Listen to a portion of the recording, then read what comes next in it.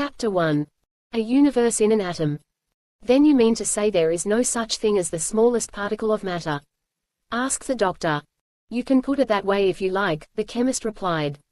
In other words, what I believe is that things can be infinitely small just as well as they can be infinitely large. Astronomers tell us of the immensity of space. I have tried to imagine space as finite. It is impossible. How can you conceive the edge of space? Something must be beyond, something or nothing, and even that would be more space, wouldn't it? Gosh, said the very young man, and lighted another cigarette. The chemist resumed, smiling a little. Now, if it seems probable that there is no limit to the immensity of space, why should we make its smallness finite? How can you say that the atom cannot be divided? As a matter of fact, it already has been. The most powerful microscope will show you realms of smallness to which you can penetrate no other way. Multiply that power 1,000 times, or 10,000 times, and who shall say what you will see? The chemist paused, and looked at the intent little group around him. He was a youngish man, with large features and horn-rimmed glasses, his rough English-cut clothes hanging loosely over his broad, spare frame. The banker drained his glass and rang for the waiter. Very interesting, he remarked. Don't be an ass, George, said the big businessman. Just because you don't understand, doesn't mean there is no sense to it. What I don't get clearly, began the doctor. None of it's clear to me, said the very young man. The doctor crossed under the light and took an easier chair. You intimated you had discovered something unusual in these realms of the infinitely small, he suggested, sinking back luxuriously. Will you tell us about it? Yes, if you like, said the chemist, turning from one to the other. A nod of assent followed his glance, as each settled himself more comfortably. Well, gentlemen, when you say I have discovered something unusual in another world, in the world of the infinitely small, you are right in a way. I have seen something and lost it. You won't believe me probably, he glanced at the banker an instant, but that is not important. I am going to tell you the facts, just as they happened. The big businessman filled up the glasses all around, and the chemist resumed. It was in 1910, this problem first came to interest me. I had never gone in for microscopic work very much, but now I let it absorb all my attention. I secured larger, more powerful instruments, I spent most of my money, he smiled ruefully, but never could I come to the end of the space into which I was looking. Something was always hidden beyond, something I could almost, but not quite, distinguish. Then I realized that I was on the wrong track. My instrument was not merely of insufficient power, it was not 1,000th the power I needed. So I began to study the laws of optics and lenses. In 1913 I went abroad, and with one of the most famous lens makers of Europe I produced a lens of an entirely different quality, a lens that I hoped would give me what I wanted. So I returned here and fitted up my microscope that I knew would prove vastly more powerful than any yet constructed. It was finally completed and set up in my laboratory, and one night I went in alone to look through it for the first time. It was in the fall of 1914, I remember, just after the first declaration of war. I can recall now my feelings at that moment. I was about to see into another world, to behold what no man had ever looked on before. What would I see? What new realms was I, first of all our human race, to enter? With furiously beating heart, I sat down before the huge instrument and adjusted the eyepiece. Then I glanced around for some object to examine. On my finger I had a ring, my mother's wedding ring, and I decided to use that. I have it here. He took a plain gold band from his little finger and laid it on the table. You will see a slight mark on the outside. That is the place into which I looked. His friends crowded around the table and examined a scratch on one side of the band. What did you see? Asked the very young man eagerly. Gentlemen, resumed the chemist, what I saw staggered even my own imagination. With trembling hands I put the ring in place, looking directly down into that scratch. For a moment I saw nothing. I was like a person coming suddenly out of the sunlight into a darkened room. I knew there was something visible in my view, but my eyes did not seem able to receive the impressions. I realize now they were not yet adjusted to the new form of light. Gradually, as I looked, objects of definite shape began to emerge from the blackness. Gentlemen, I want to make clear to you now, as clear as I can, the peculiar aspect of everything that I saw under this microscope. I seemed to be inside an immense cave. One side, near at hand, I could now make out quite clearly. The walls were extraordinarily rough and indented, with a peculiar phosphorescent light on the projections and blackness in the hollows. I say phosphorescent light, for that is the nearest word I can find to describe it, a curious radiation, quite different from the reflected light to which we are accustomed. I said that the hollows inside of the cave were blackness. But not blackness, the absence of light, as we know it. It was a blackness that seemed also to radiate light, if you can imagine such a condition, a blackness that seemed not empty, but merely withholding its contents just beyond my vision. Except for a dim suggestion of roof over the cave, and its floor, I could distinguish nothing. After a moment this floor became clearer. It seemed to be, well, perhaps I might call it black marble, smooth, glossy, yet somewhat translucent. In the foreground the floor was apparently liquid. In no way did it differ in appearance from the solid part, except that its surface seemed to be in motion. Another curious thing was the outlines of all the shapes in view. I noticed that no outline held steady when I looked at it directly, it seemed to quiver. You see something like it when looking at an object through water, only, of course, there was no distortion. It was also like looking at something with a radiation of heat between. Of the back and other side of the cave, I could see nothing, except in one place, where a narrow effulgence of light drifted out into the immensity of the distance behind. I do not know how long I sat looking at this scene, it may have been several hours. Although I was obviously in a cave, I never felt shut in, never got the impression of being in a narrow, confined space. On the contrary, after a time I seemed to feel the vast immensity of the blackness before me. I think perhaps it may have been that path of light stretching out into the distance. As I looked it seemed like the reversed tail of a comet, or the dim glow of the Milky Way, and penetrating to equally remote realms of space. Perhaps I fell asleep, or at least there was an interval of time during which I was so absorbed in my own thoughts I was hardly conscious of the scene before me. Then I became aware of a dim shape in the foreground, a shape merged with the outlines surrounding it. And as I looked, it gradually assumed form, and I saw it was the figure of a young girl, sitting beside the liquid pool. Except for the same waviness of outline and phosphorescent glow, she had quite the normal aspect of a human being of our own world. She was beautiful, according to our own standards of beauty, her long braided hair a glowing black, her face, delicate of feature and winsome in expression. Her lips were a deep red, although I felt rather than saw the color. She was dressed only in a short tunic of a substance I might describe as grey opaque glass, and the pearly whiteness of her skin gleamed with iridescence.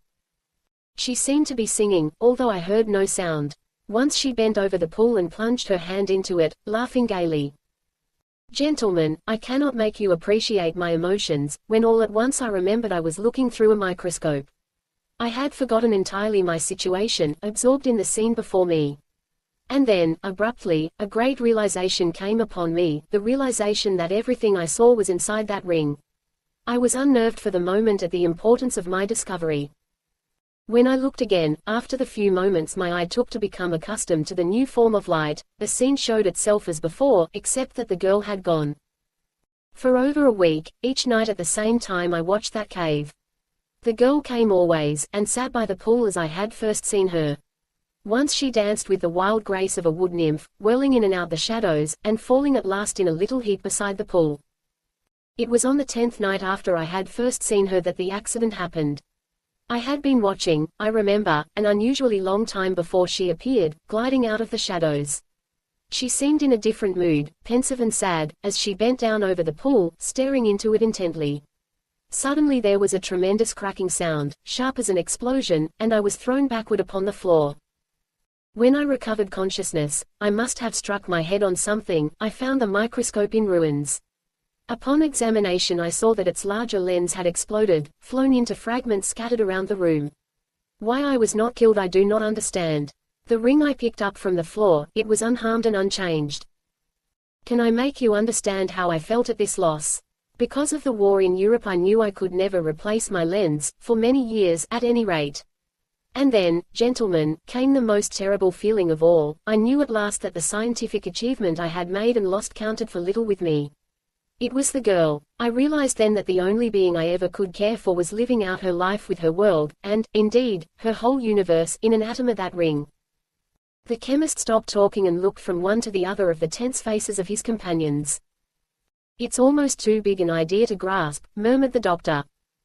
What caused the explosion? Asked the very young man. I do not know. The chemist addressed his reply to the doctor, as the most understanding of the group. I can appreciate, though, that through that lens I was magnifying tremendously those peculiar light radiations that I have described. I believe the molecules of the lens were shattered by them. I had exposed it longer to them that evening than any of the others. The doctor nodded his comprehension of this theory.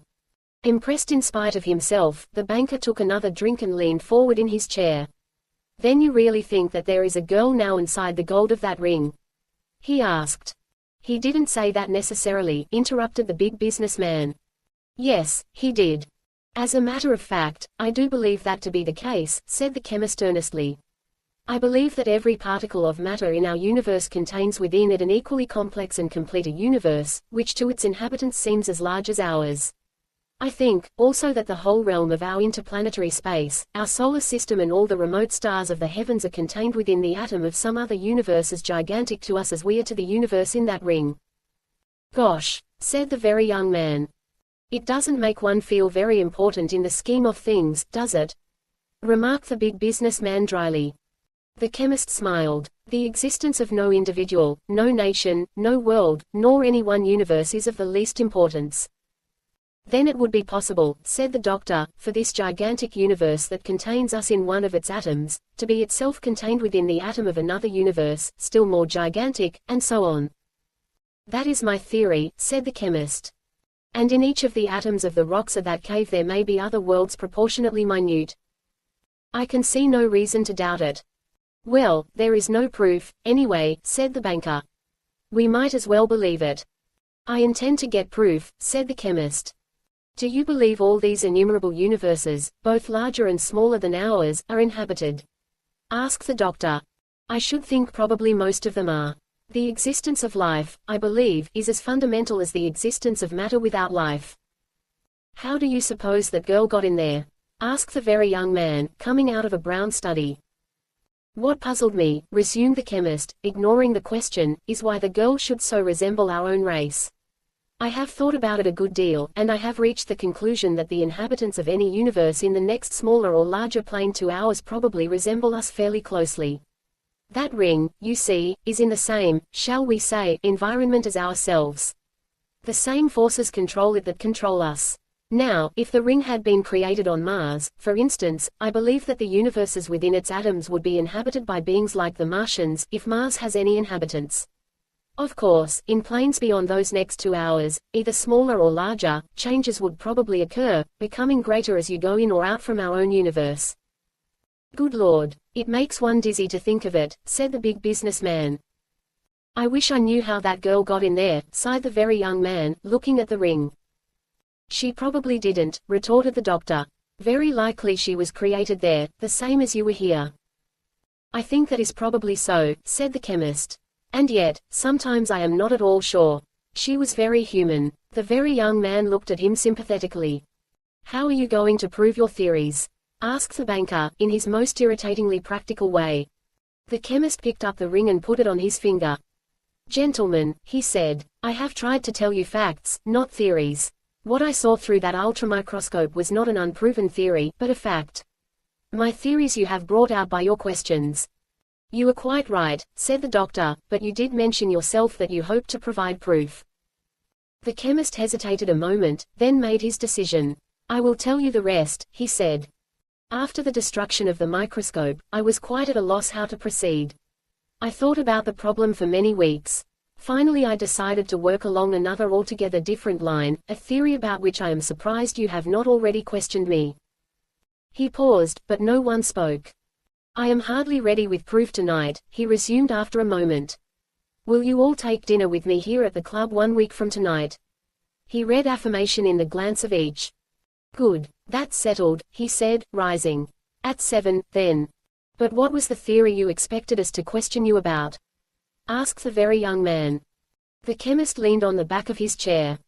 The only solution I could see to the problem, he said slowly, was to find some way of making myself sufficiently small to be able to enter that other universe. I have found such a way, and 1 week from tonight, gentlemen, with your assistance, I am going to enter the surface of that ring at the point where it is scratched. Chapter 2. Into the Ring. The cigars were lighted and dinner over before the doctor broached the subject uppermost in the minds of every member of the party. "A toast, gentlemen," he said, raising his glass. "To the greatest research chemist in the world. May he be successful in his adventure tonight." The chemist bowed his acknowledgement. "You have not heard me yet," he said smiling. "But we want to," said the very young man impulsively. "And you shall." He settled himself more comfortably in his chair. "Gentlemen, I am going to tell you, first, as simply as possible, just what I have done in the past 2 years. You must draw your own conclusions from the evidence I give you. You will remember that I told you last week of my dilemma after the destruction of the microscope. Its loss and the impossibility of replacing it led me into still bolder plans than merely the visual examination of this minute world. I reasoned, as I have told you, that because of its physical proximity, its similar environment, so to speak, this outer world should be capable of supporting life identical with our own. By no process of reasoning can I find adequate refutation of this theory. Then, again, I had the evidence of my own eyes to prove that a being I could not tell from one of my own kind was living there. That this girl, other than in size, differs radically from those of our race, I cannot believe. I saw then but one obstacle standing between me and this other world, the discrepancy of size.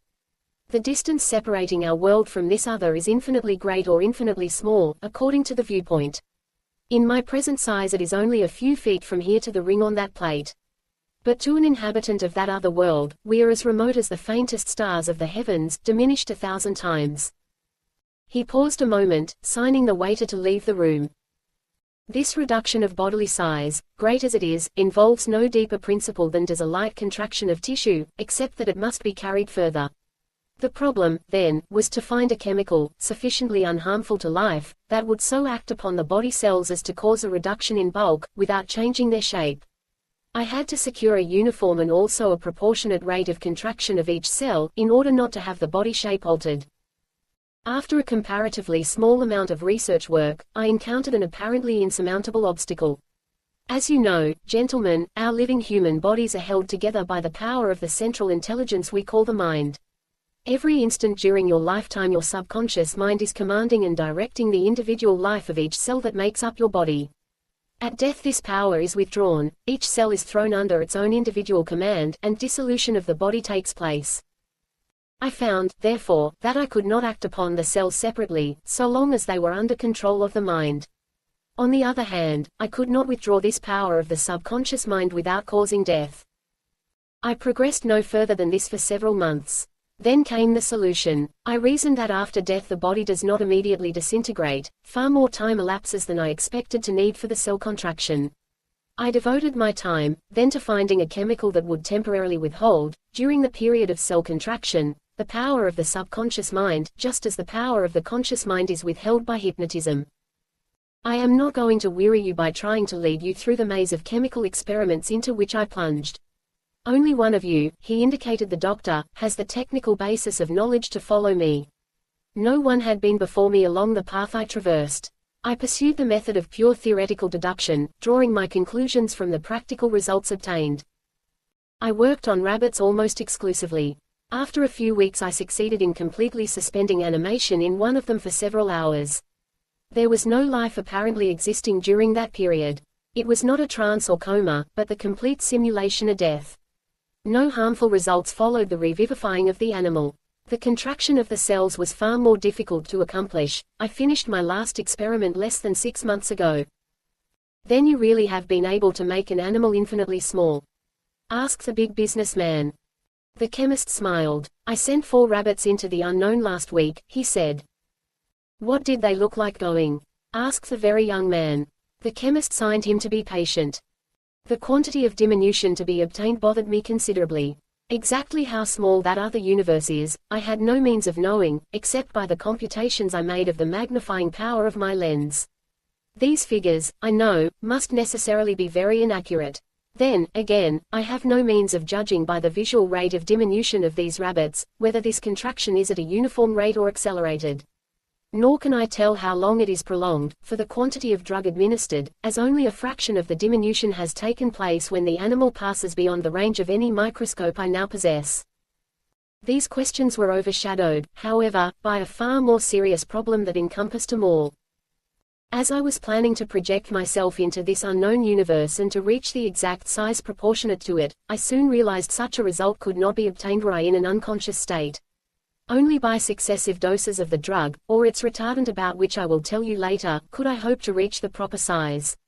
Another necessity is that I place myself on the exact spot on that ring where I wish to enter and to climb down among its atoms when I have become sufficiently small to do so. Obviously, this would be impossible to one not possessing all his faculties and physical strength. And did you solve that problem, too? Asked the banker. I'd like to see it done, he added, reading his answer in the other's confident smile. The chemist produced 2 small paper packages from his wallet. These drugs are the result of my research, he said. One of them causes contraction, and the other expansion, by an exact reversal of the process. Taken together, they produce no effect, and a lesser amount of one retards the action of the other. He opened the papers, showing 2 small vials. I have made them as you see, in the form of tiny pills, each containing a minute quantity of the drug. It is by taking them successively in unequal amounts that I expect to reach the desired size. There's one point that you do not mention, said the doctor. Those vials and their contents will have to change size as you do. How are you going to manage that? By experimentation I have found, answered the chemist, that any object held in close physical contact with the living body being contracted is contracted itself at an equal rate. I believe that my clothes will be affected also. These vials I will carry strapped under my armpits. Suppose you should die, or be killed, would the contraction cease? Asked the doctor. Yes, almost immediately, replied the chemist. Apparently, though I am acting through the subconscious mind while its power is held in abeyance, when this power is permanently withdrawn by death, the drug no longer affects the individual cells. The contraction or expansion ceases almost at once. The chemist cleared a space before him on the table. In a well-managed club like this, he said, there should be no flies, but I see several around. Do you suppose we can catch one of them? I can, said the very young man, and forthwith he did. The chemist moistened a lump of sugar and laid it on the table before him. Then, selecting one of the smallest of the pills, he ground it to powder with the back of a spoon and sprinkled this powder on the sugar. Will you give me the fly, please? The very young man gingerly did so. The chemist held the insect by its wings over the sugar. Will someone lend me one of his shoes? The very young man hastily slipped off a dancing pump. Thank you, said the chemist, placing it on the table with a quizzical smile. The rest of the company rose from their chairs and gathered around, watching with interested faces what was about to happen. I hope he is hungry, remarked the chemist, and placed the fly gently down on the sugar, still holding it by the wings. The insect, after a moment, ate a little. Silence fell upon the group as each watched intently. For a few moments nothing happened. Then, almost imperceptibly at first, the fly became larger. In another minute it was the size of a large horsefly, struggling to release its wings from the chemist's grasp. A minute more and it was the size of a beetle. No one spoke. The banker moistened his lips, drained his glass hurriedly and moved slightly farther away. Still the insect grew. Now it was the size of a small chicken, the multiple lens of its eyes presenting a most terrifying aspect, while its ferocious droning reverberated through the room. Then suddenly the chemist threw it upon the table, covered it with a napkin, and beat it violently with the slipper. When all movement had ceased he tossed its quivering body into a corner of the room. Good God! Ejaculated the banker, as the white-faced men stared at each other. The quiet voice of the chemist brought them back to themselves. That, gentlemen, you must understand, was only a fraction of the very first stage of growth. As you may have noticed, it was constantly accelerated. This acceleration attains a speed of possibly 50,000 times that you observed. Beyond that, it is my theory, the change is at a uniform rate. He looked at the body of the fly, lying inert on the floor. You can appreciate now, gentlemen, the importance of having this growth cease after death. Good Lord, I should say so, murmured the big businessman, mopping his forehead. The chemist took the lump of sugar and threw it into the open fire. Gosh, said the very young man, suppose when we were not looking, another fly had. Shut up, growled the banker. Not so skeptical now, eh, George? Said the big businessman. Can you catch me another fly? Asked the chemist. The very young man hastened to do so. The second demonstration, gentlemen, said the chemist, is less spectacular, but far more pertinent than the one you have just witnessed. He took the fly by the wings, and prepared another lump of sugar, sprinkling a crushed pill from the other vial upon it. "When he is small enough I am going to try to put him on the ring, if he will stay still," said the chemist. The doctor pulled the plate containing the ring forward until it was directly under the light, and everyone crowded closer to watch. Already the fly was almost too small to be held. The chemist tried to set it on the ring, but could not, so with his other hand he brushed it lightly into the plate, where it lay, a tiny black speck against the gleaming whiteness of the china. "Watch it carefully, gentlemen," he said, as they bent closer. "It's gone," said the big businessman. "No, I can still see it," said the doctor. Then he raised the plate closer to his face. "Now it's gone," he said. The chemist sat down in his chair. "It's probably still there, only too small for you to see. In a few minutes, if it took a sufficient amount of the drug, it will be small enough to fall between the molecules of the plate." "Do you suppose it will find another inhabited universe down there?" asked the very young man. "Who knows," smiled the chemist. "Very possibly it will. But the one we are interested in is here," he added, touching the ring. "Is it your intention to take this stuff yourself tonight?" asked the big businessman. "If you will give me your help, I think so, yes. I have made all arrangements. The club has given us this room in absolute privacy for 48 hours. Your meals will be served here when you want them, and I am going to ask you, gentlemen, to take turns watching and guarding the ring during that time. Will you do it?" "I should say we would," cried the doctor, and the others nodded assent. "It is because I wanted you to be convinced of my entire sincerity that I have taken you so thoroughly into my confidence. Are those doors locked?" The very young man locked them. "Thank you," said the chemist, starting to disrobe. In a moment he stood before them attired in a woolen bathing suit of pure white. Over his shoulders was strapped tightly a narrow leather harness, supporting 2 silken pockets, one under each armpit. Into each of these he placed one of the vials, first laying 4 pills from one of them upon the table. At this point the banker rose from his chair and selected another in the further corner of the room. He sank into it a crumpled heap and wiped the beads of perspiration from his face with a shaking hand. "I have every expectation," said the chemist, "that this suit and harness will contract in size uniformly with me. If the harness should not, then I shall have to hold the vials in my hand." On the table, directly under the light, he spread a large silk handkerchief, upon which he placed the ring. He then produced a teaspoon, which he handed to the doctor. "Please listen carefully," he said, "for perhaps the whole success of my adventure, and my life itself, may depend upon your actions during the next few minutes. You will realize, of course, that when I am still large enough to be visible to you I shall be so small that my voice may be inaudible. Therefore, I want you to know, now, just what to expect. When I am something under a foot high, I shall step upon that handkerchief, where you will see my white suit plainly against its black surface. When I become less than an inch high, I shall run over to the ring and stand beside it. When I have diminished to about 1/4 of an inch, I shall climb upon it, and, as I get smaller, will follow its surface until I come to the scratch.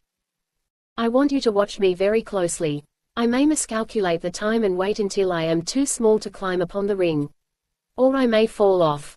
In either case, you will place that spoon beside me and I will climb into it. You will then do your best to help me get on the ring. Is all this quite clear?" The doctor nodded assent. "Very well, watch me as long as I remain visible. If I have an accident, I shall take the other drug and endeavor to return to you at once. This you must expect at any moment during the next 48 hours. Under all circumstances, if I am alive, I shall return at the expiration of that time. And, gentlemen, let me caution you most solemnly, do not allow that ring to be touched until that length of time has expired. Can I depend on you?" "Yes," they answered breathlessly. "After I have taken the pills," the chemist continued, "I shall not speak unless it is absolutely necessary. I do not know what my sensations will be, and I want to follow them as closely as possible." He then turned out all the lights in the room with the exception of the center electrolia, that shone down directly on the handkerchief and ring. The chemist looked about him. "Goodbye, gentlemen," he said, shaking hands all round. "Wish me luck," and without hesitation he placed the 4 pills in his mouth and washed them down with a swallow of water. Silence fell on the group as the chemist seated himself and covered his face with his hands. For perhaps 2 minutes the tenseness of the silence was unbroken, save by the heavy breathing of the banker as he lay huddled in his chair. "Oh, my God! He is growing smaller, whispered the big businessman in a horrified tone to the doctor. The chemist raised his head and smiled at them. Then he stood up, steadying himself against a chair. He was less than 4 feet high. Steadily he grew smaller before their horrified eyes. Once he made, as if to speak, and the doctor knelt down beside him. "It's all right, goodbye," he said in a tiny voice. Then he stepped upon the handkerchief. The doctor knelt on the floor beside it, the wooden spoon ready in his hand, while the others, except the banker, stood behind him. The figure of the chemist, standing motionless near the edge of the handkerchief, seemed now like a little white wooden toy, hardly more than an inch in height. Waving his hand and smiling, he suddenly started to walk and then ran swiftly over to the ring. By the time he reached it, somewhat out of breath, he was little more than twice as high as the width of its band. Without pausing, he leaped up, and sat astraddle, leaning over and holding to it tightly with his hands. In another moment he was on his feet, on the upper edge of the ring, walking carefully along its circumference towards the scratch. The big businessman touched the doctor on the shoulder and tried to smile. "He's making it," he whispered. As if in answer the little figure turned and waved its arms.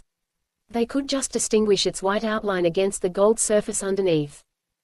"I don't see him," said the very young man in a scared voice. "He's right near the scratch," answered the doctor, bending closer. Then, after a moment, "He's gone." He rose to his feet. "Good Lord, why haven't we a microscope?" "I never thought of that," said the big businessman. "We could have watched him for a long time yet." "Well, he's gone now," returned the doctor, "and there is nothing for us to do but wait." "I hope he finds that girl," sighed the very young man, as he sat chin in hand beside the handkerchief. Chapter 3. After 48 hours. The banker snored stertorously from his mattress in a corner of the room. In an easy chair nearby, with his feet on the table, lay the very young man, sleeping also. The doctor and the big businessman sat by the handkerchief conversing in low tones. "How long has it been now?" asked the latter. "Just 40 hours, answered the doctor, and he said that 48 hours was the limit. He should come back at about 10 tonight. "I wonder if he will come back?" questioned the big businessman nervously. "Lord, I wish he wouldn't snore so loud," he added irritably, nodding in the direction of the banker. They were silent for a moment, and then he went on, "You'd better try to sleep a little while, Frank. You're worn out. I'll watch here." "I suppose I should," answered the doctor wearily. "Wake up that kid, he's sleeping most of the time." "No, I'll watch," repeated the big businessman. "You lie down over there." The doctor did so while the other settled himself more comfortably on a cushion beside the handkerchief, and prepared for his lonely watching. The doctor apparently dropped off to sleep at once, for he did not speak again. The big businessman sat staring steadily at the ring, bending nearer to it occasionally. Every 10 or 15 minutes he looked at his watch. Perhaps an hour passed in this way, when the very young man suddenly sat up and yawned. "Haven't they come back yet?" he asked in a sleepy voice. The big businessman answered in a much lower tone. "What do you mean, they?" "I dreamed that he brought the girl back with him," said the very young man. "Well, if he did, they have not arrived. You'd better go back to sleep. We've got 6 or 7 hours yet, maybe more." The very young man rose and crossed the room. "No, I'll watch a while," he said, seating himself on the floor. "What time is it?" "2:45. He said he'd be back by 10 tonight. I'm crazy to see that girl." The big businessman rose and went over to a dinner tray, standing near the door. "Lord, I'm hungry. I must have forgotten to eat today." He lifted up one of the silver covers. What he saw evidently encouraged him, for he drew up a chair and began his lunch. The very young man lighted a cigarette. "It will be the tragedy of my life," he said, "if he never comes back."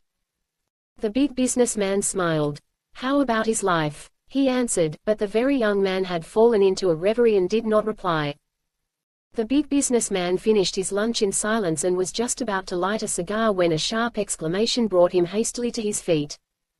"Come here, quick, I see something." The very young man had his face close to the ring and was trembling violently. The other pushed him back. "Let me see." "Where?" "There, by the scratch. He's lying there, I can see him." The big businessman looked and then hurriedly woke the doctor.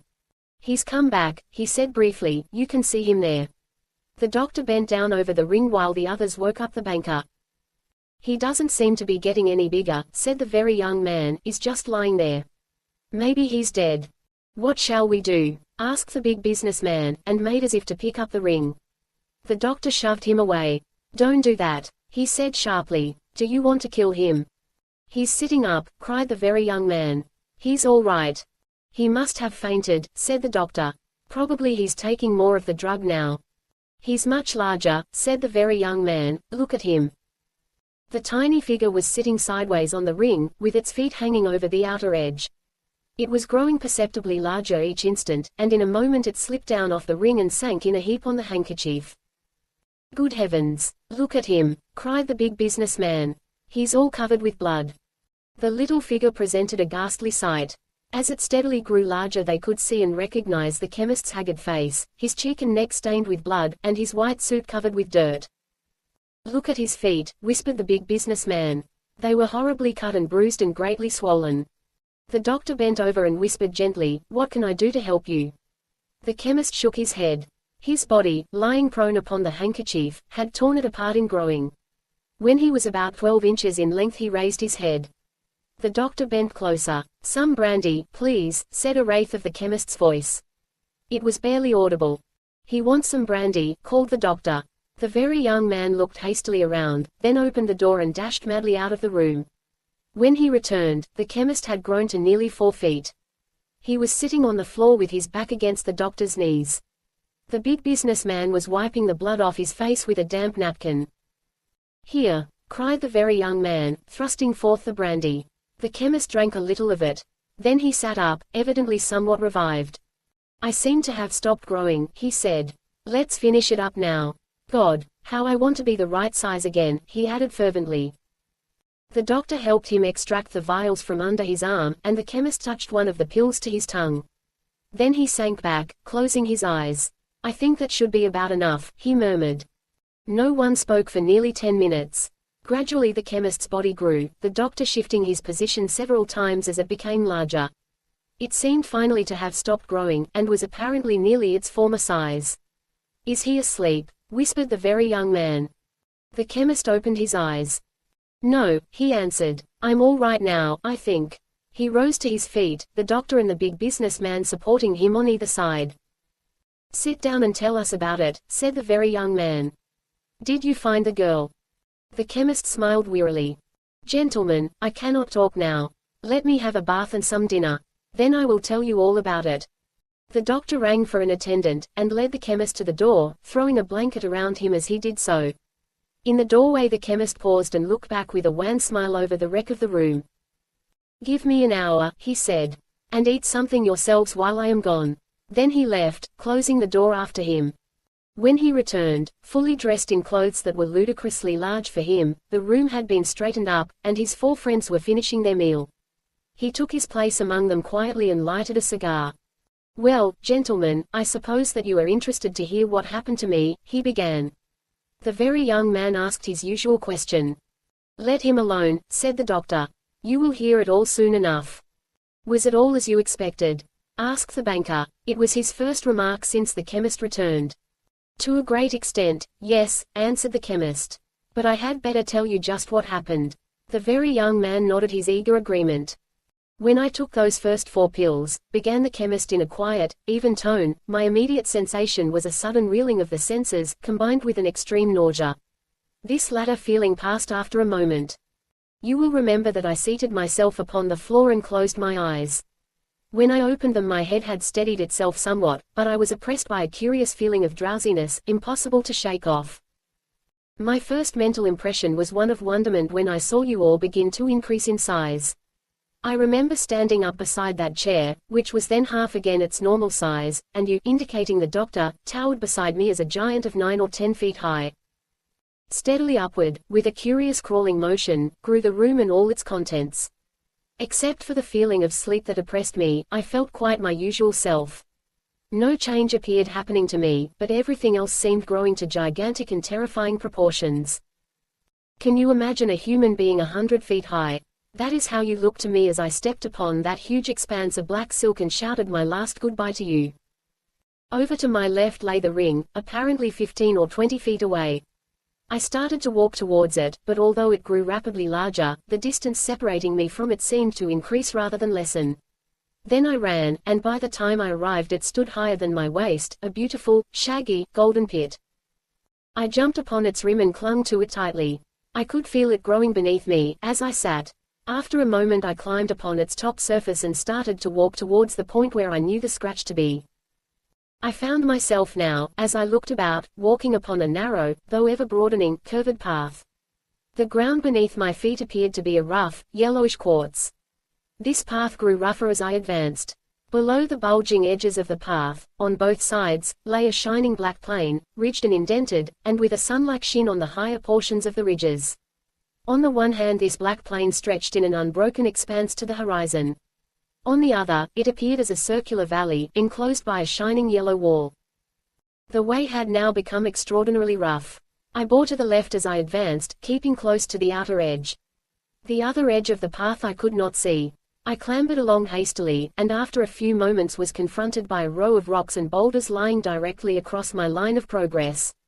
I followed their course for a short distance, and finally found a space through which I could pass. This transverse ridge was perhaps 100 feet deep. Behind it and extending in a parallel direction lay a tremendous valley. I knew then I had reached my first objective.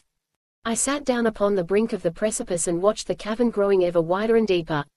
Then I realized that I must begin my descent if ever I was to reach the bottom. For perhaps 6 hours I climbed steadily downwards. It was a fairly easy descent after the first little while, for the ground seemed to open up before me as I advanced, changing its contour so constantly that I was never at a loss for an easy downward path. My feet suffered cruelly from the shaggy, metallic ground, and I soon had to stop and rig a sort of protection for the soles of them from a portion of the harness over my shoulder. According to the stature I was when I reached the bottom, I had descended perhaps 12,000 feet during this time. The latter part of the journey found me nearing the bottom of the canon. Objects around me no longer seemed to increase in size, as had been constantly the case before, and I reasoned that probably my stature was remaining constant. I noticed, too, as I advanced, a curious alteration in the form of light around me. The glare from above the sky showed only as a narrow dull ribbon of blue barely penetrated to the depths of the canon's floor. But all about me there was a soft radiance, seeming to emanate from the rocks themselves. The sides of the canon were shaggy and rough, beyond anything I had ever seen. Huge boulders, hundreds of feet in diameter, were embedded in them. The bottom also was strewn with similar gigantic rocks. I surveyed this lonely waste for some time in dismay, not knowing in what direction lay my goal. I knew that I was at the bottom of the scratch, and by the comparison of its size I realized I was well started on my journey. I have not told you, gentlemen, that at the time I marked the ring I made a deeper indentation in one portion of the scratch and focused the microscope upon that. This indentation I now searched for. Luckily I found it, less than half a mile away, an almost circular pit, perhaps 5 miles in diameter, with shining walls extending downwards into blackness. There seemed no possible way of descending into it, so I sat down near its edge to think out my plan of action. I realized now that I was faint and hungry, and whatever I did must be done quickly. I could turn back to you, or I could go on. I decided to risk the latter course, and took 12 more of the pills, 3 times my original dose. The chemist paused for a moment, but his auditors were much too intent to question him. Then he resumed in his former matter-of-fact tone. After my vertigo had passed somewhat, it was much more severe this time. I looked up and found my surroundings growing at a far more rapid rate than before. I staggered to the edge of the pit. It was opening up and widening out at an astounding rate. Already its sides were becoming rough and broken, and I saw many places where a descent would be possible. The feeling of sleep that had formerly merely oppressed me, combined now with my physical fatigue and the larger dose of the drug I had taken, became almost intolerable. I yielded to it for a moment, lying down on a crag near the edge of the pit. I must have become almost immediately unconscious, and remained so for a considerable time. I can remember a horrible sensation of sliding headlong for what seemed like hours. I felt that I was sliding or falling downward. I tried to rouse but could not. Then came absolute oblivion. When I recovered my senses I was lying partly covered by a mass of smooth, shining pebbles. I was bruised and battered from head to foot, in a far worse condition than you first saw me when I returned. I sat up and looked around. Beside me, sloped upward at an apparently increasing angle a tremendous glossy plain. This extended, as far as I could see, both to the right and left and upward into the blackness of the sky overhead. It was this plane that had evidently broken my fall, and I had been sliding down it, bringing with me a considerable mass of rocks and boulders. As my senses became clearer, I saw I was lying on a fairly level floor. I could see perhaps 2 miles in each direction. Beyond that there was only darkness. The sky overhead was unbroken by stars or light of any kind. I should have been in total darkness except, as I have told you before, that everything, even the blackness itself, seemed to be self-luminous. The incline down which I had fallen was composed of some smooth substance suggesting black marble. The floor underfoot was quite different, more of a metallic quality with a curious corrugation. Before me, in the dim distance, I could just make out a tiny range of hills. I rose, after a time, and started weakly to walk towards these hills.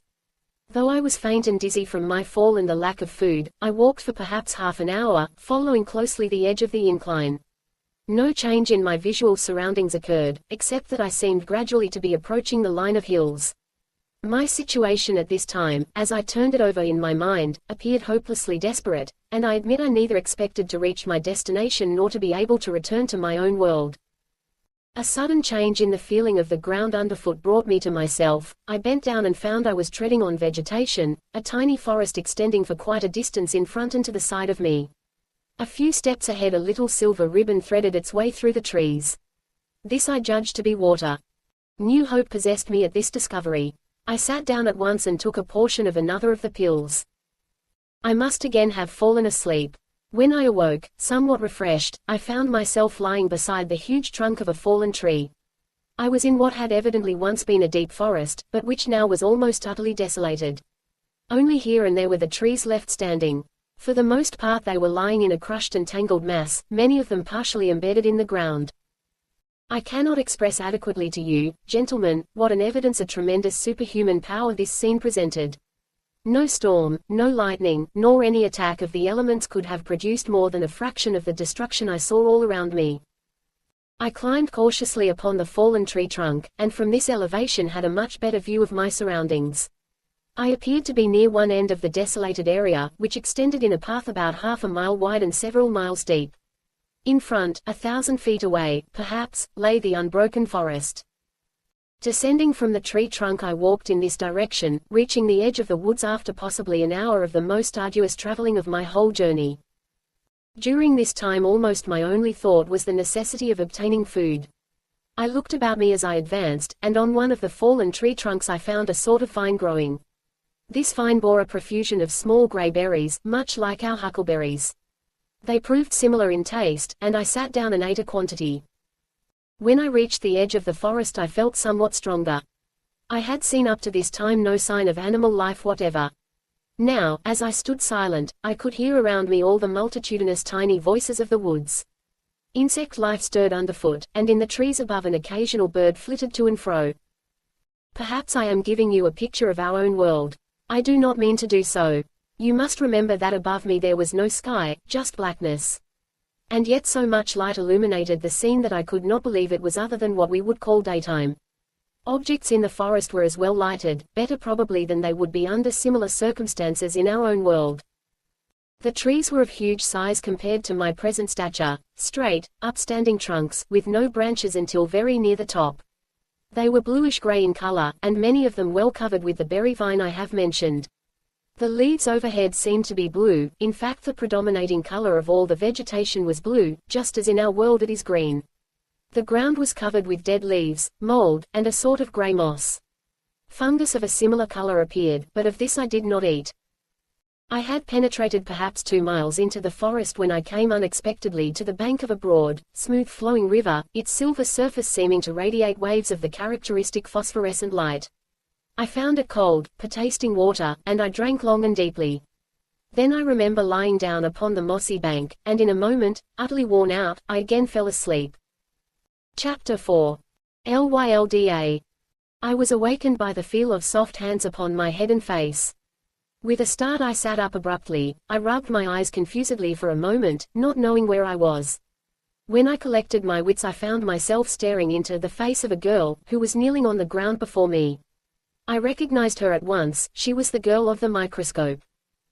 To say I was startled would be to put it mildly, but I read no fear in her expression, only wonderment at my springing so suddenly into life.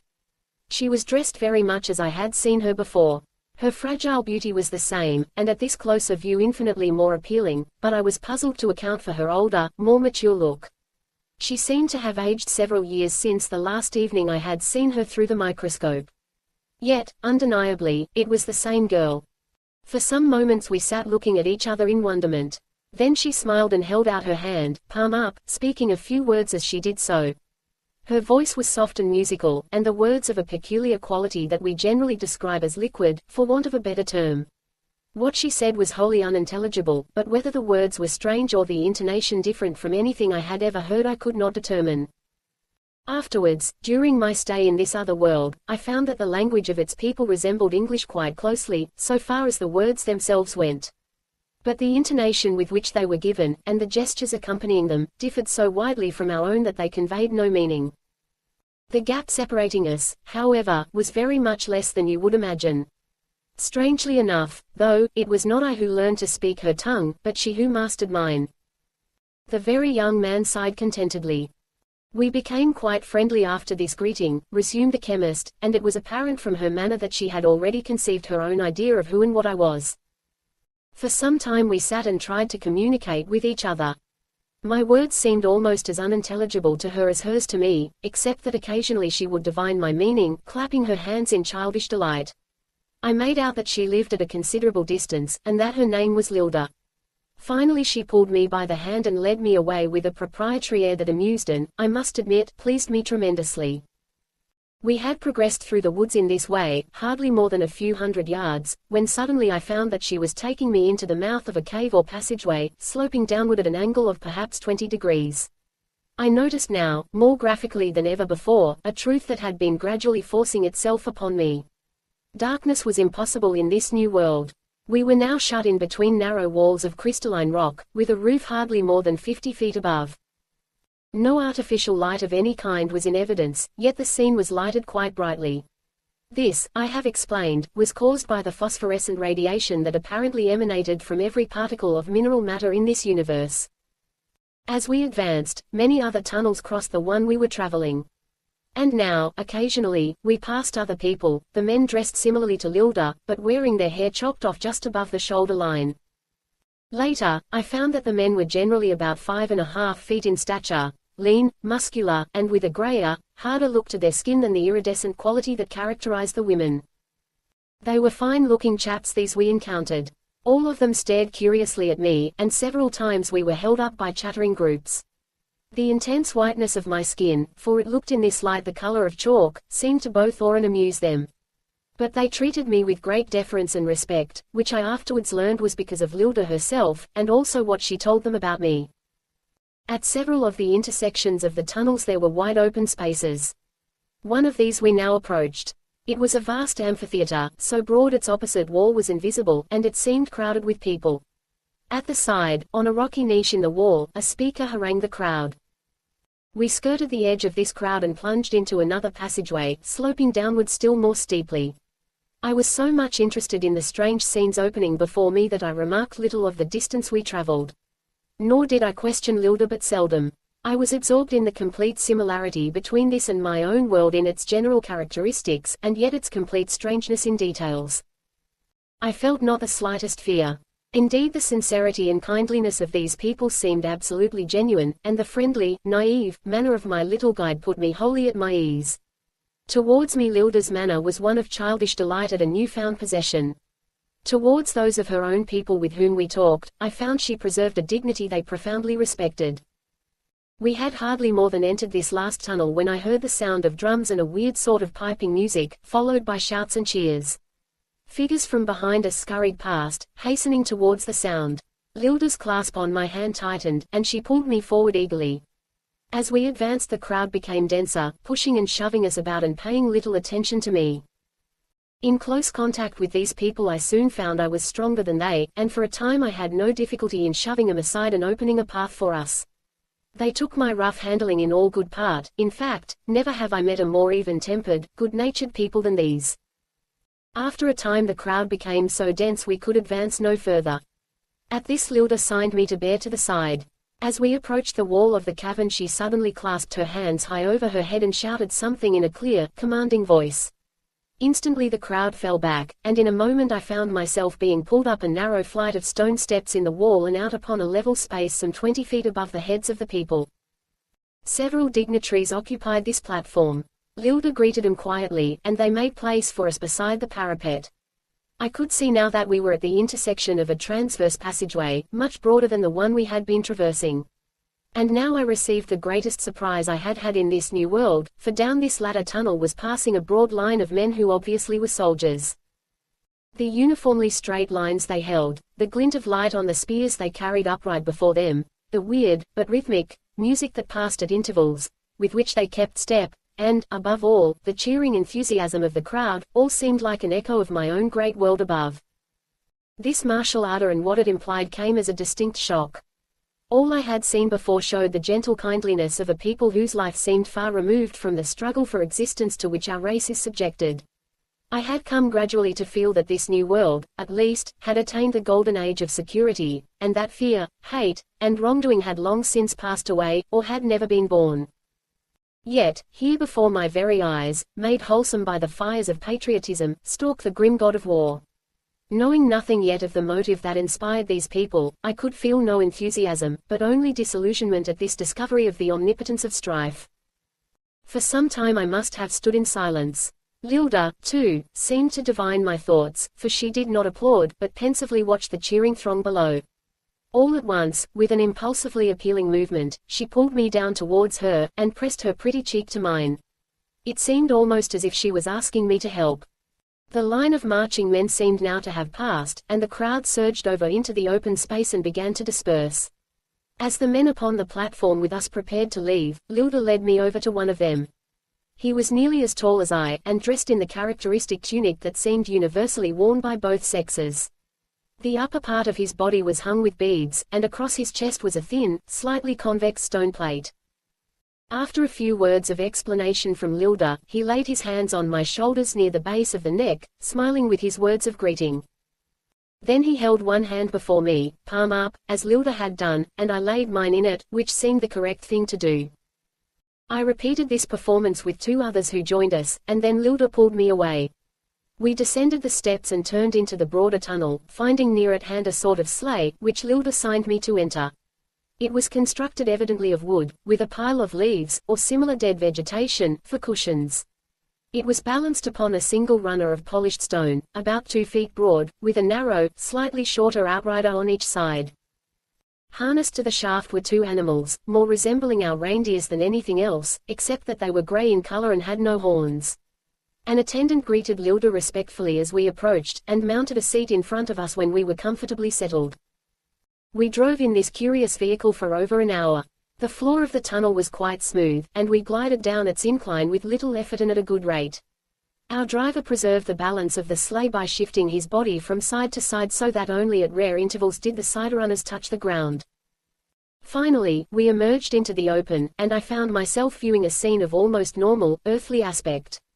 We were near the shore of a smooth, shining lake. At the side a broad stretch of rolling country, dotted here and there with trees, was visible. Near at hand, on the lake shore, I saw a collection of houses, most of them low and flat, with one much larger on a promontory near the lake.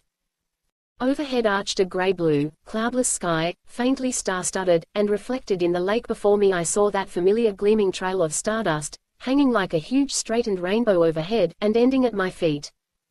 Chapter 5. The World in the Ring. The chemist paused and relighted his cigar. "Perhaps you have some questions," he suggested. The doctor shifted in his chair. "Did you have any theory at this time," he wanted to know, "about the physical conformation of this world? What I mean is, when you came out of this tunnel were you on the inside or the outside of the world? Was it the same sky you saw overhead when you were in the forest?" asked the big businessman. "No, it was what he saw in the microscope, wasn't it?" said the very young man. "One at a time, gentlemen," laughed the chemist. "No, I had no particular theory at this time, I had too many other things to think of. But I do remember noticing one thing which gave me the clue to a fairly complete understanding of this universe. From it I formed a definite explanation, which I found was the belief held by the people themselves." "What was that?" asked the very young man. I noticed, as I stood looking over this broad expanse of country before me, one vital thing that made it different from any similar scene I had ever beheld. If you will stop and think a moment, gentlemen, you will realize that in our world here the horizon is caused by a curvature of the earth below the straight line of vision. We are on a convex surface. But as I gazed over this landscape, and even with no appreciable light from the sky I could see a distance of several miles, I saw at once that quite the reverse was true. I seemed to be standing in the center of a vast shallow bowl. The ground curved upward into the distance. There was no distant horizon line, only the gradual fading into shadow of the visual landscape. I was standing obviously on a concave surface, on the inside, not the outside of the world. The situation, as I now understand it, was this: according to the smallest stature I reached, and calling my height at that time roughly 6 feet, I had descended into the ring at the time I met Lylda several thousand miles, at least. By the way, where is the ring?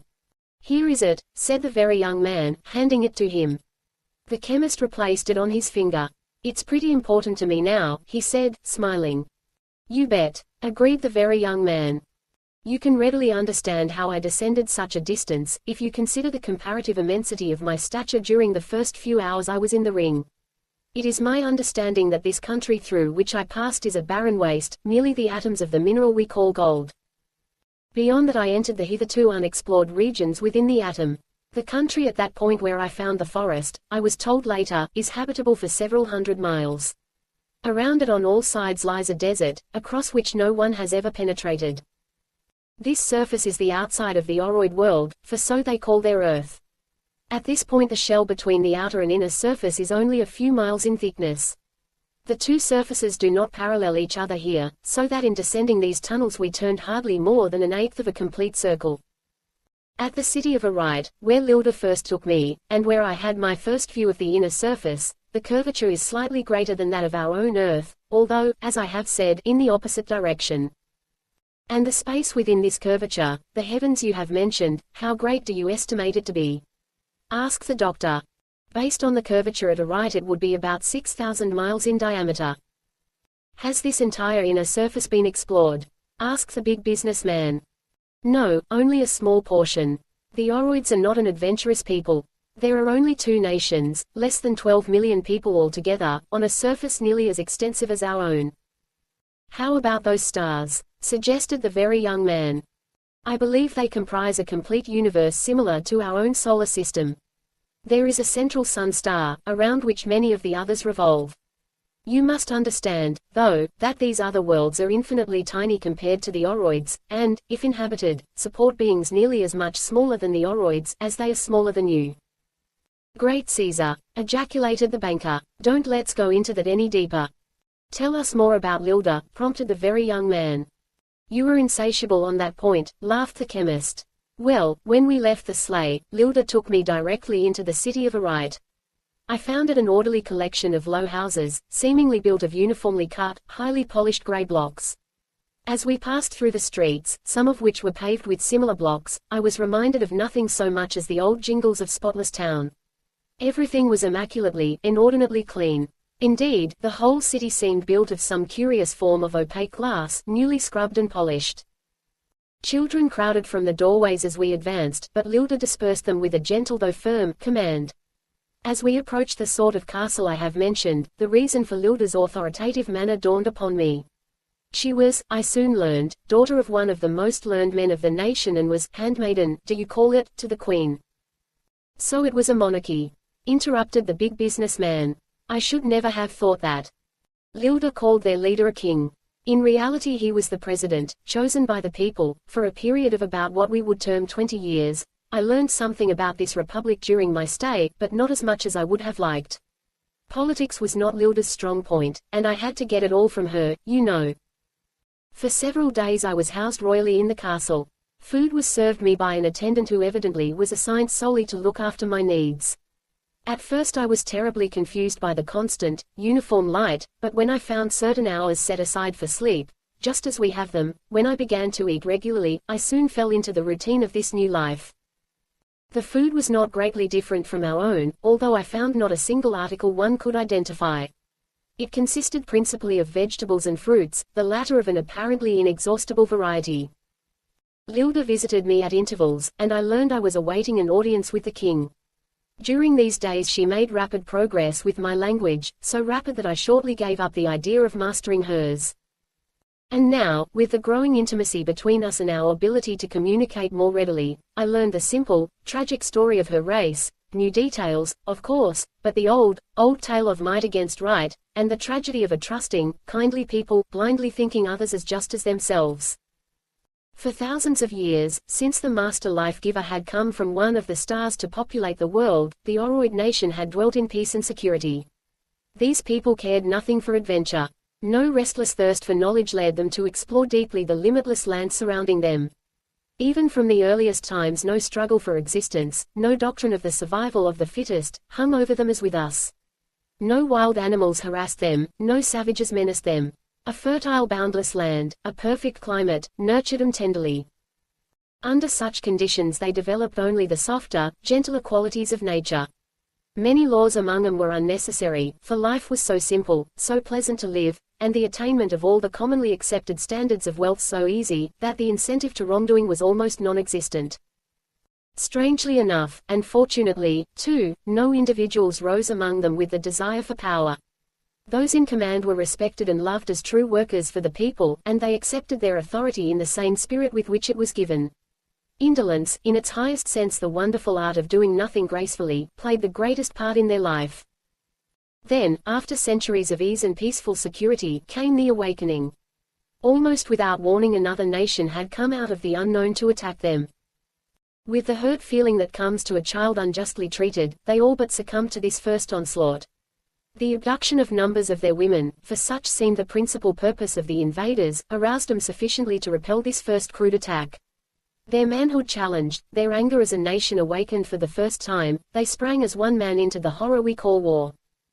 With the defeat of the Malites came another period of ease and security. They had learned no lesson, but went their indolent way, playing through life like the kindly children they were. During this last period some intercourse between them and the Malites took place.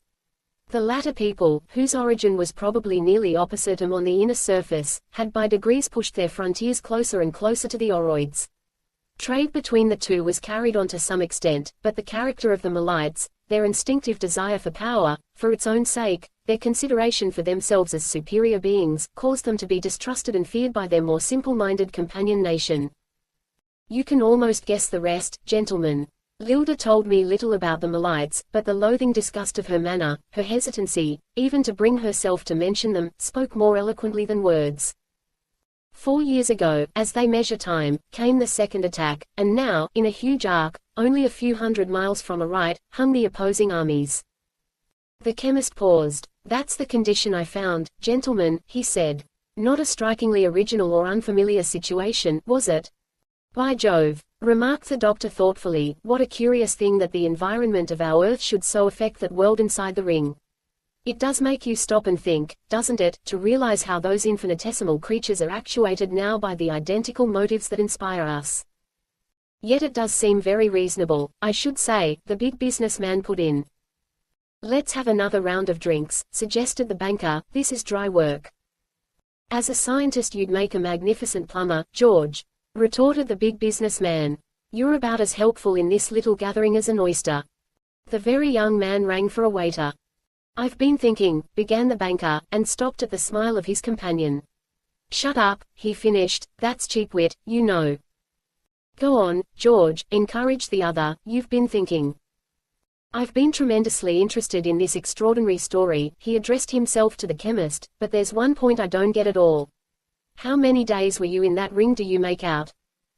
I believe about 7, all told, returned the chemist. But you were only away from us some 40 hours. I ought to know, I've been right here. He looked at his crumpled clothes somewhat ruefully. The change of time progress was one of the surprises of my adventure, said the chemist. It is easily explained in a general way, although I cannot even attempt a scientific theory of its cause. But I must confess that before I started the possibility of such a thing never even occurred to me.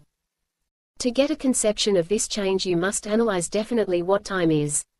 We measure and mark it by years, months, and so forth, down to minutes and seconds, all based upon the movements of our Earth around its sun. But that is the measurement of time, not time itself. How would you describe time? The big businessman smiled. Time, he said, is what keeps everything from happening at once. Very clever, laughed the chemist. The doctor leaned forward earnestly. I should say, he began, that time is the rate at which we live, the speed at which we successively pass through our existence from birth to death. It's very hard to put intelligibly, but I think I know what I mean, he finished somewhat lamely.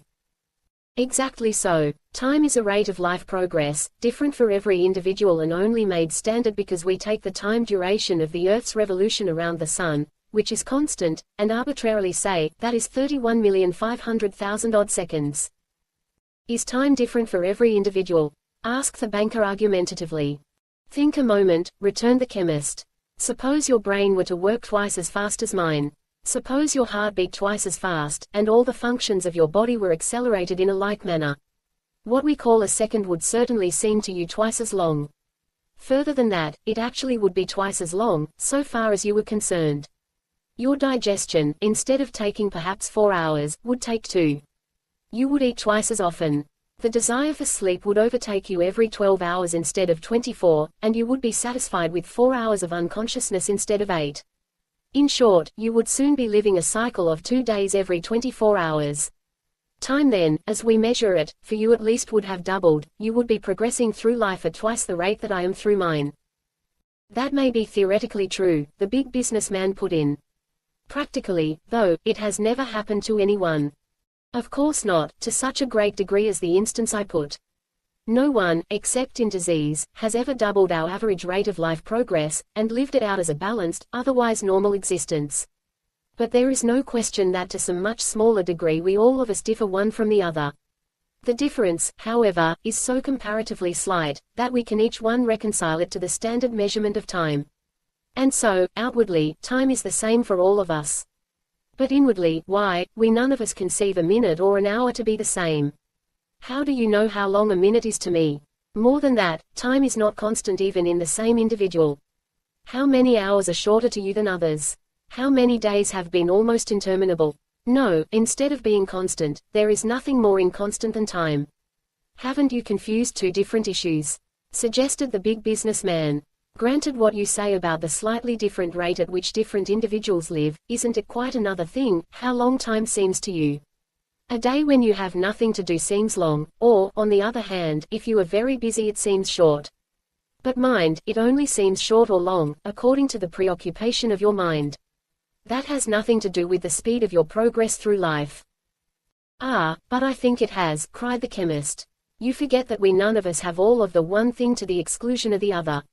Time seems short, it seems long, and in the end it all averages up, and makes our rate of progress what it is. Now if any of us were to go through life in a calm, deliberate way, making time seem as long as possible, he would live more years, as we measure them, than if he rushed headlong through the days, accomplishing always as much as possible. I mean in neither case to go to the extremes, but only so far as would be consistent with the maintenance of a normal standard of health. How about it? He turned to the doctor. You ought to have an opinion on that. I rather think you are right, said the latter thoughtfully, although I doubt very much if the man who took it easy would do as much during his longer life as the other with his energy would accomplish in the lesser time allotted to him. Probably he wouldn't, smiled the chemist, but that does not alter the point we are discussing. How does this apply to the world in the ring? Ventured the very young man. I believe there is a very close relationship between the dimensions of length, breadth, and thickness, and time. Just what connection with them it has, I have no idea. Yet, when size changes, time rate changes, you have only to look at our own universe to discover that. How do you mean? Asked the very young man. Why, all life on our Earth, in a general way, illustrates the fundamental fact that the larger a thing is, the slower its time progress is. An elephant, for example, lives more years than we humans. Yet how quickly a fly is born, matured, and aged. There are exceptions, of course, but in a majority of cases it is true. So I believe that as I diminished in stature, my time progress became faster and faster. I am 7 days older than when I left you day before yesterday. I have lived those 7 days, gentlemen, there is no getting around that fact. This is all tremendously interesting, sighed the big businessman, but not very comprehensible. Chapter 6. Strategy and Kisses. It was the morning of my third day in the castle, began the chemist again, that I was taken by Lylda before the king. We found him seated alone in a little anteroom, overlooking a large courtyard, which we could see was crowded with an expectant, waiting throng. I must explain to you now, that I was considered by Lylda somewhat in the light of a messiah, come to save her nation from the destruction that threatened it. She believed me a supernatural being, which, indeed, if you come to think of it, gentlemen, is exactly what I was. I tried to tell her something of myself and the world I had come from, but the difficulties of language and her smiling insistence and faith in her own conception of me, soon caused me to desist. Thereafter I let her have her own way, and did not attempt any explanation again for some time. For several weeks before Lylda found me sleeping by the river's edge, she had made almost a daily pilgrimage to that vicinity. A maidenly premonition, a feeling that had first come to her several years before, told her of my coming, and her father's knowledge and scientific beliefs had led her to the outer surface of the world as the direction in which to look. A curious circumstance, gentlemen, lies in the fact that Lylda clearly remembered the occasion when this first premonition came to her. And in the telling, she described graphically the scene in the cave, where I saw her through the microscope. The chemist paused an instant and then resumed. When we entered the presence of the king, he greeted me quietly, and made me sit by his side, while Lylda knelt on the floor at our feet. The king impressed me as a man about 50 years of age. He was smooth-shaven, with black, wavy hair, reaching his shoulders. He was dressed in the usual tunic, the upper part of his body covered by a quite similar garment, ornamented with a variety of metal objects. His feet were protected with a sort of buskin, at his side hung a crude-looking metal spear. The conversation that followed my entrance lasted perhaps 15 minutes. Lylda interpreted for us as well as she could, though I must confess we were all three at times completely at a loss. But Lylda's bright, intelligent little face, and the resourcefulness of her gestures, always managed somehow to convey her meaning. The charm and grace of her manner, all during the talk, her winsomeness, and the almost spiritual kindness and tenderness that characterized her, made me feel that she embodied all those qualities with which we of this earth idealize our own womanhood. I found myself falling steadily under the spell of her beauty, until, well, gentlemen, it's childish for me to enlarge upon this side of my adventure, you know, but Lylda means everything to me now, and I'm going back for her just as soon as I possibly can. Bully for you, cried the very young man. Why didn't you bring her with you this time? Let him tell it his own way, remonstrated the doctor. The very young man subsided with a sigh. During our talk, resumed the chemist, I learned from the king that Lylda had promised him my assistance in overcoming the enemies that threatened his country. He smilingly told me that our charming little interpreter had assured him I would be able to do this. Lylda's blushing face, as she conveyed this meaning to me, was so thoroughly captivating, that before I knew it, and quite without meaning to, I pulled her up towards me and kissed her. The king was more surprised by far than Lylda, at this extraordinary behavior. Obviously neither of them had understood what a kiss meant, although Lylda, by her manner evidently comprehended pretty thoroughly. I told them then, as simply as possible to enable Lylda to get my meaning, that I could, and would gladly aid in their war. I explained then, that I had the power to change my stature, and could make myself grow very large or very small in a short space of time. This, as Lylda evidently told it to him, seemed quite beyond the king's understanding. He comprehended finally, or at least he agreed to believe my statement. This led to the consideration of practical questions of how I was to proceed in their war. I had not considered any details before, but now they appeared of the utmost simplicity. All I had to do was to make myself 100 or 200 feet high, walk out to the battle lines, and scatter the opposing army like a set of small boys' playthings. What a quaint idea, said the banker, a modern Gulliver. The chemist did not heed this interruption. Then like three children we plunged into a discussion of exactly how I was to perform these wonders, the king laughing heartily as we pictured the attack on my tiny enemies. He then asked me how I expected to accomplish this change of size, and I very briefly told him of our larger world, and the manner in which I had come from it into his. Then I showed the drugs that I still carried carefully strapped to me. This seemed definitely to convince the king of my sincerity. He rose abruptly to his feet, and strode through a doorway onto a small balcony overlooking the courtyard below. As he stepped out into the view of the people, a great cheer arose. He waited quietly for them to stop, and then raised his hand and began speaking. Lylda and I stood hand in hand in the shadow of the doorway, out of sight of the crowd, but with it and the entire courtyard plainly in our view. It was a quadrangular enclosure, formed by the four sides of the palace, perhaps 300 feet across, packed solidly now with people of both sexes, the gleaming whiteness of the upper parts of their bodies, and their upturned faces, making a striking picture. For perhaps 10 minutes the king spoke steadily, save when he was interrupted by applause. Then he stopped abruptly and, turning, pulled Lylda and me out upon the balcony. The enthusiasm of the crowd doubled at our appearance. I was pushed forward to the balcony rail, where I bowed to the cheering throng.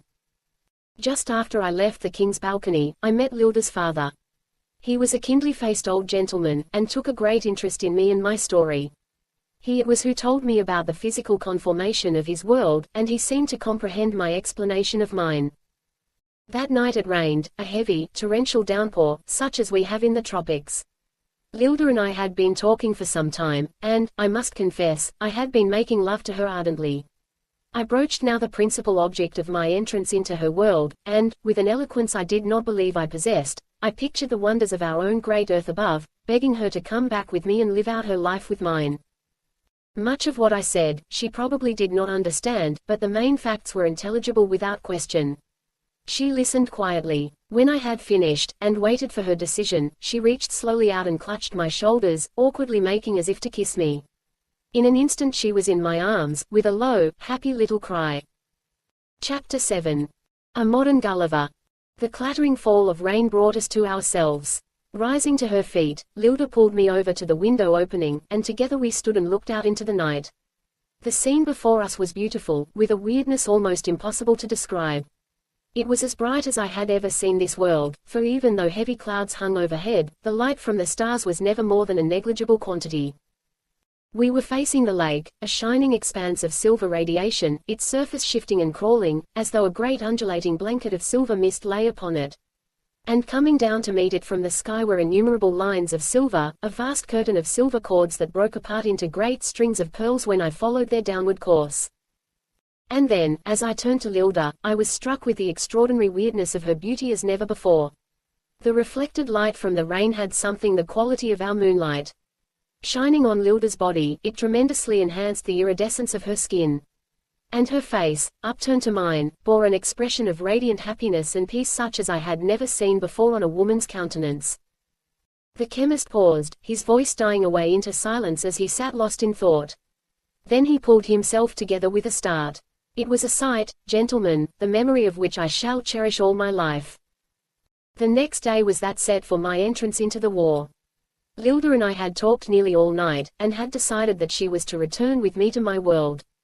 By morning the rain had stopped, and we sat together in the window penning, silenced with the thrill of the wonderful new joy that had come into our hearts. The country before us, under the cloudless, starry sky, stretched grey-blue and beautiful into the quivering obscurity of the distance. At our feet lay the city, just awakening into life.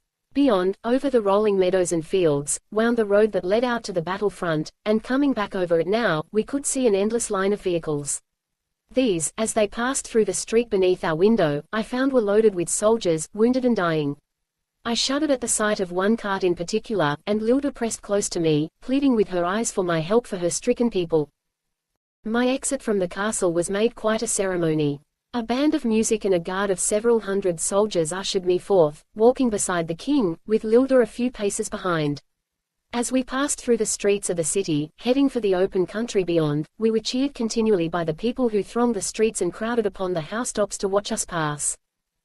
Outside a right I was taken perhaps a mile, where a wide stretch of country gave me the necessary space for my growth. We were standing upon a slight hill, below which, in a vast semicircle, fully 100,000 people were watching. And now, for the first time, fear overcame me. I realized my situation, saw myself in a detached sort of way, a stranger in this extraordinary world, and only the power of my drug to raise me out of it. This drug, you must remember, I had not as yet taken. Suppose it were not to act. Or were to act wrongly. I glanced around. The king stood before me, quietly waiting my pleasure. Then I turned to Lylda. One glance at her proud, happy little face, and my fear left me as suddenly as it had come. I took her in my arms and kissed her, there before that multitude. Then I set her down, and signified to the king I was ready. I took a minute quantity of one of the drugs, and as I had done before, sat down with my eyes covered. My sensations were fairly similar to those I have already described. When I looked up after a moment, I found the landscape dwindling to tiny proportions in quite as astonishing a way as it had grown before. The king and Lylda stood now hardly above my ankle.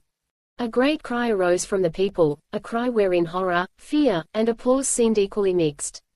I looked down and saw thousands of them running away in terror. Still smaller grew everything within my vision, and then, after a moment, the landscape seemed at rest. I kneeled now upon the ground, carefully, to avoid treading on any of the people around me. I located Lylda and the king after a moment, tiny little creatures less than an inch in height. I was then, I estimated, from their viewpoint, about 400 feet tall. I put my hand flat upon the ground near Lylda, and after a moment she climbed into it, two soldiers lifting her up the side of my thumb as it lay upon the ground.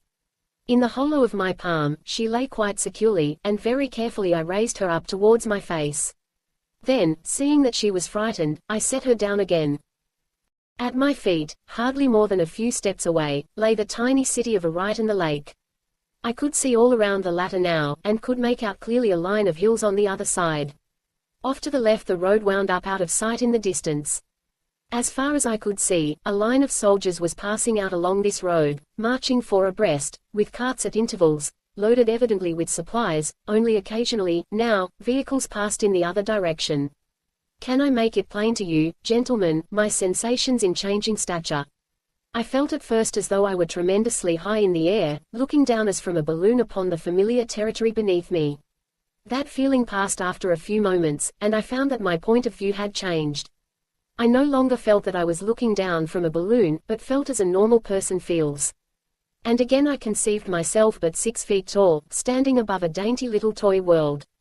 It is all in the viewpoint, of course, and never, during all my changes, was I for more than a moment able to feel of a different stature than I am at this present instant. It was always everything else that changed. According to the directions I had received from the king, I started now to follow the course of the road.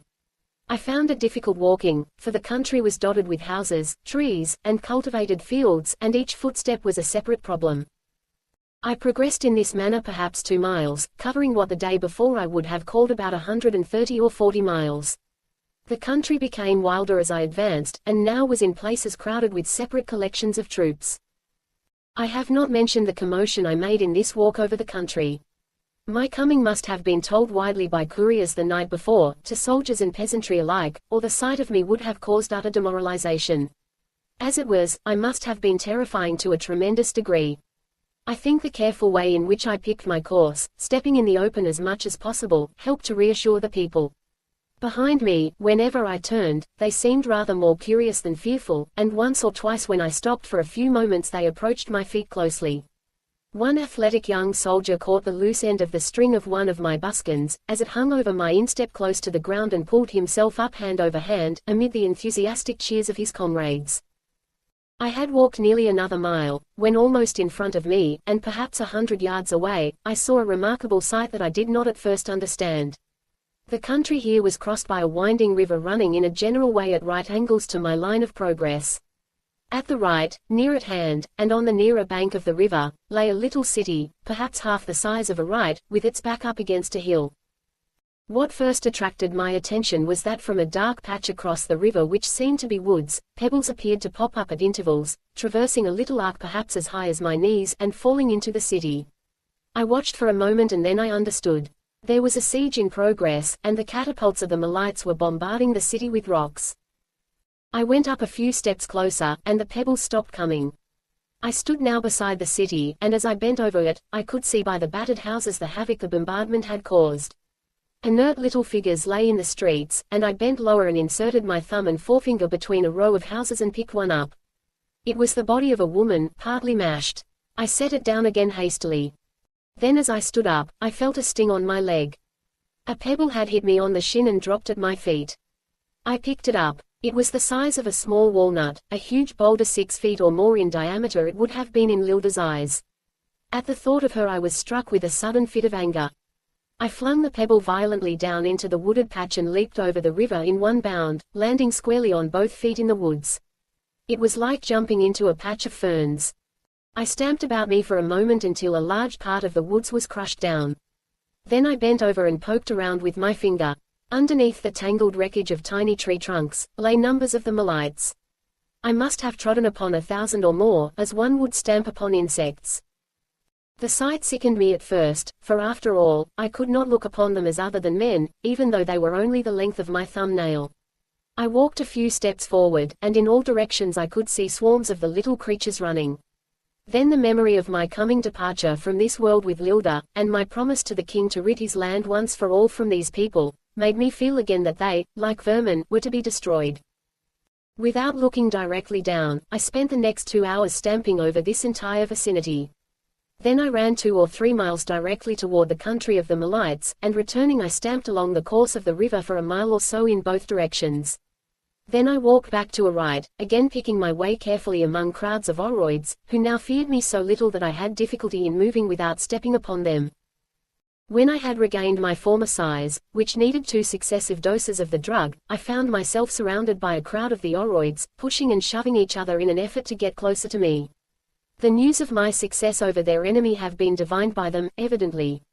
Lord knows it must have been obvious enough what I was going to do, when they saw me stride away, a being 400 feet tall. Their enthusiasm and thankfulness now were so mixed with awe and reverent worship of me as a divine being, that when I advanced towards a right they opened a path immediately. The king, accompanied by Lylda, met me at the edge of the city. The latter threw herself into my arms at once, crying with relief to find me the proper size once more. I need not go into details of the ceremonies of rejoicing that took place this afternoon. These people seemed little given to pomp and public demonstration.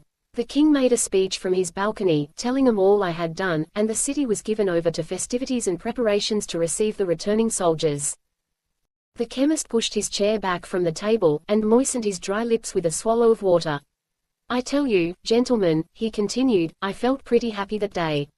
It's a wonderful feeling to find yourself the savior of a nation. At that the doctor jumped to his feet, overturning his chair, and striking the table a blow with his fist that made the glasses dance. By God, he fairly shouted, that's just what you can be here to us. The banker looked startled, while the very young man pulled the chemist by the coat in his eagerness to be heard. A few of those pills, he said in a voice that quivered with excitement, when you are standing in France, and you can walk over to Berlin and kick the houses apart with the toe of your boot. Why not? Said the big businessman, and silence fell on the group as they stared at each other, awed by the possibilities that opened up before them. Chapter 8. I must go back. The tremendous plan for the salvation of their own suffering world through the chemist's discovery occupied the 5 friends for some time. Then laying aside this subject, that now had become of the most vital importance to them all, the chemist resumed his narrative. My last evening in the world of the ring, I spent with Lylda, discussing our future, and making plans for the journey. I must tell you now, gentlemen, that never for a moment during my stay in Arite was I once free from an awful dread of this return trip. I tried to conceive what it would be like, and the more I thought about it, the more hazardous it seemed. You must realize, when I was growing smaller, coming in, I was able to climb down, or fall or slide down, into the spaces as they opened up. Going back, I could only imagine the world as closing in upon me, crushing me to death unless I could find a larger space immediately above into which I could climb. And as I talked with Lylda about this and tried to make her understand what I hardly understood myself, I gradually was brought to realize the full gravity of the danger confronting us. If only I had made the trip out once before, I could have ventured it with her. But as I looked at her fragile little body, to expose it to the terrible possibilities of such a journey was unthinkable. There was another question, too, that troubled me. I had been gone from you nearly a week, and you were only to wait for me 2 days. I believed firmly that I was living at a faster rate, and that probably my time with you had not expired. But I did not know. And suppose, when I had come out onto the surface of the ring, one of you had had it on his finger walking along the street. No, I did not want Lylda with me in that event. And so I told her, made her understand, that she must stay behind, and that I would come back for her.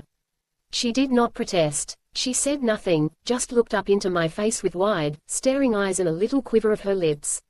Then she clutched my hand and fell into a low, sobbing cry. I held her in my arms for a few moments, so little, so delicate, so human in her sorrow, and yet almost superhuman in her radiant beauty. Soon she stopped crying and smiled up at me bravely.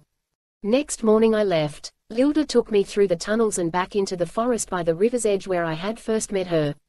There we parted. I can see, now, her pathetic, drooping little figure as she trudged back to the tunnel.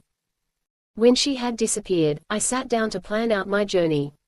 I resolved now to reverse as nearly as possible the steps I had taken coming in. Acting on this decision, I started back to that portion of the forest where I had trampled it down. I found the place without difficulty, stopping once on the way to eat a few berries, and some of the food I carried with me. Then I took a small amount of one of the drugs, and in a few moments the forest trees had dwindled into tiny twigs beneath my feet.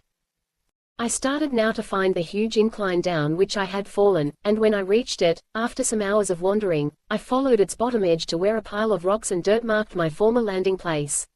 The rocks were much larger than I remembered them, and so I knew I was not so large, now, as when I was here before. Remembering the amount of the drug I had taken coming down, I took now 12 of the pills. Then, in a sudden panic, I hastily took 2 of the others. The result made my head swim most horribly. I sat or lay down, I forget which. When I looked up I saw the hills beyond the river and forest coming towards me, yet dwindling away beneath my feet as they approached. The incline seemed folding up upon itself, like a telescope. As I watched, its upper edge came into view, a curved, luminous line against the blackness above. Every instant it crawled down closer, more sharply curved, and its inclined surface grew steeper. All this time, as I stood still, the ground beneath my feet seemed to be moving. It was crawling towards me, and folding up underneath where I was standing. Frequently I had to move to avoid rocks that came at me and passed under my feet into nothingness. Then, all at once, I realized that I had been stepping constantly backward, to avoid the inclined wall as it shoved itself towards me.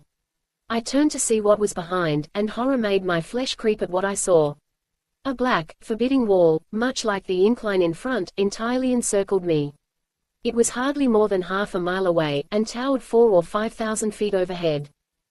And as I stared in terror, I could see it closing in, the line of its upper edge coming steadily closer and lower. I looked wildly around with an overpowering impulse to run. In every direction towered this rocky wall, inexorably swaying in to crush me. I think I fainted. When I came to myself the scene had not greatly changed. I was lying at the bottom and against one wall of a circular pit, now about 1,000 feet in diameter and nearly twice as deep. The wall all around I could see was almost perpendicular, and it seemed impossible to ascend its smooth, shining sides. The action of the drug had evidently worn off, for everything was quite still. My fear had now left me, for I remembered this circular pit quite well. I walked over to its center, and looking around and up to its top I estimated distances carefully. Then I took 2 more of the pills. Immediately the familiar, sickening, crawling sensation began again. As the walls closed in upon me, I kept carefully in the center of the pit. Steadily they crept in, now only a few hundred feet away, now only a few paces, and then I reached out and touched both sides at once with my hands. I tell you, gentlemen, it was a terrifying sensation to stand in that well, as it now seemed, and feel its walls closing up with irresistible force. But now the upper edge was within reach of my fingers. I leaped upward and hung for a moment, then pulled myself up and scrabbled out, tumbling in a heap on the ground above.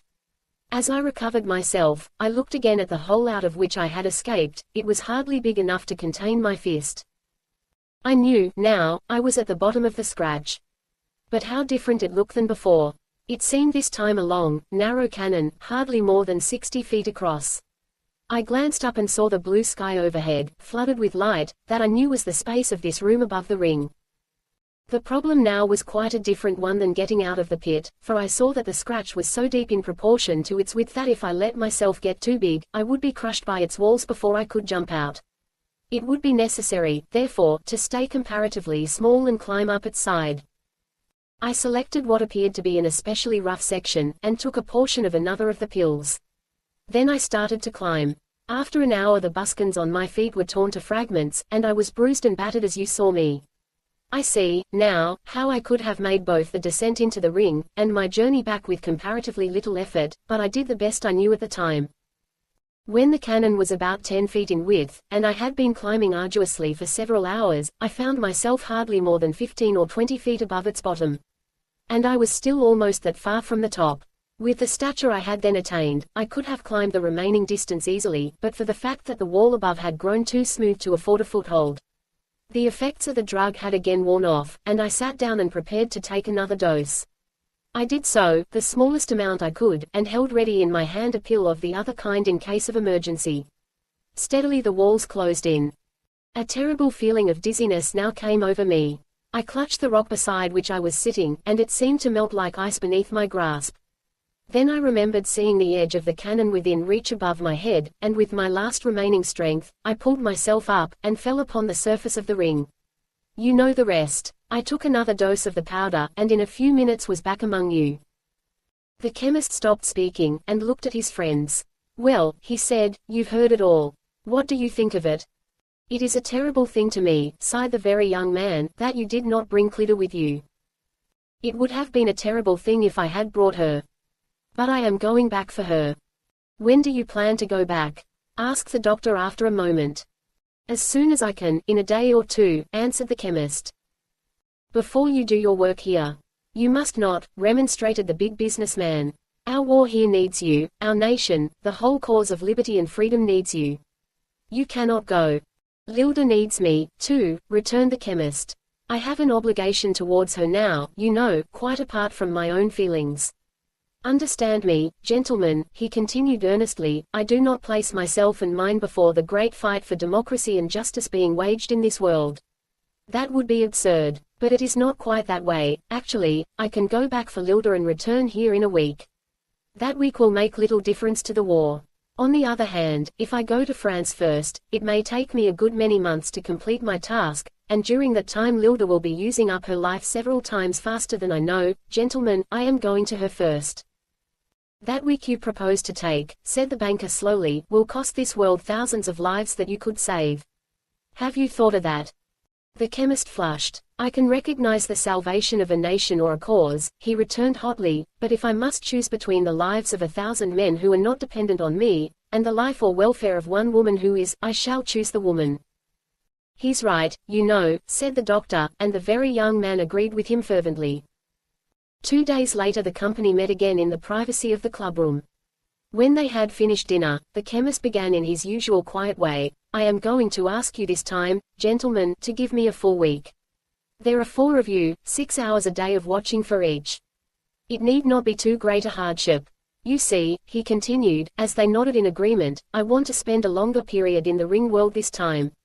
I may never go back, and I want to learn, in the interest of science, as much about it as I can. I was there such a short time before, and it was all so strange and remarkable, I confess I learned practically nothing. I told you all I could of its history.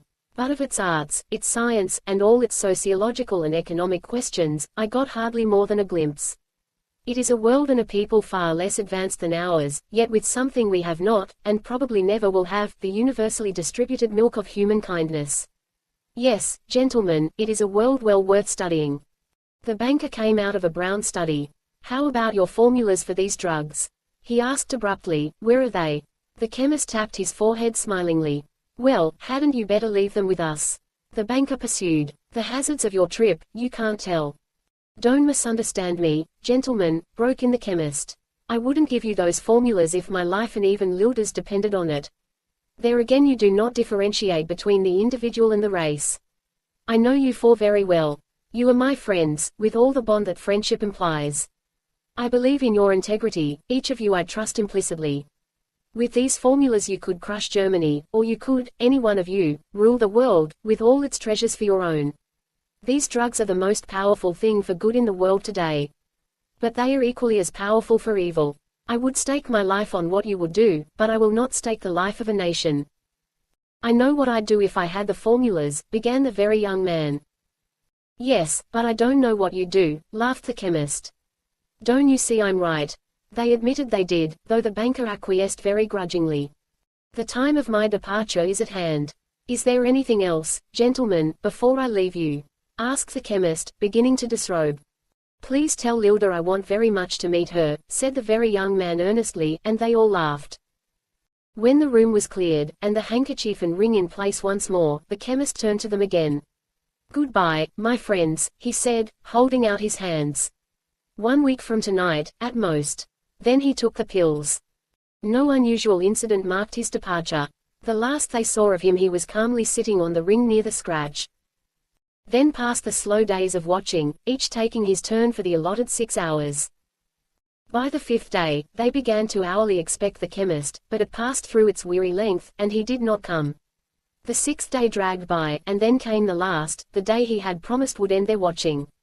Still he did not come, and in the evening they gathered, and all 4 watched together, each unwilling to miss the return of the adventurer and his woman from another world. But the minutes lengthened into hours, and midnight found the white-faced little group, hopeful yet hopeless, with fear tugging at their hearts. A 2nd week passed, and still they watched, explaining with an optimism they could none of them feel, the non-appearance of their friend. At the end of the 2nd week they met again to talk the situation over, a dull feeling of fear and horror possessing them. The doctor was the first to voice what now each of them was forced to believe. "I guess it's all useless," he said. "He's not coming back." "I don't hardly dare give him up," said the big businessman. "Me, too," agreed the very young man sadly. The doctor sat for some time in silence, thoughtfully regarding the ring. "My friends," he began finally, "this is too big a thing to deal with in any but the most careful way. I can't imagine what is going on inside that ring, but I do know what is happening in our world, and what our friend's return means to civilization here. Under the circumstances, therefore, I will not give him up. I am going to put that ring in a museum and pay for having it watched indefinitely. Will you join me?" He turned to the big businessman as he spoke. "Make it a threesome," said the banker gruffly. "What do you take me for?" And the very young man sighed with the tragedy of youth. Chapter 9. After 5 years. 4 men sat in the clubroom, at their ease in the luxurious leather chairs, smoking and talking earnestly. Near the center of the room stood a huge mahogany table. On its top, directly in the glare of light from an electrolier overhead, was spread a large black silk handkerchief. In the center of this handkerchief lay a heavy gold band, a woman's wedding ring. An old-fashioned valise stood near a corner of the table. Its sides were perforated with small brass-rimmed holes. Near the top on one side was a small square aperture covered with a wire mesh through which one might look into the interior. Altogether, from the outside, the bag looked much like those used for carrying small animals. As it lay on the table now, its top was partly open. The inside was brightly lighted by a small storage battery and electric globe, fastened to the side. Near the bottom of the bag was a tiny wire rack, held suspended about an inch from the bottom by transverse wires to the sides. The inside of the bag was lined with black plush. On an arm of the doctor's chair lay 2 white tin boxes 3 or 4 inches square. In his hand he held an opened envelope and several letter pages. "A little more than 5 years ago tonight, my friends," he began slowly, "we sat in this room with that," he indicated the ring, "under very different circumstances. After a moment, he went on. I think I am right when I say that for 5 years the thought uppermost in our minds has always been that ring and what is going on within one of its atoms." "You bet," said the very young man. "For 5 years now we have had the ring watched," continued the doctor, "but Rogers has never returned." "You asked us here tonight because you had something special to tell us," began the very young man, with a questioning look at the valise and the ring. The doctor smiled. "I'm sorry," he said, "I don't mean to be aggravating." "Go ahead in your own way, Frank," the big businessman put in. "We'll wait if we have to." The doctor glanced at the papers in his hand. He had just taken them from the envelope. "You are consumed with curiosity, naturally, to know what I have to say, why I have brought the ring here tonight. Gentlemen, you have had to restrain that curiosity less than 5 minutes. I have had a far greater curiosity to endure, and restrain, for over 5 years. When Rogers left us on his last journey into the ring, he gave into my keeping, unknown to you, this envelope." The doctor held it up. "He made me swear I would keep its existence secret from every living being, until the date marked upon it, at which time, in the event of his not having returned, it was to be opened. Look at it." The doctor laid the envelope on the table. "It is inscribed, as you see, to be opened by Dr. Frank Adams at 8 p.m. on September 4, 1923. For 5 years, gentlemen, I kept that envelope, knowing nothing of its contents and waiting for the moment when I might, with honor, open it. The struggle has been a hard one. Many times I have almost been able to persuade myself, in justice to our friend's safety, his very life, probably, that it would be best to disregard his instructions. But I did not. I waited until the date set, and then, a little more than a month ago, alone in my office, I opened the envelope." The doctor leaned forward in his chair and shuffled the papers he held in his hand. His three friends sat tense, waiting. The envelope contained these papers. Among them is a letter in which I am directed to explain everything to you as soon as I succeed in doing certain other things. Those things I have now accomplished. So I have sent for you. I'll read you the letter first. No one spoke when the doctor paused. The banker drew a long breath. Then he bit the end off a fresh cigar and lit it with a shaking hand. The doctor shifted his chair closer to the table under the light. The letter is dated September 14, 1918. It begins, "This will be read at 8 p.m. on September 4, 1923, by Dr. Frank Adams with no one else present. If the envelope has been opened by him previous to that date, I request him to read no further. If it has fallen into other hands than his, I can only hope that the reader will immediately destroy it unread." The doctor paused an instant, then went on. "Gentlemen, we are approaching the most important events of our lives. An extraordinary duty, a tremendous responsibility, rests with us, of all the millions of people on this earth. I ask that you listen most carefully." His admonition was quite unnecessary, for no one could have been more intent than the three men silently facing him. The doctor continued reading. "From Dr. Frank Adams, I exact the following oath, before he reads further. You, Dr. Adams, will divulge to no one, for a period of 30 days, the formulas set down in these papers. You will follow implicitly the directions given you, you will do nothing that is not expressly stated here. Should you be unable to carry out these directions, you will destroy this letter and the formulas, and tell no one of their ever having been in existence. I must have your oath, Dr. Adams, before you proceed further." The doctor's voice died away, and he laid the papers on the table. "Gentlemen," he went on, "later on in the letter I am directed to consult with you three, setting before you this whole matter. But before I do so I must exact a similar oath from each of you. I must have your word of honor, gentlemen, that you will not attempt to transgress the instructions given us, and that you will never, by word or action, allow a suggestion of what passes between us here in this room tonight, to reach any other person. Have I your promise?" Each of his three hearers found voice to agree. The banker's face was very red, and he mopped his forehead nervously with his handkerchief. The doctor picked up the papers. The letter goes on, "I am about to venture back into the unknown world of the ring. What will befall me there I cannot foretell. If by September 4, 1923, I have not returned, or no other mortal has come out of the ring, it is my desire that you and the three gentlemen with you at the time of my departure, use this discovery of mine for the benefit of humanity in your world, or the world in the ring, exactly as I myself would have used it were I there. Should the European war be in progress at that time, I direct that you forethrow your power on the side of the United States for the defeat of the Central Powers. That you will be able to accomplish that defeat I cannot doubt. If, on September 4, 1923, the United States is formally at peace with the powers of the world, you are forbidden to use these chemicals for any purpose other than joining me in the world of the ring. If any among you wish to make the venture, which I hope may be the case, I request that you do so. Among these pages you will find a list of 14 chemicals to be used by Dr. Frank Adams during the month following September 4, 1923, for the compounding of my powders. 7 of these chemicals marked A are employed in the drug used to diminish bodily size. Those 7 marked B are for the drug of opposite action. You will find here a separate description of each chemical. 9 are well known and fairly common. Dr. Adams will be able to purchase each of them separately without difficulty. 3 others will have to be especially compounded, and I have so stated in the directions for each of them. Dr. Adams can have them prepared by any large chemical manufacturer. I suggest that he have not more than one of them compounded by the same company. The 2 remaining chemicals must be prepared by Dr. Adams personally. Their preparation, while intricate, demands no complicated or extensive apparatus. I have tried to explain thoroughly the making of these 2 chemicals, and I believe no insurmountable obstacle will be met in completing them. When Dr. Adams has the specified quantities of each of these 14 chemicals in his possession, he will proceed according to my further directions to compound the 2 drugs.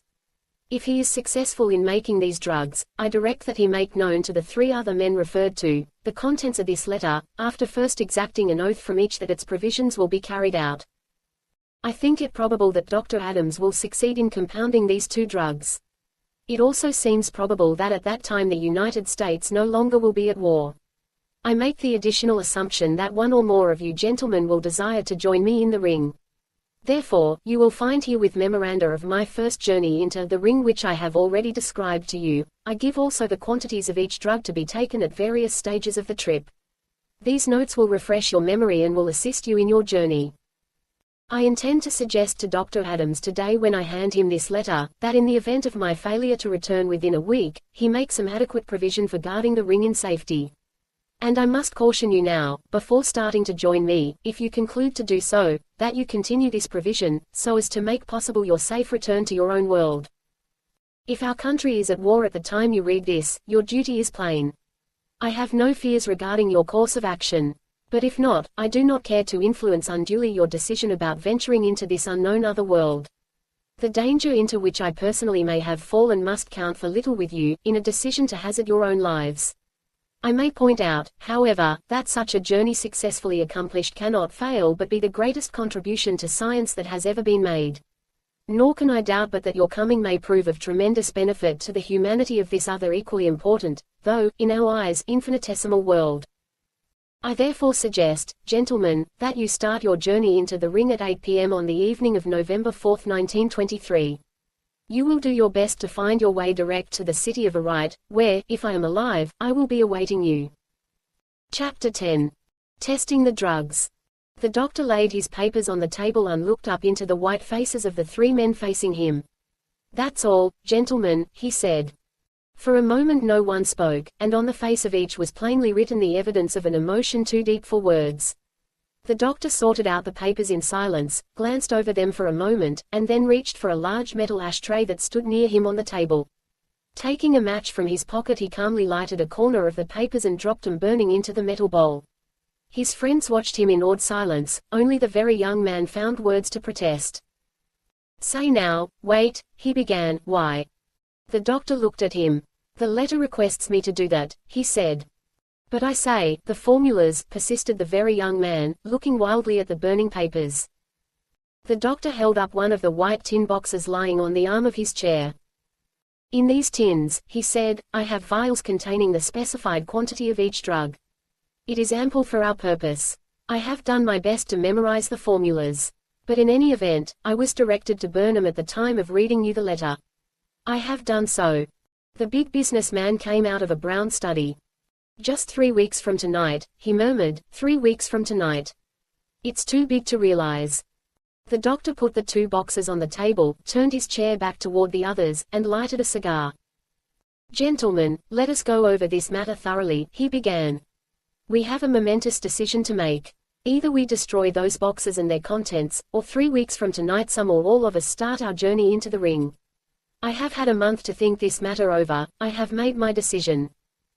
I know there is much for you to consider, before you can each of you choose your course of action. It is not my desire or intention to influence you one way or the other. But we can, if you wish, discuss the matter here tonight, or we can wait, if you prefer, until each of you has had time to think it out for himself. I'm going, the very young man burst out. His hands were gripping the arms of his chair tightly, his face was very pale, but his eyes sparkled. The doctor turned to him gravely. Your life is at stake, my boy, he said, this is not a matter for impulse. I'm going whether anyone else does or not, persisted the very young man.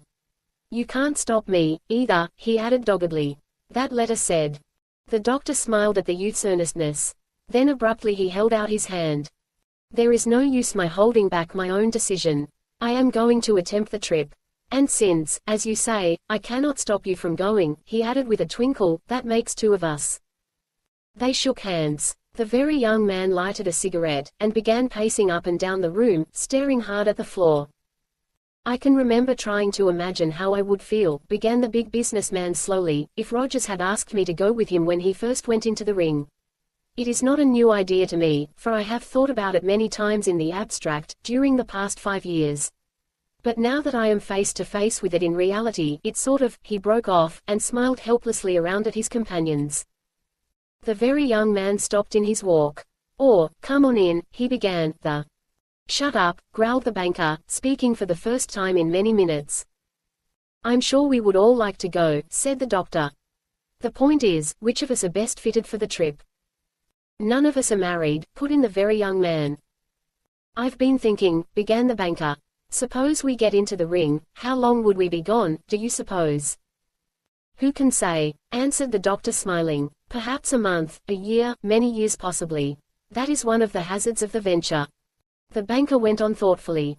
Do you remember that argument we had with Rogers about time? Time goes twice as fast, didn't he say, in that other world? 2.5 times faster, if I remember rightly, he estimated, replied the doctor. The banker looked at his skinny hands a moment. I owned up to 64 once, he said quizzically. 2.5 years in 1 year. No, I guess I'll let you young fellows tackle that, I'll stay here in this world where things don't move so fast. Somebody's got to stay, said the very young man. By golly, you know if we're all going into that ring it would be pretty sad to have anything happen to it while we were gone. That's so, said the banker, looking relieved. I never thought of that. One of us should stay at least, said the doctor. We cannot take any outsider into our confidence. One of us must watch the others go, and then take the ring back to its place in the museum. We will be gone too long a time for one person to watch it here.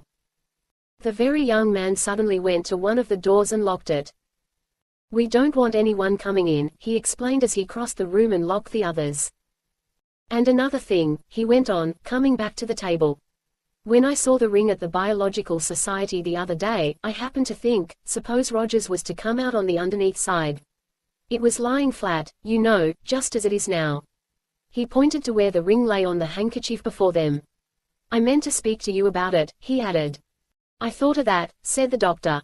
When I had that case built to bring the ring here, you notice I raised it above the bottom a little, holding it suspended in that wire frame. We'd better fix up something like that at the museum, too, said the very young man, and went back to his walk.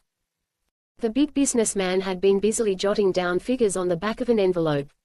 I can be in shape to go in 3 weeks, he said suddenly. Bully for you, said the very young man. Then it's all settled. The big businessman went back to his notes. I knew what your answer would be, said the doctor. My patients can go to the devil. This is too big a thing. The very young man picked up one of the tin boxes. Tell us how you made the powders, he suggested. The doctor took the 2 boxes and opened them. Inside each were a number of tiny glass vials. Those in one box were of blue glass, those in the other were red. These vials, said the doctor, contain tiny pellets of the completed drug. That for diminishing size I have put in the red vials, those of blue are the other drug. I had rather a difficult time making them, that is, compared to what I anticipated. Most of the chemicals I bought without difficulty. But when I came to compound those two myself, the doctor smiled. I used to think I was a fair chemist in my student days. But now, well, at least I got the results, but only because I have been working almost night and day for the past month. And I found myself with a remarkably complete experimental laboratory when I finished, he added. That was yesterday. I spent nearly all last night destroying the apparatus, as soon as I found that the drugs had been properly made. They do work, said the very young man anxiously. They work, answered the doctor. I tried 'em both very carefully. On yourself, said the big businessman. No, I didn't think that necessary. I used several insects. Let's try them now, suggested the very young man eagerly. Not the big one, said the banker. Once was enough for that. All right, the doctor laughed. We'll try the other if you like. The big businessman looked around the room. There's a few flies around here if we can catch one, he suggested. I'll bet there's a cockroach in the kitchen, said the very young man, jumping up. The doctor took a brass check from his pocket. I thought probably you'd want to try them out. Will you get that box from the check room? He handed the check to the very young man, who hurried out of the room. He returned in a moment, gingerly carrying a cardboard box with holes perforated in the top. The doctor took the box and lifted the lid carefully. Inside, the box was partitioned into 2 compartments. In one compartment were 3 little lizards about 4 inches long, in the other were 2 brown sparrows. The doctor took out one of the sparrows and replaced the cover. Fine, said the very young man with enthusiasm. The doctor reached for the boxes of chemicals. Not the big one, said the banker again, apprehensively. Hold him, will you, the doctor said. The very young man took the sparrow in his hands. Now, continued the doctor, what we need is a plate and a little water. There's a tray, said the very young man, pointing with his hands holding the sparrow. The doctor took a spoon from the tray and put a little water in it. Then he took one of the tiny pellets from a red vial and crushing it in his fingers, sprinkled a few grains into that water. Hold that a moment, please. The big businessman took the proffered spoon. Then the doctor produced from his pocket a magnifying glass and a tiny pair of silver calipers such as are used by jewelers for handling small objects. What's the idea? The very young man wanted to know. I thought I'd try and put him on the ring, explained the doctor. Now, then hold open his beak. The very young man did so, and the doctor poured the water down the bird's throat. Most of it spilled. The sparrow twisted its head violently, but evidently some of the liquid had gone down the bird's throat. Silence followed, broken after a moment by the scared voice of the very young man. He's getting smaller, I can feel him. He's getting smaller. Hold on to him, cautioned the doctor. Bring him over here. They went over to the table by the ring, the banker and the big businessman standing close beside them. Suppose he tries to fly when we let go of him, suggested the very young man almost in a whisper. He'll probably be too confused, answered the doctor. Have you got him? The sparrow was hardly bigger than a large horsefly now, and the very young man was holding it between his thumb and forefinger. Better give him to me, said the doctor. Set him down. He might fly away, remonstrated the very young man. No, he won't. The very young man put the sparrow on the handkerchief beside the ring and the doctor immediately picked it up with the calipers. Don't squeeze him, cautioned the very young man. The sparrow grew steadily smaller, and in a moment the doctor set it carefully on the rim of the ring. Get him up by the scratch, whispered the very young man. The men bent closer over the table, as the doctor looking through his magnifying glass shoved the sparrow slowly along the top of the ring. I can't see him, said the banker. I can, said the very young man, right by the scratch. Then after a moment, he's gone. I've got him right over the scratch, said the doctor, leaning farther down. Then he raised his head and laid the magnifying glass and the calipers on the table. He's gone now. Gosh, said the very young man, drawing a long breath. The banker flung himself into a chair as though exhausted from a great physical effort. Well, it certainly does work, said the big businessman, there's no question about that. The very young man was shaking the cardboard box in his hands and lifting its cover cautiously to see inside. Let's try a lizard, he suggested. Oh, what's the use, the banker protested wearily, we know it works. Well, it can't hurt anything to try it, can it? The very young man urged. Besides, the more we try it, the more sure we are it will work with us when the time comes. You don't want to try it on yourself, now, do you? He added with a grin. No, thank you, retorted the banker with emphasis. I think we might as well try it again, said the big businessman. The very young man took one of the tiny lizards from the box, and in a moment they had dropped some water containing the drug down its throat. Try to put him on the scratch, too, said the very young man. When the lizard was small enough the doctor held it with the calipers and then laid it on the ring. Look at him walk, whispered the very young man excitedly. The lizard, hardly more than 1/8 of an inch long now, but still plainly visible, was wriggling along the top of the ring. Shove him up by the scratch, he added. In a moment more the reptile was too small for any but the doctor with his glass to see. I guess he got there, he said finally with a smile, as he straightened up. He was going fast. Well, that's all right, said the very young man with a sigh of relief. The four men again seated themselves. The big businessman went back to his figures. When do you start? Asked the banker after a moment. November 4th, 8 p.m., answered the doctor. 3 weeks from tonight. We've a lot to do, said the banker. What will this cost, do you figure? Asked the big businessman, looking up from his notes. The doctor considered a moment.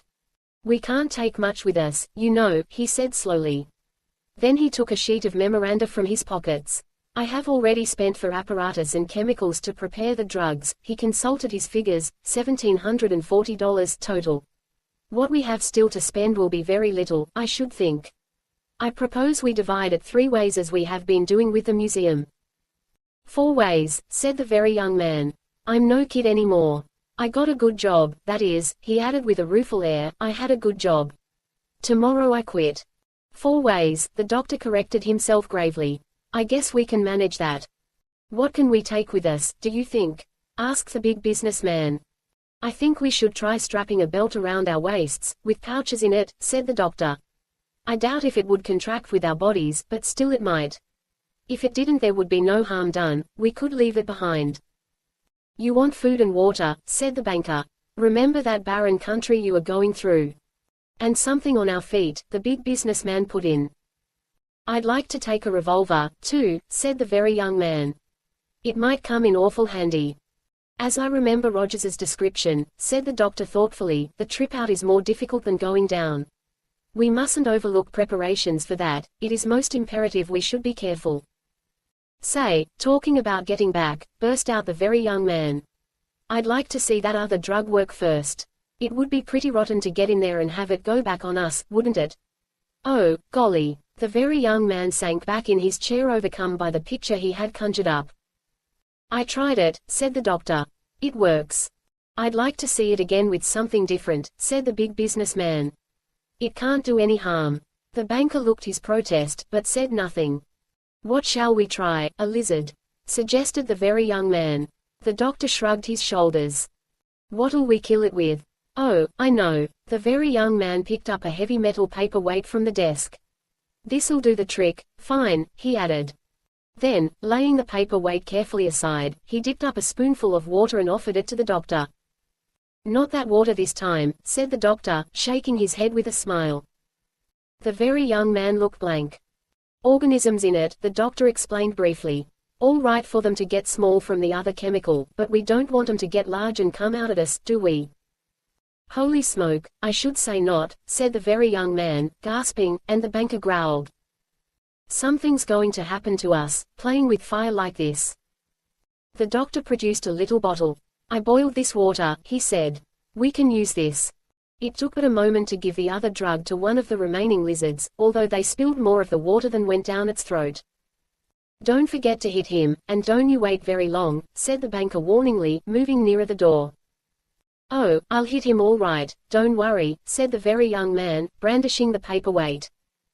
The doctor knelt down, and held the reptile pinned to the floor. The very young man knelt beside him. Slowly the lizard began to increase in size. He's growing, said the banker. Hit him, boy, what's the use of waiting, he's growing. The lizard was nearly a foot long now, and struggling violently between the doctor's fingers. You'd better kill him, said the doctor, he might get away from me. The very young man obediently brought his weapon down with a thump upon the reptile's head. Keep on, said the banker. Be sure he's dead. The very young man pounded the quivering body for a moment. The big businessman handed him a napkin from the tray, and the very young man wrapped up the lizard and threw it into the wastebasket. Then he rose to his feet and tossed the paperweight onto the desk with a crash. Well, gentlemen, he said, turning back to them with flushed face, those drugs sure do work. We're going into the ring all right, 3 weeks from tonight, and nothing on earth can stop us. Chapter 11. The Escape of the Drug. For the next hour the four friends busily planned their preparations for the journey. When they began to discuss the details of the trip, and found themselves face to face with so hazardous an adventure, each discovered 100 things in his private life that needed attention. The doctor's phrase, "My patients can go to the devil," seemed to relieve his mind of all further responsibility towards his personal affairs. That's all very well for you, said the big businessman. I've too many irons in the fire just to drop everything, there are too many other people concerned. And I've got to plan as though I were never coming back, you know. Your troubles are easy, said the very young man. I've got a girl. I wonder what she'll say. Oh, gosh, I can't tell her where I'm going, can I? I never thought of that. He scratched his head with a perplexed air. That's tough on her. Well, I'm glad I'm an orphan, anyway.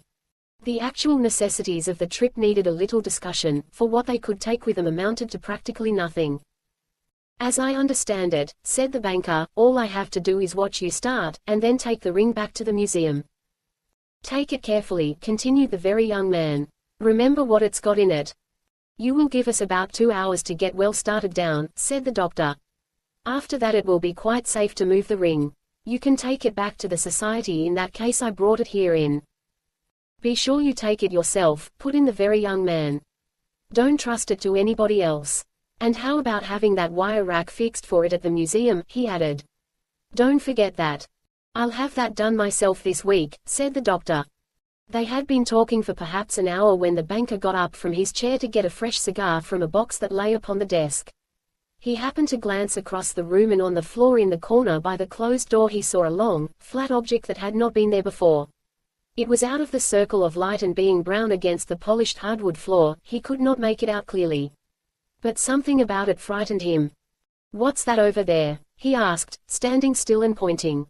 The big businessman rose from his seat and took a few steps in the direction of the banker's outstretched hand. Then with a muttered oath he jumped to the desk in a panic, and picking up the heavy paperweight flung it violently across the room. It struck the paneled wall with a crash and bounded back towards him. At the same instant there came a scuttling sound from the floor, and a brown shape slid down the edge of the room and stopped in the other corner. All four men were on their feet in an instant, white-faced and trembling. "Good God," said the big businessman huskily, "that thing over there, that." "Turn on the side lights, shouted the doctor, running across the room. In the glare of the unshaded globes on the wall the room was brightly lighted. On the floor in the corner the horrified men saw a cockroach nearly 18 inches in length, with its head facing the angle of wall, and scratching with its legs against the baseboard as though about to climb up. For a moment the men stood silent with surprise and terror. Then, as they stared, they saw the cockroach was getting larger. The big businessman laid his hand on the doctor's arm with a grip that made the doctor wince. "Good God, man, look at it, it's growing," he said in a voice hardly above a whisper. "It's growing," echoed the very young man, "it's growing." And then the truth dawned upon them, and brought with it confusion, almost panic. The cockroach, fully 2 feet long now, had raised the front end of its body a foot above the floor, and was reaching up the wall with its legs. The banker made a dash for the opposite door. "Let's get out of here. Come on," he shouted. The doctor stopped him. Of the four men, he was the only one who had retained his self-possession. "Listen to me," he said. His voice trembled a little in spite of his efforts to control it. "Listen to me. That thing cannot harm us yet." He looked from one to the other of them and spoke swiftly. "It's gruesome and loathsome, but it is not dangerous, yet. But we cannot run from it. We must kill it, here, now, before it gets any larger." The banker tore himself loose and started again towards the door. "You fool," said the doctor, with a withering look. "Don't you see, it's life or death later. That thing will be as big as this house in half an hour. Don't you know that? As big as this house. We've got to kill it now." The big businessman ran towards the paperweight. "I'll hit it with this," he said. "You can't," said the doctor, "you might miss. We haven't time. Look at it," he added. The cockroach was noticeably larger now, considerably over 2 feet. It had turned away from the wall to face them. The very young man had said nothing, only stood and stared with bloodless face and wide-open eyes. Then suddenly he stooped, and picking up a small rug from the floor, a rug some 6 feet long and half as wide, advanced slowly towards the cockroach. "That's the idea," encouraged the doctor. "Get it under that. Here, give me part of it." He grasped a corner of the rug.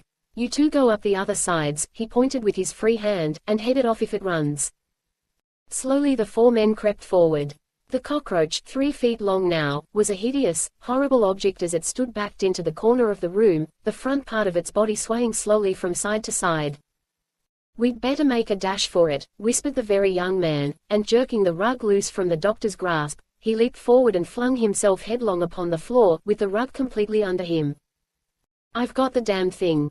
I've got it," he shouted. "Help, you, help." The 3 men leaped with him upon the rug, holding it pinned to the floor.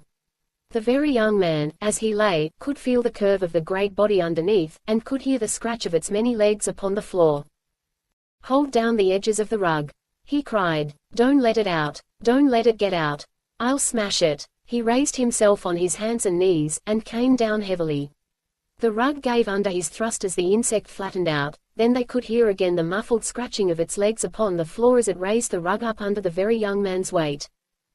"We can't kill it," panted the big businessman. "Oh, we can't kill it. Good God, how big it is." The very young man got to his feet and stood on the bulge of the rug. Then he jumped into the air and landed solidly on his heels. There was a sharp crack as the shell of the insect broke under the sharpness of his blow. "That did it, that'll do it," he shouted. Then he leaped again. "Let me," said the big businessman. "I'm heavier," and he, too, stamped upon the rug with his heels. They could hear the huge shell of the insect's back smash under his weight, and when he jumped again, the squash of its body as he mashed it down. "Wait," said the doctor. "We've killed it." They eased upon the rug a little, but there was no movement from beneath. "Jump on it harder," said the very young man. "Don't let's take a chance. Mash it good." The big businessman continued stamping violently upon the rug, joined now by the very young man.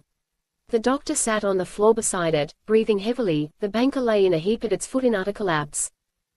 As they stamped, the rug continued to flatten down. It sank under their tread with a horrible, sickening, squashing sound. "Let's look," suggested the very young man. "It must be dead," and he threw back a corner of the rug. The men turned sick and faint at what they saw. Underneath the rug, mashed against the floor, lay a great, noisome, semi-liquid mass of brown and white. It covered nearly the entire under surface of the rug, 100 pounds, perhaps, of loathsome pulp and shell, from which a stench arose that stopped their breathing. With a muttered imprecation the doctor flung back the rug to cover it, and sprang to his feet, steadying himself against a chair. "We killed it in time, thank God," he murmured and dropped into the chair, burying his face in his hands. For a time silence fell upon the room, broken only by the labored breathing of the four men. Then the big businessman sat up suddenly. "Oh, my God, what an experience!" he groaned, and got unsteadily to his feet. The very young man helped the banker up and led him to a seat by the window, which he opened, letting in the fresh, cool air of the night. "How did the drug get loose, do you suppose?" asked the very young man, coming back to the center of the room.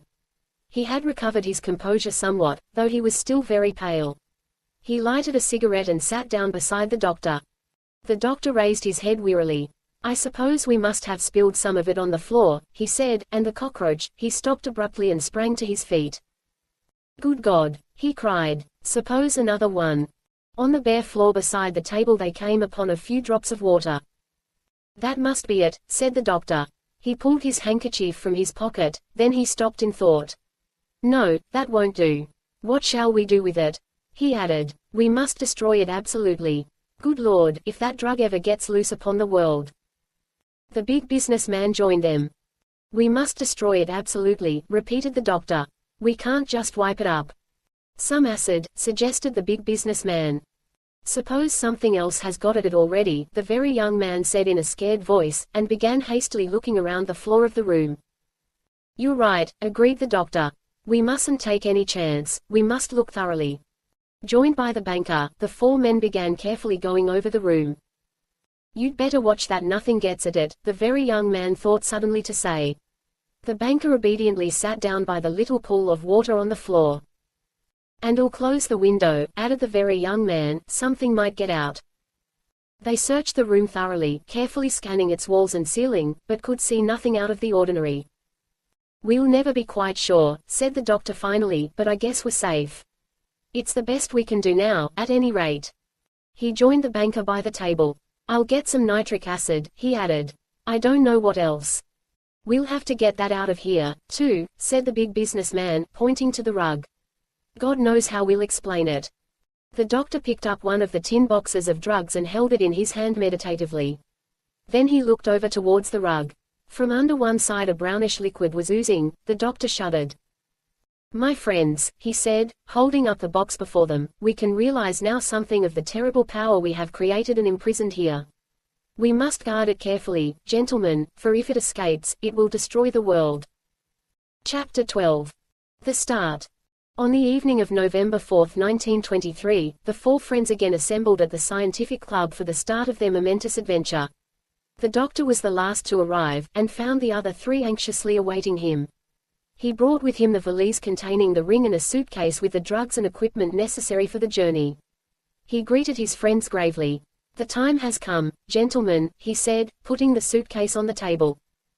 The big businessman took out the ring and held it in his hand thoughtfully. "The scene of our new life," he said with emotion. "What does it hold in store for us?" "What time is it?" asked the very young man. "We've got to hurry. We want to get started on time, we mustn't be late." "Everything's ready, isn't it?"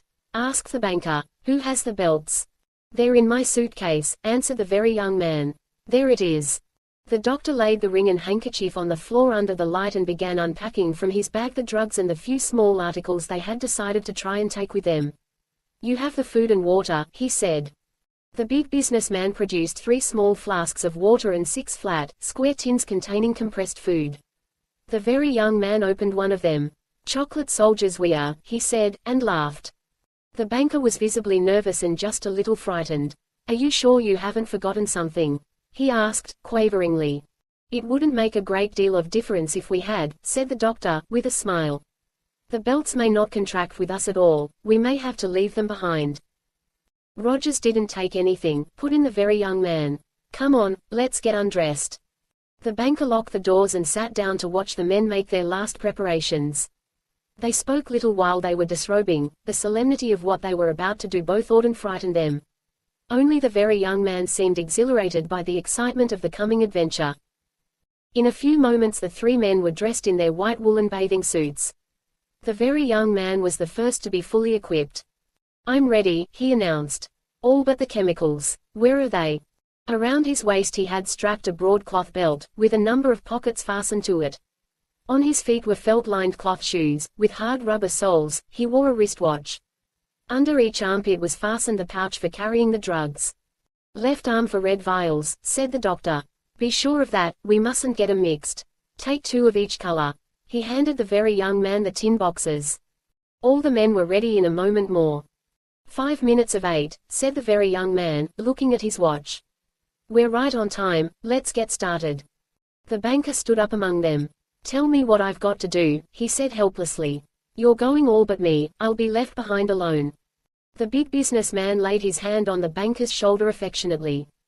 "Don't look so sad, George," he said, with an attempt at levity. "We're not leaving you forever, we're coming back." The banker pressed his friend's hand. His usual crusty manner was quite gone now, he seemed years older.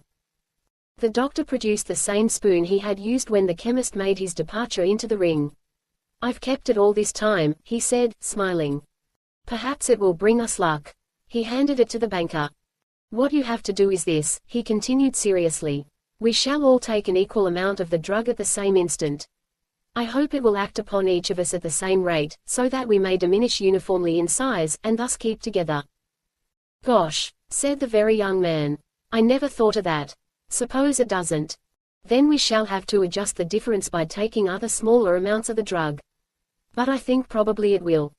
You must be ready," he went on to the banker, "to help us onto the ring if necessary. Or put us back if we fall off," said the very young man. "I'm going to sit still until I'm pretty small. Gracious, it's going to feel funny. After we have disappeared," continued the doctor, "you will wait, say, until 11 o'clock. Watch the ring carefully, some of us may have to come back before that time. At 11 o'clock pack up everything," he looked around the littered room with a smile, "and take the ring back to the Biological Society. Keep your eye on it on the way back," warned the very young man. "Suppose we decide to come out some time later tonight, you can't tell." "I'll watch it all night tonight, here and at the museum," said the banker, mopping his forehead. "Good scheme," said the very young man approvingly. "Anything might happen." "Well, gentlemen," said the doctor, "I believe we're all ready. Come on, Will." The big businessman was standing by the window, looking out intently. He evidently did not hear the remark addressed to him, for he paid no attention. The doctor joined him. Through the window they could see the street below, crowded now with scurrying automobiles. The sidewalks were thronged with people, theatergoers, hurrying forward, seeking eagerly their evening's pleasure. It had been raining, and the wet pavements shone with long, blurred yellow glints from the thousands of lights above. Down the street they could see a huge blazing theater sign, with the name of a popular actress spelt in letters of fire. The big businessman threw up the window sash and took a deep breath of the moist, cool air of the night. "Goodbye, old world," he murmured with emotion. "Shall I see you again, I wonder?" He stood a moment longer, silently staring at the scene before him. Then abruptly he closed the window, pulled down the shade, and turned back to the room. "Come on," said the very young man impatiently. "It's 5 minutes after 8. Let's get started." "Just one thing before we start," said the doctor, as they gathered in the center of the room. We must understand, gentlemen, from the moment we first take the drug, until we reach our final smallest size, it is imperative, or at least highly desirable, that we keep together. We start by taking 4 of the pellets each, according to the memoranda Rogers left. By Jove, he interrupted himself, that's one thing important we did nearly forget. He went to his coat, and from his wallet took several typewritten sheets of paper. I made 3 copies, he said, handing them to his companions. Put them away carefully, the front pocket will be most convenient, probably. It may not be hard for us to keep together, continued the doctor. On the other hand, we may find it extremely difficult, if not quite impossible. In the latter event we will meet at the city of Arite. There are 2 things we must consider.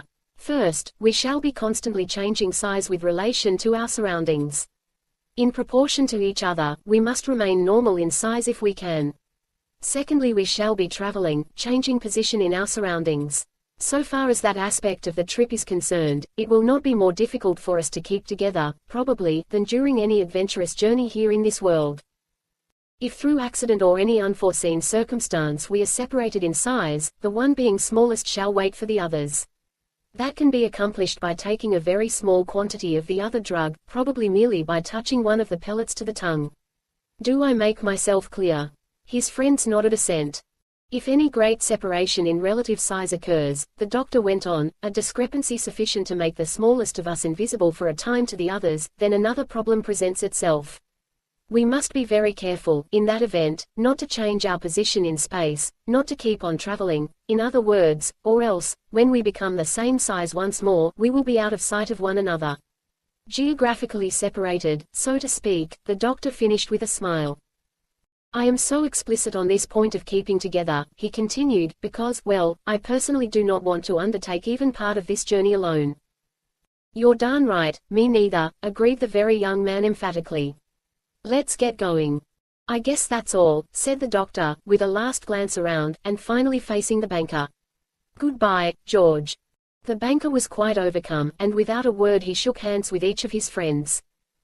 The 3 men sat beside each other on the floor, close to the handkerchief and ring. The banker sat in his chair on the other side, facing them, spoon in hand. In silence they each took 4 of the pellets. Then the banker saw them close their eyes. He saw the big businessman put his hands suddenly on the floor as though to steady himself. The banker gripped the arms of his chair firmly. He knew exactly what to expect, yet now when his friends began slowly to diminish in size he was filled with surprise and horror. For several minutes no one spoke. Then the very young man opened his eyes, looked around dizzily for an instant, and began feeling with his hands the belt at his waist, his shoes, wristwatch, and the pouches under his armpits. It's all right, he said with an enthusiasm that contrasted strangely with the tremor in his voice. The belt's getting smaller, too. We're going to be able to take everything with us. Again silence fell on the room, broken only by the sound of the 3 men on the floor continually shifting their positions as they grew smaller. In another moment the doctor clambered unsteadily to his feet and, taking a step backward, leaned up against the cylindrical mahogany leg of the center table, flinging his arms around it. His head did not reach the tabletop. The very young man and the big businessman were on their feet now, too, standing at the edge of the handkerchief, and clinging to one another for support. The banker looked down at him and tried to smile. The very young man waved his hand, and the banker found voice to say, "Goodbye, my boy." "Goodbye, sir," echoed the very young man. "We're making it." Steadily they grew smaller. By this time the doctor had become far too small for his arms to encircle the leg of the table. The banker looked down to the floor, and saw him standing beside the table leg, leaning one hand against it as one would lean against the great stone column of some huge building. "Goodbye, Frank," said the banker. But the doctor did not answer, he seemed lost in thought. Several minutes more passed in silence. The 3 men had diminished in size now until they were not more than 3 inches high. Suddenly the very young man let go of the big businessman's arm and looked around to where the doctor was still leaning pensively against the table leg. The banker saw him speak swiftly to the big businessman, but in so small a voice he could not catch the words. Then both little figures turned towards the table, and the banker saw the very young man put his hands to his mouth and shout. And upward to him came the shrillest, tiniest little voice he had ever heard, yet a voice still embodying the characteristic intonation of the very young man. "Hey, doctor," came the words. "You'll never get here if you don't come now." The doctor looked up abruptly. He evidently heard the words and realized his situation. He was by this time not more than 1.5 inches in height. He hesitated only a moment, and then, as the other two little figures waved their arms wildly, he began running towards them. For more than a minute he ran. The very young man started towards him, but the doctor waved him back, redoubling his efforts. When he arrived at the edge of the handkerchief, evidently he was nearly winded, for he stopped beside his friends, and stood breathing heavily. The banker leaned forwards, and could see the three little figures. They were not as big as the joint of his little finger, talking earnestly. The very young man was gesticulating wildly, pointing towards the ring. One of them made a start, but the others called him back. Then they began waving their arms, and all at once the banker realized they were waving at him.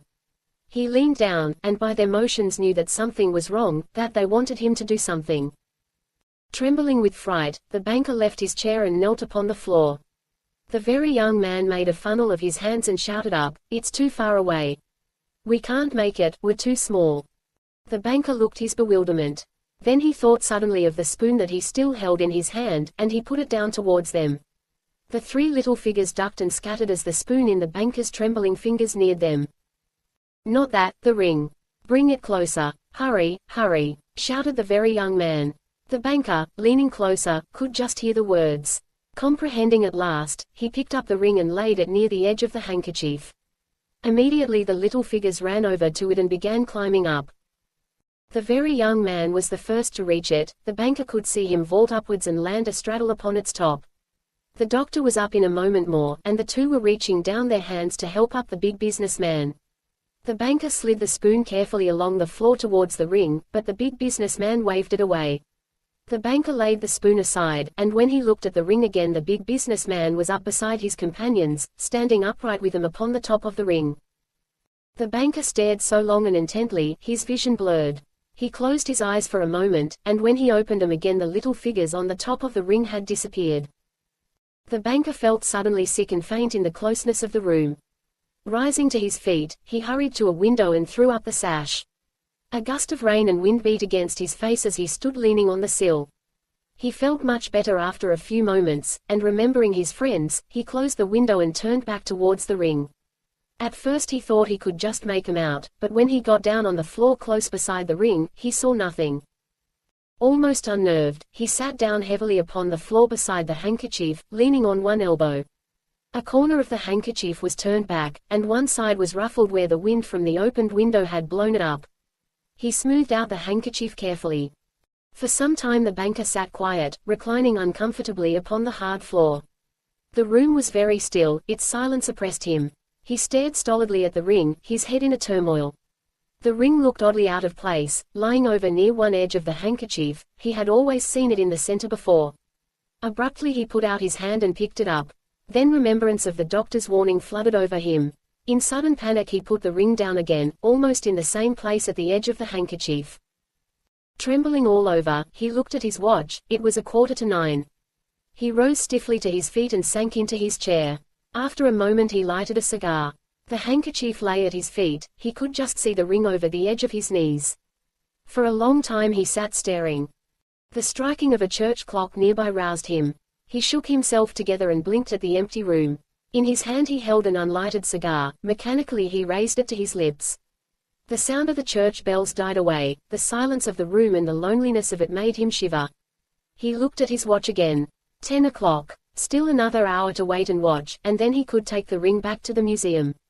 He glanced down at the ring. It was still lying by the edge of the handkerchief.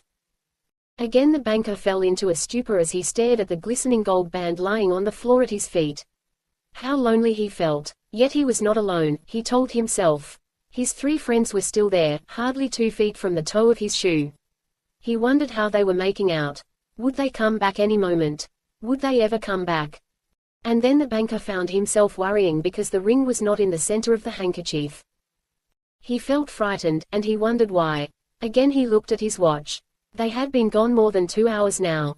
Swiftly he stooped, and lifting the ring, gazed at it searchingly, holding it very close to his eyes. Then he carefully put it down in the center of the handkerchief, and lay back in his chair with a long sigh of relief.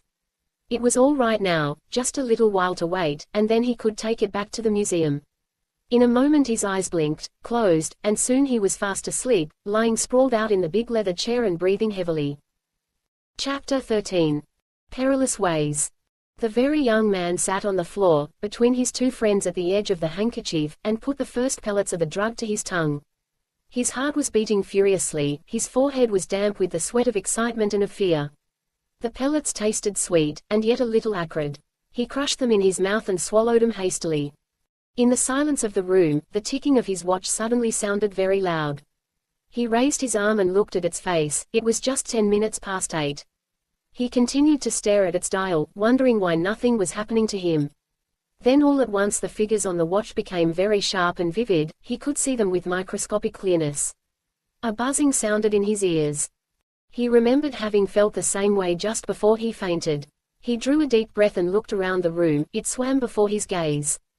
He closed his eyes and waited, wondering if he would faint. The buzzing in his head grew louder, a feeling of nausea possessed him. After a moment his head cleared, he felt better. Then all at once he realized that the floor upon which he sat was moving.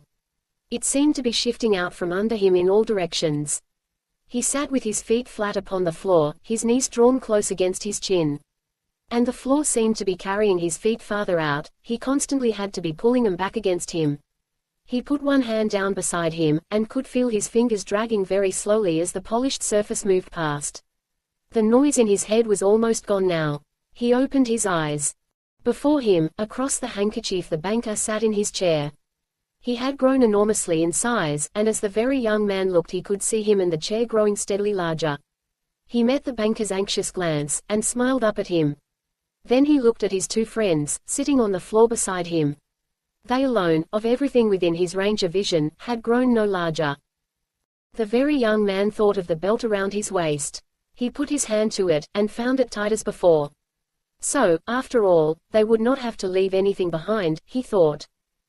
The doctor rose to his feet and turned away, back under the huge table that loomed up behind him.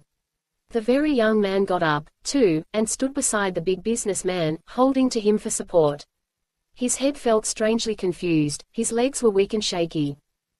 Steadily larger grew the room and everything in it. The very young man turned his eyes up to the light high overhead.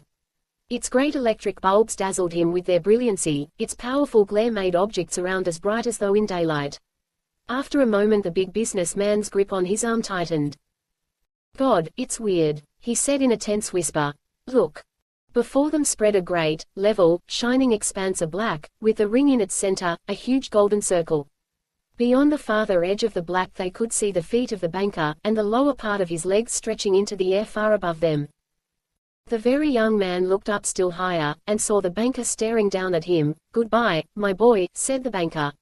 His voice came from far away in a great roar to the very young man's ears. "Goodbye, sir," said the very young man, and waved his hand.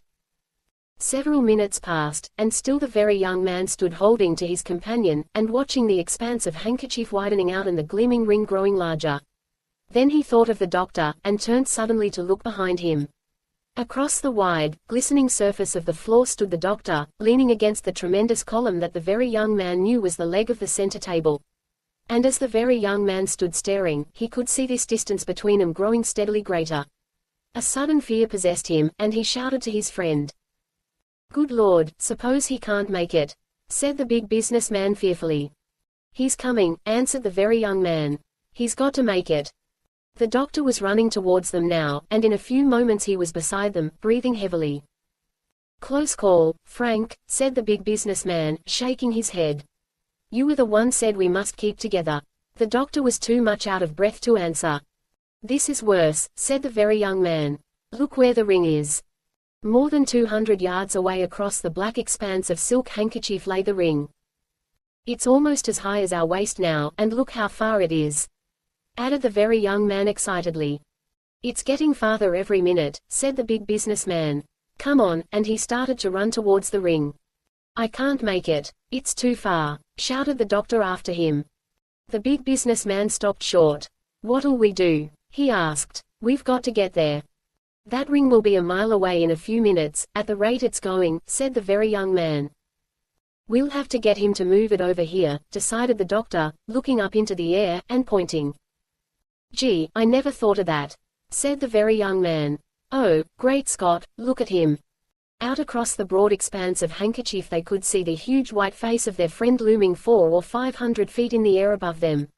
It was the most astounding sight their eyes had ever beheld, yet so confused were they by the flood of new impressions to which they were being subjected that this colossal figure added little to their surprise. "We must make him move the ring over here," repeated the doctor.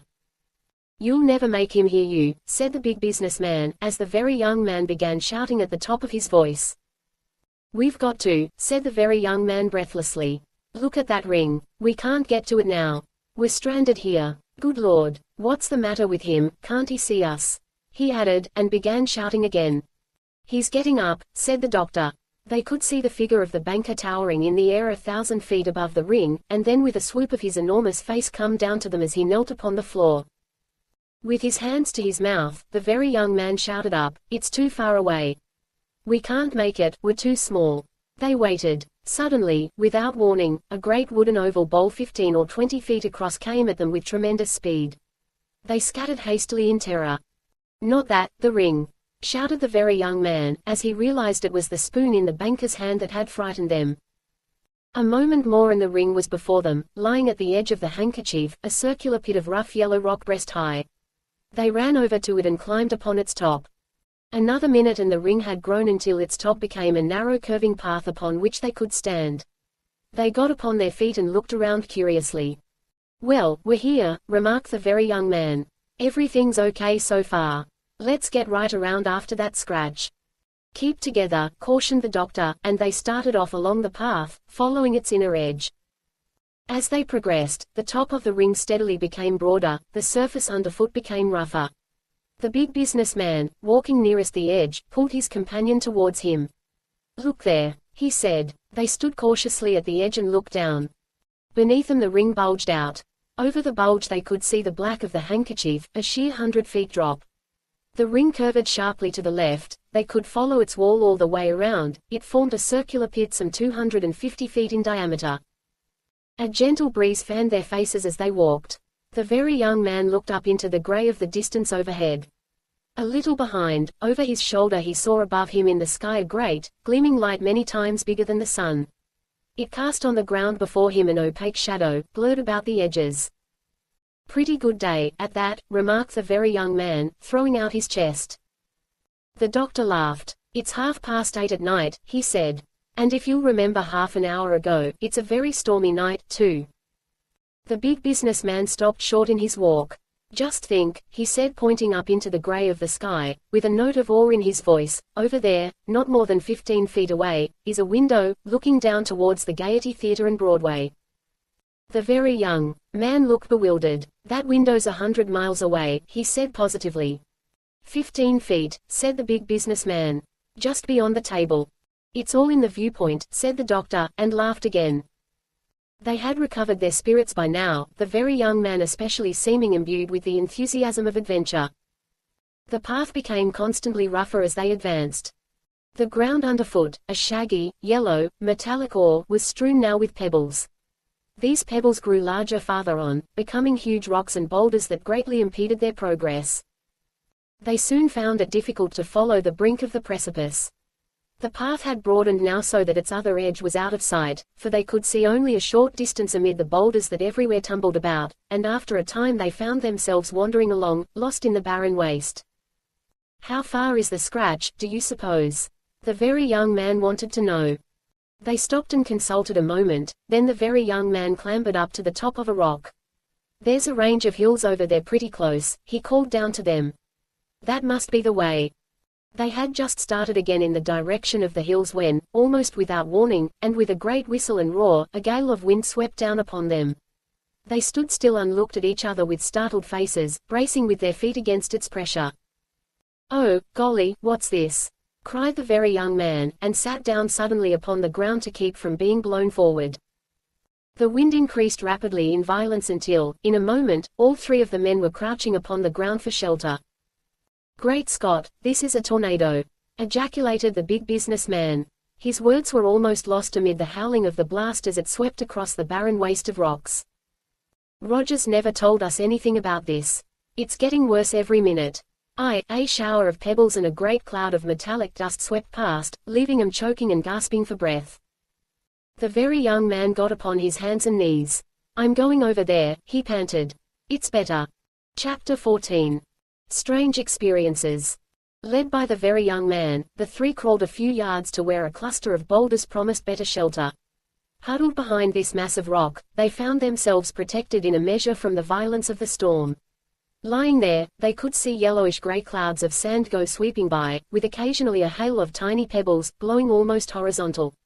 Overhead, the sky was unchanged. Not a vestige of cloud was visible, only the gray blue of an immense distance, with the huge gleaming light, like an enormous sun, hung in its center. The very young man put his hand on the doctor's arm. It's going down, he said. Hardly were the words out of his mouth before, with even less warning than it began, the gale abruptly ceased. There remained only the pleasantly gentle breeze of a summer afternoon blowing against their faces. And this came from almost an opposite direction to the storm. The three men looked at one another in amazement. Well, I'll be, ejaculated the very young man. What next? They waited for some time, afraid to venture out from the rocks among which they had taken refuge. Then, deciding that the storm, however unexplainable, was over for the time at least, they climbed to their feet and resumed their journey with bruised knees, but otherwise none the worse for the danger through which they had passed.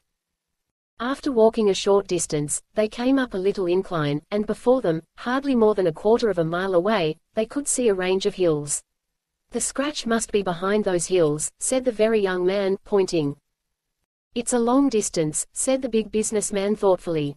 We're still growing smaller, look. Their minds had been so occupied that for some time they had forgotten the effect of the drug upon their stature. As they looked about them now they could see the rocks around them still increasing steadily in size, and could feel the ground shifting under their feet when they stood still. You're right, we're getting smaller, observed the very young man. How long before we'll stop, do you suppose? The doctor drew the chemist's memoranda from the pouch of his belt. It says about 5 or 6 hours for the first 4 pellets, he read. The very young man looked at his watch. 8:45. We've been less than an hour yet. Come on, let's keep going, and he started walking rapidly forward. They walked for a time in silence. The line of hills before them grew visibly in size, and they seemed slowly to be nearing it. I've been thinking, began the doctor thoughtfully as he glanced up at the hills. There's one theory of Rogers's that was a fallacy. You remember he was quite positive that this change of stature became steadily more rapid, until it reached its maximum rate and then remained constant. If that was so we should probably be diminishing in size more rapidly now than when we first climbed onto the ring. If we had so much trouble getting to the ring then, he smiled at the remembrance of their difficulty, I don't see how we could ever get to those hills now. Gee, that's so, said the very young man. We'd never be able to get anywhere, would we? How do you figure it works? Asked the big businessman. The doctor folded up the paper and replaced it in his belt. I don't know, he answered. I think probably it proceeds in cycles, like the normal rate of growth, times of rapid progress succeeded by periods of comparative inactivity. I never knew people grew that way, observed the very young man. They do, said the doctor. And if these drugs produce the same effect he got no further, for suddenly the earth seemed to rise swiftly under them, and they were thrown violently to the ground. The very young man, as he lay prone, looked upward, and saw the sun-like light above fall swiftly down across the sky and disappear below the horizon, plunging the world about them into the gloom of a semi-twilight. A wind, fiercer than before, swept over them with a roar. The end of the world, murmured the very young man to himself. And he wondered why he was not frightened. Then came the feeling of an extraordinary lightness of body, as though the ground were dropping away from under him.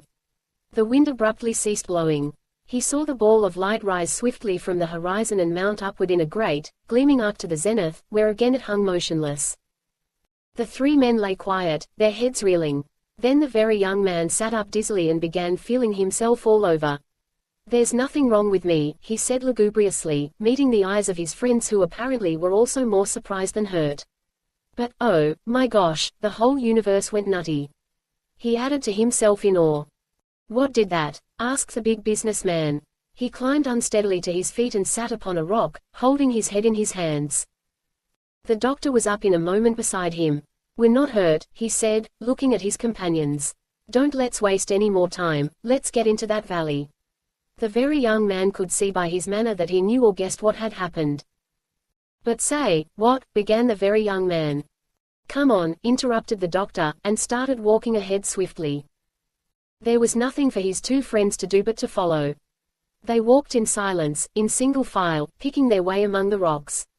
For a quarter of an hour or more they kept going, until finally they came to the ridge of hills, finding them enormous rocks, several 100 feet high, strewn closely together. "The valley must be right beyond," said the doctor. "Come on." The spaces between these huge rocks were, some of them, 50 feet or more in width. Inside the hills the travelers found the ground even rougher than before, and it was nearly half an hour before they emerged on the other side. Instead of the shallow valley they expected to find, they came upon a precipice, a sheer drop into a tremendous cañon, half as wide possibly as it was deep.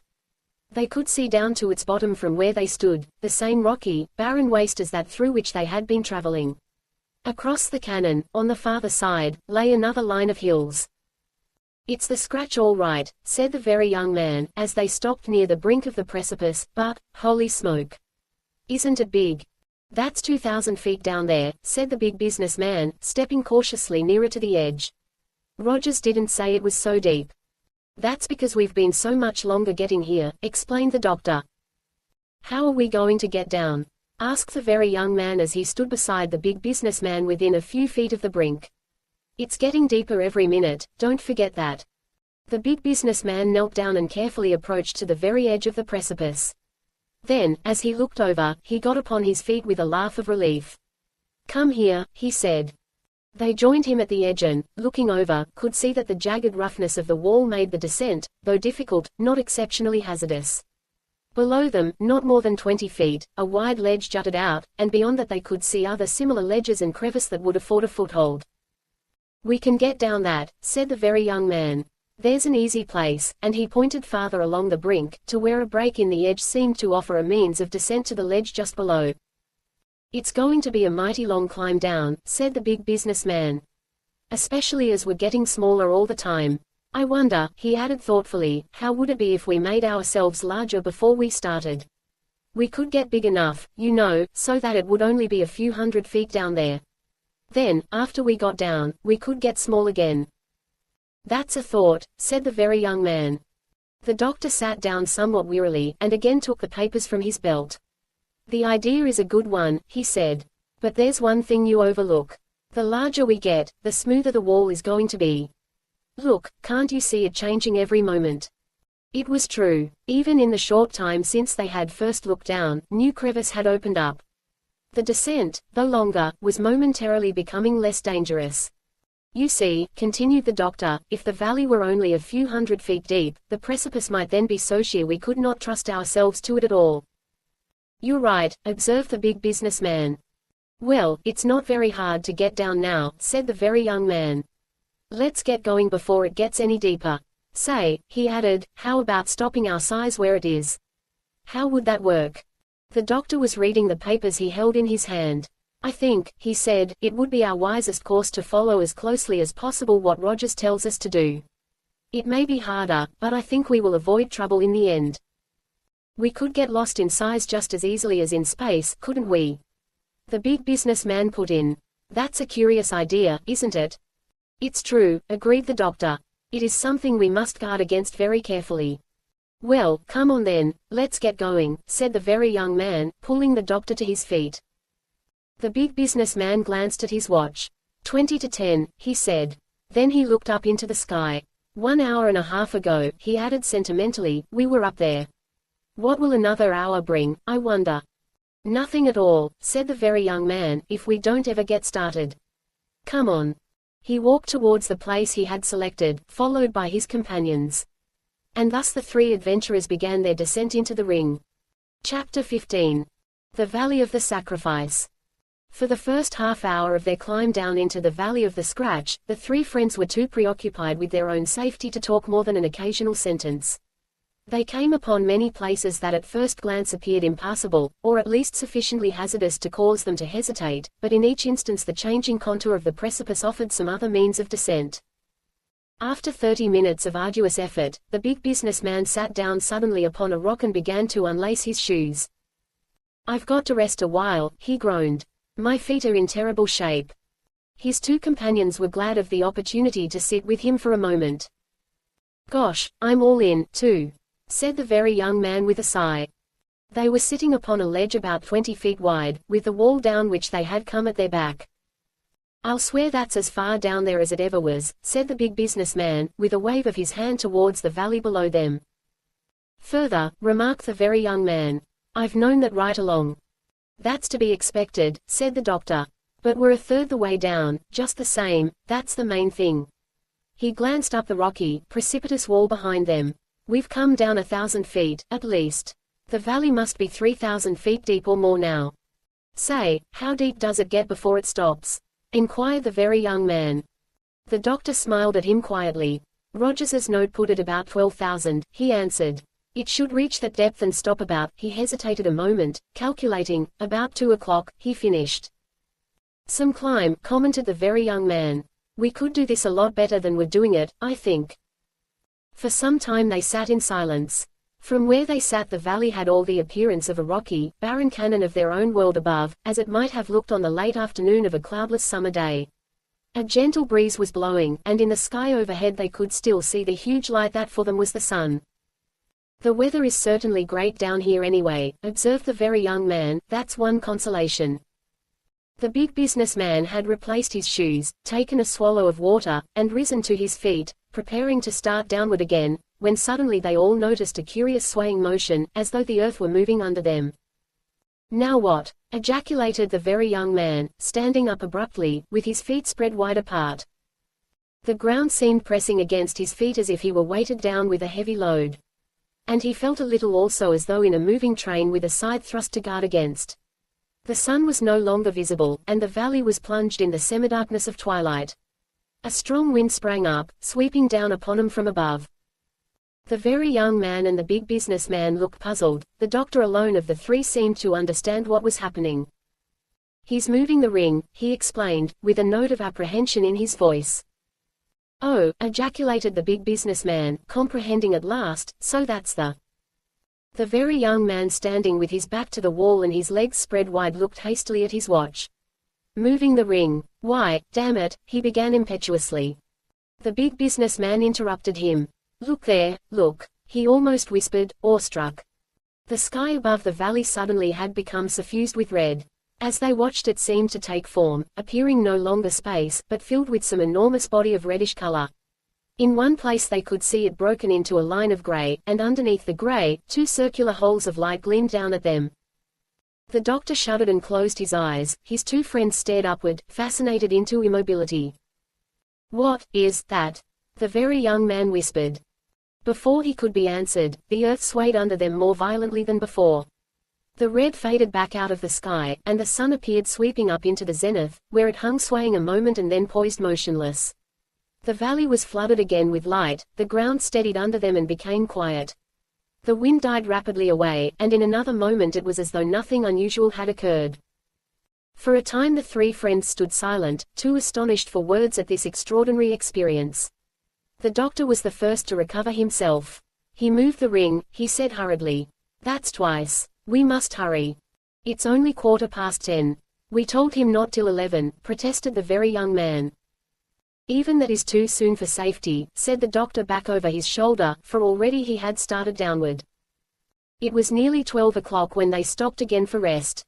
At this time the valley appeared about 7 or 8,000 feet deep. They estimated themselves to be slightly more than halfway down.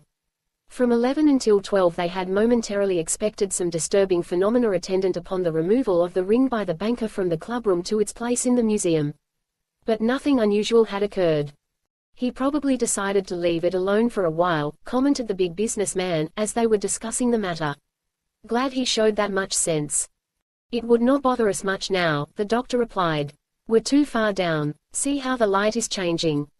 The sky showed now only as a narrow ribbon of blue between the edges of the cannon's walls. The sun was behind the wall down which they were climbing, out of sight, and throwing their side of the valley into shadow. And already they could begin to see a dim phosphorescence glowing from the rocks near at hand. The very young man, sitting beside the doctor, suddenly gripped his friend by the arm. A bird, he said, pointing down the valley. See it there. From far off they could see a bird coming up the center of the valley at a height apparently almost level with their own position, and flying towards them. They watched it in silence as it rapidly approached. "Great Scott, it's big," muttered the big businessman in an undertone. As the bird came closer they saw it was fully 50 feet across the wings. It was flying straight down the valley at tremendous speed. When it was nearly opposite them they heard a familiar cheep, cheep, come echoing across the valley. "The sparrow," whispered the very young man. "Oh, my gosh, look how big it is." In another moment it had passed them. They watched in silence until it disappeared in the distance. "Well," said the very young man, "if that had ever seen us," he drew a long breath, leaving the rest to the imagination of his hearers. "What a wonderful thing," said the big businessman, with a note of awe in his voice. "Just think, that sparrow when we last saw it was infinitesimally small." The doctor laughed. "It's far smaller now than it was then," he said. "Only since we last saw it we have changed size to a much greater extent than it has." "Foolish of us to have sent it in here," remarked the big businessman casually. "Suppose that—" He stopped abruptly. The very young man started hastily to his feet. "Oh, golly!" he exclaimed as the same thought occurred to him. "That lizard!" He looked about him wildly. "It was foolish perhaps." The doctor spoke quietly. "But we can't help it now. The sparrow has gone. That lizard may be right here at our feet." The very young man jumped involuntarily. "And so small we can't see it," the doctor finished with a smile. "Or it may be 100 miles away and big as a dinosaur." The very young man shuddered. "It was senseless of us to let them get in here anyway," said the big businessman. "That sparrow evidently has stopped getting smaller. Do you realize how big it will be to us, after we've diminished a few hundred more times?" "We needn't worry over it," said the doctor. "Even if we knew the lizard got into the valley the chances of our seeing it here are 1 in a million. But we don't even know that. If you'll remember it was still some distance away from the scratch when it became invisible. I doubt very much if it even got there. No, I think probably we'll never see it again." "I hope not," declared the very young man emphatically. For another hour they climbed steadily downward, making more rapid progress than before, for the descent became constantly less difficult. During this time they spoke little, but it was evident that the very young man, from the frequent glances he threw around, never for a moment forgot the possibility of encountering the lizard. The sparrow did not return, although for that, too, they were constantly on the lookout. It was nearly 1:30 when the big businessman threw himself upon the ground exhausted. The valley at this time had reached a depth of over 10,000 feet. It was still growing deeper, but the travelers had made good progress and were not more than 1,500 feet above its bottom. They had been under tremendous physical exertion for over 5 hours, too absorbed in their strange experiences to think of eating, and now all three agreed it was foolish to attempt to travel farther without food and rest. "We had better wait here an hour or two," the doctor decided. "Our size will soon remain constant and it won't take us long to get down after we've rested." "I'm hungry," suggested the very young man. "How about you?" They ate and drank sparingly of the little store they had brought with them. The doctor would not let them have much, both because he wanted to conserve their supply, and because he knew in their exhausted condition it would be bad for them to eat heartily. It was about 2 o'clock when they noticed that objects around them no longer were increasing in size. They had finished their meal and felt greatly refreshed. "Things have stopped growing," observed the very young man. "We've done 4 pills worth of the journey anyway," he added facetiously. He rose to his feet, stretching. He felt sore and bruised all over, but with the meal and a little rest, not particularly tired. "I move we go on down now," he suggested, walking to the edge of the huge crevice in which they were sitting. "It's only a couple of 1,000 feet. "Perhaps we might as well," agreed the doctor, rising also. "When we get to the floor of the valley, we can find a good spot and turn in for the night." The incongruity of his last words with the scene around made the doctor smile. Overhead the sky still showed a narrow ribbon of blue. Across the valley the sunlight sparkled on the yellowish crags of the rocky wall. In the shadow, on the side down which they were climbing, the rocks now shone distinctly phosphorescent, with a peculiar waviness of outline. "Not much like either night or day, is it?" added the doctor. "We'll have to get used to that." They started off again, and in another 2 hours found themselves going down a gentle rocky slope and out upon the floor of the valley. "We're here at last," said the big businessman wearily. The very young man looked up the great, jagged precipice down which they had come, to where, far above, its edge against the strip of blue marked the surface of the ring. Some trip, he remarked. I wouldn't want to tackle that every day. 4 o'clock, said the doctor, the light up there looks just the same. I wonder what's happened to George. Neither of his companions answered him. The big businessman lay stretched full length upon the ground nearby, and the very young man still stood looking up the precipice, lost in thought. What a nice climb going back, he suddenly remarked. The doctor laughed. Don't let's worry about that, Jack. If you remember how Rogers described it, getting back is easier than getting in. But the main point now, he added seriously, is for us to make sure of getting down to a right as speedily as possible. The very young man surveyed the barren waste around them in dismay.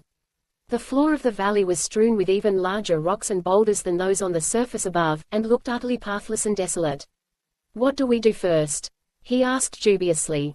First, said the doctor, smiling at the big businessman, who lay upon his back staring up into the sky and paying no attention to them whatever, I think first we had better settle ourselves for a good long rest here. If we stop at all, let's sleep a while, said the very young man. A little rest only gets you stiff. It's a pretty exposed place out here though, isn't it, to sleep? He added, thinking of the sparrow and the lizard. One of us will stay awake and watch, answered the doctor. Chapter 16. The Pit of Darkness. At the suggestion of the very young man they located without much difficulty a sort of cave amid the rocks, which offered shelter for their rest. Taking turns watching, they passed 8 hours in fair comfort, and by noon next day, after another frugal meal they felt thoroughly refreshed and eager to continue the journey. "We're sure of doing this, classy," observed the very young man. "Think of Rogers, all he could do was fall asleep when he couldn't stay awake anymore. Gosh, what chances he took." "We're playing it safe," agreed the big businessman. "But we mustn't take it too easy," added the doctor. The very young man stretched himself luxuriously and buckled his belt on tighter. "Well, I'm ready for anything," he announced. "What's next?" The doctor consulted his papers. "We find the circular pit Rogers made in the scratch and we descend into it. We take 12 more pills at the edge of the pit," he said. The very young man leaped to the top of a rock and looked out over the desolate waste helplessly. "How are we going to find the pit?" he asked dubiously. "It's not in sight, that's sure." "It's down there, about 5 miles, said the doctor. "I saw it yesterday as we came down." "That's easy," said the very young man, and he started off enthusiastically, followed by the others. In less than 2 hours they found themselves at the edge of the pit. It appeared almost circular in form, apparently about 5 miles across, and its smooth, shining walls extended almost perpendicularly down into blackness. Somewhat awed by the task confronting them in getting down into this abyss, the 3 friends sat down near its brink to discuss their plan of action. "We take 12 pills here," said the doctor. "That ought to make us small enough to climb down into that." "Do you think we need so many?" asked the big businessman thoughtfully. "You know, Frank, we're making an awful lot of work for ourselves, playing this thing so absolutely safe. Think of what a distance down that will be after we have got as small as 12 pills will make us. It might take us days to get to the bottom." "How did Rogers get down?" the very young man wanted to know. "He took the 12 pills here," the doctor answered. "But as I understand it, he fell most of the way down while he was still big, and then got small afterwards at the bottom." This from the big businessman. "I don't know how about you," said the very young man dryly, "but I'd much rather take 3 days to walk down than fall down in 1 day." The doctor smiled. "I still think," he said, "that we had better stick to the directions Rogers left us. Then at least there is no danger of our getting lost in size. But I agree with you, Jack. I'd rather not fall down, even if it takes longer to walk." "I wonder," began the big businessman. "You know, I've been thinking, it does seem an awful waste of energy for us to let ourselves get smaller than absolutely necessary in climbing down these places. Maybe you don't realize it." "I do," said the very young man, looking sorrowfully at the ragged shoes on his feet and the cuts and bruises on his legs. "What I mean is," persisted the big businessman, "how far do you suppose we have actually traveled since we started last night?" "That's pretty hard to estimate," said the doctor. "We have walked perhaps 15 miles altogether, besides the climb down. I suppose we actually came down 5 or 6,000 feet. And at the size we are now it would have been 12,000 feet down, wouldn't it?" "Yes," answered the doctor, "it would. And just think, went on the big businessman, right now, based on the size we were when we began, we've only gone some 6 feet altogether from the place we started. And a 1/16th of an inch or less since we left the surface of the ring, said the doctor smiling. Gee, that's a weird thought, the very young man said, as he gazed in awe at the lofty heights about them. I've been thinking, continued the big businessman. You say we must be careful not to get lost in size. Well, suppose instead of taking 12 pills here, we only take 6. That should be enough to get us started, possibly enough to get us all the way down. Then before we moved at all we could take the other 6. That would keep it straight, wouldn't it? Great idea, said the very young man. I'm in favor of that. It sounds feasible, certainly if we can get all the way down with 6 pills we will save a lot of climbing. If 6 aren't enough, we can easily take more, added the big businessman. And so they decided to take only 6 pills of the drug and to get down to the bottom of the pit, if possible, without taking more. The pit, as they stood looking down into it now, seemed quite impossible of descent, for its almost perpendicular wall was smooth and shining as polished brass. They took the drug, standing close together at the edge of the pit. Immediately began again the same crawling sensation underfoot, much more rapid this time, while all around them the rocks began very rapidly increasing in size. The pit now seemed widening out at an astounding rate. In a few minutes it had broadened so that its opposite side could not be seen. The wall at the brink of which they stood had before curved in a great sweeping arc to enclose the circular hole, now it stretched in a nearly straight, unbroken line to the right and left as far as they could see. Beneath them lay only blackness, it was as though they were at the edge of the world. Good God, what a place to go down into, gasped the big businessman, after they had been standing nearly half an hour in silence, appalled at the tremendous changes taking place around them. For some time past the wall before them had become sufficiently indented and broken to make possible their descent.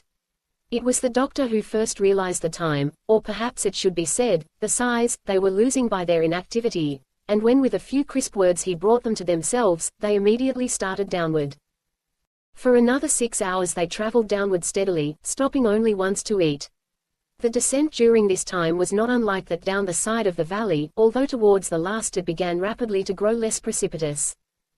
They now found themselves confronted frequently with gentle slopes downward, half a mile or more in extent, and sometimes by almost level places, succeeded by another sharp descent. During this part of the trip they made more rapid progress than at any time since starting, the very young man in his enthusiasm at times running forward and then sitting down to wait for the others to overtake him. The light overhead gradually faded into the characteristic luminous blackness the chemist had described. As it did so, the phosphorescent quality of the rocks greatly increased, or at least became more noticeable, so that the light illuminating the landscape became hardly less in volume, although totally different in quality. The ground underfoot and the rocks themselves had been steadily changing. They had lost now almost entirely the yellowishness, metal look, and seemed to have more the quality of a grey opaque glass, or marble.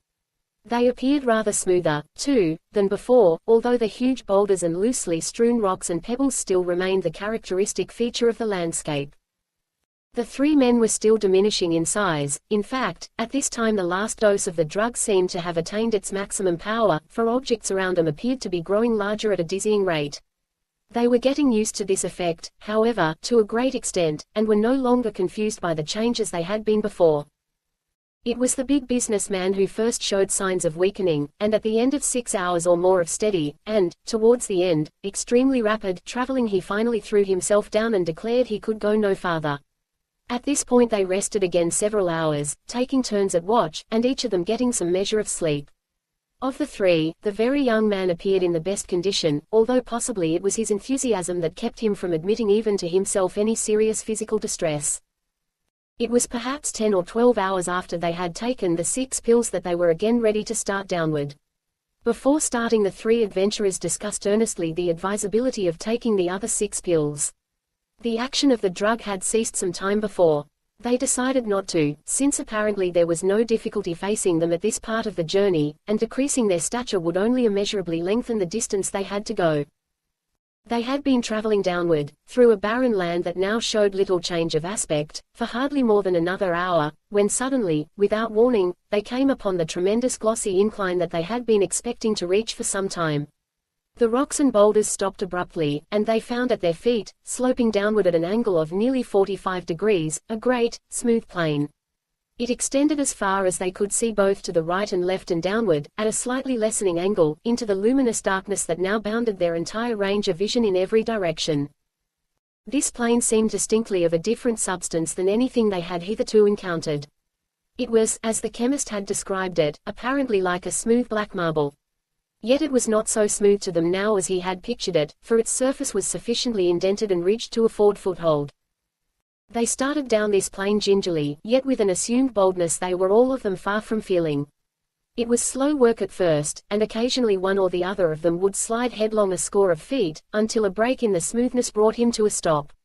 Their rubber-soled shoes stood them in good stead here, for without the aid given by them this part of the journey would have been impossible.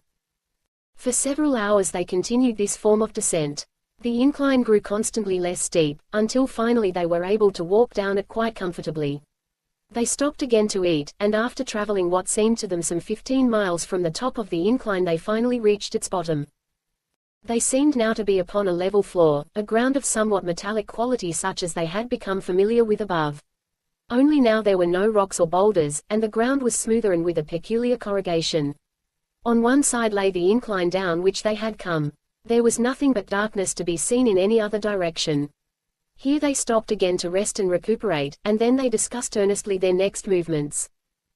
The doctor, seated wearily upon the ground, consulted his memoranda earnestly. The very young man sat close beside him.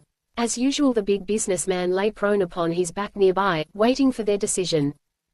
"Rogers wasn't far from a forest when he got here," said the very young man, looking sidewise at the papers in the doctor's hand. "And he speaks of a tiny range of hills, but we can't see anything from here." "We may not be within many miles of where Rogers landed," answered the doctor. "No reason why we should be, at that, is there? Do you think we'll ever find a right?" "Don't overlook the fact we've got 6 more pills to take here," called the big businessman. "That's just what I was considering," said the doctor thoughtfully. "There's no use our doing anything until we have attained the right size. Those hills and the forest and river we are looking for might be here right at our feet and we couldn't see them while we're as big as this. We'd better take the pills and stay right here until their action wears off." "I'm going to take a sleep," said the big businessman. "I think we might as well all sleep," said the doctor. "There could not possibly be anything here to harm us." They each took the 6 additional pills without further words.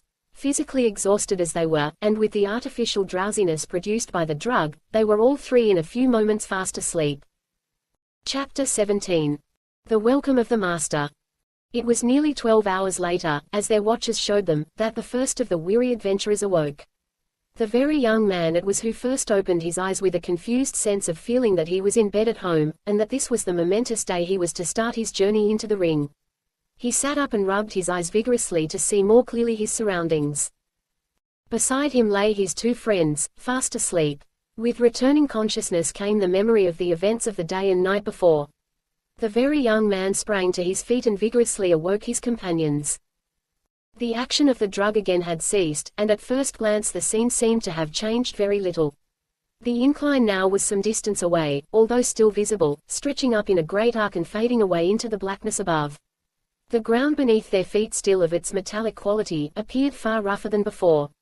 The very young man bent down and put his hand upon it. There was some form of vegetation there, and, leaning closer, he could see what appeared to be the ruins of a tiny forest, bent and trampled, the tree trunks no larger than slender twigs that he could have snapped asunder easily between his fingers. "Look at this," he exclaimed. "The woods, we're here." The others knelt down with him. "Be careful," cautioned the doctor. "Don't move around. We must get smaller." He drew the papers from his pocket. Rogers was in doubt about this quantity to take, he added. "We should be now somewhere at the edge or in the forest he mentions.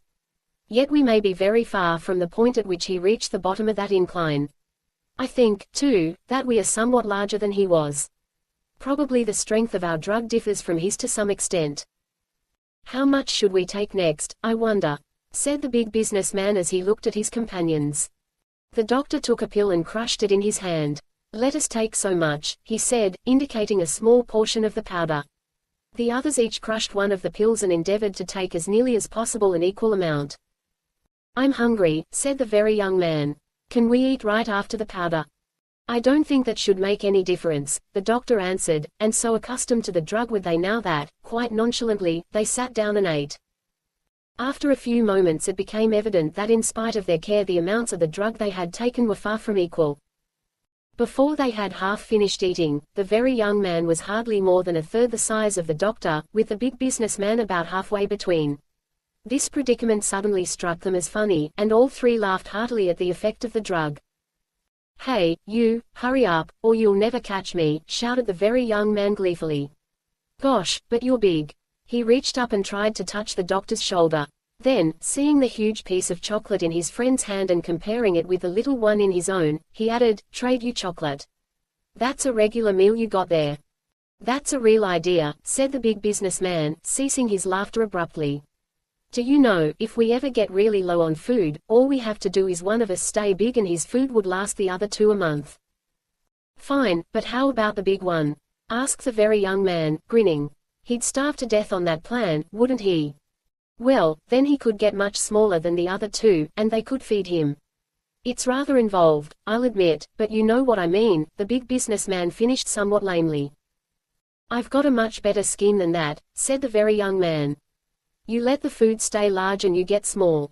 How about that? He added triumphantly. Then he laid carefully on the ground beside him a bit of chocolate and a few of the hard crackers they were eating. Stay there, little friends, when you grow up, I'll take you back, he added in a gleeful tone of voice. Strange that should never have occurred to us, said the doctor. It's a perfect way of replenishing our food supply, and quite seriously both he and the big businessman laid aside some of their food.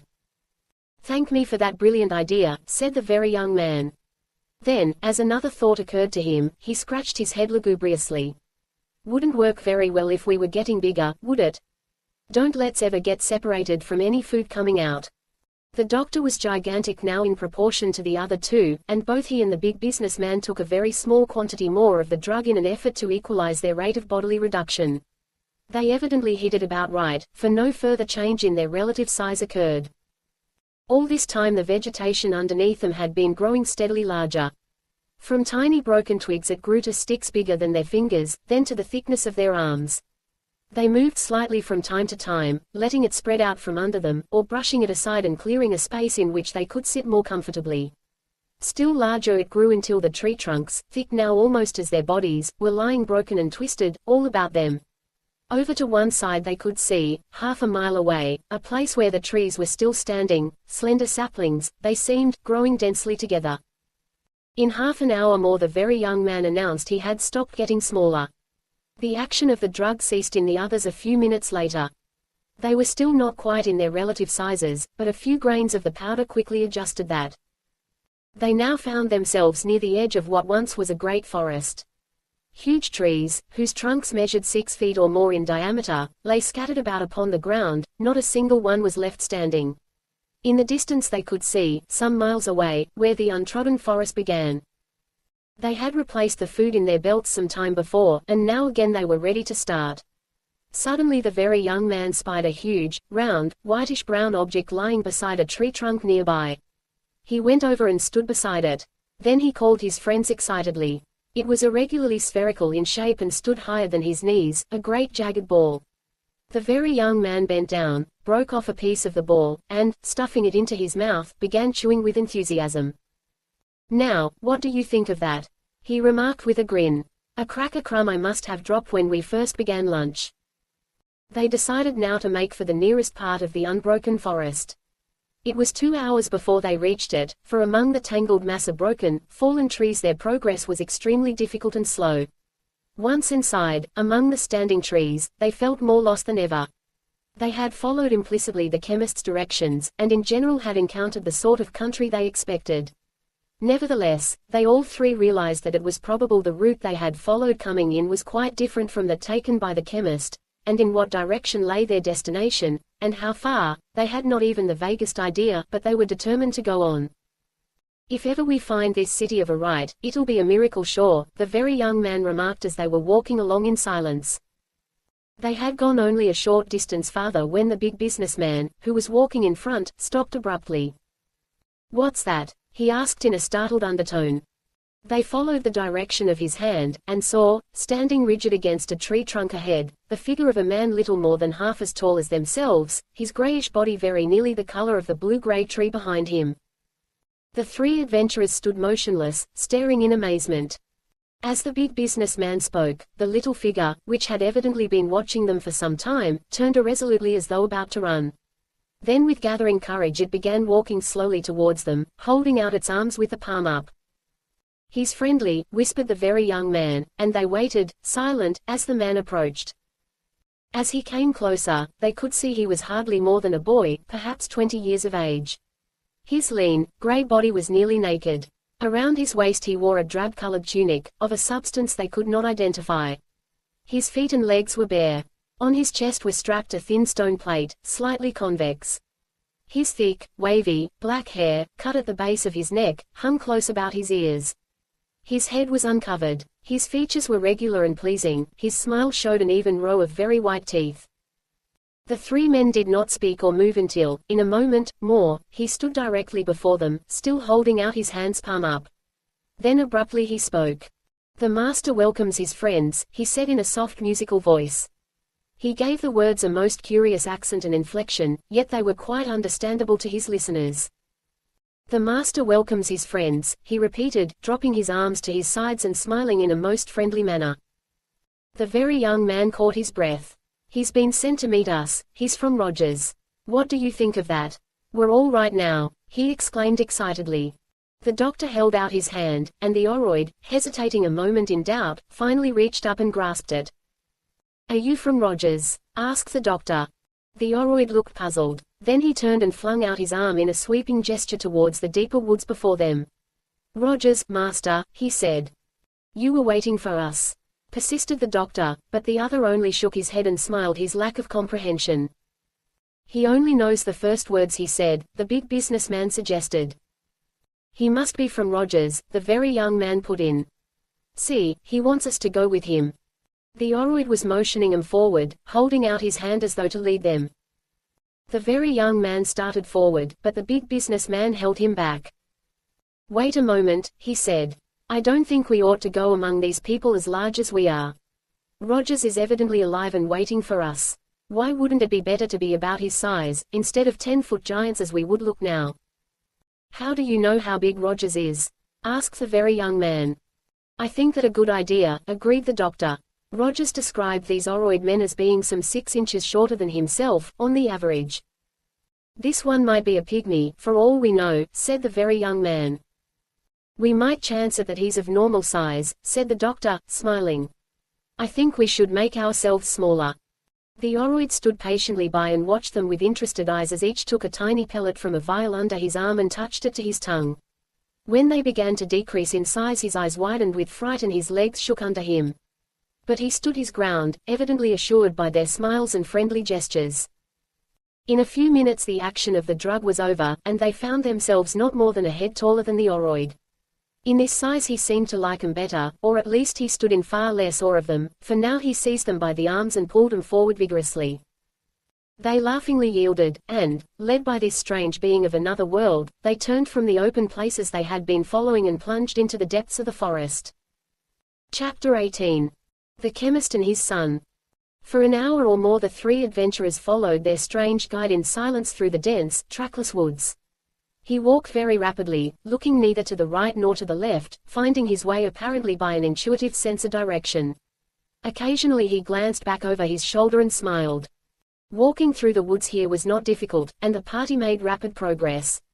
The huge, upstanding tree trunks were devoid of limbs for 100 feet or more above the ground. On some of them a luxuriant vine was growing, a vine that bore a profusion of little gray berries. In the branches high overhead a few birds flew to and fro, calling out at times with a soft, cooing note. The ground, a gray, finely powdered sandy loam, was carpeted with bluish fallen leaves, sometimes with a species of blue moss, and occasional ferns of a like color. The forest was dense, deep, and silent, the tree branches overhead locked together in a solid canopy, shutting out the black sky above. Yet even in this seclusion the scene remained as light as it had been outside the woods in the open. Darkness indeed was impossible in this land. Under all circumstances the light seemed the same, neither too bright nor too dim, a comfortable, steady glow, restful, almost hypnotic in its sameness. They had traveled perhaps 6 miles from the point where they met their oroid guide when suddenly the very young man became aware that other oroids were with them. Looking to one side, he saw 2 more of these strange grey men, silently stalking along, keeping pace with them. Turning, he made out still another, following a short distance behind. The very young man was startled, and hurriedly pointed them out to his companions. "Wait," called the doctor to their youthful guide, and abruptly the party came to a halt. By these signs they made their guide understand that they wanted these other men to come closer. The oroid shouted to them in his own quaint tongue, words of a soft, liquid quality with a wistful sound, words wholly unintelligible to the adventurers. The men came forward diffidently, 6 of them, for 3 others appeared out of the shadows of the forest, and stood in a group, talking among themselves a little and smiling at their visitors. They were all dressed similarly to Lao, for such was the young oroid's name, and all of them older than he, and of nearly the same height. "Do any of you speak English?" asked the doctor, addressing them directly. Evidently they did not, for they answered only by shaking their heads and by more smiles. Then one of them spoke. "The master welcomes his friends," he said. And all the others repeated it after him, like children in school repeating proudly a lesson newly learned. The doctor and his 2 friends laughed heartily, and, completely reassured by this exhibition of their friendliness, they signified to Lao that they were ready again to go forward. As they walked onward through the apparently endless and unchanging forest, surrounded by what the very young man called their guard of honor, they were joined from time to time by other oroid men, all of whom seemed to know who they were and where they were going, and who fell silently into line with them. Within an hour their party numbered 20 or more. Seeing one of the natives stop a moment and snatch some berries from one of the vines with which many of the trees were encumbered, the very young man did the same. He found the berries sweet and palatable, and he ate a quantity. Then discovering he was hungry, he took some crackers from his belt and ate them walking along. The doctor and the big businessman ate also, for although they had not realized it, all 3 were actually famished. Shortly after this the party came to a broad, smooth-flowing river, its banks lined with rushes, with here and there a little spot of grey, sandy beach. It was apparent from Lao's signs that they must wait at this point for a boat to take them across. This they were glad enough to do, for all 3 had gone nearly to the limit of their strength. They drank deep of the pure river water, laved their aching limbs in it gratefully, and lay down, caring not a bit how long they were forced to wait. In perhaps another hour the boat appeared. It came from down the river, propelled close inshore by 2 members of their own party who had gone to fetch it. At first the travelers thought it a long, oblong raft. Then as it came closer they could see it was constructed of 3 canoes, each about 30 feet long, hollowed out of tree trunks. Over these was laid a platform of small trees hewn roughly into boards. The boat was propelled by long, slender poles in the hands of the 2 men, who, one on each side, dug them into the bed of the river and walked with them the length of the platform. Onto this boat the entire party crowded and they were soon well out on the shallow river, headed for its opposite bank. The very young man, seated at the front end of the platform with his legs dangling over and his feet only a few inches above the silver phosphorescence of the rippling water underneath, sighed luxuriously. "This beats anything we've done yet," he murmured. "Gee, it's nice here." When they landed on the farther bank another group of natives was waiting for them. The party, thus strengthened to nearly 40, started off immediately into the forest, which on this side of the river appeared equally dense and trackless. They appeared now to be paralleling the course of the river a few hundred yards back from its bank. After half an hour of this traveling they came abruptly to what at first appeared to be the mouth of a large cave, but which afterwards proved to be a tunnel-like passageway. Into this opening the party unhesitatingly plunged. Within this tunnel, which sloped downward at a considerable angle, they made even more rapid progress than in the forest above. The tunnel walls here were perhaps 20 feet apart, walls of a glistening, radiant, crystalline rock. The roof of the passageway was fully twice as high as its width, its rocky floor was smooth and even. After a time this tunnel was crossed by another somewhat broader and higher, but in general of similar aspect. It, too, sloped downward, more abruptly from the intersection. Into this latter passageway the party turned, still taking the downward course. As they progressed, many other passageways were crossed, the intersections of which were wide at the open spaces. Occasionally the travelers encountered other natives, all of them men, most of whom turned and followed them.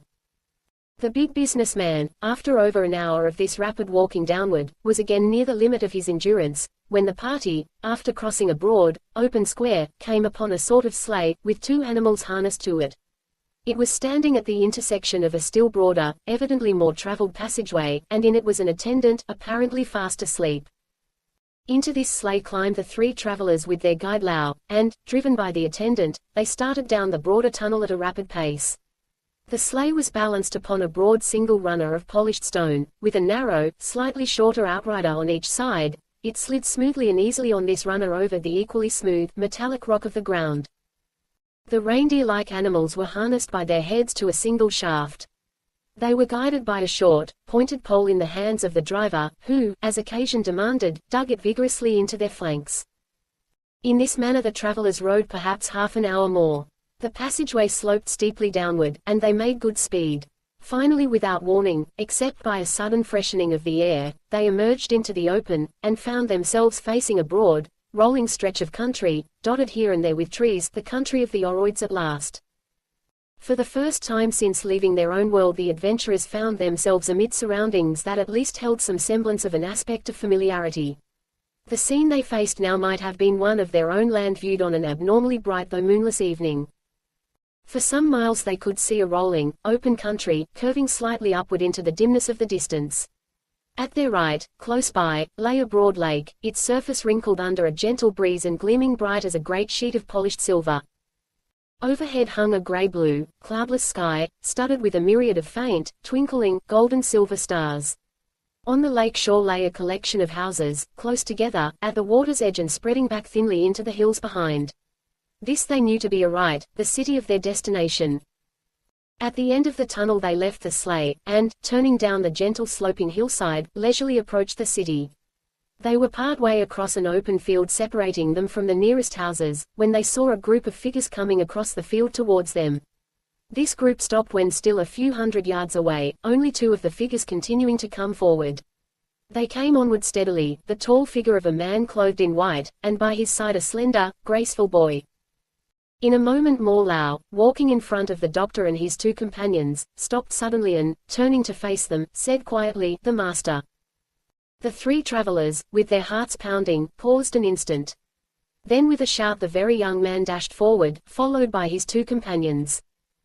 "It's Rogers, it's Rogers," he called, and in a moment more the three men were beside the chemist, shaking his hand and pouring at him excitedly their words of greeting.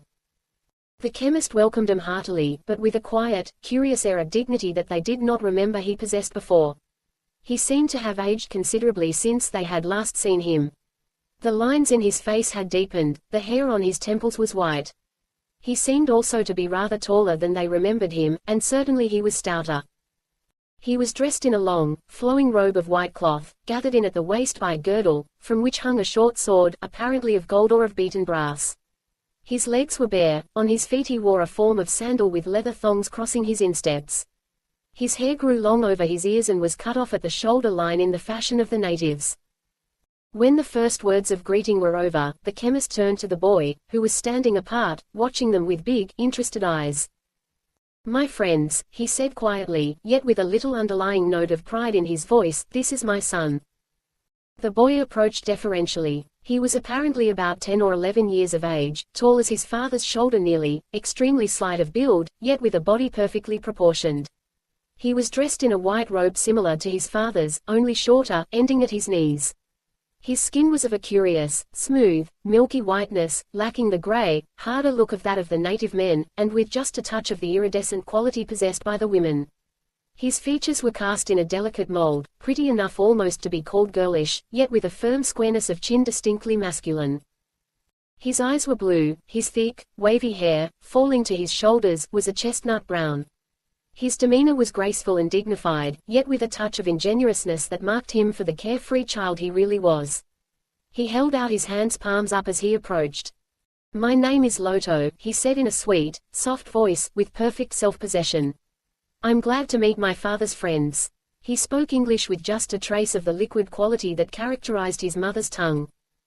"You are late getting here," remarked the chemist with a smile, as the three travelers, completely surprised by this sudden introduction, gravely shook hands with the boy. During this time the young Oroid who had guided them down from the forest above the tunnels, had been standing respectfully behind them, a few feet away.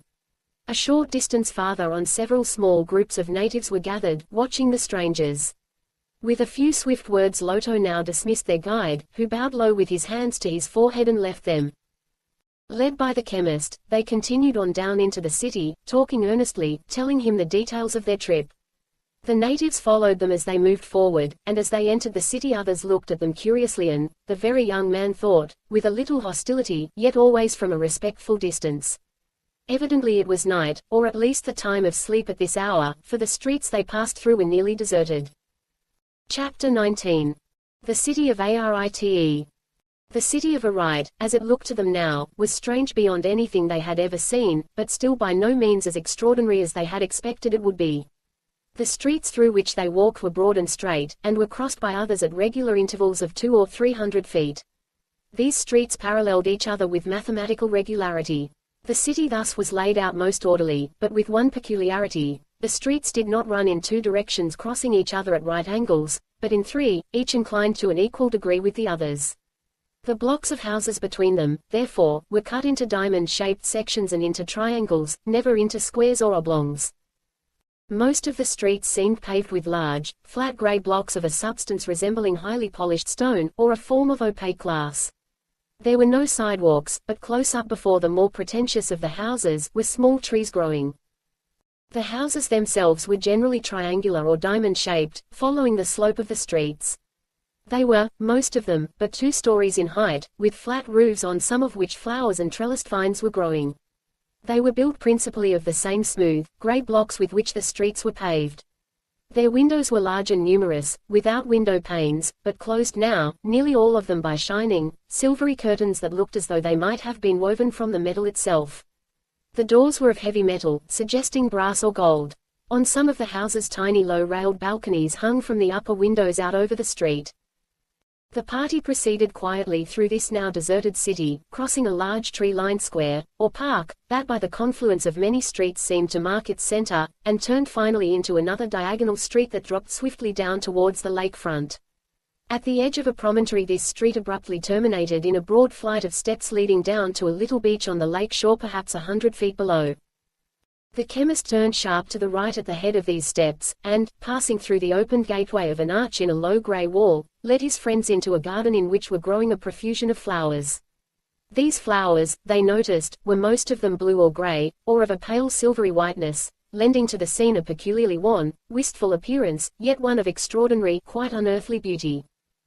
Through the garden a little grey pebbled path wound back to where a house stood, nearly hidden in a grove of trees, upon a bluff directly overlooking the lake. "My home, gentlemen," said the chemist, with a wave of his hand. As they approached the house they heard, coming from within, the mellow voice of a woman singing, an odd little minor theme, with a quaint, lilting rhythm, and words they could not distinguish. Accompanying the voice were the delicate tones of some stringed instrument suggesting a harp. "We are expected," remarked the chemist with a smile. "Lylda is still up, waiting for us." The very young man's heart gave a leap at the mention of the name. From the outside, the chemist's house resembled many of the larger ones they had seen as they came through the city. It was considerably more pretentious than any they had yet noticed, diamond-shaped, that is to say, a flattened oblong, 2 stories in height and built of large blocks of the grey polished stone. Unlike the other houses, its sides were not bare, but were partly covered by a luxuriant growth of vines and trellised flowers. There were no balconies under its windows, except on the lake side. There, at the height of the 2nd story, a covered balcony broad enough almost to be called a veranda, stretched the full width of the house. A broad door of brass, fronting the garden, stood partly open, and the chemist pushed it wide and ushered in his friends. They found themselves now in a triangular hallway, or lobby, with an open arch in both its other sides giving passage into rooms beyond. Through one of these archways the chemist led them, into what evidently was the main living room of the dwelling. It was a high-ceilinged room nearly triangular in shape, 30 feet possibly at its greatest width. In one wall were set several silvery curtained windows, opening out onto the lake. On the other side was a broad fireplace and hearth with another archway beside it leading farther into the house. The walls of the room were lined with small grey tiles, the floor also was tiled with grey and white, set in design. On the floor were spread several large rugs, apparently made of grass or fibre. The walls were bare, except between the windows, where two long, narrow, heavily embroidered strips of golden cloth were hanging. In the center of the room stood a circular stone table, its top a highly polished black slab of stone.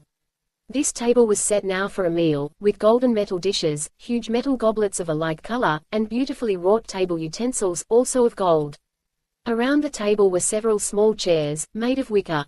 In the seat of each lay a padded fiber cushion, and over the back was hung a small piece of embroidered cloth. With the exception of these chairs and table, the room was practically devoid of furniture.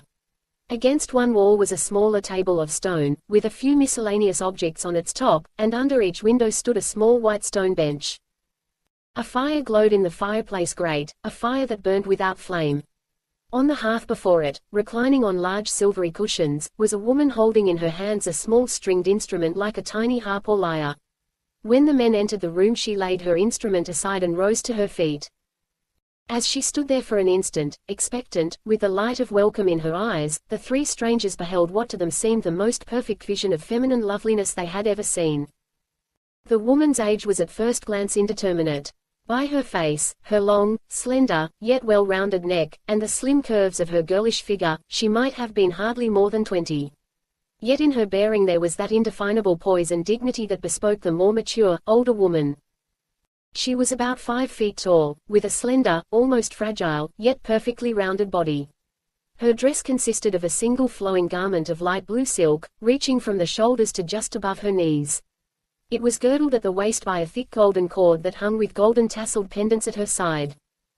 A narrower golden cord crossed her breast and shoulders. Her arms, legs, and shoulders were bare. Her skin was smooth as satin, milky white, and suffused with the delicate tints of many colors. Her hair was thick and very black. It was twisted into 2 tresses that fell forward over each shoulder nearly to her waist and ended with a little silver ribbon and tassel tied near the bottom. Her face was a delicate oval. Her lips were full and of a color for which in English there is no name. It would have been red doubtless by sunlight in the world above, but here in this silver light of phosphorescence, the color red, as we see it, was impossible. Her nose was small, of Grecian type.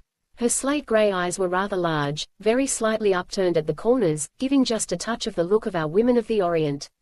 Her lashes were long and very black. In conversation she lowered them at times with a charming combination of feminine humility and a touch of coquetry. Her gaze from under them had often a peculiar look of melting softness, yet always it was direct and honest. Such was the woman who quietly stood beside her hearth, waiting to welcome these strange guests from another world. As the men entered through the archway, the boy Loto pushed quickly past them in his eagerness to get ahead, and, rushing across the room, threw himself into the woman's arms crying happily, "Meeta, Meeta." The woman kissed him affectionately. Then, before she had time to speak, the boy pulled her forward, holding her tightly by one hand. "This is my mother," he said with a pretty little gesture. "Her name is Lylda." The woman loosened herself from his grasp with a smile of amusement, and, native fashion, bowed low with her hands to her forehead. "My husband's friends are welcome," she said simply. Her voice was soft and musical. She spoke English perfectly, with an intonation of which the most cultured woman might be proud, but with a foreign accent much more noticeable than that of her son. "A very long time we have been waiting for you," she added, and then, as an afterthought, she impulsively offered them her hand in their own manner. The chemist kissed his wife quietly. In spite of the presence of strangers, for a moment she dropped her reserve, her arms went up around his neck, and she clung to him an instant. Gently putting her down, the chemist turned to his friends. "I think Lylda has supper waiting," he said. Then as he looked at their torn, woolen suits that once were white, and the ragged shoes upon their feet, he added with a smile, "But I think I can make you much more comfortable first." He led them up a broad, curving flight of stone steps to a room above, where they found a shallow pool of water, sunk below the level of the floor. Here he left them to bathe, getting them meanwhile robes similar to his own, with which to replace their own soiled garments. In a little while, much refreshed, they descended to the room below, where Lylda had supper ready upon the table waiting for them. "Only a little while ago my father and Aura left," said Lylda, as they sat down to eat. "Lylda's younger sister," the chemist explained. "She lives with her father here in Arite." The very young man parted his lips to speak. Then, with heightened color in his cheeks, he closed them again. They were deftly served at supper by a little native girl who was dressed in a short tunic reaching from waist to knees, with circular discs of gold covering her breasts. There was cooked meat for the meal, a white starchy form of vegetable somewhat resembling a potato, a number of delicious fruits of unfamiliar variety, and for drink the juice of a fruit that tasted more like cider than anything they could name. At the table Loto perched himself beside the very young man, for whom he seemed to have taken a sudden fancy. "I like you," he said suddenly, during a lull in the talk. "I like you, too," answered the very young man. "Aura is very beautiful, you'll like her." "I'm sure I will," the very young man agreed soberly. "What's your name?" persisted the boy. "My name's Jack. And I'm glad you like me. I think we're friends, don't you?" And so they became firm friends, and, as far as circumstances would permit, inseparable companions. Lylda presided over the supper with the charming grace of a competent hostess. She spoke seldom, yet when the conversation turned to the great world above in which her husband was born, she questioned intelligently and with eager interest. Evidently she had a considerable knowledge of the subject, but with an almost childish insatiable curiosity she sought from her guests more intimate details of the world they lived in. When in lighter vein their talk ran into comments upon the social life of their own world, Lylda's ready wit, combined with her ingenuous simplicity, put to them many questions which made the giving of an understandable answer sometimes amusingly difficult. When the meal was over the three travelers found themselves very sleepy, and all of them were glad when the chemist suggested that they retire almost immediately. He led them again to the upper story into the bedroom they were to occupy. There, on the low bedsteads, soft with many quilted coverings, they passed the remainder of the time of sleep in dreamless slumber, utterly worn out by their journey, nor guessing what the morning would bring forth. Chapter 20. The World of the Ring. Next morning after breakfast the four men sat upon the balcony overlooking the lake, and prepared to hear the chemist's narrative of what had happened since he left them 5 years before. They had already told him of events in their world, the making of the chemicals and their journey down into the ring, and now they were ready to hear his story. At their ease here upon the balcony, reclining in long wicker chairs of the chemist's own design, as he proudly admitted, they felt at peace with themselves and the world. Below them lay the shining lake, above spread a clear, star-studded sky. Against their faces blew the cool breath of a gentle summer's breeze. As they sat silent for a moment, enjoying almost with awe the beauties of the scene, and listening to the soft voice of Lylda singing to herself in the garden, the very young man suddenly thought of the one thing lacking to make his enjoyment perfect. "I wish I had a cigarette," he remarked wistfully. The chemist with a smile produced cigars of a leaf that proved a very good substitute for tobacco. They lighted them with a tiny metal lighter of the flint and steel variety, filled with a fluffy inflammable wick, a contrivance of the chemist's own making, and then he started his narrative. "There is much to tell you, my friends," he began thoughtfully. "Much that will interest you, shall we say from a socialistic standpoint. I shall make it brief, for we have no time to sit idly talking. I must tell you now, gentlemen, of what I think you have so far not even had a hint. You have found me living here," he hesitated and smiled, "well at least under pleasant and happy circumstances. Yet as a matter of fact, your coming was of vital importance, not only to me and my family, but probably to the future welfare of the entire Oroid nation. We are approaching a crisis here with which I must confess I have felt myself unable to cope. With your help, more especially with the power of the chemicals you have brought with you, it may be possible for us to deal successfully with the conditions facing us." "What are they?" asked the very young man eagerly. "Perhaps it would be better for me to tell you chronologically the events as they have occurred. As you remember when I left you 12 years ago." "5 years," interrupted the very young man. "5 or 12, as you please," said the chemist smiling. "It was my intention then, as you know, to come back to you after a comparatively short stay here." "And bring Mrs. Lylda, with you," put in the very young man, hesitating in confusion over the Christian name. "And bring Lylda with me," finished the chemist. "I got back here without much difficulty, and in a very much shorter time and with less effort than on my first trip. I tried an entirely different method. I stayed as large as possible while descending, and diminished my size materially only after I had reached the bottom." "I told you," said the big businessman. "It was a dangerous method of procedure, but I made it successfully without mishap. Lylda and I were married in native fashion shortly after I reached Oroid." "How was that? What fashion?" the very young man wanted to know, but the chemist went on. It was my intention to stay here only a few weeks and then return with Lylda. She was willing to follow me anywhere I might take her, because, well, perhaps you would hardly understand, but women here are different in many ways than you know them. I stayed several months, still planning to leave almost at any time. I found this world an intensely interesting study. Then, when Lylda was expected, I again postponed my departure. I had been here over a year before I finally gave up my intention of ever returning to you. I have no close relatives above, you know, no one who cares much for me or for whom I care, and my life seemed thoroughly established here. I am afraid, gentlemen, I am offering excuses for myself, for my desertion of my own country in its time of need. I have no defense. As events turned out, I could not have helped probably, very much, but still, that is no excuse. I can only say that your world up there seemed so very, very far away. Events up there had become to me only vague memories as of a dream. And Lylda and my little son were so near, so real and vital to me. Well, at any rate I stayed, deciding definitely to make my home and to end my days here. What did you do about the drugs? Asked the doctor.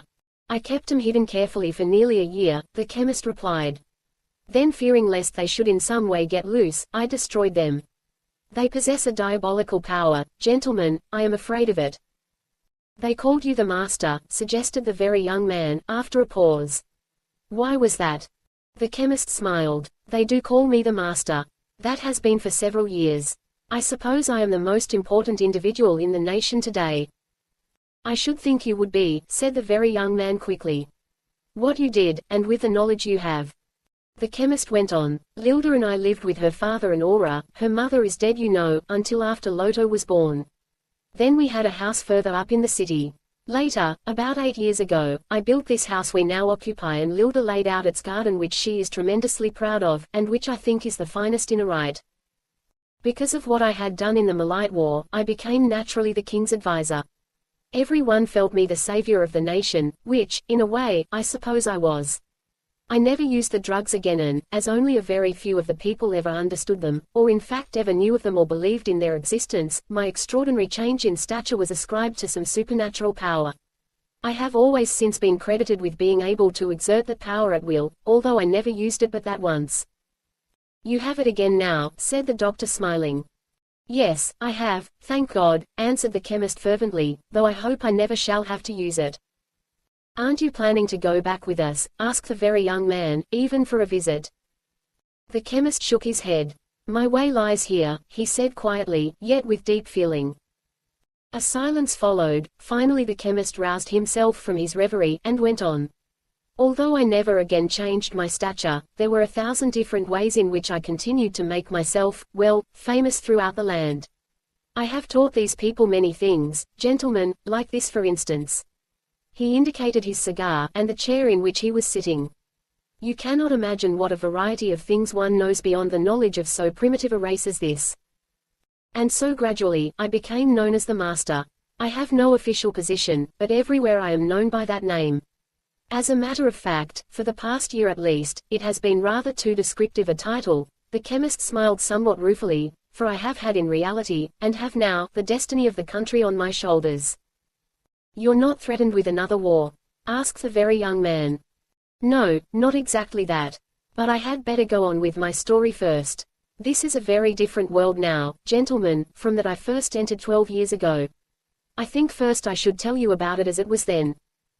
His 3 friends nodded their agreement, and the chemist continued. I must make it clear to you gentlemen, the one great fundamental difference between this world and yours. In the evolution of this race there has been no cause for strife. The survival of the fittest always has been an unknown doctrine, a non-existent problem. In extent this inner surface upon which we are now living is nearly as great as the surface of your own earth. From the earliest known times it has been endowed with a perfect climate, a climate such as you are now enjoying. The very young man expanded his chest and looked his appreciation. The climate, the rainfall, everything is ideal for crops and for living conditions. In the matter of food, one needs in fact practically nothing. Fruits of a variety ample to sustain life, grow wild in abundance. Vegetables planted are harvested seemingly without blight or hazard of any kind. No destructive insects have ever impeded agriculture, no wild animals have ever existed to harass humanity. Nature in fact, offers every help and no obstacle towards making a simple, primitive life easy to live. Under such conditions the race developed only so far as was necessary to ensure a healthful pleasant existence. Civilization here is what you would call primitive. Wants are few and easily supplied, too easily, probably, for without strife these people have become, well shall I say effeminate. They are not exactly that, it is not a good word. I should think that such an unchanging, unrigorous climate would make a race deteriorate in physique rapidly, observed the doctor. How about disease down here? Asked the big businessman. It is a curious thing, replied the chemist. Cleanliness seems to be a trait inborn with every individual in this race. It is more than godliness, it is the one great cardinal virtue.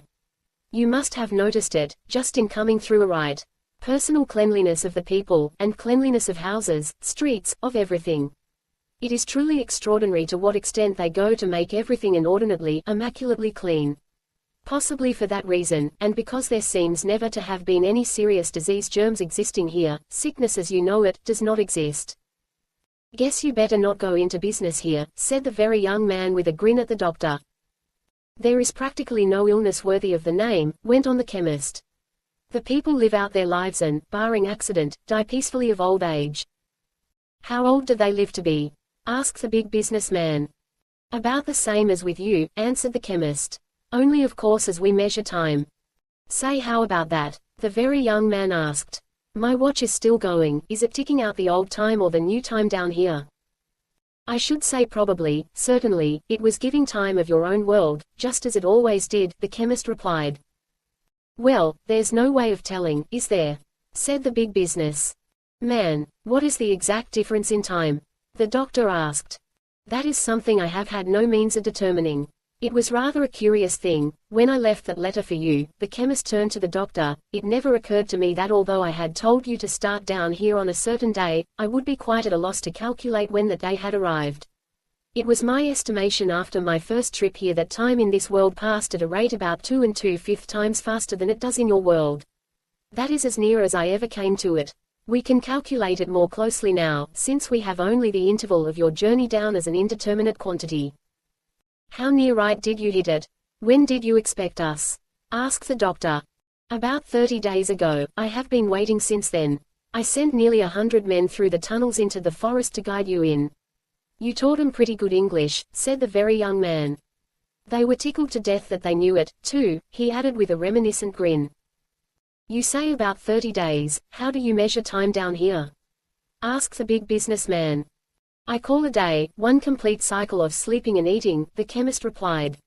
I suppose that is the best translation of the Oroid word. We have a word that means about the same thing. How long is a day? Inquired the very young man.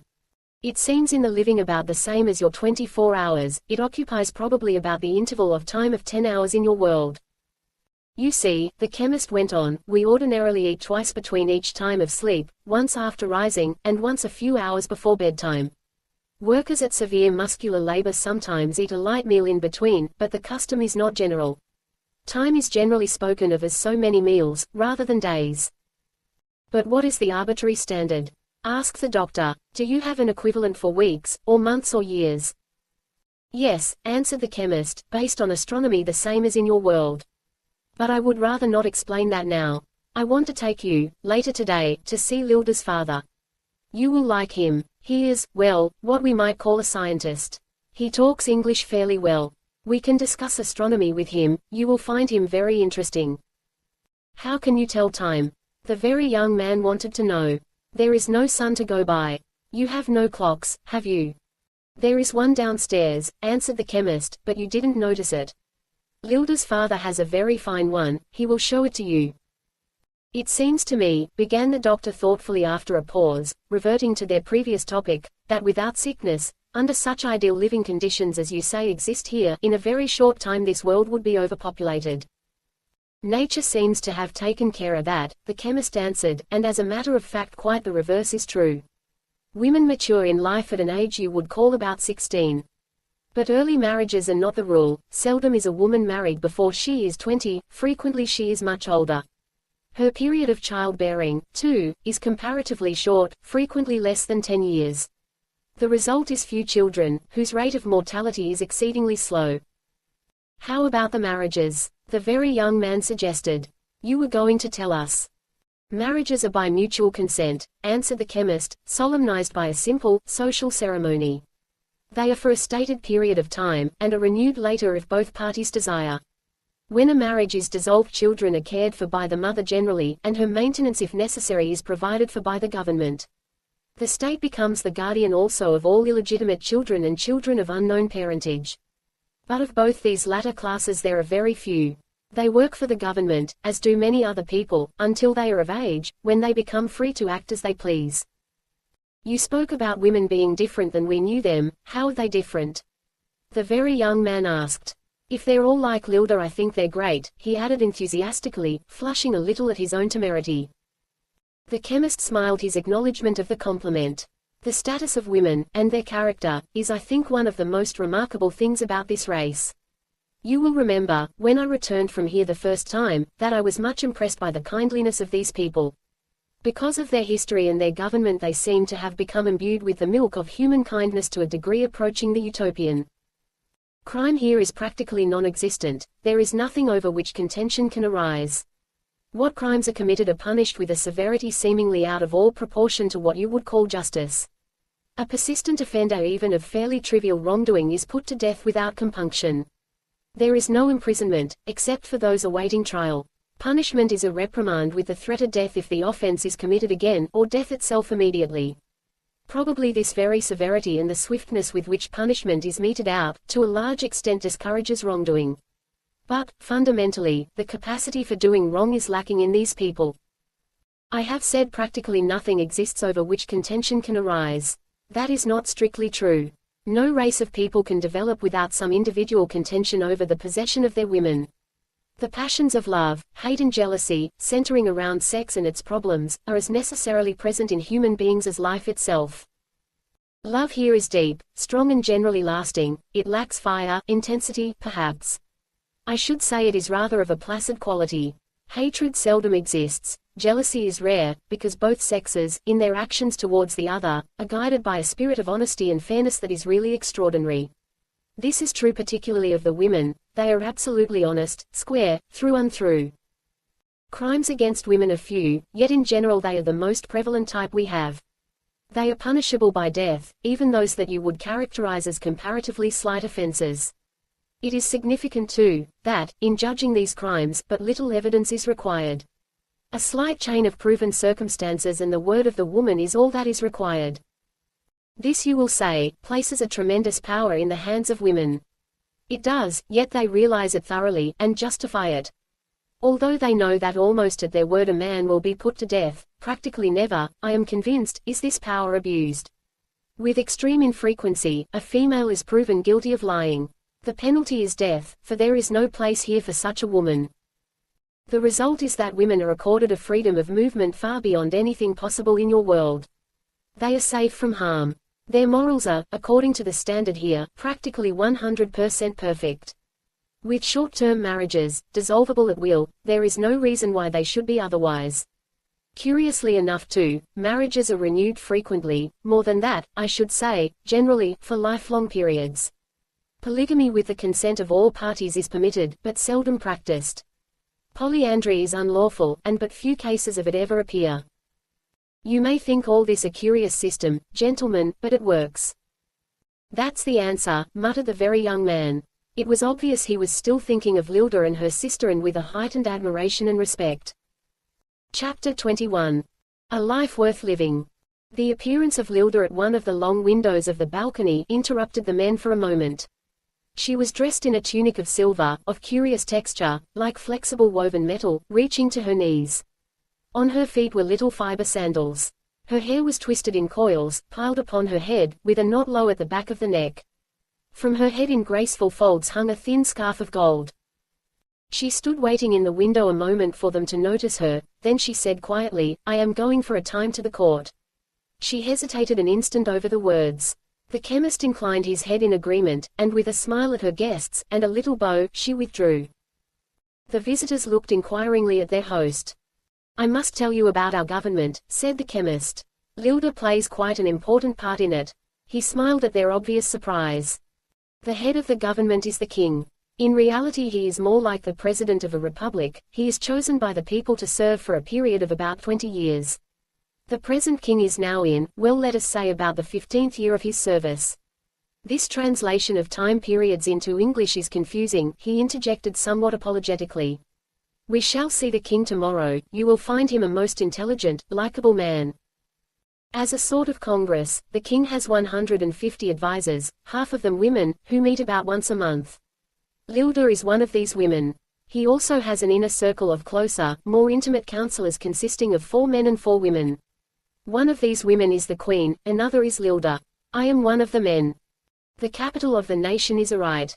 Each of the other cities governs itself in so far as its own local problems are concerned according to a somewhat similar system, but all are under the central control of the Arite government.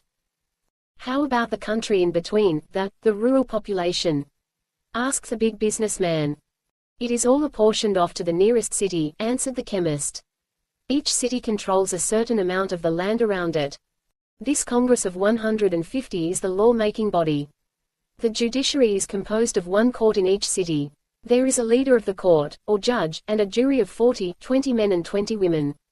The juries are chosen for continuous service for a period of 5 years. Lylda is at present serving in the Arite court.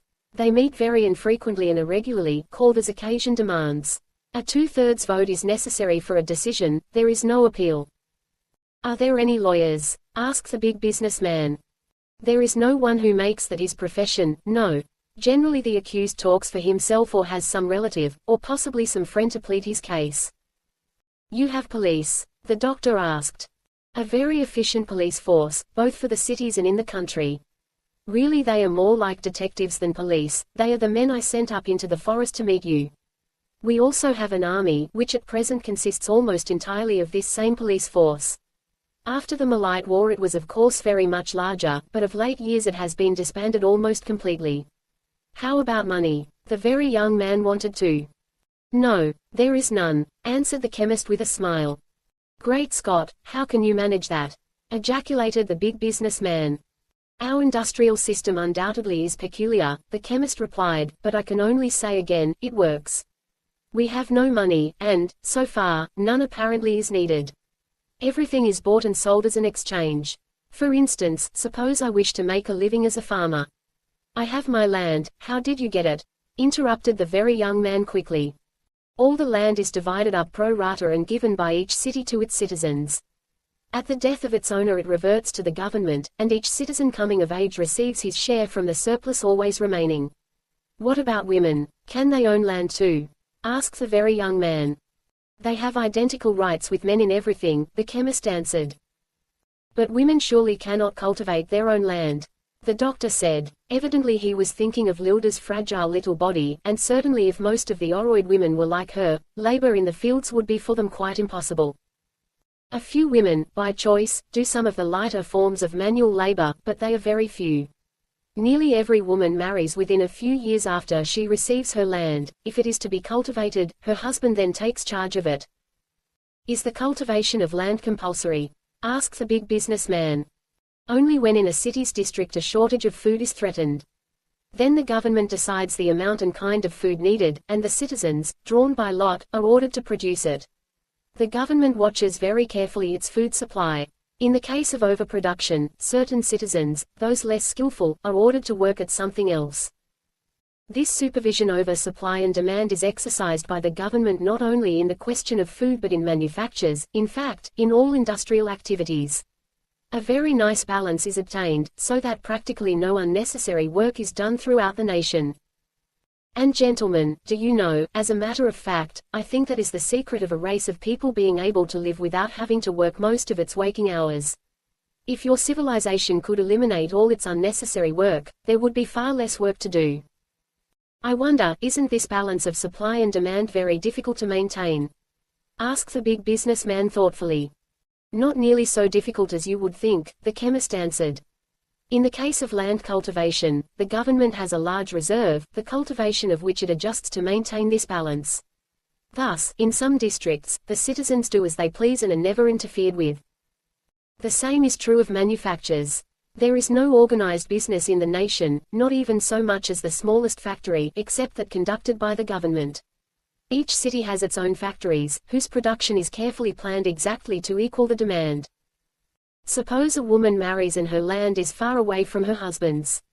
That would be sort of awkward, wouldn't it? Suggested the very young man. Each year at a stated time, the chemist answered, transfers of land are made. There are generally enough people who want to move to make satisfactory changes of location practical. And then of course, the government always stands ready to take up any two widely separate pieces of land, and give others in exchange out of its reserve. Suppose you don't like the new land as well, objected the very young man. Almost all land is of equal value, answered the chemist. And of course, its state of cultivation is always considered. You were speaking about not having money, prompted the very young man. The idea is simply this: suppose I wish to cultivate nothing except, let us say, certain vegetables. I register with the government my intention and the extent to which I propose to go. I receive the government's consent. I then take my crops as I harvest them and exchange them for every other article one need. With whom do you exchange them?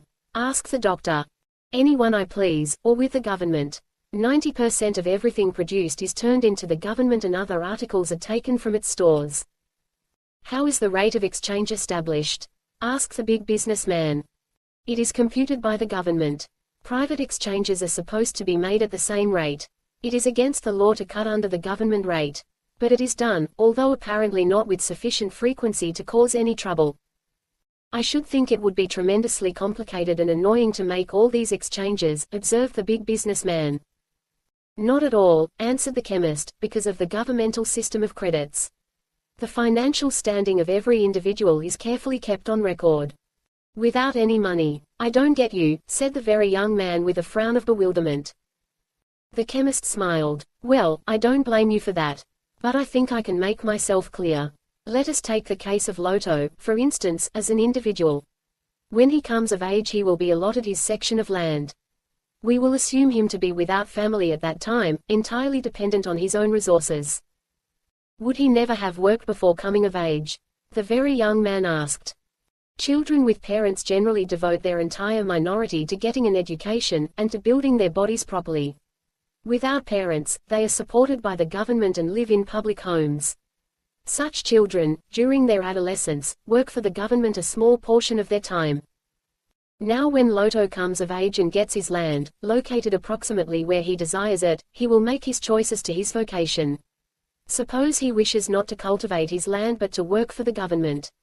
He is given some congenial, suitable employment at which he works approximately 5 hours a day. No matter what he elects to do at the time he comes of age, the government opens an account with him. He is credited with a certain standard unit for his work, which he takes from the government in supplies at his own convenience. What is the unit? Asked the big businessman. It is the average work produced by the average worker in one day, purely an arbitrary figure. Like our word horsepower, put in the doctor. Exactly. And all merchandise, food and labor is valued in terms of it. Thus you see, every individual has his financial standing, all in relation to the government. He can let his balance pile up if he is able, or he can keep it low. Suppose he goes into debt, suggested the very young man. In the case of obvious, verified necessity, the government will allow him a limited credit. Persistent, shall I say willful, debt is a crime. I thought at first, said the big businessman, that everybody in this nation was on the same financial footing, that there was no premium put upon skill or industriousness. Now I see that one can accumulate, if not money, at least an inordinate amount of the world's goods. Not such an inordinate amount, said the chemist smiling. Because there is no inheritance. A man and woman, combining their worldly wealth, may by industry acquire more than others, but they are welcome to enjoy it. And they cannot, in one lifetime, get such a preponderance of wealth as to cause much envy from those lacking it. What happens to this house when you and Lylda die, if Lotto cannot have it? The big businessman asked. It is kept in repair by the government and held until someone with a sufficiently large balance wants to buy it. Are all workers paid at the same rate? Asked the doctor. No, but their wages are much nearer equal than in your world. You have to hire people to work for you, how do you pay them? The doctor inquired. The rate is determined by governmental standard. I pay them by having the amount deducted from my balance and added to theirs. When you built this house, how did you go about doing it? Asked the big businessman.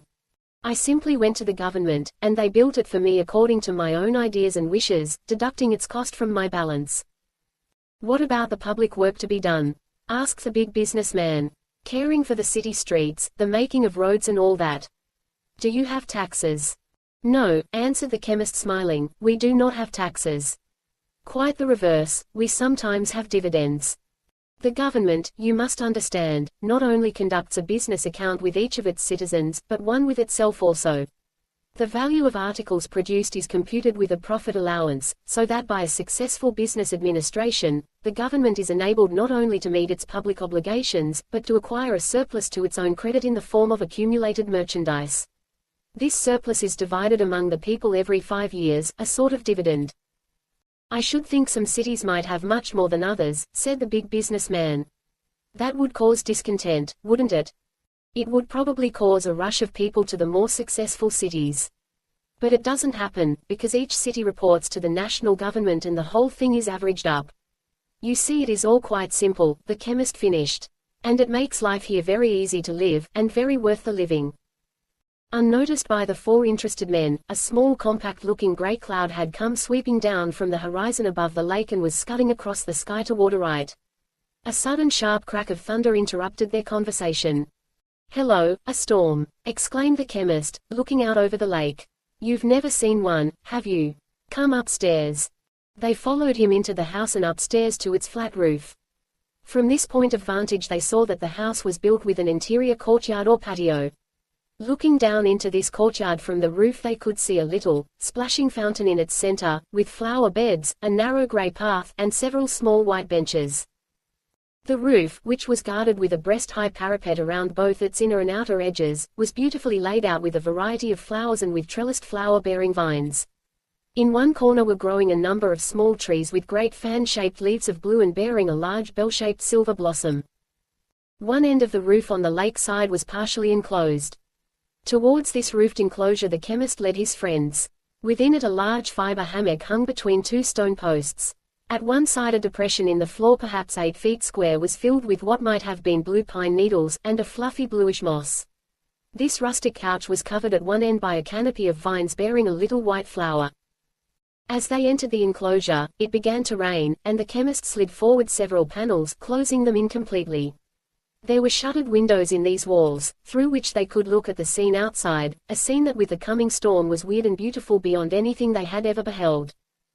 The cloud had spread sufficiently now to blot out the stars from nearly half of the sky. It was a thick cloud, absolutely opaque, and yet it caused no appreciable darkness, for the starlight it cut off was negligible and the silver radiation from the lake had more than doubled in intensity. Under the strong wind that had sprung up the lake assumed now an extraordinary aspect. Its surface was raised into long, sweeping waves that curved sharply and broke upon themselves. In their tops the silver phosphorescence glowed and whirled until the whole surface of the lake seemed filled with a dancing white fire, twisting, turning and seeming to leap out of the water high into the air. Several small sailboats, square, flat little catamarans, they looked, showed black against the water as they scudded for shore, trailing lines of silver out behind them. The wind increased in force. Below, on the beach, a huge rock lay in the water, against which the surf was breaking. Columns of water at times shot into the air before the face of the rock, and were blown away by the wind in great clouds of glistening silver. Occasionally it thundered with a very sharp intense crack accompanied by a jagged bolt of bluish lightning that zigzagged down from the low-hanging cloud. Then came the rain in earnest, a solid, heavy torrent, that bent down the wind and smoothed the surface of the lake. The rain fell almost vertically, as though it were a tremendous curtain of silver strings. And each of these strings broke apart into great shining pearls as the eye followed downward the course of the raindrops. For perhaps 10 minutes the silver torrent poured down. Then suddenly it ceased. The wind had died away, in the air there was the fresh warm smell of wet and steaming earth. From the lake rolled up a shimmering translucent cloud of mist, like an enormous silver fire mounting into the sky. And then, as the grey cloud swept back behind them, beyond the city, and the stars gleamed overhead, they saw again that great trail of star dust which the chemist first had seen through his microscope, hanging in an ever-broadening arc across the sky, and ending vaguely at their feet. Chapter 22. The trial. In a few moments more the storm had passed completely, only the wet city streets, the mist over the lake, and the moist warmth of the air remained. For some time the three visitors to this extraordinary world stood silent at the latticed windows, awed by what they had seen. The noise of the panels as the chemist slid them back brought them to themselves. "A curious land, gentlemen," he remarked quietly. It's weird," the very young man ejaculated. The chemist led them out across the roof to its other side facing the city. The street upon which the house stood sloped upwards over the hill behind. It was wet with the rain and gleamed like a sheet of burnished silver. And down its sides now ran two little streams of liquid silver fire. The street, deserted during the storm, was beginning to fill again with people returning to their tasks. At the intersection with the next road above, they could see a line of sleighs passing. Beneath them, before the wall of the garden, a little group of men stood talking. On a rooftop nearby a woman appeared with a tiny naked infant which she sat down to nurse in a corner of her garden. "A city at work," said the chemist with a wave of his hand. "Shall we go down and see it?" His three friends assented readily, the very young man suggesting promptly that they first visit Lylda's father and Aura. "He is teaching Loto this morning," said the chemist smiling. "Why not go to the court?" suggested the big businessman. "Is the public admitted?" asked the doctor. "Nothing is secret here," the chemist answered. "By all means, we will go to the court first, if you wish. Lylda should be through very shortly." The court of Arite stood about a mile away near the lake shore. As they left the house and passed through the city streets, the respect accorded the chemist became increasingly apparent. The three strangers with him attracted considerable attention, for, although they wore the conventional robes in which the more prominent citizens were generally attired, their short hair and the pallid whiteness of their skins made them objects of curiosity. No crowd gathered. Those they passed stared a little, raised their hands to their foreheads and went their way, yet underneath these signs of respect there was with some an air of sullenness, of hostility, that the visitors could not fail to notice. The Oroid men, in street garb, were dressed generally in a short metallic-looking tunic of drab, with a brighter colored girdle. The women, most of them, wore only a sort of skirt, reaching from waist to knees. A few had circular discs covering their breasts. There were hardly any children to be seen, except occasionally a little face staring at them from a window, or peering down from a rooftop. Once or twice they passed a woman with an infant slung across her back in a sort of hammock.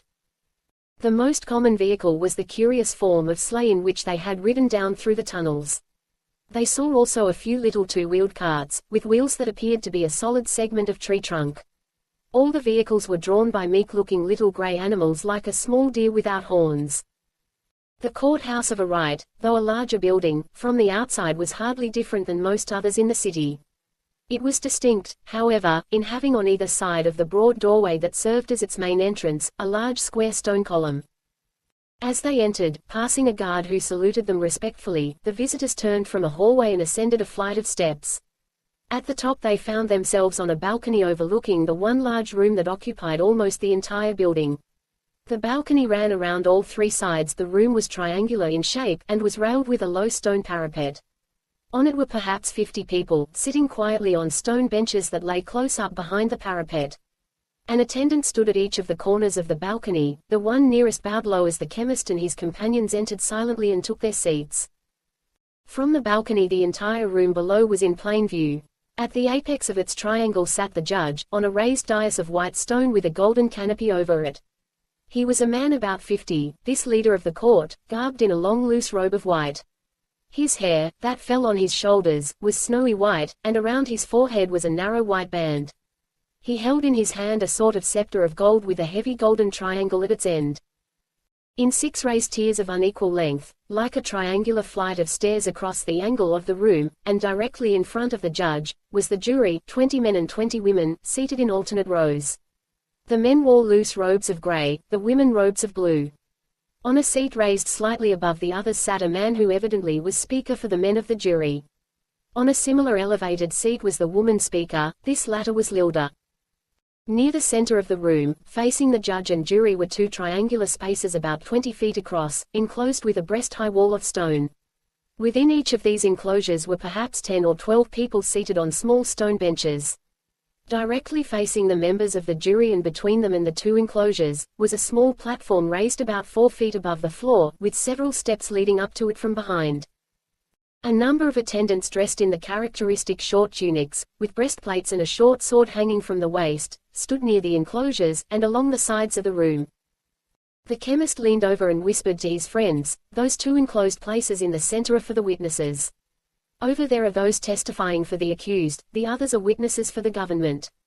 The platform is where the accused stands when..." He broke off suddenly. An expectant hush seemed to run over the room. A door at the side opened, and preceded and followed by two attendants a man entered, who walked slowly across the floor and stood alone upon the raised platform facing the jury. He was a man of extraordinarily striking look and demeanor.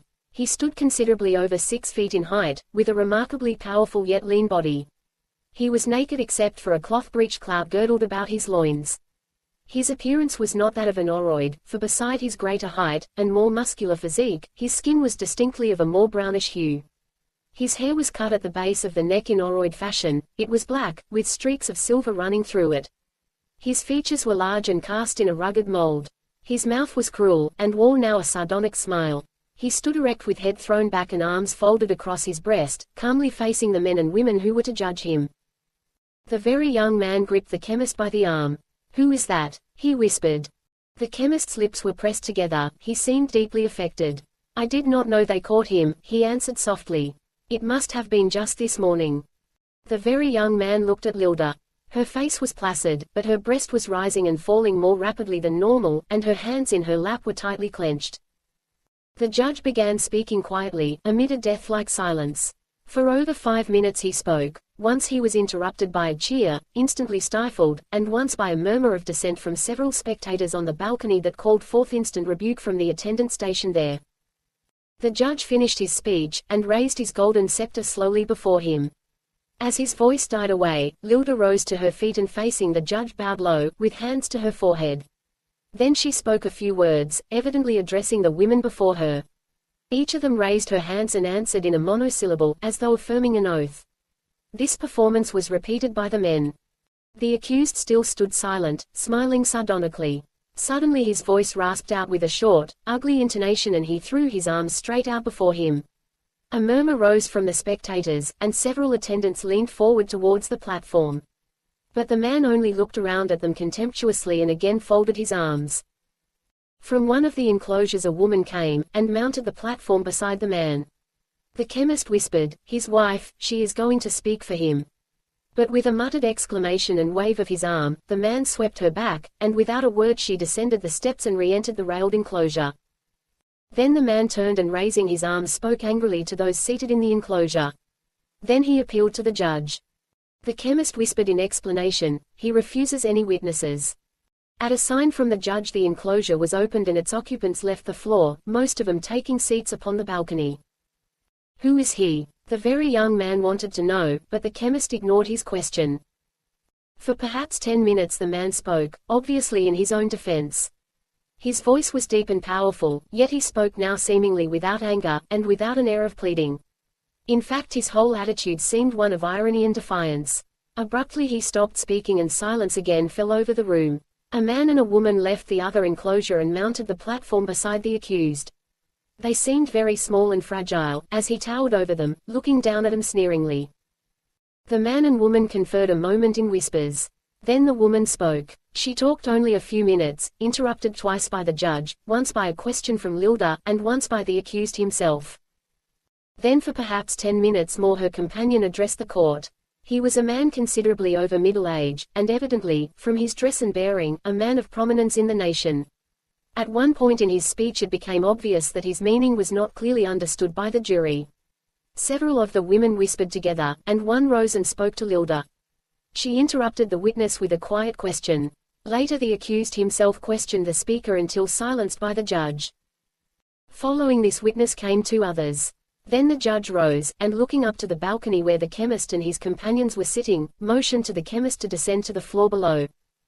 The very young man tried once again with his whispered question, "What is it?" But the chemist only smiled, and rising quietly left them. There was a stir in the courtroom as the chemist crossed the main floor. He did not ascend the platform with the prisoner, but stood beside it. He spoke to the jury quietly, yet with a suppressed power in his voice that must have been convincing. He spoke only a moment, more with the impartial attitude of one who gives advice than as a witness. When he finished, he bowed to the court and left the floor, returning at once to his friends upon the balcony. Following the chemist, after a moment of silence, the judge briefly addressed the prisoner, who stolidly maintained his attitude of ironic defiance. "He is going to ask the jury to give its verdict now," said the chemist in a low voice. Lylda and her companion Lylda rose and faced their subordinates, and with a verbal monosyllable from each member of the jury the verdict was unhesitatingly given. As the last juryman's voice died away, there came a cry from the back of the room. A woman tore herself loose from the attendants holding her, and running swiftly across the room leaped upon the platform. She was a slight little woman, almost a child in appearance beside the man's gigantic stature. She stood looking at him a moment with heaving breast and great sorrowful eyes from which the tears were welling out and flowing down her cheeks unheeded. The man's face softened. He put his hands gently upon the sides of her neck. Then, as she began sobbing, he folded her in his great arms. For an instant she clung to him. Then he pushed her away. Still crying softly, she descended from the platform, and walked slowly back across the room. Hardly had she disappeared when there arose from the street outside a faint, confused murmur, as of an angry crowd gathering. The judge had left his seat now and the jury was filing out of the room. The chemist turned to his friends. "Shall we go?" he asked. "This trial," began the big businessman. "You haven't told us its significance. This man, good God, what a figure of power and hate and evil. Who is he? It must have been evident to you, gentlemen," the chemist said quietly, "that you have been witnessing an event of the utmost importance to us all. I have to tell you of the crisis facing us. This trial is its latest development. That man." The insistent murmur from the street grew louder. Shouts arose and then a loud pounding from the side of the building. The chemist broke off abruptly and rose to his feet. "Come outside," he said. They followed him through a doorway onto a balcony overlooking the street. Gathered before the courthouse was a crowd of several hundred men and women.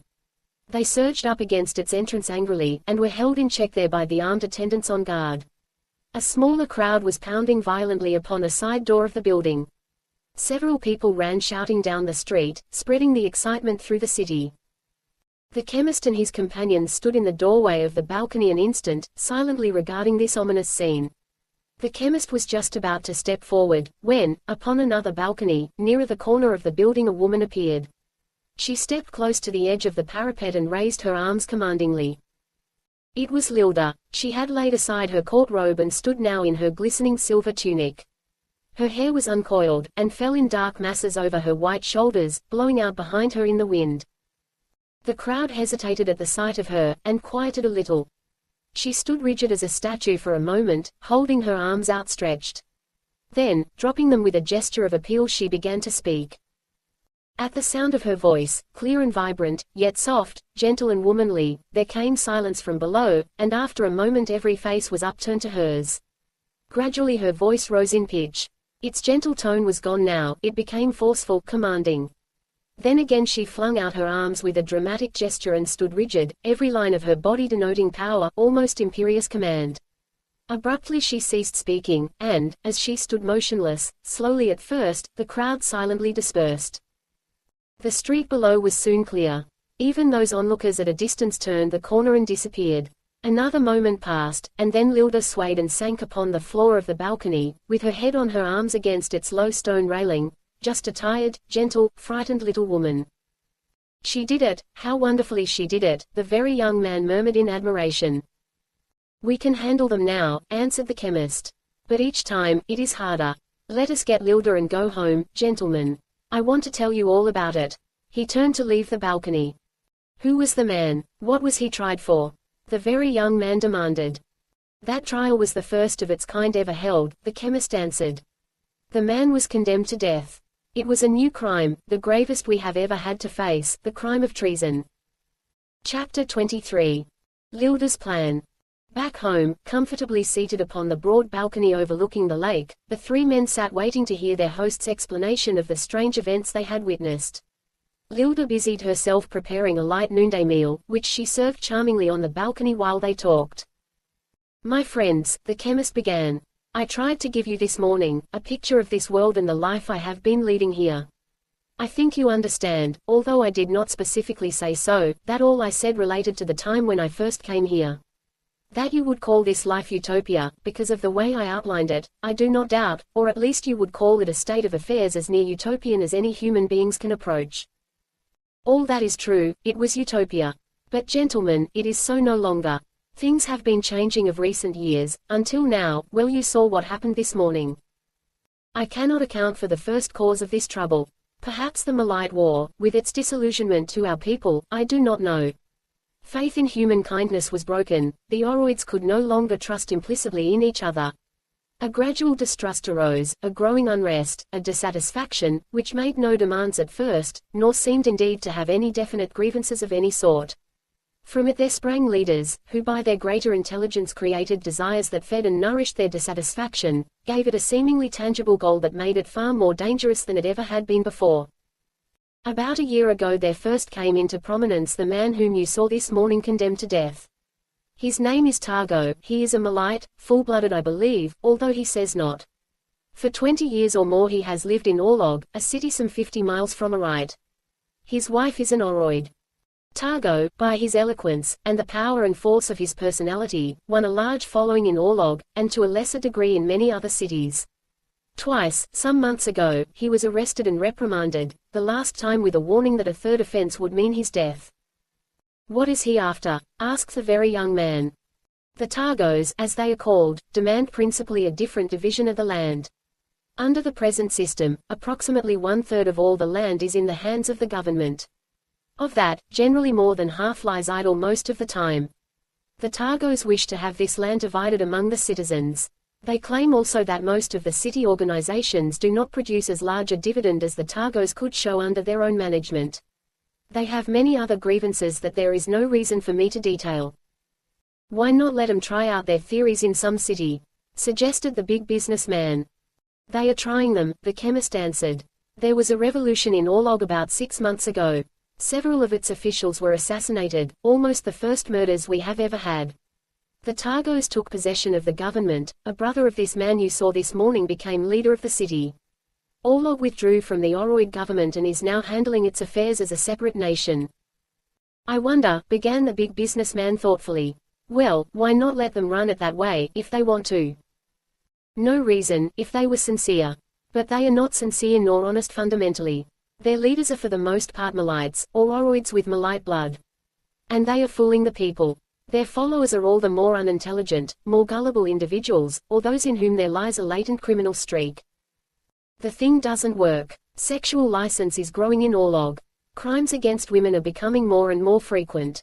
Offenses committed by those prominent, or in authority, go unpunished.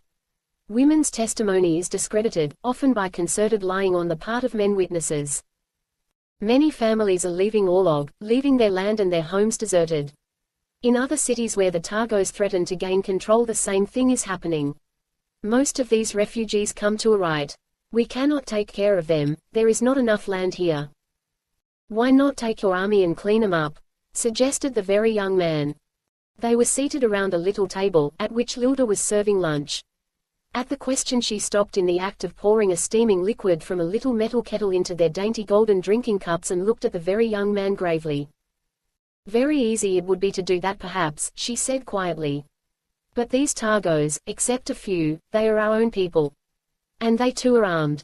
We cannot fight them, we cannot kill them, our own people. We may have to, said the chemist.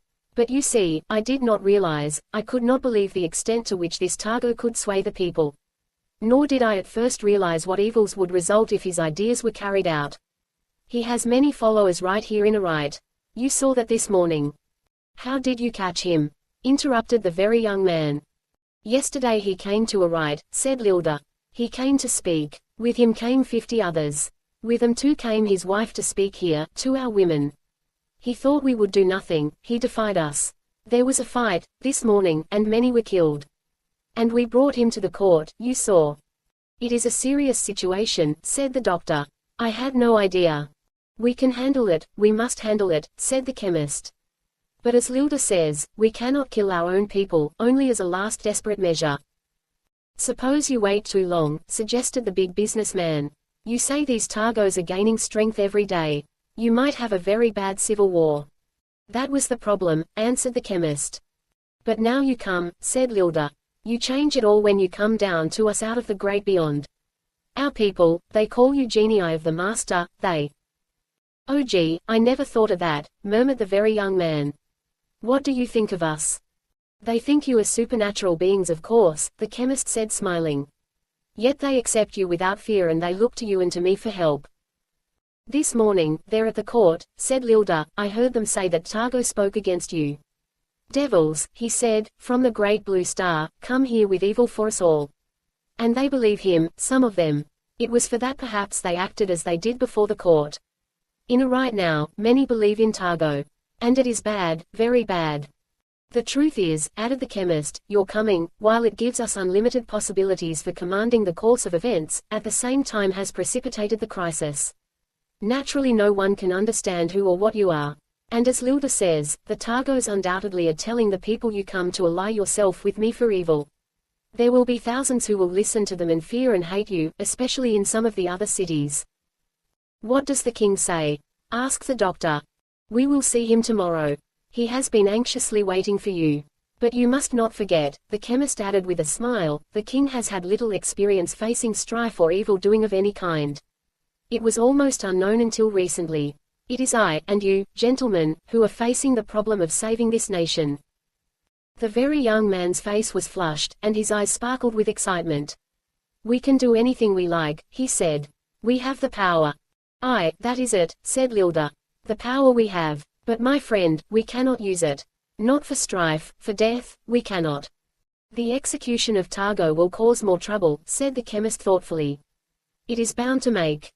When will you put him to death? Asked the big businessman. Tomorrow he dies, Lylda answered. Tomorrow, before the time of sleep. There will be trouble, said the chemist again. We are in no personal danger, of course, but, for the people who now believe in Targo, I am afraid. A plan I have made, said Lylda. She sat forward tensely in her chair, brushing her hair back from her face with a swift gesture. A plan I have made. It is the only way, I now think, that maybe there comes no harm to our people. It is that we want to do, if we can. She spoke eagerly, and without waiting for them to answer, went swiftly on. This drug that you have brought, I shall take it. And I shall get big. Oh, not so very big, but big enough to be the height of a man at maybe 10 times. Then shall I talk to the people, I, Lylda, woman of the master, and then shall I tell them that this power, this magic, is for good, not for evil, if only they will give up Targo and all who are with him. I will take it with you, said the chemist. Together we. No, no, my husband. Alone I must do this. Ah, do you not know they say these stranger devils with their magic come for evil? And you too, must you not forget, once were a stranger just as they. That the people know, that they remember. But I, Lylda, a woman of the Oroids, I am, full-blooded Oroid, no stranger. And they will believe me, a woman, for they know I cannot lie. I shall tell them I am for good, for kindness, for all we had, that time before the Malite War, when everyone was happy. And if they will not believe, if as I say they will not do, then shall my power be indeed for evil, and all who will obey me not shall die. But they will believe, no need will there be to threaten. To many cities I will go. And in them, all of those who want to live by Targo's law will I send to Orlog. And all in Orlog who believe him not, will I tell to leave, and to the other cities go to make their homes. Then Orlog shall be Targo's city. And tomorrow he will not die, but go there into Orlog and become their king. For I shall say it may be there are some who like his rule of evil. Or it may be he is good in different fashion, and in time can make us see that his Lord too, is just and kind. Then shall live in Orlog all who wish to stay, and we shall watch their rule, but never shall we let them pass beyond their borders.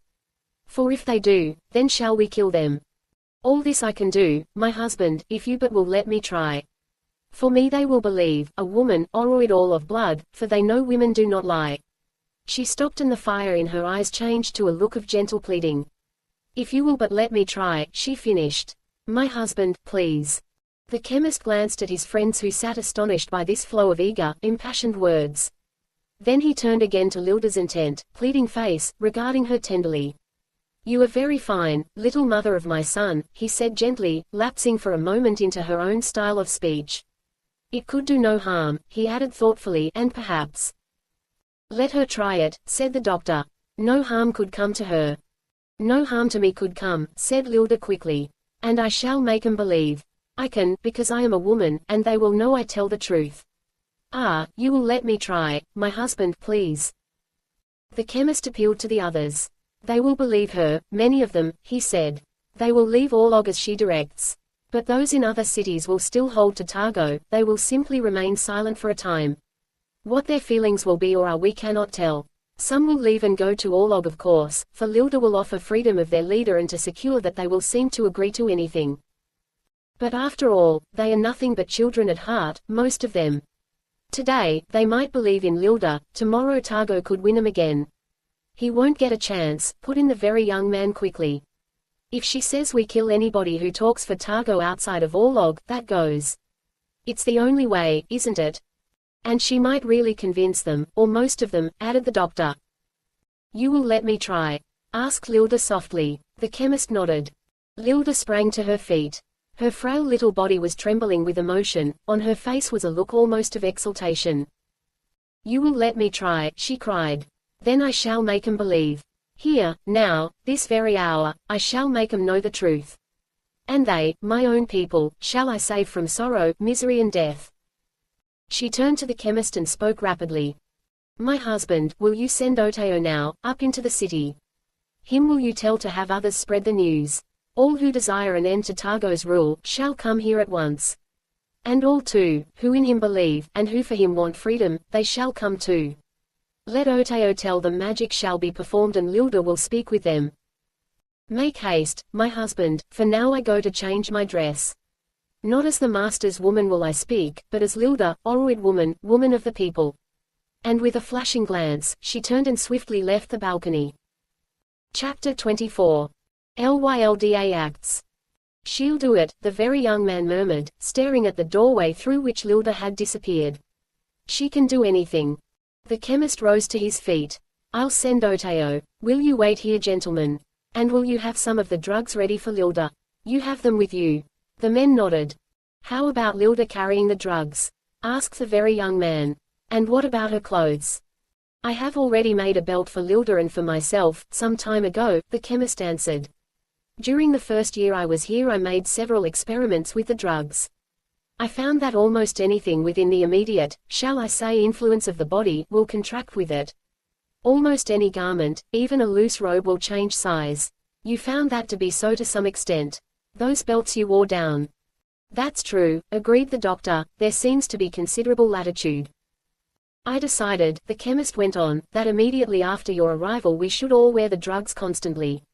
You can use the armpit pouches if you wish, Lylda and I will wear these belts I have made. Oteo, the chemist's personal servant, a slim youth with a bright, intelligent face, listened carefully to his master's directions and then left the house hurriedly, running up the street towards the center of the city.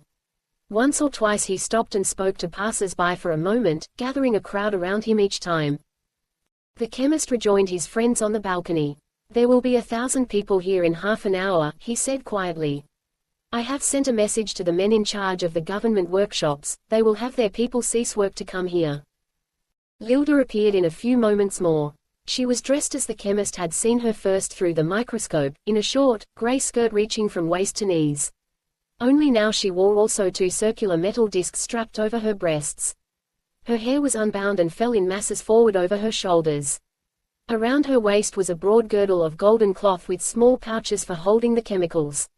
She took her place among the men quietly. See, I am ready, she said with a smile. Oteo, you have sent him. The chemist nodded. Lylda turned to the doctor. You will tell me, what is to do with the drugs? They explained in a few words. By now a considerable crowd had gathered before the house, and up the street many others were hurrying down. Directly across from the entrance to Lylda's garden, back of the bluff at the lake front, was a large open space with a fringe of trees at its back. In this open space the crowd was collecting. The chemist rose after a moment and from the rooftop spoke a few words to the people in the street below. They answered him with shouts of applause mingled with a hum of murmured anger underneath. The chemist went back to his friends, his face set and serious. As he dropped in his chair Lylda knelt on the floor before him, laying her arms on his knees. I go to do for our people the best I can, she said softly, looking up into his face. Now I go, but to you I will come back soon. The chemist tenderly put his hand upon the glossy smoothness of her hair. I go, now, she repeated, and reached for one of the vials under her arm. Holding it in her hand, she stared at it a moment, silently, in awe. Then she shuddered like a frightened child and buried her face in the chemist's lap, huddling her little body up close against his legs as if for protection. The chemist did not move nor speak, but sat quiet with his hand gently stroking her hair. In a moment she again raised her face to his. Her long lashes were wet with tears, but her lips were smiling. I am ready, now, she said gently. She brushed her tears from her eyes and rose to her feet. Drawing herself to her full height, she tossed back her head and flung out her arms before her. No one can know I am afraid, but you, she said. And I shall forget. She dropped her arms and stood passive. I go now to take the drug, there in the little garden behind, where no one can notice. You will come down. The big businessman cleared his throat. When he spoke his voice was tremulous with emotion. How long will you be gone, Lylda? He asked. The woman turned to him with a smile. Soon will I return, so I believe, she answered. I go to Orlog, to Rato, and to Telly. But never shall I wait, nor speak long, and fast will I walk. Before the time of sleep has descended upon us, I shall be here. In the little garden behind the house, out of sight of the crowd on the other side, Lylda prepared to take the drug. She was standing there, with the 4 men, when Loto burst upon them, throwing himself into his mother's arms. Oh, Mamita, Mamita, he cried, clinging to her. There in the street outside, they say such terrible things of you, Mamita. The master's woman, I heard one say, she has the evil magic. And another spoke of Targo. And they say he must not die, or there will be death for those who kill him. Lylda held the boy close as he poured out his breathless, frightened words. No matter, little son, she said tenderly. To Mamita no harm can come, you shall see. Did my father teach you well today? But Mamita, one man who saw me standing, called me an evil name and spoke of you, my mother Lylda. And a woman looked with a look I never saw before. I am afraid, Mamita. With quivering lips that smiled, Lylda kissed the little boy tenderly and gently loosening his hold pushed him towards his father. The master's son, Loto, never can he be afraid, she said with gentle reproof. That must you remember, always. The little group in the garden close up against the house stood silent as Lylda took a few grains of the drug. The noise and shouts of the crowd in front were now plainly audible. One voice was raised above the others, as though someone were making a speech. Loto stood beside his father, and the chemist laid his arm across the boy's shoulder. As Lylda began visibly to increase in size, the boy uttered a startled cry. Meeting his mother's steady gaze, he shut his lips tight, and stood rigid, watching her with wide, horrified eyes. Lylda had grown nearly twice her normal size before she spoke. Then, smiling down at the men, she said evenly, from the roof, perhaps, you will watch. You know what to do if you grow too large, the doctor said huskily. I know, my friend. I thank you all. And goodbye. She met the chemist's glance an instant. Then abruptly she faced about and walking close to the house, stood at its further corner facing the lake. After a moment's hesitation the chemist led his friends to the roof. As they appeared at the edge of the parapet a great shout rolled up from the crowd below. Nearly 1,000 people had gathered. The street was crowded and in the open space beyond they stood in little groups. On a slight eminence near the lake bluff, a man stood haranguing those around him. He was a short, very thick-set little man, with very long arms, a squat, ape-like figure. He talked loudly and indignantly. Around him perhaps 100 people stood listening, applauding at intervals. When the chemist appeared this man stopped with a final phrase of vituperation and a wave of his fist towards the house. The chemist stood silent, looking out over the throng. How large is she now? He asked the very young man softly. The very young man ran across the roof to its farther corner and was back in an instant. They'll see her soon, look there. His friends turned at his words. At the corner of the house they could just see the top of Lylda's head above the edge of the parapet. As they watched she grew still taller and in another moment her forehead appeared. She turned her head, and her great eyes smiled softly at them across the rooftop. In a few moments more she had evidently stopped growing. With a farewell glance at her husband, she stepped around the corner of the house into full view of the crowd, a woman over 60 feet tall, standing quietly in the garden with one hand resting upon the roof of the house behind her. A cry of terror rose from the people as she appeared. Most of those in the street ran in fright back into the field behind. Then, seeing her standing motionless with a gentle smile on her face, they stopped, irresolute. A few held their ground, frankly curious and unafraid. Others stood sullen and defiant. When the people had quieted a little, Lylda raised her arms in greeting and spoke, softly, yet with a voice that carried far away over the field. As she talked, the people seemed to recover their composure rapidly. Her tremendous size no longer seemed to horrify them. Those who obviously at first were friendly appeared now quite at ease, the others, with their lessening terror, were visibly more hostile. Once Lylda mentioned the name of Targo. A scattered shout came up from the crowd. The ape-like man shouted out something to those near him, and then, leaving his knoll, disappeared. As Lylda continued, the hostile element in the crowd grew more insistent. They did not listen to her now but shouted back, in derision and defiance. Then suddenly a stone was thrown. It struck Lylda on the breast, hitting her metal breastplate with a thud and dropping at her feet. As though at a signal, a hail of stones flew up from the crowd, most of them striking Lylda like tiny pebbles, a few of the larger ones bounding against the house, or landing on its roof. At this attack, Lylda abruptly stopped speaking and took a step forward menacingly. The hail of stones continued. Then she turned towards the rooftop, where the men and the little boy stood behind the parapet, sheltering themselves from the flying stones. "Only one way there is," said Lylda sadly, in a soft whisper that they plainly heard above the noise of the crowd. "I am sorry, my husband, but I must." A stone struck her shoulder. She faced the crowd again. A gentle look of sorrow was in her eyes, but her mouth was stern. In the street below at the edge of the field, the squat little man had reappeared. It was from here that most of the stones seemed to come. "That man there, by the road," the chemist pointed. "One of Targo's." In 3 swift steps Lylda was across the garden, with 1 foot over the wall into the street. Reaching down, she caught the man between her huge fingers, and held him high over her head an instant so that all might see. The big crowd was silent with terror. The man high in the air over their heads screamed horribly. Lylda hesitated only a moment more. Then she threw back her arm and, with a great sweep, flung her screaming victim far out into the lake. Chapter 25. The Escape of Targo. "I am very much afraid it was a wrong move," said the chemist gravely. They were sitting in a corner of the roof, talking over the situation. Lylda had left the city, the last they had seen of her. She was striding rapidly away, over the country towards Orlog. The street and field before the house now was nearly deserted. She had to do it, of course, the chemist continued, but to kill Targo's brother. "I wonder," began the big businessman thoughtfully. "It seems to me this disturbance is becoming far more serious than we think. It isn't so much a political issue now between your government and the followers of Targo, as it is a struggle against those of us who have this magic, as they call it."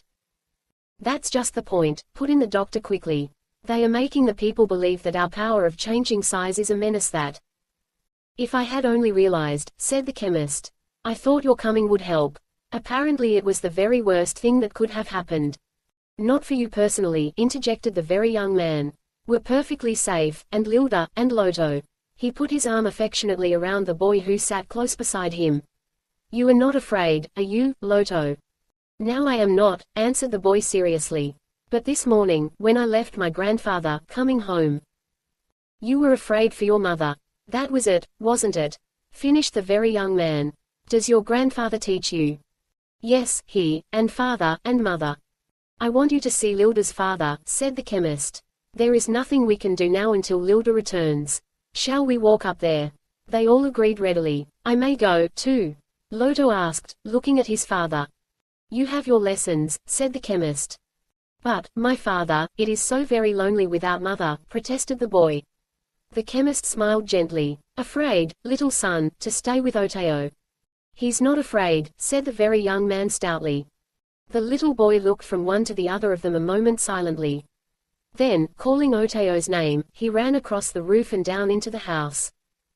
5 years ago," said the chemist, as the child disappeared, "there was hardly such an emotion in this world as fear or hate or anger. Now the pendulum is swinging to the other extreme. I suppose that's natural, but," he ended with a sigh, and, breaking his train of thought, rose to his feet. "Shall we start?" Lylda's father greeted them gravely, with a dignity, and yet obvious cordiality that was quite in accord with his appearance. He was a man over 60.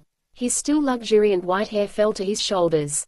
His face was hairless, for in this land all men's faces were as devoid of hair as those of the women. He was dressed in a long, flowing robe similar to those his visitors were wearing.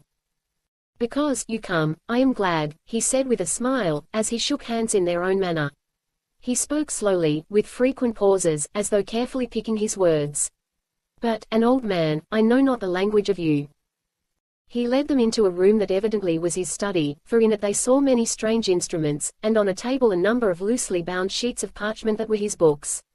They took the seats he offered and looked around them curiously.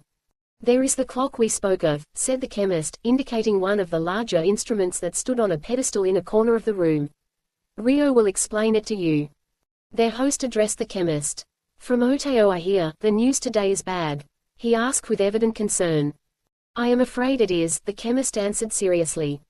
"And Lylda?" The chemist recounted briefly the events of the day. "We can only wait until Lylda returns," he finished. "Tomorrow we will talk with the king." "Bad it is," said the old man slowly, "very bad. But, we shall see." The very young man had risen to his feet and was standing beside the clock. "How does it work?" he asked. "What time is it now?" Rio appealed to his son-in-law. "To tell of it, the words I know not." The chemist smiled. "You are too modest, my father. But I will help you out, if you insist." He turned to the others, who were gathered around him, looking at the clock. "Our measurement of our time here," he began, "like yours, is based on—" "Excuse me," interrupted the very young man. "I just want to know first what time it is now." "It is in the fourth eclipse," said the chemist with a twinkle. The very young man was too surprised by this unexpected answer to question further, and the chemist went on. "We measure time by the astronomical movements, just as you do in your world.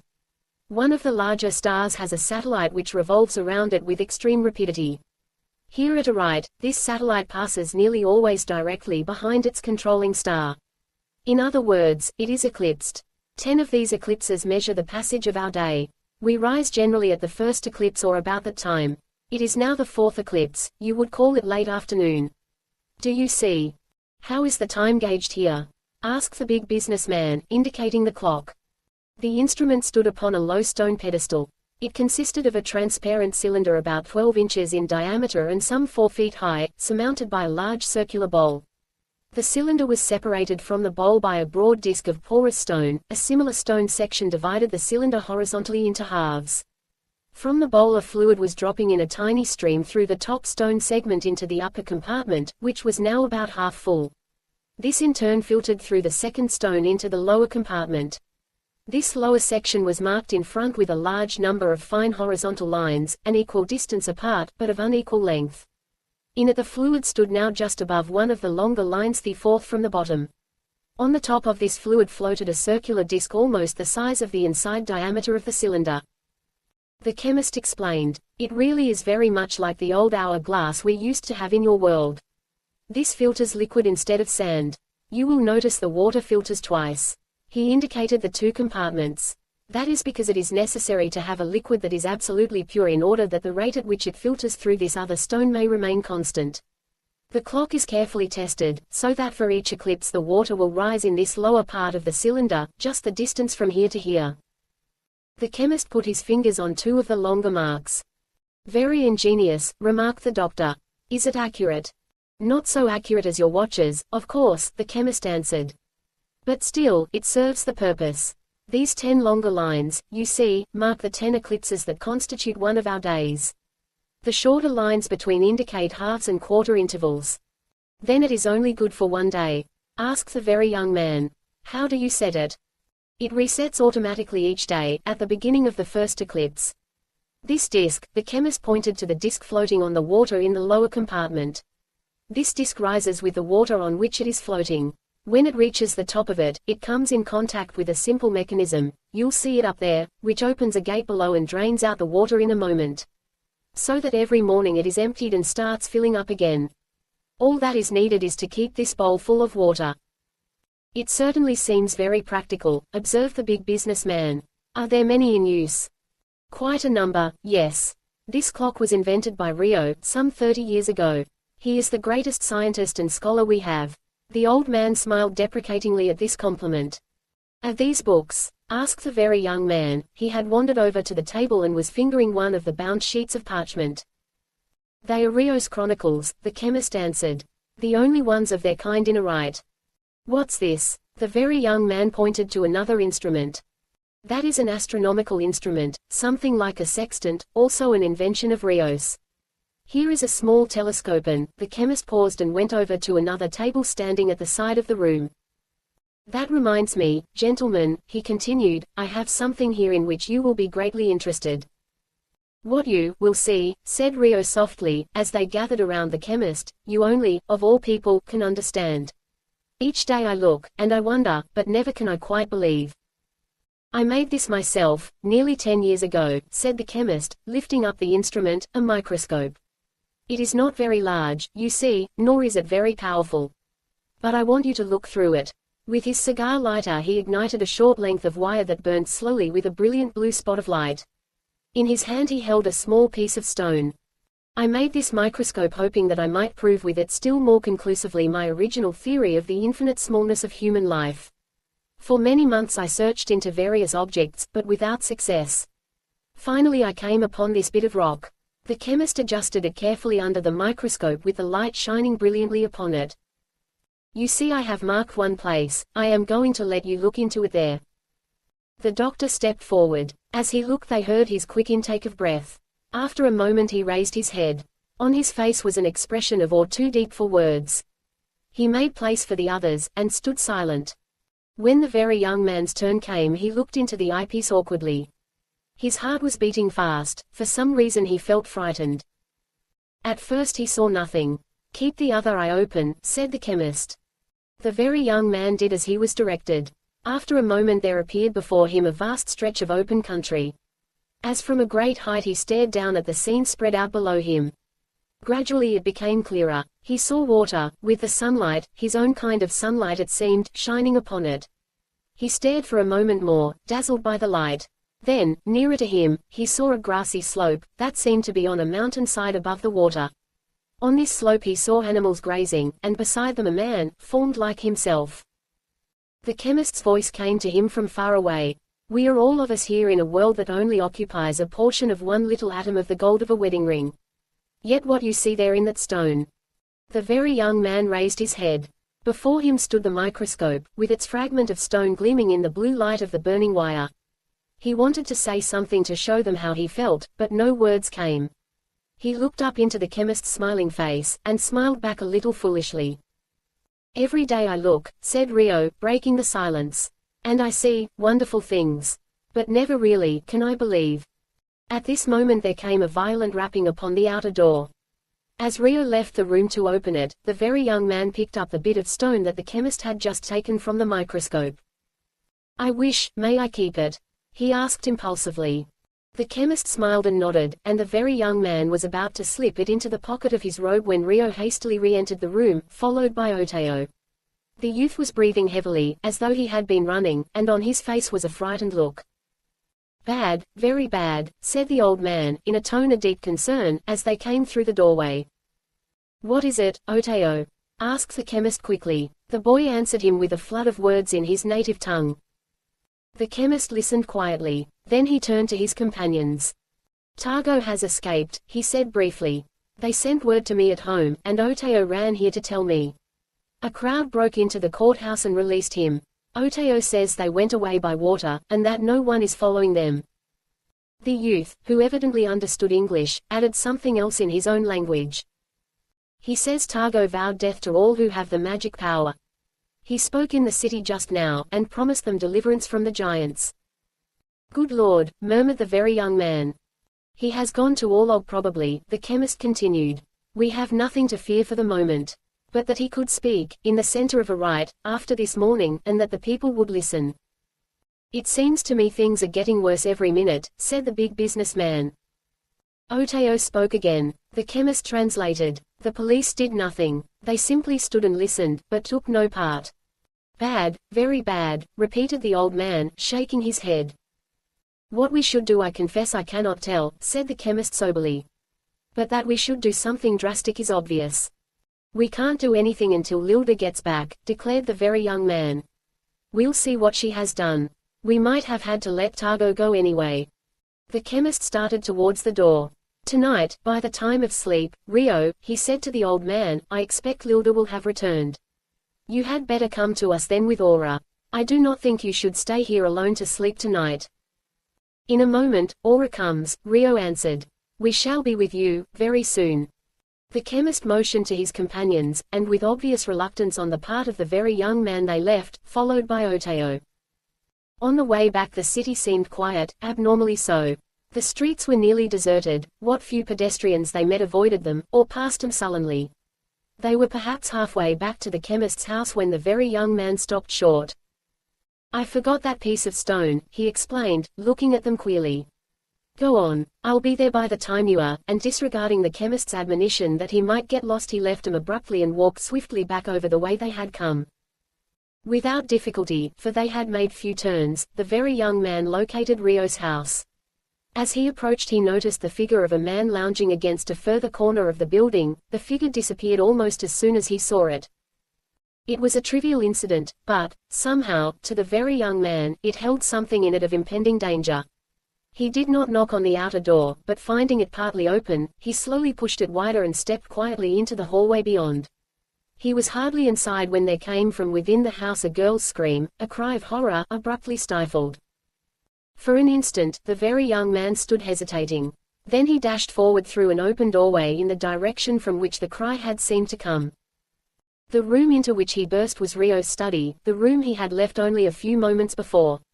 On the floor, almost across his path, lay the old man, with the short blade of a sword buried to the hilt in his breast. In a corner of the room a young Oroid girl stood with her back against the wall. Her hands were pressed against her mouth, her eyes were wide with terror. Bending over the body on the floor with a hand at its armpit, knelt the huge, grey figure of a man. At the sound of the intruder's entrance he looked up quickly and sprang to his feet. The very young man saw it was Targo. Chapter 26. The Abduction. When the very young man left him so unceremoniously the chemist and his companions continued on their way home, talking earnestly over the serious turn affairs had taken. Of the three, the big businessman appeared the most perturbed. Lylda isn't going to accomplish anything, he said. It won't work. The thing has gone too far. It isn't politics any longer, it's a struggle against us, a hatred and fear of our supernatural powers. If we had never come, began the doctor. It probably would have worked out all right, finished the big businessman. But since we're here, we could leave, the doctor suggested. It has gone too far, I agree with you, the chemist said. Your going would not help. They would never believe I did not still possess the magic. And now, without the drugs I might not be able to cope with affairs. It is a very serious situation. And getting worse all the time, added the big businessman. When they arrived at the chemist's home Loto did not run out to meet him as the chemist expected. They called his name, but there was no answer. Inside the house they perceived at once that something was wrong. The living room was in disorder, some of the pieces of furniture had been overturned, and many of the smaller articles were scattered about the floor. Even the wall hangings had been torn down. In sudden fear the chemist ran through the building, calling to Loto. Everywhere he saw evidence of intruders, who had ransacked the rooms, as though making a hasty search. In one of the rooms, crouched on the floor, he came upon Ina, Lylda's little serving maid. The girl was stricken dumb with terror. At the sight of her master she sobbed with relief, and after a few moments told him what had happened. When the chemist rejoined his friends in the lower room his face was set and white. The girl followed him closely, evidently afraid to be left alone. The chemist spoke quietly, controlling his emotion with obvious difficulty. Loto has been stolen, he said. Targo and 4 of his men were here soon after we left. Ina saw them and hid. They searched the house, for the drugs, muttered the doctor under his breath. And then left, taking Loto with them. Which way did they go? Asked the big businessman. Good God, what a thing. They went by water, in a large boat that was waiting for them here, answered the chemist.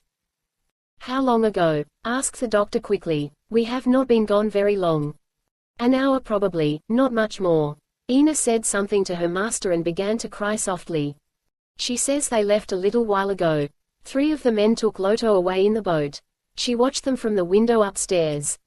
Targo Alia, said the girl. One of the men was Targo, said the chemist. He went to one of the windows overlooking the lake. The doctor stood beside him. There was no boat in sight. They cannot have got very far, said the doctor. Those islands there. They would take him to Orlog, said the chemist. About 50 miles. The doctor turned back to the room. We can get them. You forget, these drugs, the power they give us. Oh, Will. He called the big businessman over to them. He spoke hurriedly, with growing excitement. What do you think, Will? That boat, they've got Loto, it can't be very far.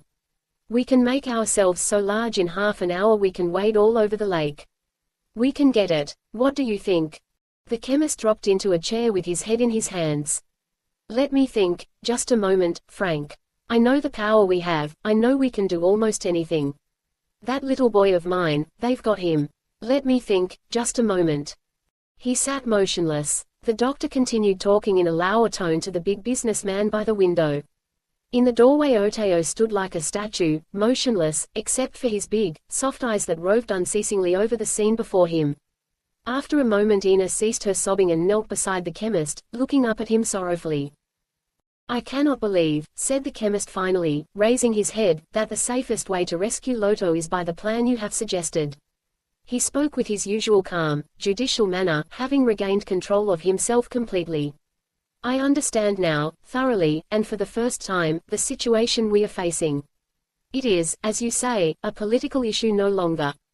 Targo and his closest followers have convinced a very large proportion of our entire nation, I am certain, that myself, and my family, and you, the strangers, are possessed of a diabolical power that must be annihilated.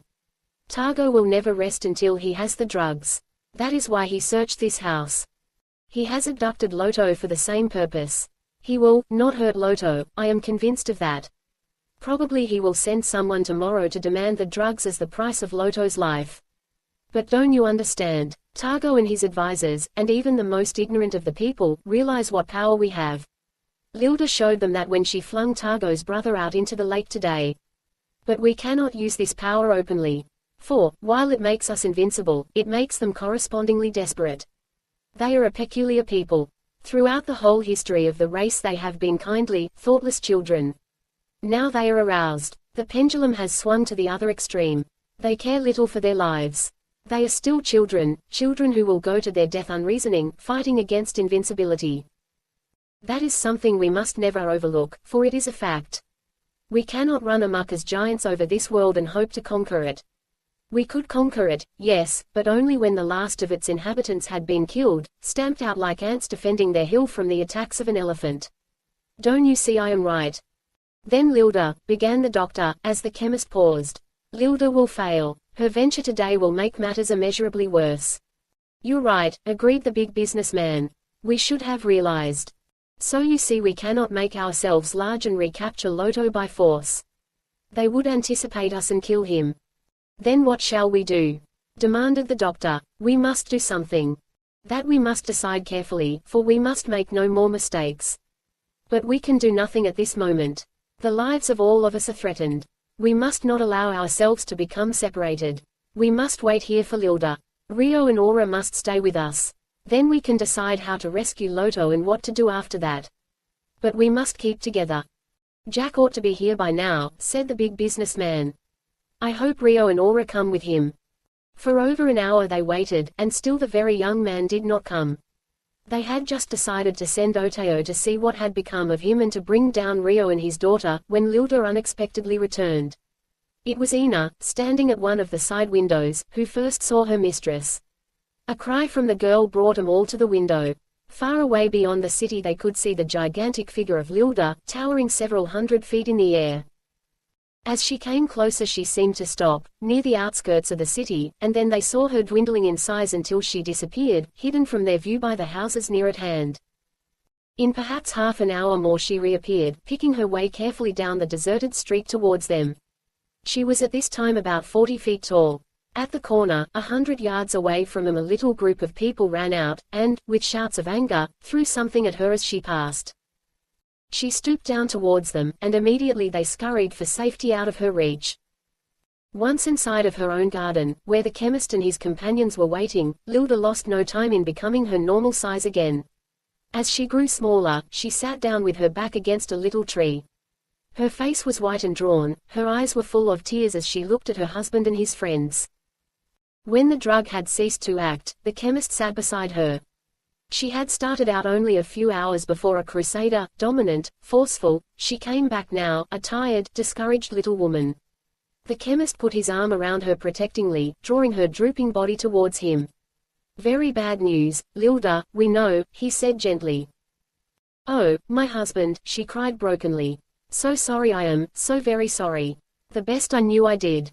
And it was all so very bad, so very bad," she broke off abruptly, looking at him with her great, sorrowful eyes. "Tell us, Lylda," he said softly. "To many cities I went," she answered. "And I told the people all I meant to say. Some of them believed. But they were not many, and of the others who did not believe, they were afraid, and so kept they silent. Then into Orlog I went, and in the public square I spoke, for very long, because, for some reason I know not, at first they listened. But no one there believed. And then, my husband, at last I knew why I could not hope to gain my way. It is not because they want Targo's rule that they oppose us. It was, but it is so no longer. It is because they have been made to fear these drugs we have. For now, in Orlog, they are shouting death to all the giants. Forgotten are all their cries for land, the things that Targo promised, and we in a right would not give.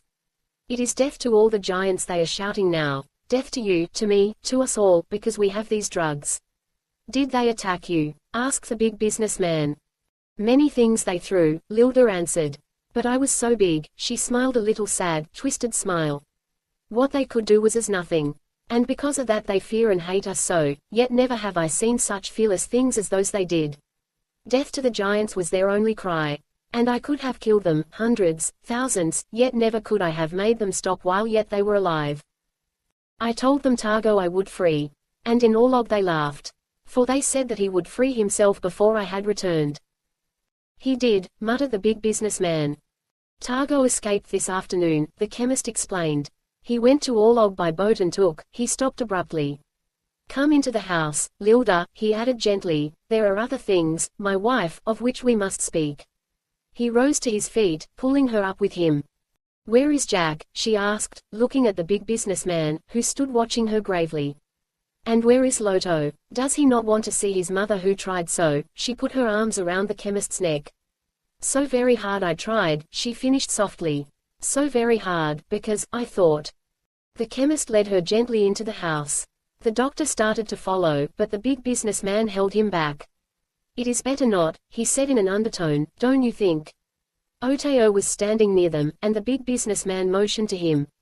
"Besides," he added, "I'm worried about Jack. I think we ought to go up after him. I don't think it ought to take us very long." "With Oteo, he knows the way," agreed the doctor. "It's devilish strange what's keeping that boy." They found that although Oteo spoke only a few words of English, he understood nearly everything they said, and waiting only a moment more, they started up into the city towards Rio's home.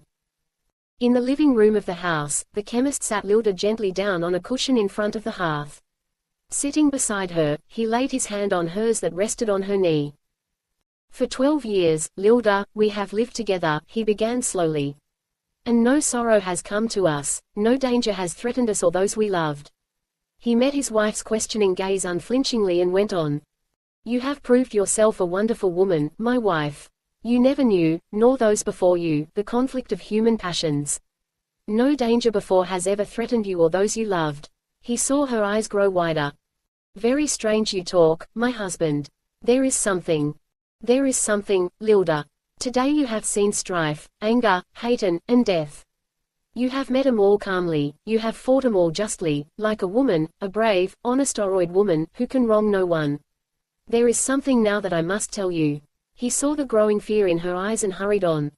"Loto, today, this afternoon." The woman gave a little, low cry of anguish, instantly repressed. Her hand gripped his tightly. "No, no, Lylda, not that," he said quickly, "but this afternoon while we were all away, Loto was here alone with Ina, Targo with his men came. They did not hurt Loto, they took him away in a boat to Orlog."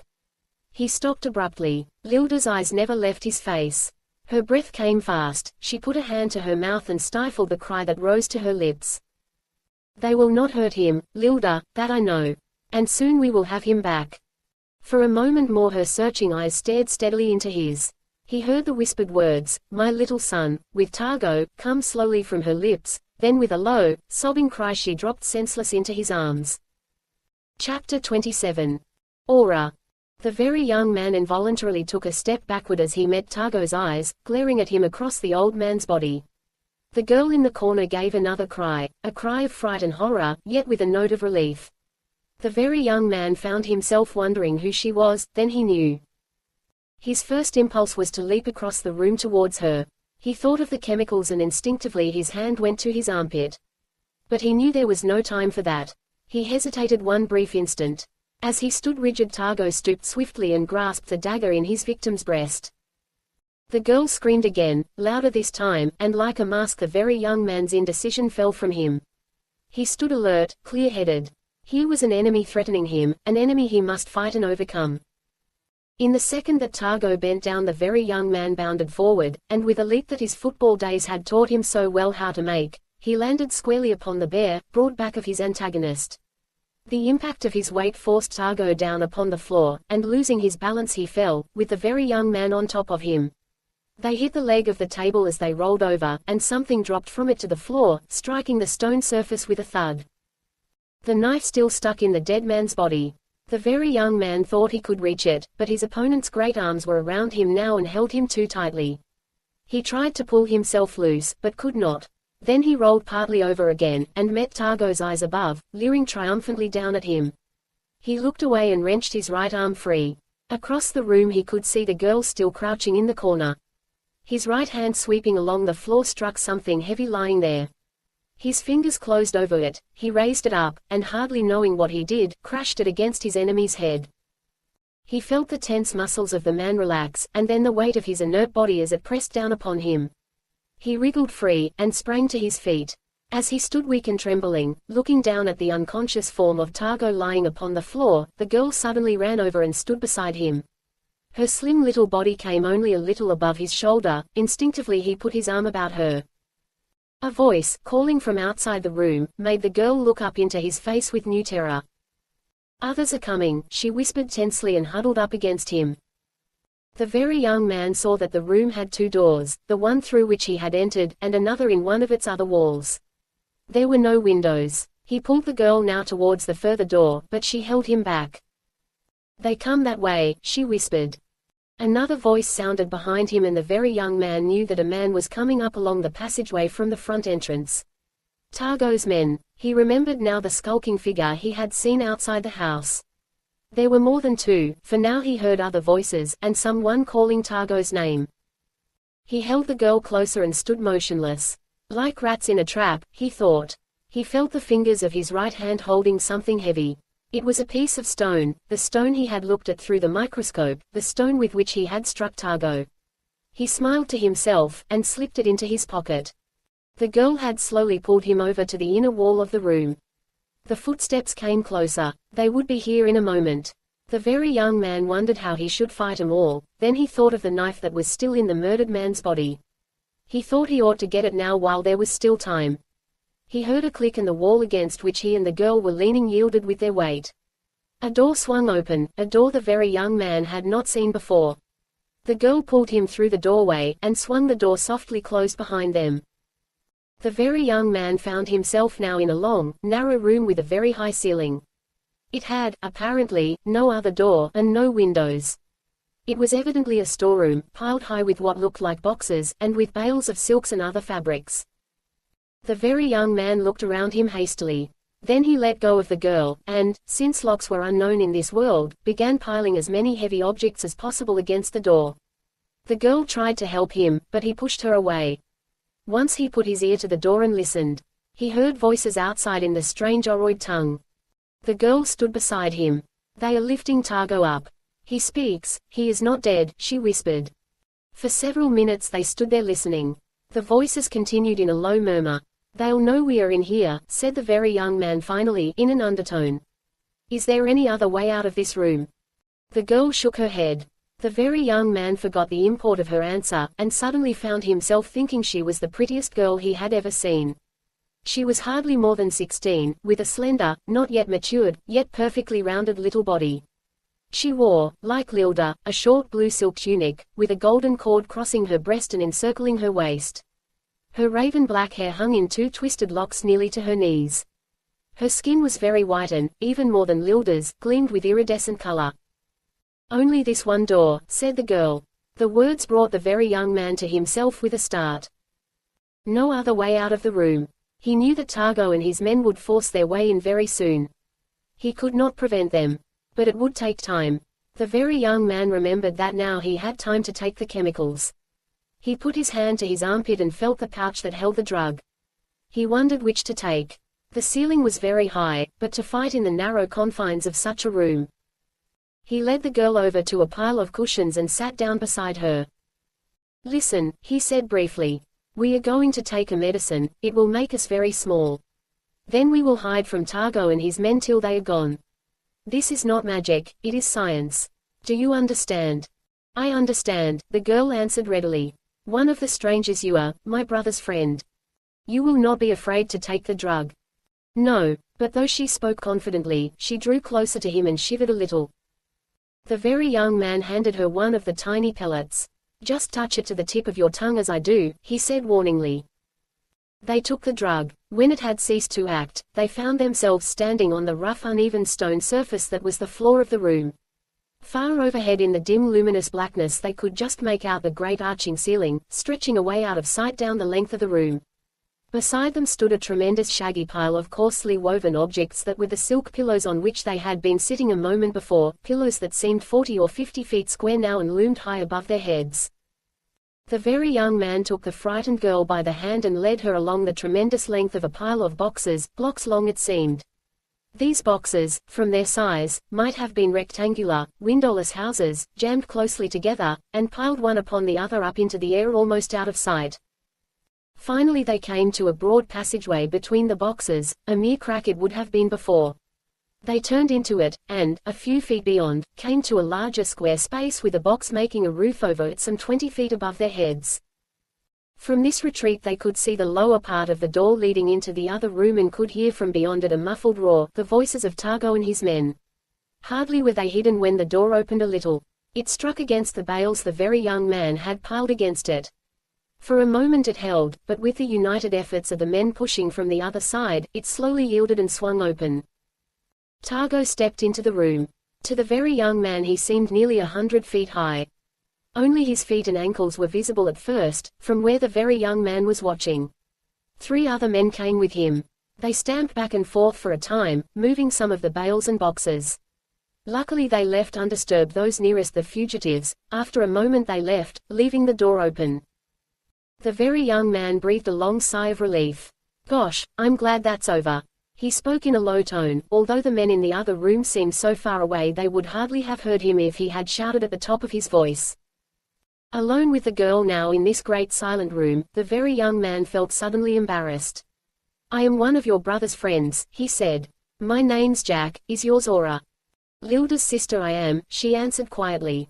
"My father told me about you." Then with a rush came the memory of her father's death, which the startling experiences of the past half hour had made her forget. Her big, soft eyes filled with tears and her lips quivered. Involuntarily the very young man put his arm about her again and held her close to him. She was so little and frail, so pathetic and so wholly adorable. For a long time they sat in silence, then the girl gently drew away. At the doorway they stood and listened. Targo and his followers were still in the adjoining room, talking earnestly. "Lylda they have captured," Aura whispered suddenly. "Others of Targo's men have taken him, in a boat, to Orlog. Tomorrow they send a messenger to my brother to demand he give up these drugs, or Lylda they will kill." The very young man waited, breathless.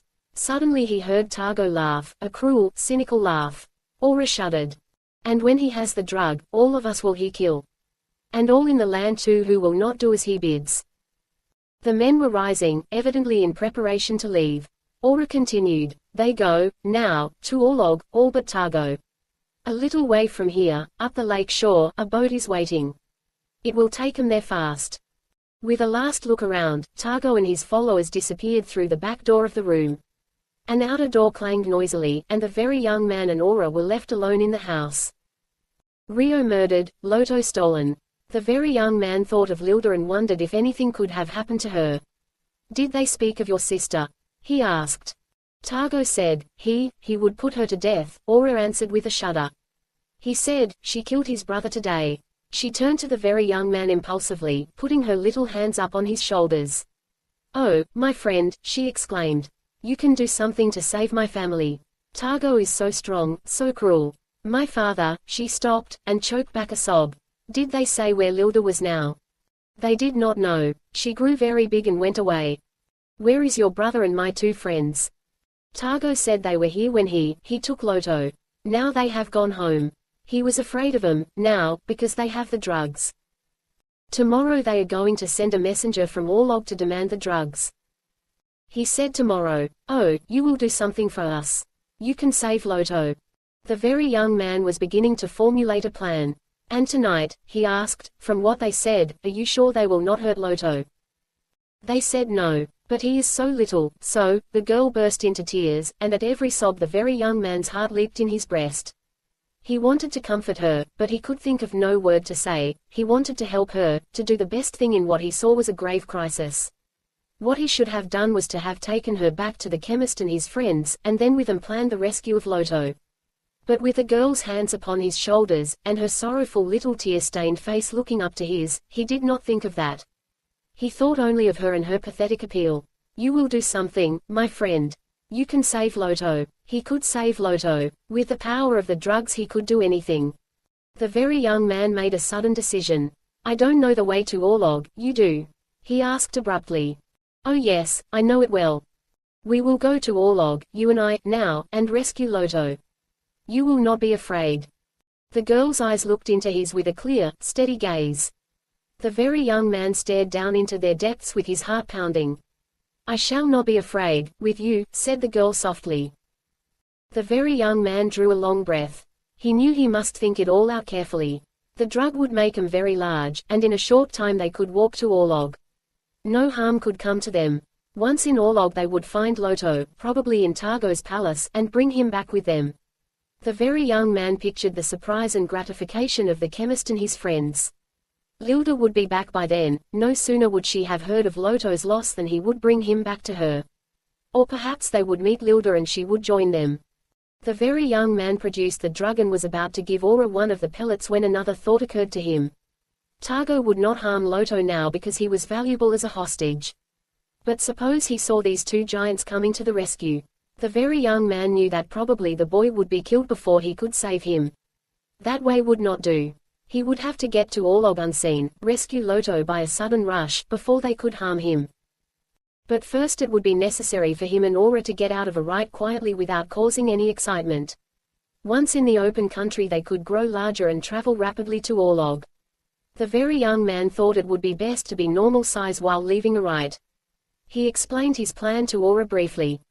It took several successive tastes of the different drugs before this result was accomplished, but in perhaps half an hour they were ready to leave the house. To the very young man this change of size was no longer even startling. Aura, this time, with him beside her, seemed quite unafraid. "Now we're ready," said the very young man, in a matter-of-fact tone that was far from indicating his true feeling. "Take the way where we are least likely to be noticed, towards Orlog. When we get in the open country we can get bigger." He led the girl across Rio's study. She kept her face averted as they passed the body lying on the floor, and in a moment they were outside the house.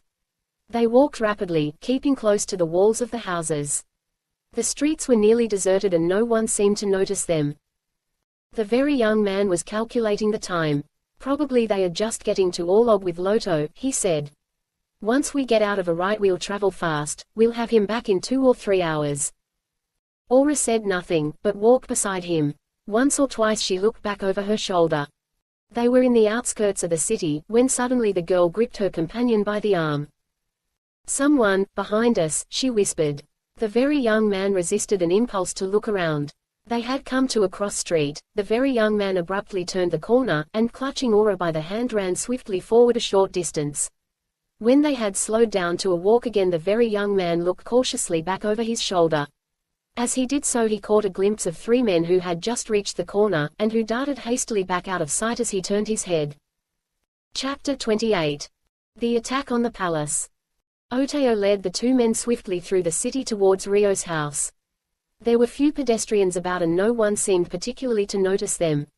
Yet somehow, the big businessman thought, there hung about the city an ominous air of unrest. Perhaps it was the abnormal quiet, that solemn sinister look of deserted streets, or perhaps it was an occasional face peering at them from a window, or a figure lurking in a doorway disappearing at their approach. The big businessman found his heart beating fast. He suddenly felt very much alone. The realization came to him that he was in a strange world, surrounded by beings of another race, most of whom, he knew now, hated and feared him and those who had come with him. Then his thoughts took another turn. He looked up at the brilliant galaxy of stars overhead. New, unexplored worlds. Thousands, millions of them. In one tiny, little atom of a woman's wedding ring. Then he thought of his friend the banker. Perhaps the ring had not been moved from its place in the clubroom. Then, he looked at the sky again, then Broadway, only 30 feet away from him this moment. He smiled a little at this conception, and drew a long breath, awed by his thoughts.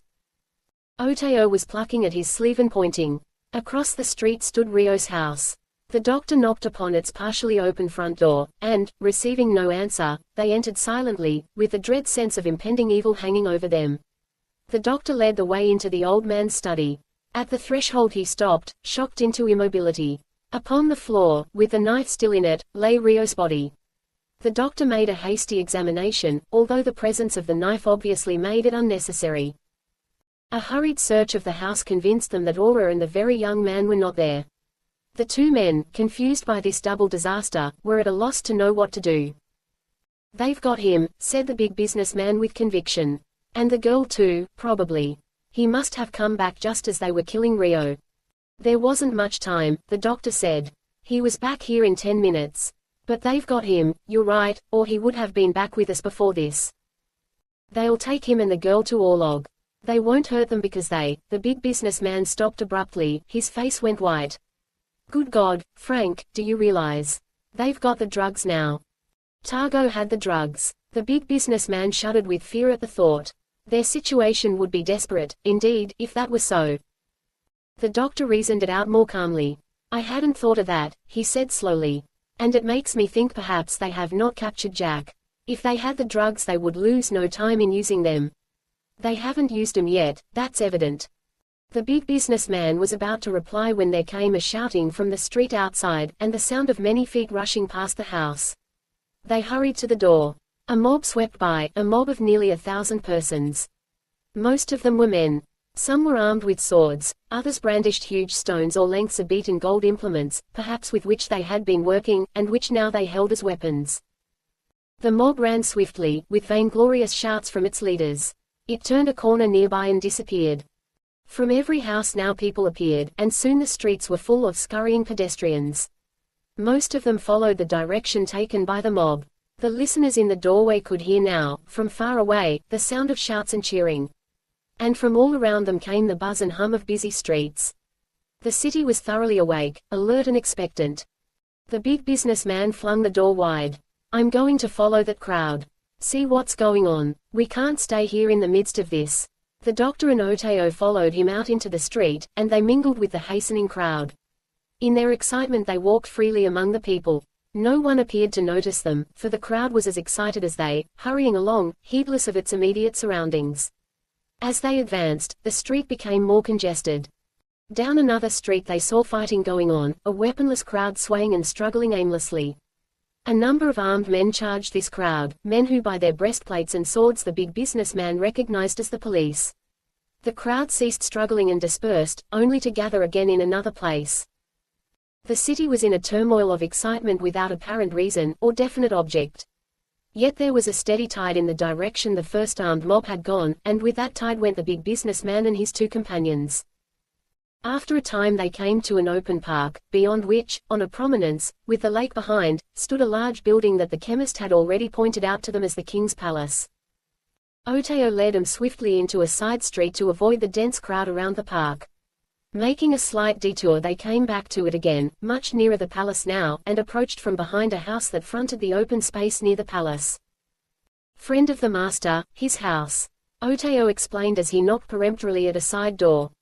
They waited a moment, but no one came. Oteo pushed the door and led them within. The house was deserted, and following Oteo, they went to the roof. Here they could see perfectly what was going on around the palace, and in the park below them. This park was nearly triangular in shape, 1,000 feet possibly on each side. At the base of the triangle, on a bluff with the lake behind it, stood the palace. Its main entrance, 2 huge golden doors, stood at the top of a broad flight of stone steps. On these steps a fight was in progress. A mob surged up them, repulsed at the top by a score or more of men armed with swords, who were defending the doorway. The square was thronged with people watching the palace steps and shouting almost continuously. The fight before the palace evidently had been in progress for some time. Many dead were lying in the doorway and on the steps below it.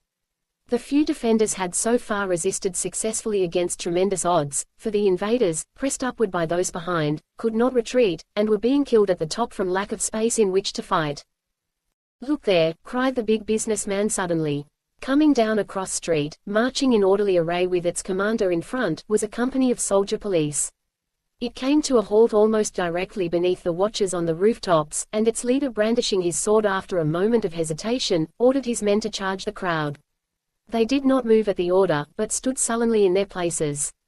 Again he ordered them forward, and, as they refused to obey, made a threatening move towards them. In sudden frenzy, those nearest leaped upon him, and in an instant he lay dead upon the ground, with half a dozen swords run through his body. Then the men stood, in formation still, apathetically watching the events that were going on around them. Meanwhile the fight on the palace steps raged more furiously than ever. The defenders were reduced now to a mere handful. "A moment more, they'll be in," said the doctor breathlessly. Hardly had he spoken when, with a sudden, irresistible rush, the last of the guards were swept away, and the invaders surged through the doorway into the palace. A great cry went up from the crowd in the park as the palace was taken, a cry of applause mingled with awe, for they were a little frightened at what they were seeing. Perhaps 100 people crowded through the doorway into the palace, the others stood outside, on the steps and on the terrace below, waiting. Hardly more than 5 minutes went by when a man appeared on the palace roof. He advanced to the parapet with several others standing respectfully behind him. "Targo," murmured Oteo. It was Targo triumphantly standing with uplifted arms before the people he was to rule. When the din that was raised at his appearance had subsided a little he spoke, one short sentence, and then he paused. There was a moment of indecision in the crowd before it broke into tumultuous cheers. "The king, he killed," Oteo said softly, looking at his master's friends with big, frightened eyes. The big businessman stared out over the waving, cheering throng, with the huge, dominant, triumphant figure of Targo above and muttered to himself, "The king is dead, long live the king." When he could make himself heard, Targo spoke again. The doctor and the big businessman were leaning over the parapet watching the scene, when suddenly a stone flew up from the crowd beneath, and struck the railing within a few feet of where they were standing. They glanced down in surprise, and realized, from the faces that were upturned, that they were recognized. A murmur ran over the crowd directly below, and then someone raised a shout. 4 words it seemed to be, repeated over and over. Gradually the shout spread, "Death to the giants." The big businessman knew it was, "Death to the giants," until the whole mass of people were calling it rhythmically, drowning out Targo's voice completely. 1,000 faces now stared up at the men on the rooftop and a rain of stones began falling around them. The doctor clutched his friend by the arm and pulled him back from the parapet. "They know us, good God, don't you see?" he said tensely. "Come on, we must get out of this. There'll be trouble." He started across the roof towards the opening that led down into the house. The big businessman jerked himself free from the grasp that held him. "I do see," he cried a little wildly. "I do see we've been damn fools. There'll be trouble. You're right, there will be trouble, but it won't be ours. I'm through with this miserable little atom and its swarm of insects." He gripped the doctor by both shoulders. "My God, Frank, can't you understand? We're men, you and I, men. These creatures," he waved his arm back towards the city, "nothing but insects, infinitesimal, smaller than the smallest thing we ever dreamed of. And we take 'em seriously. Don't you understand? Seriously. God, man, that's funny, not tragic." He fumbled at the neck of his robe, and tearing it away, brought out a vial of the drugs. "Here," he exclaimed, and offered one of the pellets. "Not too much," warned the doctor vehemently, "only touch it to your tongue." Oteo, with pleading eyes, watched him taking the drug, and the doctor handed him a pellet, showing him how to take it. As they stood together upon the rooftop, clinging to one another, the city dwindled away rapidly beneath them.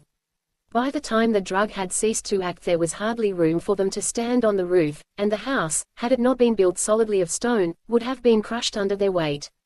At first they felt a little dizzy, as though they were hanging in midair, or were in a balloon, looking down at the city.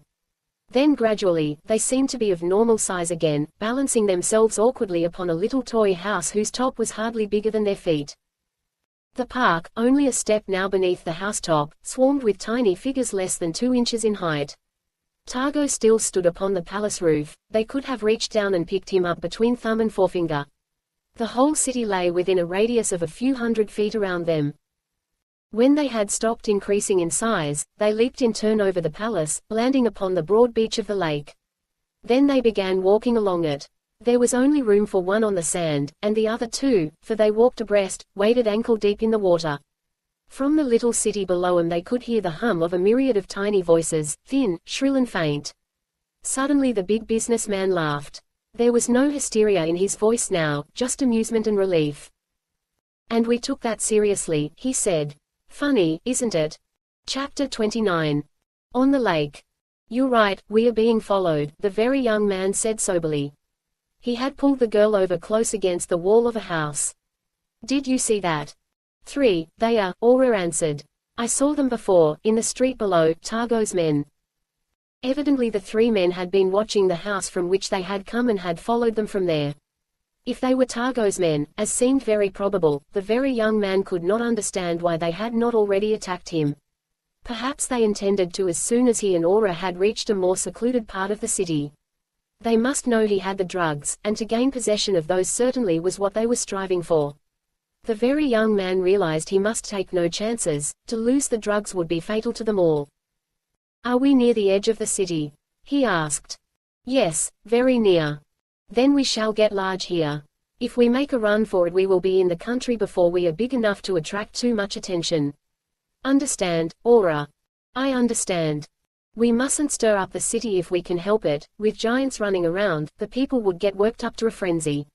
You could see that with Lylda this afternoon. Not that you can blame them altogether, but we want to get Loto back before we start anything here in a riot." He took the pellets out as he spoke, and they each touched one of them to the tip of their tongues.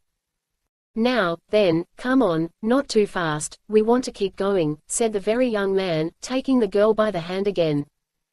As they started off, running slowly down the street, the very young man looked back. The 3 men were running after them, not fast, seeming content merely to keep their distance. The very young man laughed. "Wait till they see us get big. Fine chance they've got." Aura, her lithe, young body in perfect condition, ran lightly and easily as a fawn. She made a pretty picture as she ran, with her long, black hair streaming out behind her, and the short silk tunic flapping about her lean, round thighs. She still held the very young man by the hand, running just in advance of him, guiding him through the streets, which in this part of the city were more broken up and irregular. They had not gone more than 100 yards when the pavement began to move unsteadily under them, as the deck of a plunging ship feels to one who runs its length, and the houses they were swiftly passing began visibly to decrease in size. The very young man felt the girl falter in her stride. He dropped her hand and slipped his arm about her waist, holding her other hand against it. She smiled up into his eyes, and thus they ran on, side by side. A few moments more and they were in the open country, running on a road that wound through the hills, between cultivated fields dotted here and there with houses. The landscape dwindled beneath them steadily, until they seemed to be running along a narrow, curving path, bordered by little patches of different colored ground, like a checkerboard. The houses they passed now hardly reached as high as their knees. Sometimes peasants stood in the doorways of these houses watching them in terror. Occasionally they passed a farmer plowing his field, who stopped his work, stricken dumb, and stared at them as they went swiftly by. When they were well out into the country, perhaps a quarter of the way to Orlog, for to being so huge as they the distance was not great, the very young man slowed down to a walk. "How far have we gone?" he asked. Aura stopped abruptly and looked around her. They seemed now to be at the bottom of a huge, circular, shallow bowl. In every direction from where they stood the land curved upward towards the rim of the bowl that was the horizon, a line, not sharp and well-defined, but dim and hazy, melting away into the blackness of the star-studded sky. Behind them, hardly more than a mile away, according to their present stature, they had stopped growing entirely now, lay the city of Arite. They could see completely across it and out into the country beyond. The lake, with whose shore they had been running parallel, was much closer to them. Ahead, up near the rim of the horizon, lay a black smudge. Aura pointed. "Orlog is there," she said. "You see it." To the very young man suddenly came the realization that already he was facing the problem of how to get into Orlog unheralded. If they remained in their present size they could easily walk there in an hour or less. But long before that they would be seen and recognized. The very young man feared for Loto's safety if he allowed that to happen. He seemed to be able to make out the city of Orlog now. It was smaller than Arite, and lay partially behind a hill, with most of its houses strung along the lake shore. If only they were not so tall they could not be seen so readily. But if they became smaller it would take them much longer to get there. And eventually they would have to become normal oroid size, or even smaller, in order to get into the city unnoticed. The very young man thought of the lake. Perhaps that would be the best way. "Can you swim?" he asked. And Aura, with her ready smile, answered that she could. "If we are in the water," she added, seeming to have followed his thoughts, "they would not see us." "I can swim very far, can you?" The very young man nodded. "If we could get near to Orlog in the water," he said, "we might get a boat. And then when we were small, we could sail up. They wouldn't see us then." "There are many boats," answered the girl in agreement. Look, there were, indeed, on the lake, within sight of them now, several boats. "We must get the one nearest Orlog," the very young man said. "Or else it will beat us in and carry the news." In a few minutes more they were at the lake shore. The very young man wore, underneath his robe, a close-fitting knitted garment very much like a bathing suit. He took off his robe now, and rolling it up, tied it across his back with the cord he had worn around his waist. Aura's tunic was too short to impede her swimming, and when the very young man was ready, they waded out into the water together. They found the lake no deeper than to Aura's shoulders, but as it was easier to swim than to wade, they began swimming, away from shore towards the farthest boat that evidently was headed for Orlog. The very young man thought with satisfaction that, with only their heads visible, huge as they would appear, they could probably reach this boat without being seen by anyone in Orlog. The boat was perhaps a quarter of a mile from them, a tiny little toy vessel, it seemed, that they never would have seen except for its sail. They came up to it rapidly, for they were swimming very much faster than it could sail, passing close to one of the others and nearly swamping it by the waves they made. As they neared the boat they were pursuing, it was different from any the very young man had seen so far, a single, canoe-shaped hull, without riders on both sides. They could see it held but a single occupant, a man who sat in its stern, a figure about as long as one of the very young man's fingers. The very young man and Aura were swimming side by side, now. The water was perfect in temperature, neither too hot nor too cold. They had not been swimming fast, and were not winded. "We've got him, what'll we do with him?" the very young man wanted to know in dismay, as the thought occurred to him. He might have been more puzzled at how to take the drug to make him smaller while they were swimming, but Aura's answer solved both problems. "There is an island," she said, flinging an arm up out of the water. "We can push the boat to it, and him we can leave there." "Is that not the thing to do?" "You bet your life," the very young man agreed, enthusiastically. "That's just the thing to do." As they came within reach of the boat the very young man stopped swimming and found that the water was not much deeper than his waist. The man in the boat appeared now about to throw himself into the lake from fright. "Tell him, Aura," the very young man said. "We won't hurt him." Wading through the water, they pushed the boat with its terrified occupant carefully in front of them towards the island, which was not more than 200 or 300 yards away. The very young man found this rather slow work. Becoming impatient, he seized the boat in his hand, pinning the man against its seat with his forefinger so he would not fall out. Then raising the boat out of the water over his head he waded forward much more rapidly. The island, which they reached in a few moments more, was circular in shape, and about 50 feet in diameter. It had a beach entirely around it, a hill perhaps 10 feet high rose near its center, and at one end it was heavily wooded. There were no houses to be seen. The very young man set the boat back on the water, and they pushed it up on the beach. When it grounded the tiny man leaped out and ran swiftly along the sand. The very young man and Aura laughed heartily as they stood ankle-deep in the water beside the boat, watching him. For nearly 5 minutes he ran, then suddenly he ducked inland and disappeared in the woods. When they were left alone they lost no time in becoming normal oroid size. The boat now appeared about 25 feet long, a narrow, canoe-shaped hull hollowed out of a tree trunk. They climbed into it, and with a long pole they found lying in its bottom, the very young man shoved it off the beach. Chapter 30. Word music. The boat had a mast stepped near the bow, and a triangular cloth sail. The very young man sat in the stern, steering with a short, broad-bladed paddle. Aura lay on a pile of rushes in the bottom of the boat, looking up at him. For about half a mile the very young man sailed along parallel with the beach, looking for the man they had marooned. He was nowhere in sight, and they finally headed out into the lake towards Orlog, which they could just see dimly on the further shore. The breeze was fresh, and they made good time.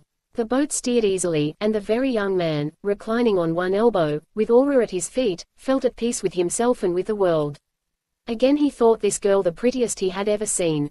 There was something, too, of a spiritual quality in the delicate smallness of her features, a sweetness of expression in her quick, understanding smile, and an honest clearness in her steady gaze that somehow he seemed never to have seen in a girl's face before. He felt again, now that he had time to think more of her, that same old diffidence that had come to him before when they were alone in the storeroom of her home. That she did not share this feeling was obvious from the frankness and ease of her manner. For some time after leaving the island neither spoke. The very young man felt the girl's eyes fixed almost constantly upon him, a calm gaze that held in it a great curiosity and wonderment. He steered steadily onward towards Orlog. There was, for the moment, nothing to discuss concerning their adventure, and he wondered what he should say to this girl who stared at him so frankly. Then he met her eyes, and again she smiled with that perfect sense of comradeship he had so seldom felt with women of his own race. "You're very beautiful," said the very young man abruptly. The girl's eyes widened a little, but she did not drop her lashes. "I want to be beautiful. If you think it is so, I am very glad." "I do. I think you're the prettiest girl I ever saw." He blurted out the words impetuously. He was very earnest, very sincere, and very young. A trace of coquetry came into the girl's manner. "Prettier than the girls of your world. Are they not pretty?" "Oh, yes, of course, but—" "What?" she asked when he paused. The very young man considered a moment. You're different," he said finally. She waited. You don't know how to flirt, for one thing." The girl turned her head away and looked at him a little sidewise through lowered lashes. "How do you know that?" she asked demurely, and the very young man admitted to himself with a shock of surprise that he certainly was totally wrong in that deduction at least. "Tell me of the girls in your world," she went on after a moment's silence. "My sister's husband many times he has told me of the wonderful things up there in that great land. But more I would like to hear." He told her, with an eloquence and enthusiasm born of youth, about his own life and those of his people. She questioned eagerly and with an intelligence that surprised him, for she knew far more of the subject than he realized. "These girls of your country," she interrupted him once. "They, too, are very beautiful. They wear fine clothes, I know, my brother he has told me." "Yes," said the very young man. "And are they very learned, very clever? Do they work and govern, like the men?" "Some are very learned. And they are beginning to govern, like the men, but not so much as you do here." The girl's forehead wrinkled. "My brother he once told me," she said slowly, "that in your world many women are bad." "Is that so?" "Some are, of course. And some men think that most are. But I don't. I think women are splendid." "If that is so, then better I can understand what I have heard," the girl answered thoughtfully. "If Oroid women were as I have heard my brother talk of some of yours, this world of ours would soon be full of evil." "You are different," the very young man said quickly. "You, and Lylda. The women here, they have kept the evil out of life," the girl went on.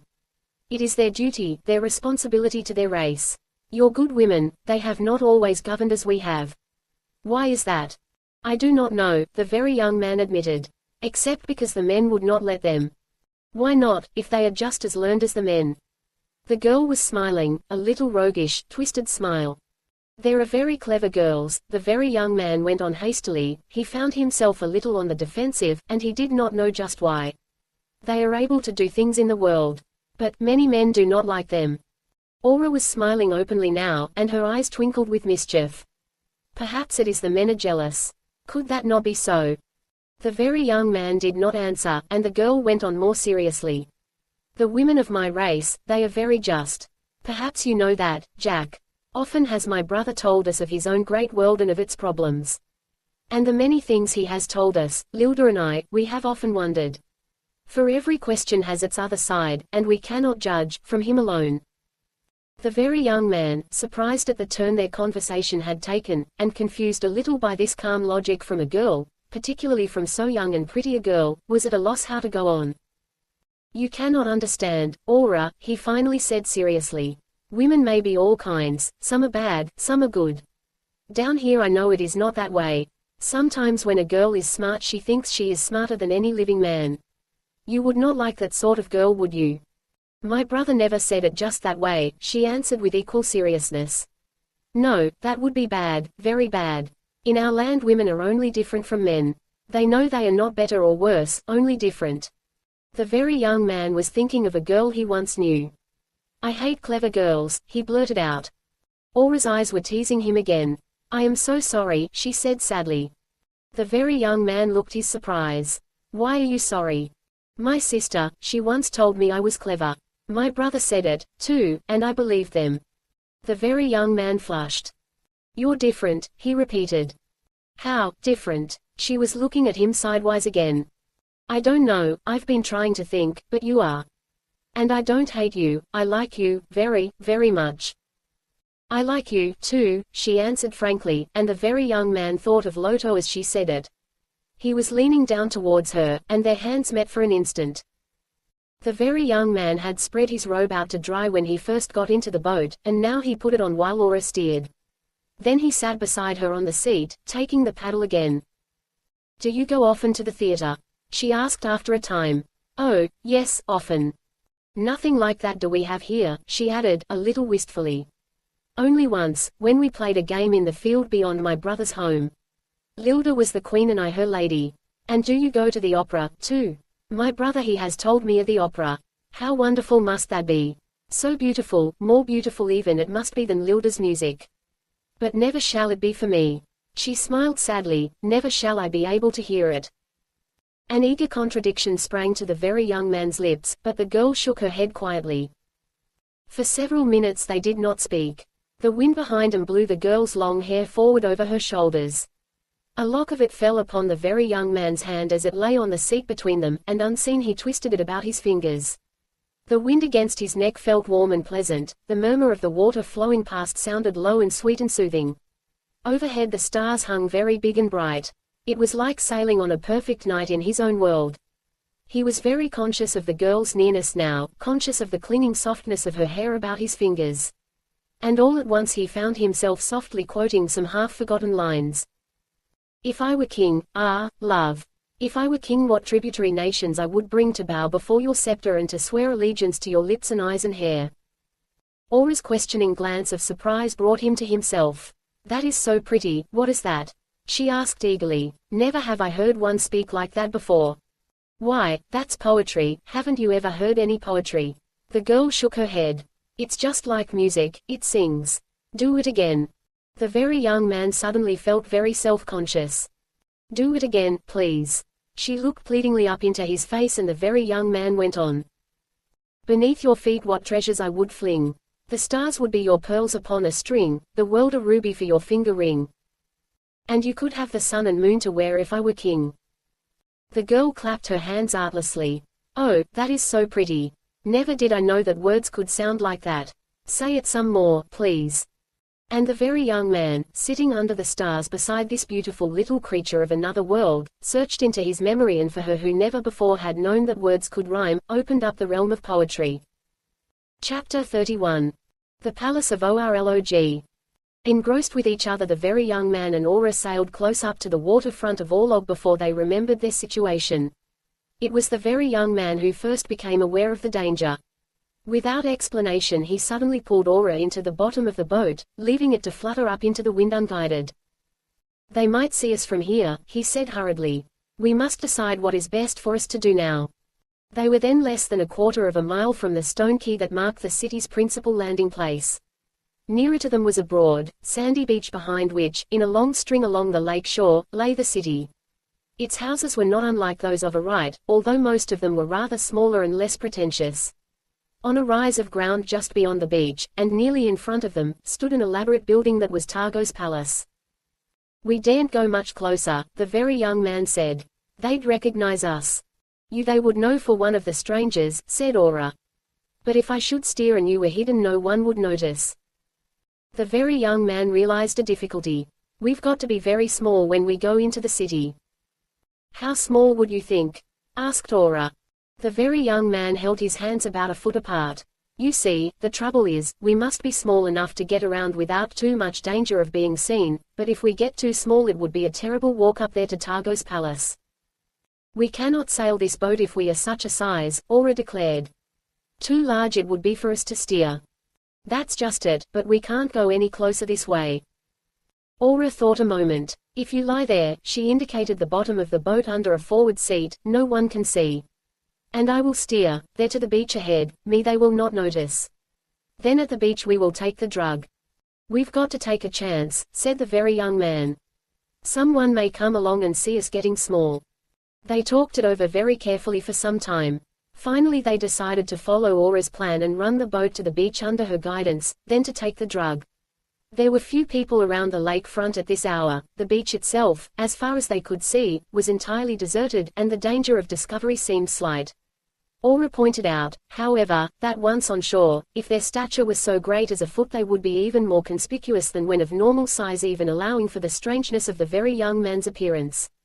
The very young man made a calculation and reached the conclusion that with a height of 6 or 7 inches they would have to walk about a mile from the landing place to reach Targo's palace. They decided to become as near that size as they conveniently could. When both fully understood what they intended to do, the very young man gave Aura one of the pellets of the drug and lay down in the bow of the boat. Without a word the girl took her seat in the stern and steered for the beach. When they were close inshore, Aura signaled her companion and at the same moment both took the drug. Then she left her seat and lay down beside the very young man. The boat, from the momentum it had gained, floated inshore and grounded gently on the beach. As they lay there, the very young man could see the sides of the boat growing up steadily above their heads. The gunwale was nearly 6 feet above them before he realized a new danger. Scrambling to his feet he pulled the girl up with him. Even when standing upright their heads came below the sides of the vessel. "We've got to get out right now," the very young man said in an excited whisper. "We'd be too small." He led the girl hastily into the bow and with a running leap clambered up and sat astride the gunwale. Then, reaching down he pulled Aura up beside him. In a moment they had dropped overboard up to their shoulders in the water. High overhead loomed the hull of the boat, a large sailing vessel it seemed to them now. They started wading towards shore immediately, but, because they were so rapidly diminishing in size, it was nearly 5 minutes before they could get there. Once on shore they lay prone upon the sand, waiting for the drug to cease its action. When, by proper administering of both chemicals, they had reached approximately their predetermined stature, which, in itself, required considerable calculation on the very young man's part, they stood up near the water's edge and looked about them. The beach to them now, with its coarse-grained sand, seemed nearly a quarter of a mile wide. In length it extended as far as they could see in both directions. Beyond the beach, directly in front of them on a hill perhaps 1,000 feet above the lake level, and about a mile or more away, stood Targo's palace. To the very young man it looked far larger than any building he had ever seen. The boat in which they had landed lay on the water with its bow on the beach beside them. It was now a vessel some 250 feet in length, with sides 20 feet high and a mast towering over 100 feet in the air. There was no one in sight from where they stood. "Come on, Aura," said the very young man, and started off across the beach towards the hill. It was a long walk through the heavy sand to the foot of the hill. When they arrived they found themselves at the beginning of a broad stone roadway, only a path to those of normal oroid size, that wound back and forth up the hill to the palace. They walked up this road, and as they progressed, saw that it was laid through a grassy lawn that covered the entire hillside, a lawn with grey-blue blades of grass half as high as their bodies. After walking about 10 minutes they came to a short flight of steps. Each step was twice as high as their heads, impossible of ascent, so they made a detour through the grass. Suddenly Aura clutched the very young man by the arm with a whispered exclamation, and they both dropped to the ground. A man was coming down the roadway. He was just above the steps when they first saw him, a man so tall that, standing beside him, they would have reached hardly above his ankles. The long grass in which they were lying hid him effectually from his sight, and he passed them by unnoticed. When he was gone, the very young man drew a long breath. "We must watch that," he said apprehensively. "If anyone sees us now, it's all off. We must be extremely careful." It took the two adventurers over an hour to get safely up the hill and into the palace. Its main entrance, approached by a long flight of steps, was an impossible means of ingress, but Aura fortunately knew of a smaller door at the side which led into the basement of the building. This door they found slightly ajar. It was open so little, however, that they could not get past, and as they were not strong enough even with their combined efforts, to swing the door open, they were again brought to a halt. "We'd better get still smaller," the very young man whispered somewhat nervously. "There's less danger that way." They reduced their size, perhaps 1/2, and when that was accomplished, the crack in the door had widened sufficiently to let them in. Within the building they found themselves in a hallway several hundred feet wide and 1/2 mile or more in length, its ceiling high as the roof of some great auditorium. The very young man looked about in dismay. "Great Scott," he ejaculated, "this won't do at all." "Many times I have been here," said Aura. "It looks so very different now, but I think I know the way." "That may be," agreed the very young man dubiously, "but we'd have to walk miles if we stay as small as this." A heavy tread sounded far away in the distance. The very young man and Aura shrank back against the wall, close by the door. In a moment a man's feet and the lower part of his legs came into view. He stopped by the door, pulling it inward. The very young man looked up into the air, 150 feet, perhaps, above their heads. He saw the man's face looking out through the doorway. In a moment another man joined him, coming from outside, and they spoke together for a time. Their roaring voices, coming down from this great height, were nevertheless distinctly audible. In the audience room, Aura whispered, after listening an instant, "Targo's younger brother talks with his counselors. Big things they are planning." The very young man did not answer. The two men continued their brief conversation and parted. When the very young man and Aura were left alone, he turned to the girl eagerly. "Did they mention Loto? Is he here?" "Of him they did not speak," Aura answered. "It is best that we go to the audience room, where they are talking. Then, perhaps, we will know." The very young man agreed, and they started off. For nearly half an hour they trudged onward along this seemingly endless hallway. Then again they were confronted with a flight of steps, this time steps that were each more than 3 times their own height. "We've got to chance it," said the very young man, and after listening carefully and hearing no one about, they again took the drug, making themselves sufficiently large to ascend these steps to the upper story of the building. It was nearly an hour before the two intruders, after several narrow escapes from discovery, and by alternating doses of both drugs, succeeded in getting into the room where Targo's brother and his advisors were in conference. They entered through the open door, a doorway so wide that 100 like them could have marched through it abreast. 1,000 feet away across the vastness of the room they could see Targo's brother and 10 of his men, sitting on mats upon the floor, talking earnestly. Before them stood a stone bench on which were a number of golden goblets and plates of food. The adventurers ran swiftly down the length of the room, following its wall. It echoed with their footfalls, but they knew that this sound, so loud to their ears, would be inaudible to the huge figures they were approaching. "They won't see us," whispered the very young man, "let's get up close." And in a few moments more they were standing beside one of the figures, sheltered from sight by a corner of the mat upon which the man was sitting. His foot, bent sidewise under him upon the floor, was almost within reach of the very young man's hand. The fiber thong that fastened its sandal looked like a huge rope thick as the very young man's ankle, and each of its toes were half as long as his entire body. Targo's brother, a younger man than those with him, appeared to be doing most of the talking. He it was beside whom Aura and the very young man were standing. "You tell me if they mention Loto," whispered the very young man. Aura nodded and they stood silent, listening.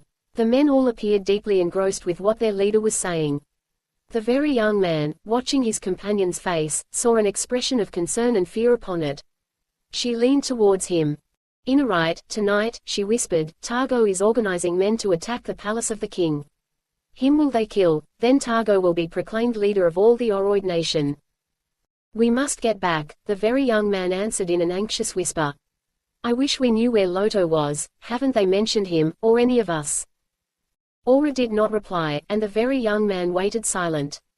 Once one of the men laughed, a laugh that drifted out into the immense distances of the room in great waves of sound. Aura gripped her companion by the arm. Then when Targo rules the land, they will send a messenger to my brother.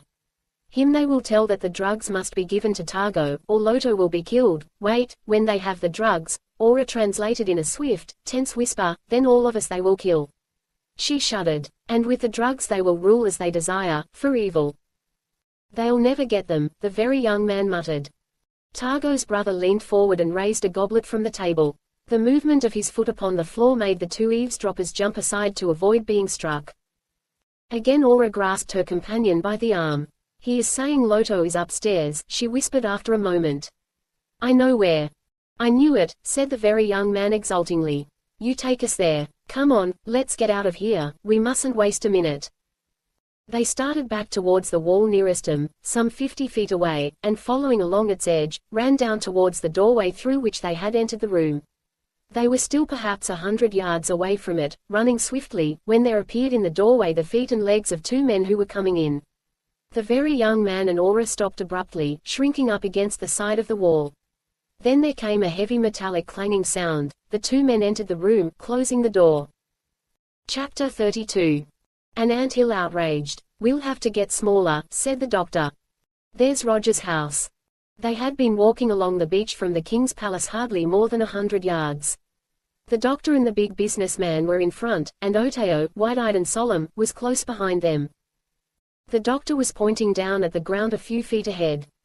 There, at a height just above their ankles, stood the chemist's house, a little building whose roof did not reach more than halfway to their knees, even though it stood on higher ground than the beach upon which they were walking. On the roof they could see two tiny figures, the chemist and Lylda, waving their arms. The big businessman stopped short. Now see here, Frank, let's understand this. We've been fooling with this thing too damned long. We've made a hell of a mess of it, you know that. He spoke determinedly, with a profanity unusual with him. The doctor did not answer. We got here, yesterday. We found a peaceful world. Dissatisfaction in it, yes. But certainly a more peaceful world than the one we left.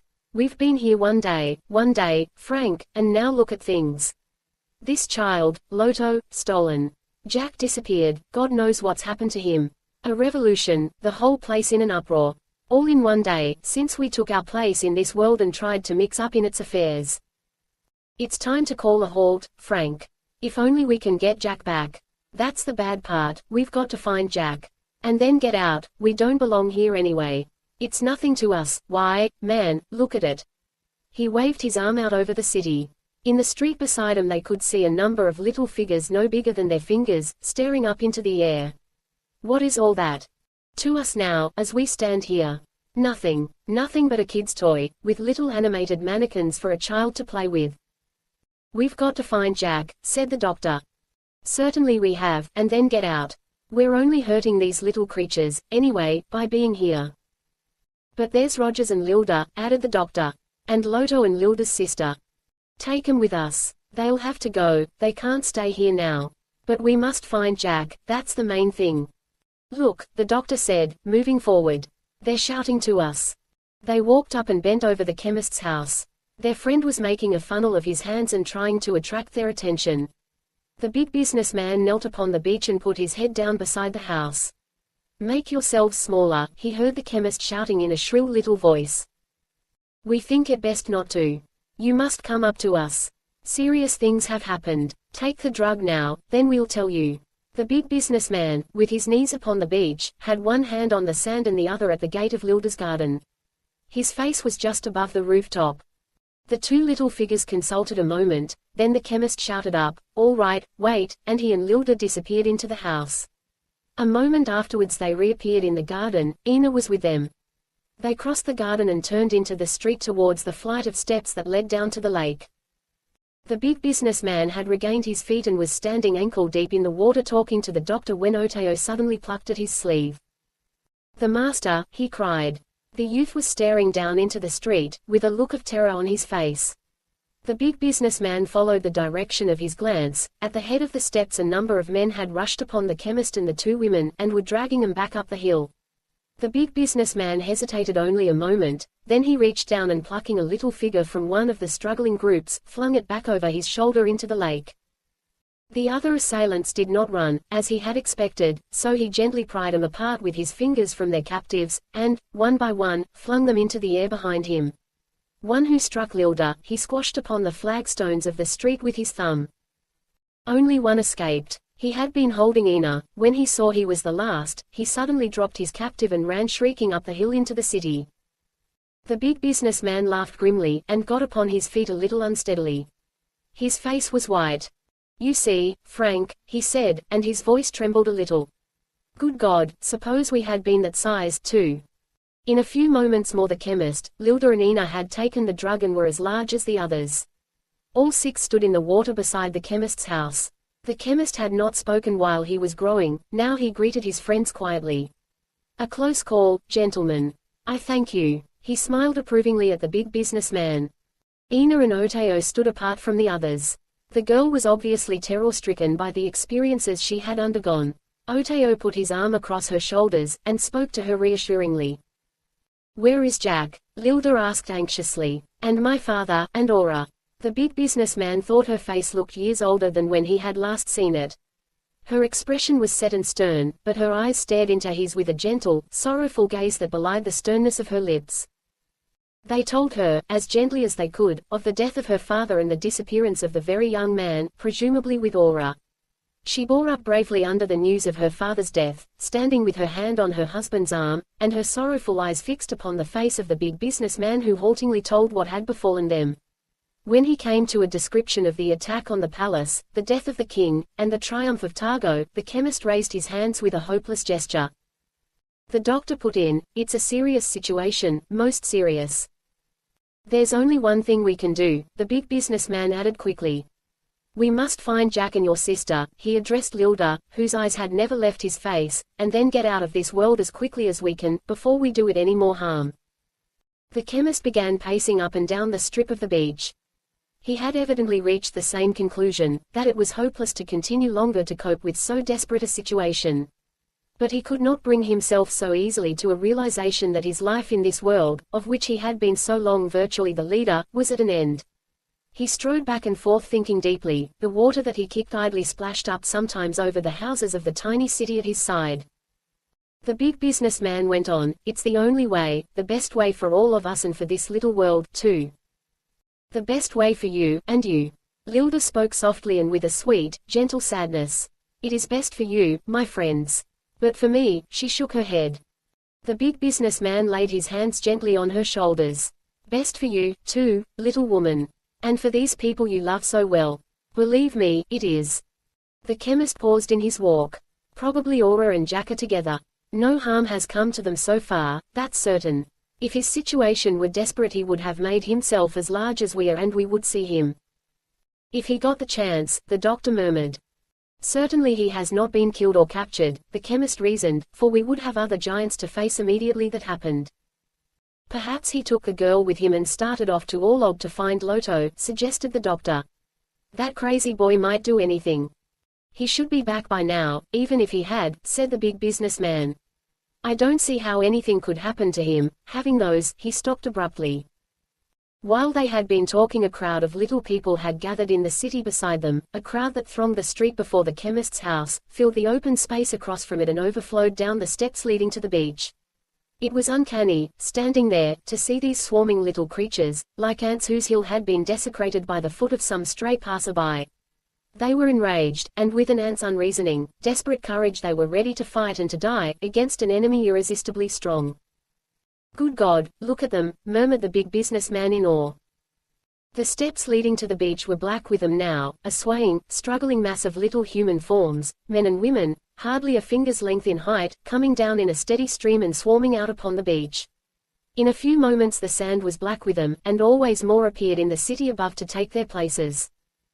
The big businessman felt a sharp sting in his foot above the sandal. One of the tiny figures was clinging to its string and sticking a sword into his flesh. Involuntarily he kicked. 100 of the little creatures were swept aside, and when he put his foot back upon the sand he could feel them smash under his tread. Their faint, shrill, squeaking shrieks had a ghostly semblance to human voices, and he turned suddenly sick and faint. Then he glanced at Lylda's face. It bore an expression of sorrow and of horror that made him shudder. To him at first these had been savage, vicious little insects, annoying, but harmless enough if one kept upon one's feet. But to her, he knew, they were men and women, misguided, frenzied, but human, thinking beings like herself. And he found himself wondering, vaguely, what he should do to repel them. The attack was so unexpected, and came so quickly that the giants had stood motionless, watching it with awe. Before they realized their situation, the sand was so crowded with the struggling little figures that none of them could stir without trampling upon scores. Oteo and Ina, standing ankle-deep in the water, were unattacked, and at a word from the chemist the others joined them, leaving little heaps of mangled human forms upon the beach where they had trod. All except Lylda. She stood her ground, her face bloodless, her eyes filled with tears. Her feet were covered now, her ankles bleeding from a dozen tiny knives hacking at her flesh. The chemist called her to him, but she only raised her arms with a gesture of appeal. "Oh, my husband," she cried. "Please, I must. Let me take the drug now and grow small, like them. Then will they see we mean 'em no harm. And I shall tell them we are their friends, and you, the master, mean only good." The big businessman started forward.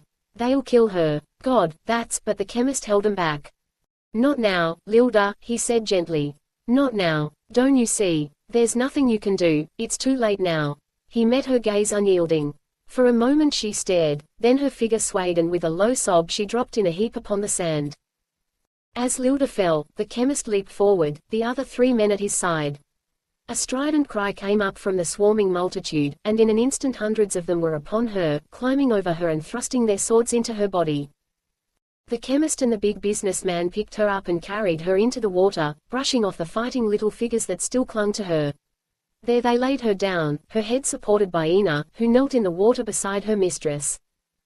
The multitude on the sand crowded up to the water's edge, hundreds, forced forward by the pressure of those behind, plunged in, swam about, or sank and were rolled back by the surf, lifeless upon the shore. The beach crawled with their struggling forms, only the spot where Lylda had fallen was black and still. "She's all right," said the doctor after a moment, bending over Lylda. A cry from Oteo made him straighten up quickly.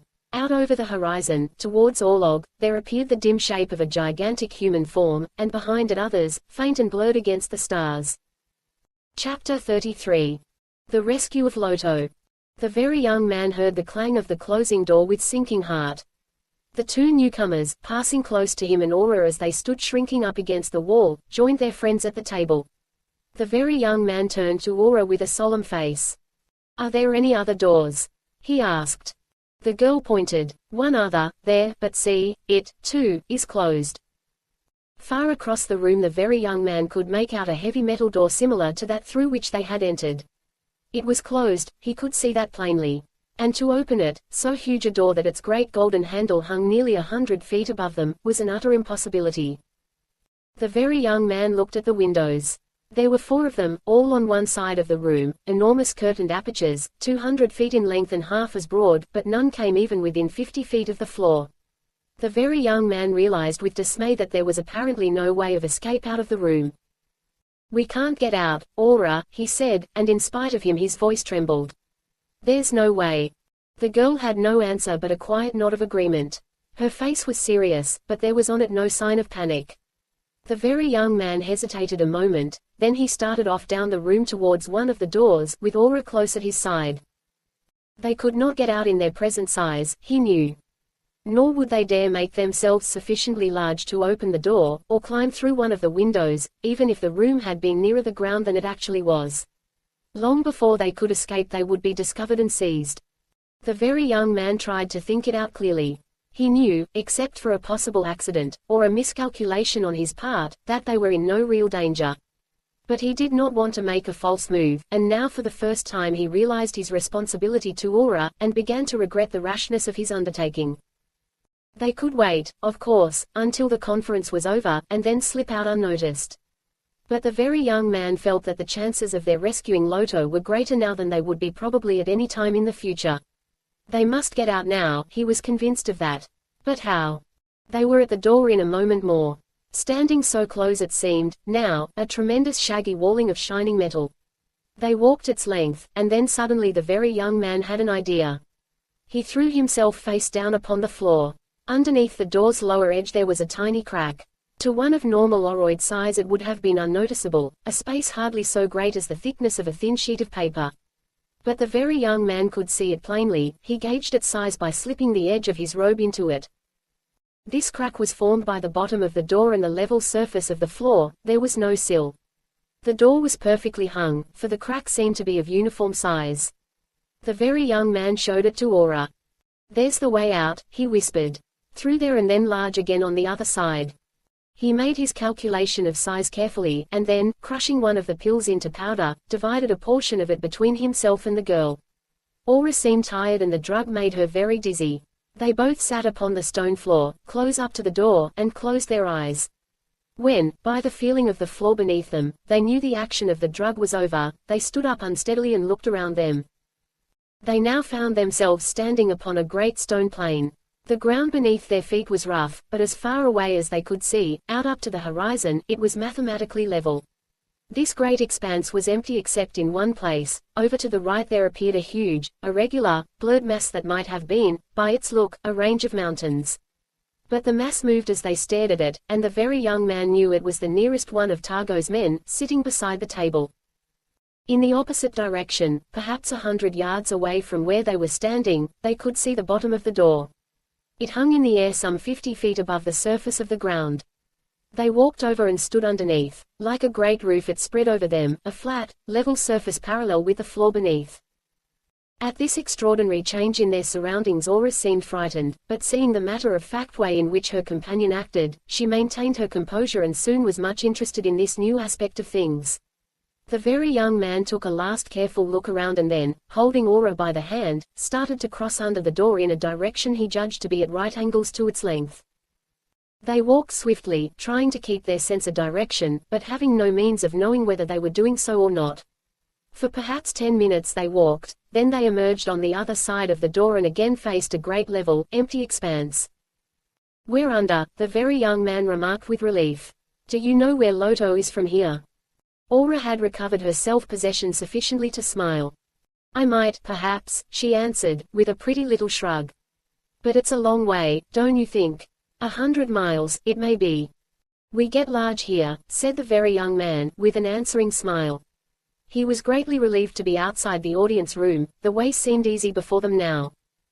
They took the opposite drug, and after several successive changes of size, succeeded in locating the upper room in the palace in which Lylda was held.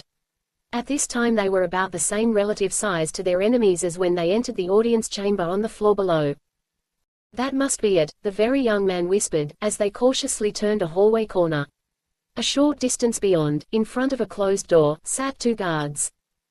"That is the room of which they spoke," Aura answered. "Only one door there is, I think." "That's all right," said the very young man confidently. "We'll do the same thing, go under the door." They went close up to the guards, who were sitting upon the floor playing some sort of a game with little golden balls.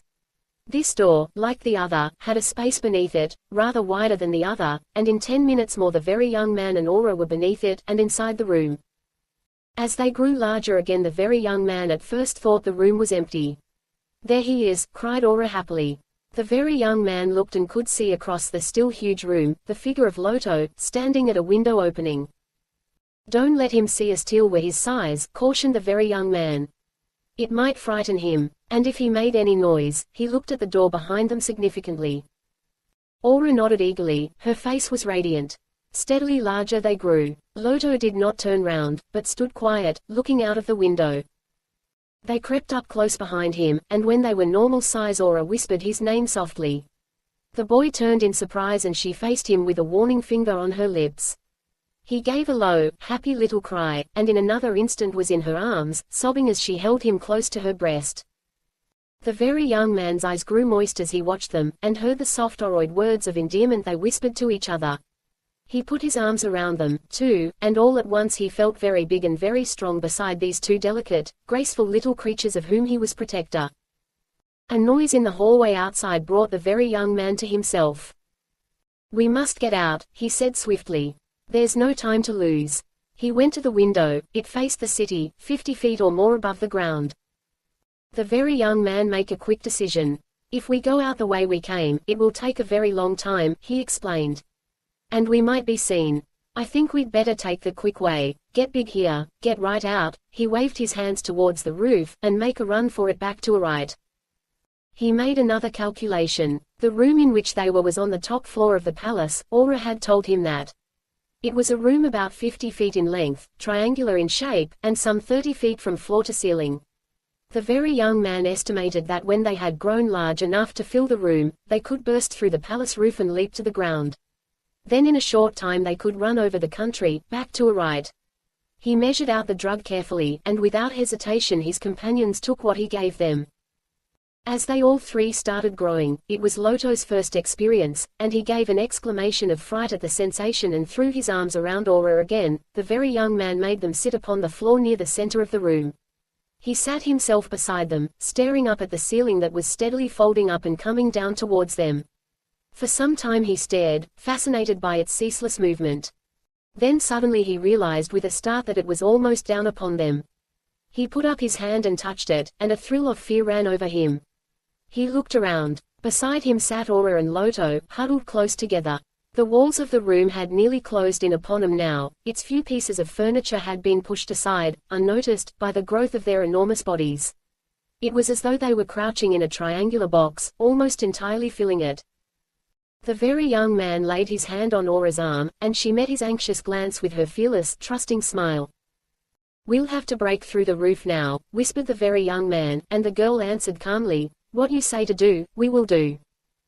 Their heads were bent down now by the ever-lowering ceiling. The very young man pressed his shoulder against it and heaved upwards. He could feel the floor under him quiver and the roof give beneath his thrust, but he did not break through. In sudden horror he wondered if he could. If he did not, soon, they would be crushed to death by their own growth within the room. The very young man knew there was still time to take the other drug. He shoved again, but with the same result. Their bodies were bent double now.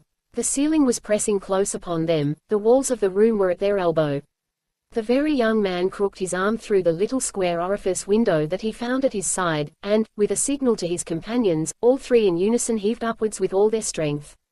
There came one agonizing instant of resistance, then with a wrenching of wood, the clatter of falling stones and a sudden crash, they burst through and straightened upright into the open air above. The very young man sat still for a moment, breathing hard. Overhead stretched the canopy of stars, around lay the city, shrunken now and still steadily diminishing. Then he got unsteadily upon his feet, pulling his companions up with him and shaking the bits of stone and broken wood from him as he did so. In a moment more the palace roof was down to their knees, and they stepped out of the room. They heard a cry from below and saw the two guards, standing amidst the debris, looking up at them through the torn roof in fright and astonishment. There came other shouts from within the palace now, and the sound of the hurrying of many little feet. For some minutes more they grew larger, as they stood upon the palace roof, clinging to one another and listening to the spreading cries of excitement within the building and in the city streets below them. "Come on," said the very young man finally, and he jumped off the roof into the street. A group of little figures scattered as he landed, and he narrowly escaped treading upon them. So large had they grown that it was hardly more than a step down from the roof. Aura and Loto were by the very young man's side in a moment, and immediately they started off, picking their way single file out of the city. For a short time longer they continued growing. When they had stopped, the city houses stood hardly above their ankles.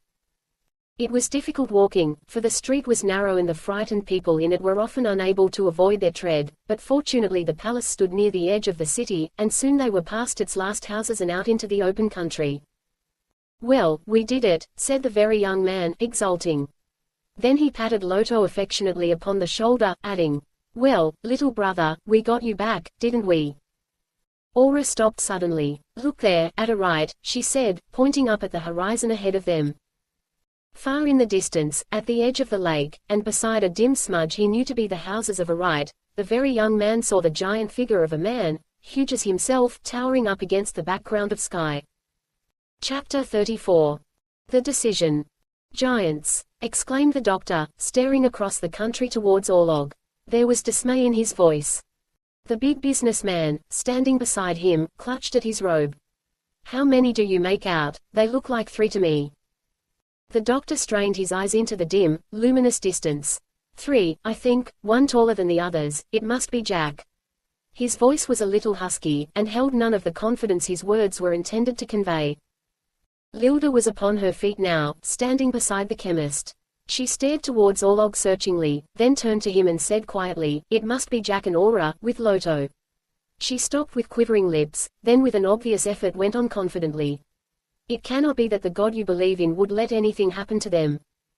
"They're coming this way, fast," said the big businessman. "We'll know in a few moments." The figures, plainly visible now against the starry background, were out in the open country, half a mile perhaps from the lake, and were evidently rapidly approaching a right. "If it should be Targo's men," the big businessman added, "we must take more of the drug. It is death then for them or for us." In silence the 6 of them stood ankle-deep in the water waiting. The multitude of little people on the beach and in the nearby city streets were dispersing now. A steady stream was flowing up the steps from the beach, and back into the city. 5 minutes more and only a fringe of those in whom frenzy still raged remained at the water's edge. A few of these, more daring, or more unreasoning than the others, plunged into the lake and swam about the giant's ankles unnoticed. Suddenly Lylda gave a sigh of relief. "Aura it is," she cried. "Can you not see, there at the left? Her short robe, you see, and her hair, flowing down so long, no man is that." "You're right," said the big businessman. "The smallest one on this side is Loto, I can see him. And Jack is leading. It's all right, they're safe. Thank God for that, they're safe, thank God." The fervent relief in his voice showed what a strain he had been under. It was Jack, a moment more left no doubt of that. The big businessman turned to the chemist and Lylda, where they stood close together, and laying a hand upon the shoulder of each said with deep feeling, "We have all come through it safely, my friends. And now the way lies clear before us. We must go back, out of this world, to which we have brought only trouble. It is the only way, you must see that." Lylda avoided his eyes. "All through it safely," she murmured after him. "All safe except my father." Her arm around the chemist tightened. "All safe, except those." She turned her big, sorrowful eyes towards the beach, where 1,000 little mangled figures lay dead and dying. "All safe, except those." It was only a short time before the adventurers from Orlog arrived, and Loto was in his mother's arms. The very young man, with mixed feelings of pride at his exploit and relief at being freed from so grave a responsibility, happily displayed Aura to his friends. "Gosh, I'm glad we're all together again, it had me scared, that's a fact." His eye fell upon the beach. "Great Scott, you've been having a fight, too. Look at that." The big businessman and the doctor outlined briefly what had happened, and the very young man answered in turn with an account of his adventures. Aura joined her sister and Loto. The chemist after a moment stood apart from the others thinking deeply. He had said little during all the events of the afternoon and evening. Now he reached the inevitable decision that events had forced upon him. His face was very serious as he called his companions around him. "We must decide at once," he began, looking from one to the other, "what we are to do. Our situation here has become intolerable, desperate. I agree with you." His glance rested on the big businessman an instant. "By staying here we can only do harm to these misguided people." "Of course," the big businessman interjected under his breath. "If the drugs should ever get out of our possession down here, immeasurable harm would result to this world, as well as causing our own deaths. If we leave now, we save ourselves, although we leave the oroids ruled by Targo.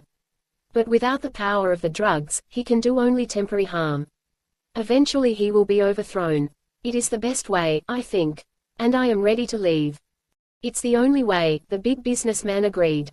"Don't you think so?" The doctor and the very young man both assented. "The sooner the better," the very young man added. He glanced at Aura, and the thought that flashed into his mind made his heart jump violently. The chemist turned to Lylda. "To leave your people," he said gently, "I know how hard it is. But your way now lies with me, with us." He pulled Loto up against him as he spoke. Lylda bowed her head. "You speak true, my husband, my way does lie with you.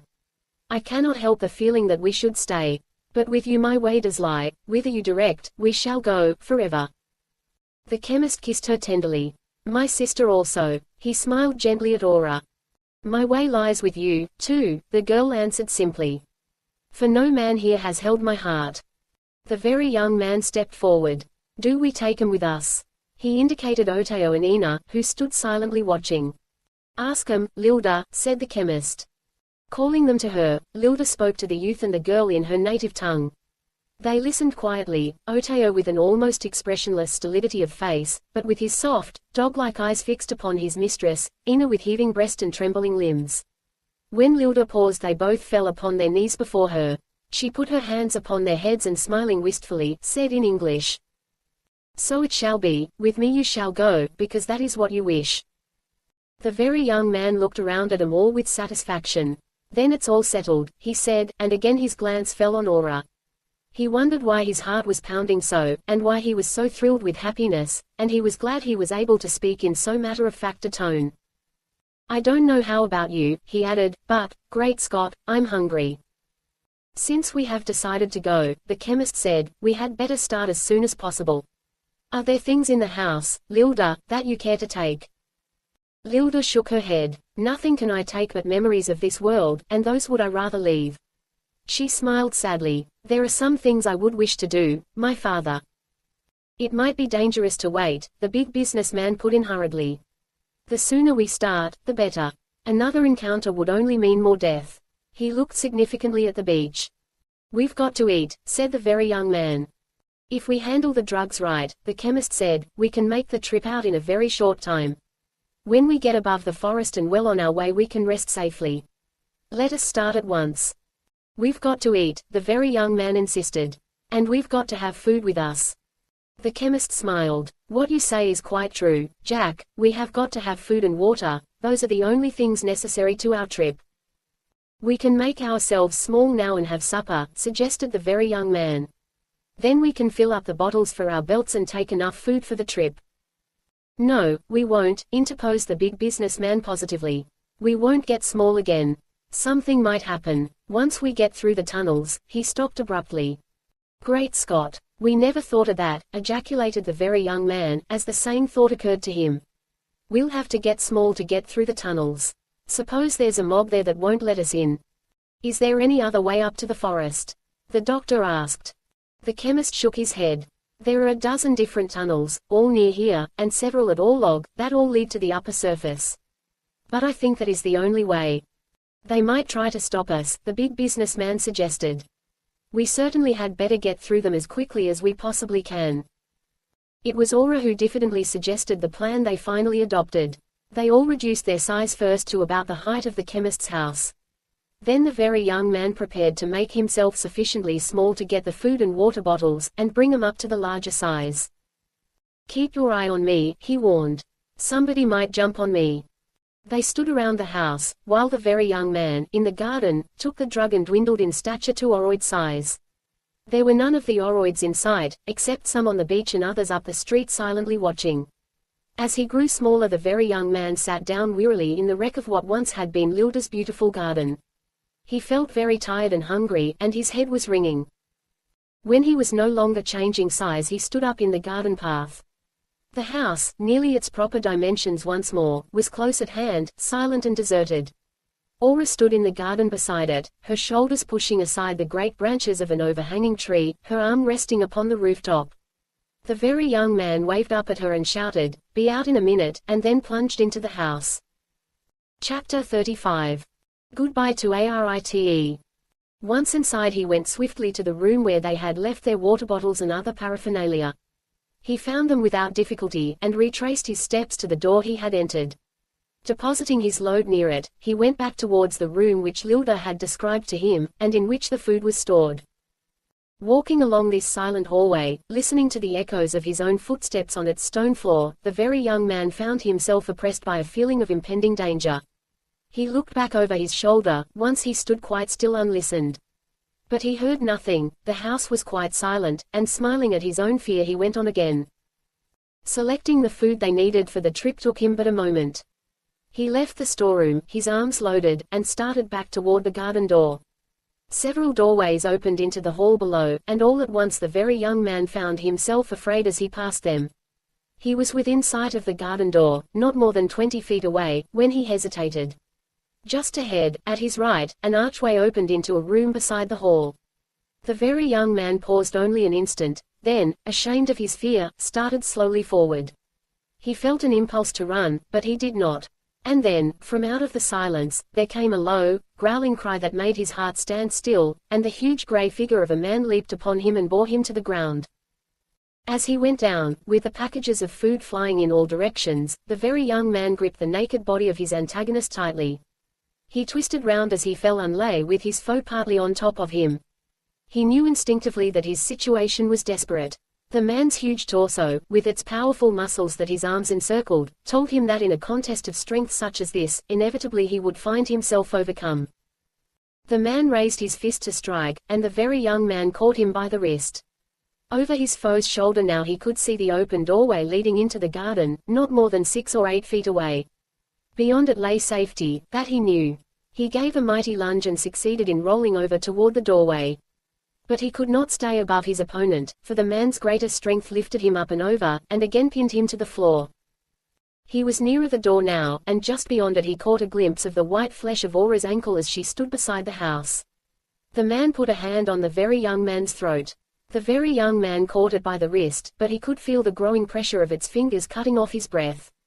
He tried to pull the hand back, but could not. He tried to twist his body free, but the weight of his foe held him tightly against the floor. A great roaring filled his ears, the hallway began fading from his sight. With a last despairing breath, he gave a choking cry, "Aura! Aura!" The man's fingers at his throat loosened a little, he drew another breath, and his head cleared. His eyes were fixed on the strip of garden he could see beyond the doorway.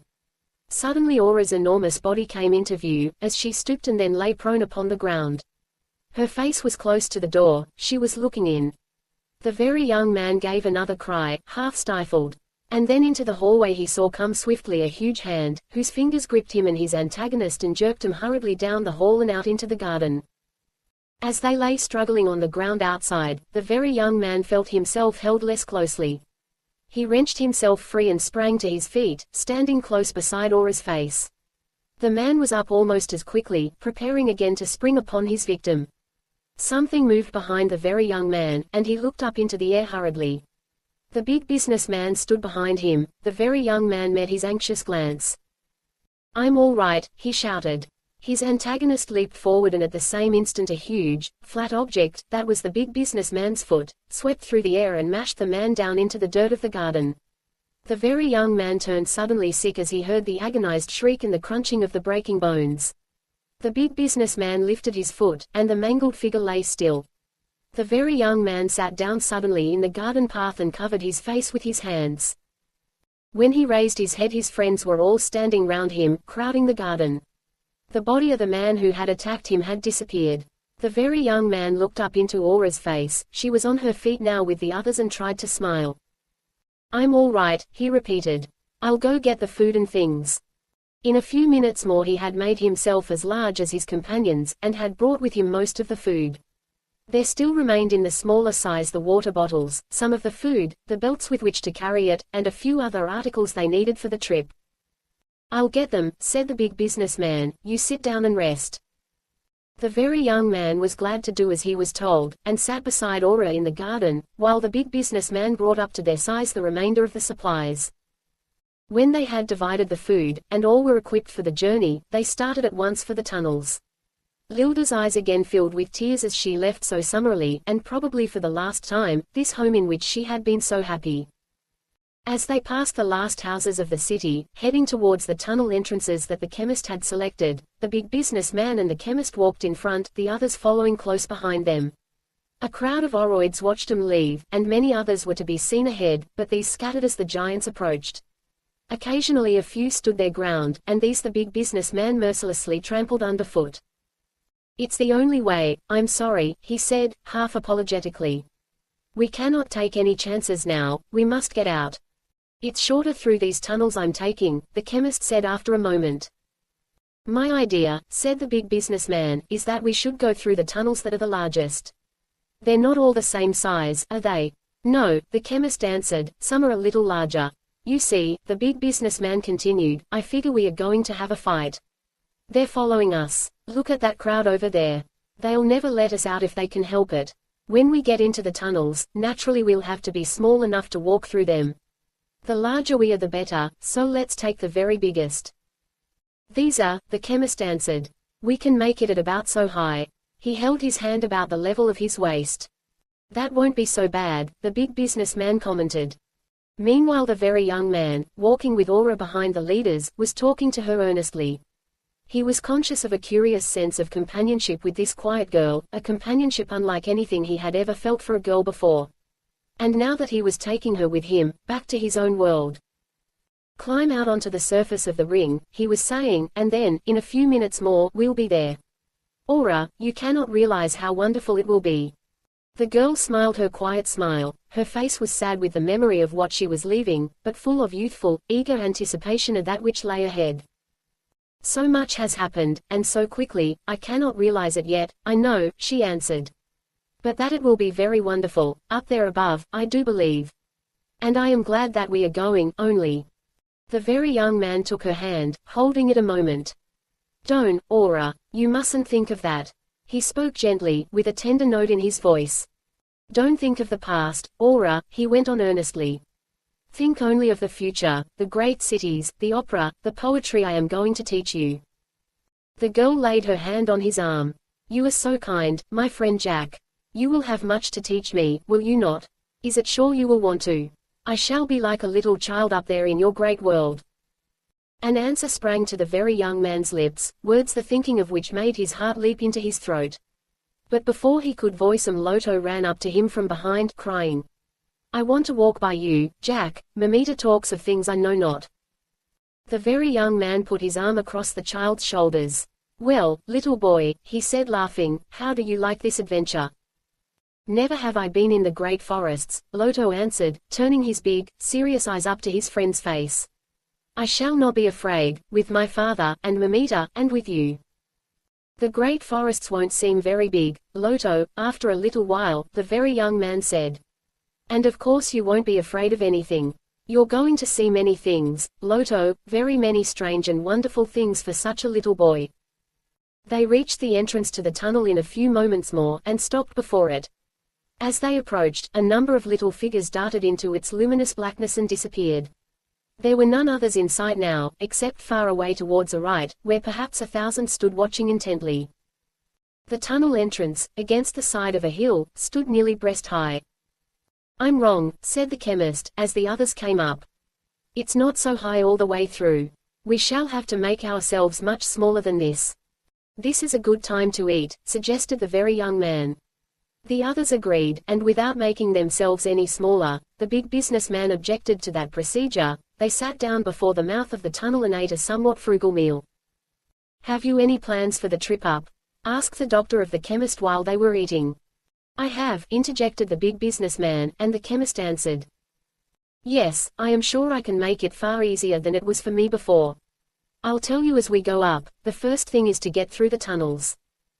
I don't anticipate much difficulty in that, the doctor said.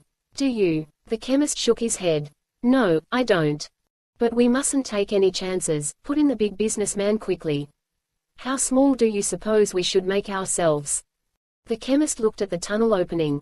About half that, he replied. Not at the start, said the big businessman. Let's go in as large as possible, we can get smaller when we have to. It took them but a few minutes to finish the meal. They were all tired from the exciting events of the day, but the big businessman would not hear of their resting a moment more than was absolutely necessary. It won't be much of a trip up to the forests, he argued.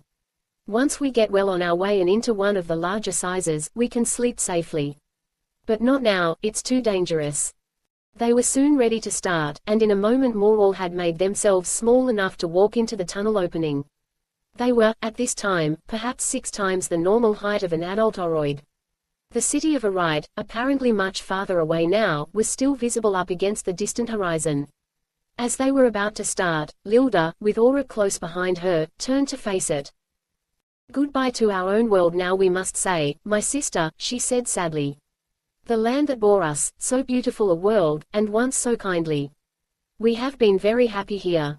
And I cannot think it is right for me to leave. Your way lies with your husband, Aura said gently. You yourself have said it, and it is true. Lylda raised her arms up towards the faraway city with a gesture almost of benediction. Good future to you, land that I love. Her voice trembled. Good future to you, forever and ever. The very young man, standing behind them with Loto, was calling, "They're started, come on." With one last sorrowful glance Lylda turned slowly, and, walking with her arm about her sister, followed the others into the depths of the tunnel. Chapter 36. The fight in the tunnels. For some time this strange party of refugees from an outraged world walked in silence. Because of their size, the tunnel appeared to them now not more than 8 or 9 feet in height, and in most places of nearly similar width. For perhaps 10 minutes no one spoke except an occasional monosyllable. The chemist and big businessman, walking abreast, were leading, Aura and Lylda with the very young man, and Loto close in front of them, brought up the rear. The tunnel they were traversing appeared quite deserted. Only once, at the intersection of another smaller passageway, a few little figures, not more than a foot high, scurried past and hastily disappeared. Once the party stopped for half an hour to rest. "I don't think we'll have any trouble getting through," said the chemist. "The tunnels are usually deserted at the time of sleep." The big businessman appeared not so sanguine, but said nothing. Finally they came to one of the large amphitheaters into which several of the tunnels opened. In size, it appeared to them now 100 feet in length and with a roof some 12 feet high. The chemist stopped to let the others come up. "I think our best route is there," he pointed. "It is not so high a tunnel, we shall have to get smaller. Beyond it they are larger again. It is not far, half an hour, perhaps, walking as we—" A cry from Aura interrupted him. "My brother, see, they come," she exclaimed. Before them, out of several of the smaller passageways, a crowd of little figures was pouring. There were no shouts, there was seemingly no confusion, just a steady, flowing stream of human forms, emptying from the tunnels into the amphitheater and spreading out over its open surface. The fugitives stared a moment in horror. "Good God, they've got us," the doctor muttered, breaking the tenseness of the silence. The little people kept their distance at first, and then as the open space filled up, slowly they began coming closer, in little waves of movement, irresistible as an incoming tide. Aura turned towards the passageway through which they had entered. "We can go back," she said. And then, "No, see, they come there, too." A crowd of the little gray figures blocked that entrance also, a crowd that hesitated an instant and then came forward, spreading out fan-shape as it came. The big businessman doubled up his fists. "It's fight," he said grimly. "By God, we'll—" But Lylda, with a low cry, flung herself before him. "No, no," she said passionately. "Not that, it cannot be that now, just at the last." Aura laid a hand upon her sister's shoulder. "Wait, my sister," she said gently. "There is no matter of justice here, for you, a woman, to decide. This is for men to deal with, a matter for men, our men. And what they say to do, that must be done." She turned to the chemist and the very young man, who was standing side by side. "A woman cannot kill," she said slowly. "Unless, her man, says it so. Or if to save him."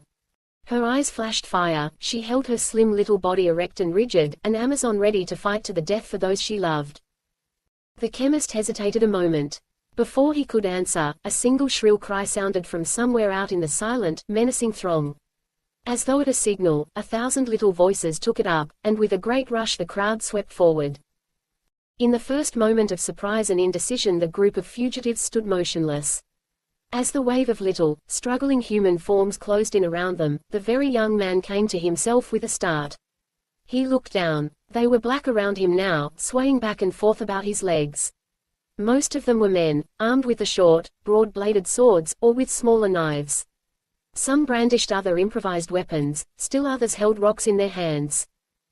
A little pair of arms clutched the very young man about his leg. He gave a violent kick, scattering a number of the struggling figures and clearing a space into which he leaped.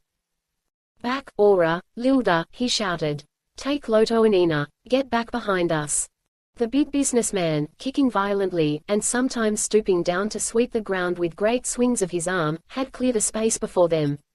Taking Loto, who looked on with frightened eyes, the three women stepped back against the side wall of the amphitheater. The very young man swiftly discarded his robe, standing in the knitted undersuit in which he had swam the lake. The other men followed his example. For 10 minutes or more in ceaseless waves, the little creatures threw themselves forward, and were beaten back. The confined space echoed with their shouts, and with the cries of the wounded. The 5 men fought silently. Once the doctor stumbled and fell. Before his friends could get to him, his body was covered with his foes. When he got back upon his feet, knocking them off, he was bleeding profusely from an ugly-looking wound in his shoulder. Good God, he panted as the chemist and the big businessman leaped over to him. They'll get us, if we go down. We can get larger, said the big businessman, pointing upwards to the roof overhead. Larger, and then, he swayed a trifle, breathing hard. His legs were covered with blood from a dozen wounds. Oteo, fighting back and forth before them, was holding the crowd in check. A heap of dead lay in a semicircle in front of him. I'm going across, shouted the very young man suddenly, and began striding forward into the struggling mass. The crowd, thus diverted, eased its attack for a moment. Slowly the very young man waded into it. He was perhaps 50 feet out from the side wall when a stone struck him upon the temple. He went down, out of sight in the seething mass. Come on, shouted the big businessman.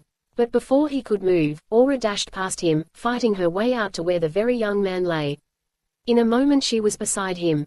Her fragile body seemed hopelessly inadequate for such a struggle, but the spirit within her made her fight like a wild cat. Catching one of the little figures by the legs she flung him about like a club, knocking a score of the others back and clearing a space about the very young man. Then abruptly she dropped her victim and knelt down, plucking away the last of the attacking figures who was hacking at the very young man's arm with his sword. The chemist and big businessman were beside her now, and together they carried the very young man back. He had recovered consciousness, and smiled up at him feebly. They laid him on the ground against the wall, and Aura sat beside him. Gosh, I'm all right, he said, waving them away. Be with you in a minute, give em hell.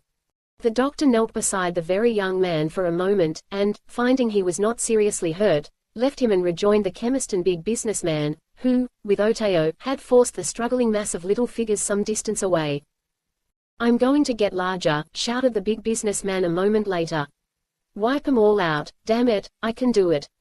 We can't keep on this way. The doctor was by his side. You can't do it, isn't room, he shouted in answer, pausing as he waved one of his assailants in the air above his head. You might take too much.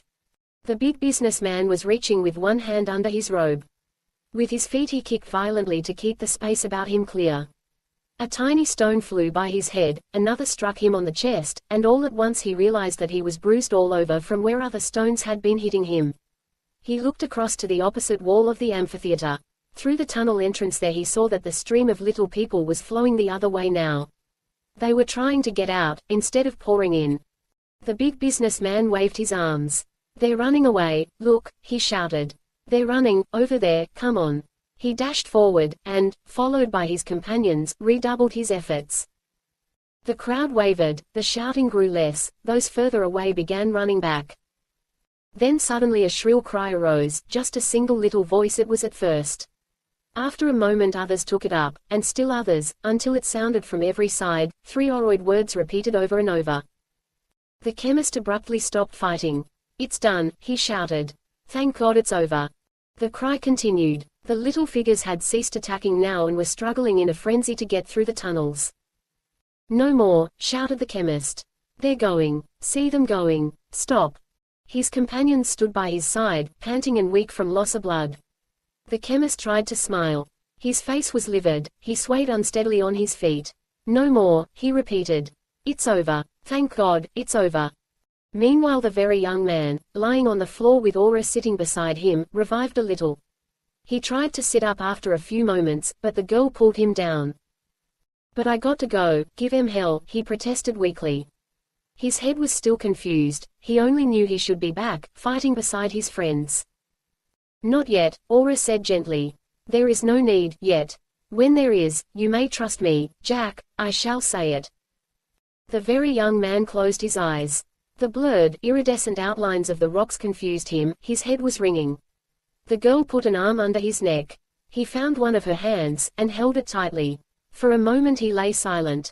Then his head seemed to clear a little, he opened his eyes. What are they doing now, Aura? He asked. It is no different, the girl answered softly. So terrible a thing, so terrible, she finished almost to herself. I'll wait, just a minute more, he murmured and closed his eyes again. He held the girl's hand tighter. He seemed to be floating away, and her hand steadied him. The sounds of the fighting sounded very distant now, all blurred and confused and dreamlike. Only the girl's nearness seemed real, the touch of her little body against his as she sat beside him. "Aura," he whispered. "Aura." She put her face down to his. "Yes, Jack," she answered gently. "It's very bad, there, don't you think?" She did not answer. "I was just thinking," he went on, he spoke slowly, almost in a whisper. "Maybe, we won't come through this." He paused, his thoughts somehow seemed too big to put into words. But he knew he was very happy. "I was just thinking, Aura, that if we shouldn't come through I just wanted you to know." Again he stopped. From far away he heard the shrill, rhythmic cry of many voices shouting in unison. He listened, and then it all came back. The battle, his friends there fighting, they needed him. He let go of the girl's hand and sat up, brushing back his moist hair. "Listen, Aura. Hear them shouting, I mustn't stay here." He tried, weakly, to get upon his feet, but the girl's arm about his waist held him down. "Wait," she said. Surprised by the tenseness of her tone, he relaxed. The cry grew louder, rolling up from 1,000 voices and echoing back and forth across the amphitheater. The very young man wondered vaguely what it could mean. He looked into Aura's face. Her lips were smiling now. "What is it, Aura?" he whispered. The girl impulsively put her arms about him and held him close. "But we are coming through, my friend Jack. We are coming through." The very young man looked wonderingly into her eyes. "Don't you hear that cry, the cry of fear and despair? It means life to us, and no more death to them." The chemist's voice came out of the distance shouting, "They're running away. It's over, thank God it's over." Then the very young man knew, and life opened up before him again. "Life," he whispered to himself. "Life and love and happiness." Chapter 37. A Combat of Titans. In a few minutes the amphitheater was entirely clear, save for the dead and maimed little figures lying scattered about, but it was nearly an hour more before the fugitives were ready to resume their journey. The attack had come so suddenly, and had demanded such immediate and continuous action that none of the men, with the exception of the very young man, had had time to realize how desperate was the situation in which they had fallen. With the almost equally abrupt cessation of the struggle there came the inevitable reaction, the men bleeding from a score of wounds, weak from loss of blood, and sick from the memory of the things they had been compelled to do, threw themselves upon the ground utterly exhausted. "We must get out of here," said the doctor, after they had been lying quiet for a time, with the strident shrieks of hundreds of the dying little creatures sounding in their ears. That was pretty near the end. "It isn't far," the chemist answered, "when we get started." "We must get water," the doctor went on. These cuts, they had used nearly all their drinking water washing out their wounds, which Aura and Lylda had bound up with strips of cloth torn from their garments. The chemist got upon his feet. "There's no water nearer than the forest river," he said. "That tunnel over there comes out very near it. What makes you think we won't have another scrap getting out?" The very young man wanted to know. He had entirely recovered from the effects of the stone that had struck him on the temple, and was in better condition than any of the other men. "I'm sure," the chemist said confidently, "they were through, they will not attack us again, for some time at least. The tunnels will be deserted." The big businessman stood up also. "We'd better get going while we have the chance," he said. "This getting smaller, I don't like it." They started soon after, and, true to the chemist's prediction, met no further obstacle to their safe passage through the tunnels. When they had reached the forest above, none of the little people were in sight. The big businessman heaved a long sigh of relief. "Thank goodness we're here at last," he said. "I didn't realize how good these woods would look." In a few minutes more they were at the edge of the river, bathing their wounds in its cooling water, and replenishing their drinking bottles. "How do we get across?" the very young man asked. "We won't have to cross it," the chemist answered with a smile. "The tunnel took us under." "Let's eat here," the very young man suggested, "and take a sleep, we're about all in." "We ought to get larger first," protested the big businessman. They were at this time about 4 times Oroid size. The forest trees, so huge when last they had seen them, now seemed only rather large saplings. "Some one of us must stay awake," the doctor said. "But there do not seem to be any Oroids up here." "What do they come up here for, anyway?" asked the very young man. "There's some hunting," the chemist answered. "But principally it's the mines beyond, in the deserts." They agreed finally to stop beside the river and eat another meal, and then, with one of them on guard, to sleep for a time before continuing their journey. The meal, at the doctor's insistence, was frugal to the extreme, and was soon over. They selected Oteo to stand guard first. The youth, when he understood what was intended, pleaded so with his master that the chemist agreed. Utterly worn out, the travelers lay down on a mossy bank at the river's edge, and in a few moments were all fast asleep. Oteo sat nearby with his back against a tree trunk. Occasionally he got up and walked to and fro to fight off the drowsiness that came over him. How long the very young man slept he never knew. He slept dreamlessly for a considerable time. When he struggled back to consciousness, it was with a curious feeling of detachment, as though his mind no longer was connected with his body. He thought first of Aura, with a calm, peaceful sense of happiness. For a long time he lay, drifting along with his thoughts and wondering whether he were asleep or awake. Then all at once he knew he was not asleep. His eyes were open. Before him stood the forest trees at the river's edge. And at the foot of one of the trees he could see the figure of Oteo, sitting hunched up with his head upon his hands, fast asleep. Remembrance came to the very young man, and he sat up with a start. Beside him his friends lay motionless. He looked around, still a little confused. And then his heart leaped into his throat, for at the edge of the woods he saw a small, lean, grey figure, the little figure of a man who stood against a tree trunk. The man's face was turned towards him. He met the glistening eyes looking down and saw the lips parted in a leering smile. A thrill of fear ran over the very young man as he recognized the face of Targo. And then his heart seemed to stop beating. For as he stared, fascinated, into the man's mocking eyes, he saw that slowly, steadily he was growing larger. Mechanically the very young man's hand went to his armpit, his fingers fumbling at the pouch strapped underneath. The vial of chemicals was not there. For an instant more the very young man continued staring. Then, with an effort, he turned his eyes away from the gaze that seemed to hypnotize him. Beside him the chemist lay sleeping. He looked back at Targo, and saw him larger, almost as large now as he was himself. Like a cloak discarded, the very young man's bewilderment dropped from him. He recognized the danger, realized that in another moment this enemy would be irresistibly powerful, invincible. His mind was clear now, his nerves steady, his muscles tense. He knew the only thing he could do. He calculated the chances in a flash of thought. Still staring at the triumphant face of Targo, the very young man jumped to his feet and swiftly bent over the sleeping form of the chemist. Reaching through the neck of his robe he took out the vial of chemicals, and before his friend was fairly awake had swallowed one of the pills. As the very young man sprang into action, Targo turned and ran swiftly away, perhaps 100 feet, then again he stopped and stood watching his intended victim with his sardonic smile. The very young man met the chemist's startled eyes. "Targo," said the very young man swiftly. "He's here, he stole the drug just now, while I was sleeping." The chemist opened his mouth to reply, but the very young man bounded away. He could feel the drug beginning to work. The ground under his feet swayed unsteadily. Swiftly he ran straight towards the figure of Targo, where he stood leaning against a tree. His enemy did not move to run away, but stood quietly awaiting him. The very young man saw he was now nearly the same size that Targo was, if anything, the larger. A fallen tree separated them. The very young man cleared it with a bound. Still Targo stood motionless, awaiting his onslaught. Then abruptly he stooped to the ground, and a rock whistled through the air, narrowly missing the very young man's head. Before Targo could recover from the throw the very young man was upon him, and they went down together.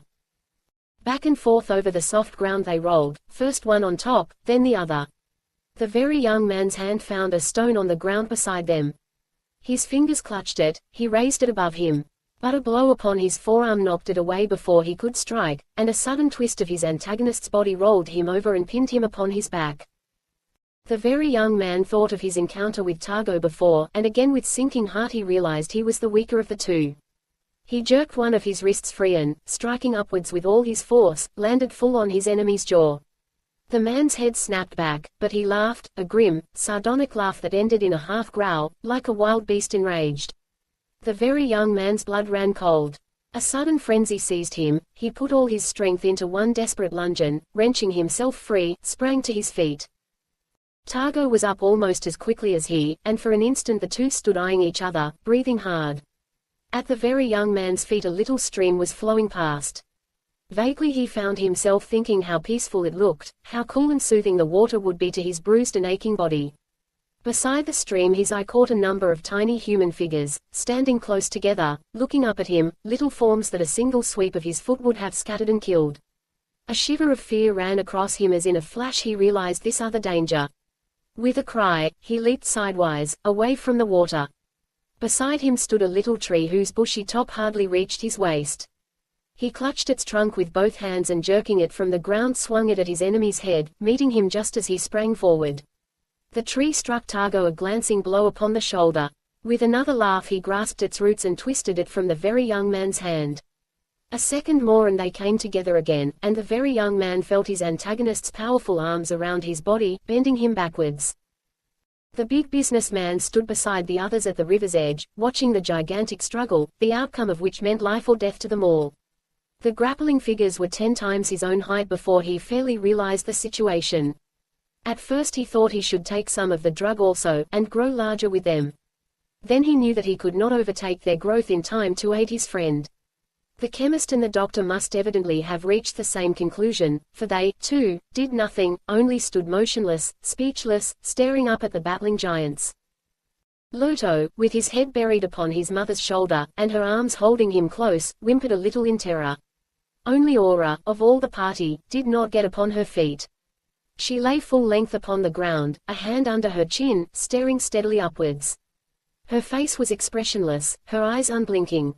But her lips moved a little, as though she were breathing a silent prayer, and the fingers of her hand against her face dug their nails into the flesh of her cheek. Taller far than the tree-tops, the two giants stood facing each other. Then the very young man seized one of the trees, and with a mighty pull tore it up by the roots and swung it through the air. Aura drew a quick breath as in another instant they grappled and came crashing to the ground, falling head and shoulders in the river with a splash that drenched her with its spray. The very young man was underneath, and she seemed to meet the glance of his great eyes when he fell.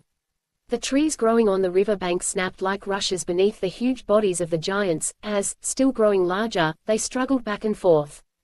The river, stirred into turmoil by the sweep of their great arms, rolled its waves up over the mossy banks, driving the watchers back into the edge of the woods, and even there covering them with its spray. A moment more and the giants were on their feet again, standing ankle-deep, far out in the river. Up against the unbroken blackness of the starless sky their huge forms towered. For a second they stood motionless, then they came together again and Aura could see the very young man sink on his knees, his hand trailing in the water. Then in an instant more he struggled up to his feet, and as his hand left the water Aura saw that it clutched an enormous dripping rock. She held her breath, watching the tremendous figures as they swayed, locked in each other's arms. A single step sidewise and they were back nearly at the river's bank, the water seethed white under their tread. The very young man's right arm hung limp behind him, the boulder in his hand dangled 100 feet or more in the air above the water.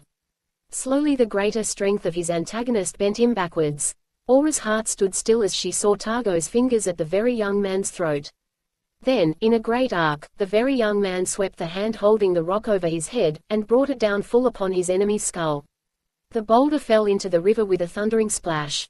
For a brief instant the giant figures hung swaying, then the titanic hulk of Targo's body came crashing down. It fell full across the river, quivered convulsively and lay still.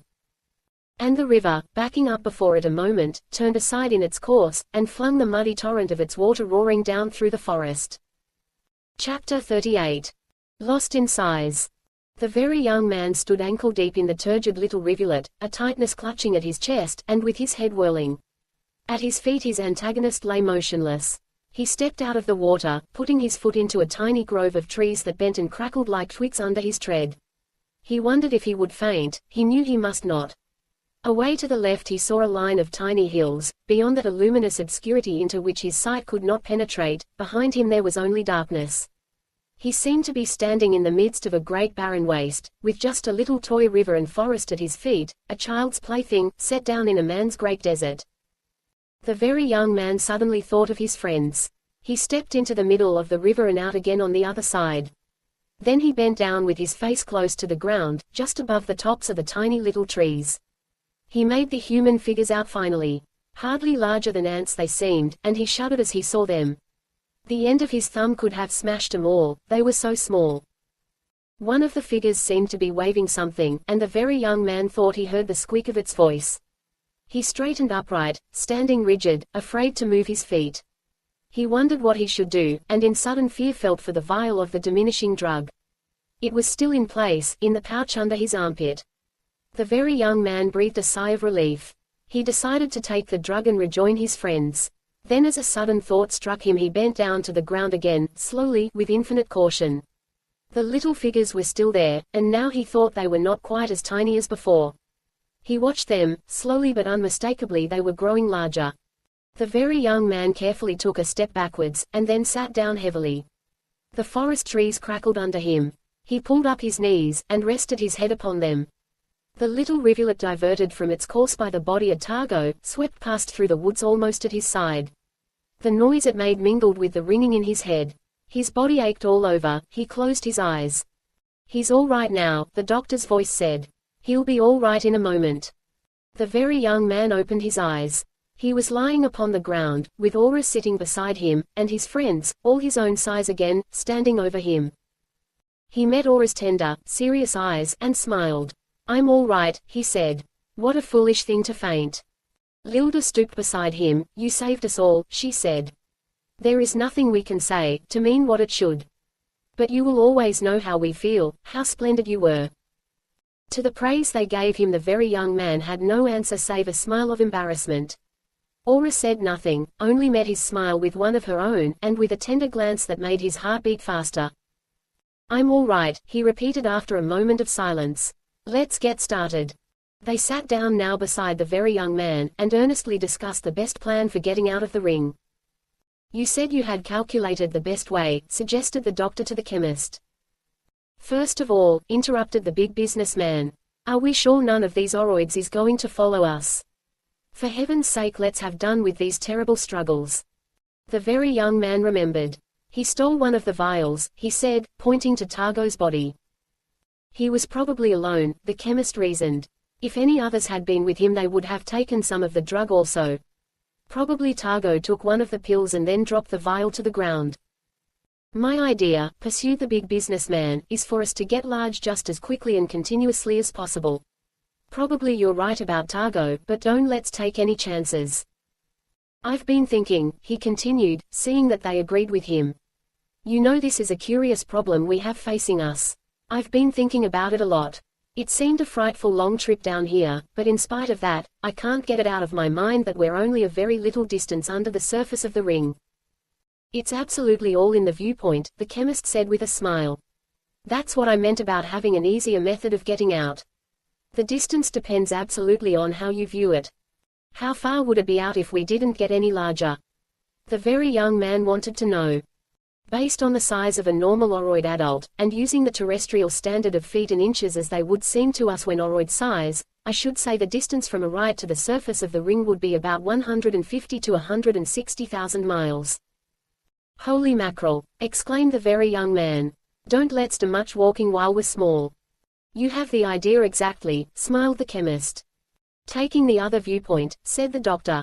"Just where do you figure this oroid universe is located in the ring?" "It is contained within one of the atoms of gold," the chemist answered.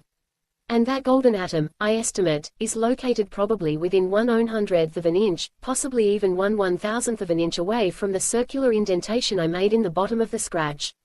In actual distance, I suppose oroid is possibly 1/16th of an inch below the surface of the ring." "Certainly makes a difference how you look at it," murmured the very young man in awe. The chemist went on. "It is obvious then, that although when coming down the distance must be covered to some extent by physical movement, by traveling geographically, so to speak, going back, that is not altogether the case. Most of the distance may be covered by bodily growth, rather than by a movement of the body from place to place." "We might get lost," objected the very young man. "Suppose we got started in the wrong direction?" "Coming in, that is a grave danger," answered the chemist, "because then distances are opening up and a single false step means many miles of error later on. But going out, just the reverse is true, distances are shortening. A mile in the wrong direction is corrected in an instant later on. Not coming to a realization of that when I made the trip before, led me to undertake many unnecessary hours of most arduous climbing. There is only one condition imperative: the body growing must have free space for its growth, or it will be crushed to death." "Have you planned exactly how we are to get out?" asked the big businessman. "Yes, I have," the chemist answered. In the size we are now, which you must remember is several thousand times oroid height, it will be only a short distance to a point where as we grow we can move gradually to the center of the circular pit. That huge inclined plane slides down out of it, you remember. Once in the pit, with its walls closing in upon us, we can at the proper moment get out of it about as I did before. Then we'll be in the valley of the scratch, exclaimed the very young man eagerly. I'll certainly be glad to get back there again. Getting out of the valley we'll use the same methods, the chemist continued. There we shall have to do some climbing, but not nearly so much as I did. The very young man was thrilled at the prospect of so speedy a return to his own world. Let's get going, he suggested quickly. It sounds a cinch. They started away in a few minutes more, leaving the body of Targo lying where it had fallen across the river. In half an hour of walking they located without difficulty the huge incline down which the chemist had fallen when first he came into the ring. Following along the bottom of the incline they reached his landing place, a mass of small rocks and pebbles of a different metallic-looking stone than the ground around marking it plainly. These were the rocks and boulders that had been brought down with him in his fall. From here, said the chemist, as they came to a halt, we can go up into the valley by growth alone. It is several hours, but we need move very little from this position. How about eating? Suggested the very young man. They sat down at the base of the incline and ate another meal, rather a more lavish one this time, for the rest they had taken, and the prospect of a shorter journey ahead of them than they had anticipated made the doctor less strict. Then, the meal over, they took the amount of the drug the chemist specified. He measured it carefully, more than 10 of the pills. We have a long wait, the chemist said, when the first sickness from this tremendous dose had left them. The time passed quickly. They spoke seldom, for the extraordinary rapidity with which the aspect of the landscape was changing, and the remarkable sensations they experienced, absorbed all their attention. In about 2 hours after taking the drug the curving, luminous line that was the upper edge of the incline came into view, faint and blurred, but still distinct against the blackness of the sky. The incline now was noticeably steeper. Each moment they saw its top coming down towards them out of the heights above, and its surface smoothing out and becoming more nearly perpendicular. They were all standing up now. The ground beneath them seemed in rapid motion, coming towards them from all directions, and dwindling away beneath their feet. The incline too, now in form of vertical concave wall, kept shoving itself forward, and they had to step backwards continually to avoid its thrust. Within another hour a similar concave wall appeared behind them which they could follow with their eyes entirely around the circumference of the great pit in which they now found themselves. The sides of this pit soon became completely perpendicular, smooth and shining. Another hour and the action of the drug was beginning to slacken. The walls encircling them, although steadily closing in, no longer seemed to move with such rapidity. The pit as they saw it now was perhaps 1,000 feet in diameter and twice as deep. Far overhead the blackness of the sky was beginning to be tinged with a faint grey-blue. At the chemist's suggestion they walked over near the center of the circular enclosure. Slowly its walls closed in about them. An hour more and its diameter was scarcely 50 feet. The chemist called his companions around him. There is an obstacle here, he began, that we can easily overcome, but we must all understand just what we are to do. In perhaps half an hour at the rate we are growing this enclosure will resemble a well twice as deep, approximately, as it is broad. We cannot climb up its sides, therefore we must wait until it is not more than 6 feet in depth in order to be able to get out. At that time its diameter will be scarcely 3 feet. There are 9 of us here, you can realize there would not be room for us all. What we must do is very simple. Since there is not room for us all at once, we must get large from now on, only one at a time. Quite so, said the big businessman in a perfectly matter-of-fact tone. All of us but one will stop growing now, one will go on and get out of the pit. He will immediately stop his growth so that he can wait for the others and help them out. Each of us will follow the same method of procedure. The chemist then went on to arrange the exact quantities of the drugs they were each to take at specified times, so that at the end they would all be nearly the same size again. When he had explained all this to Oteo and Ina in their native language, they were ready to proceed with the plan. Who's first? Asked the very young man. Let me go with Loto. They selected the chemist to go first, and all but him took a little of the other drug and checked their growth. The pit at this time was hardly more than 15 feet across and about 30 feet deep. The chemist stood in the center of the enclosure, while his friends crowded over against its walls to make room for his growing body. It was nearly half an hour before his head was above its top. He waited only a moment more, then he sprang upwards, clambered out of the pit and disappeared beyond the rim. In a few moments they saw his huge head and shoulders hanging out over the side wall, his hand and arm reached down towards them and they heard his great voice roaring. "Come on, somebody else." The very young man went next, with Loto. Nothing unusual marked their growth, and without difficulty, helped by the chemist's hands reaching down to them, they climbed out of the pit. In an hour more the entire party was in the valley, standing beside the little circular opening out of which they had come. The very young man found himself beside Aura, a little apart from the others, who gathered to discuss their plan for growing out of the valley.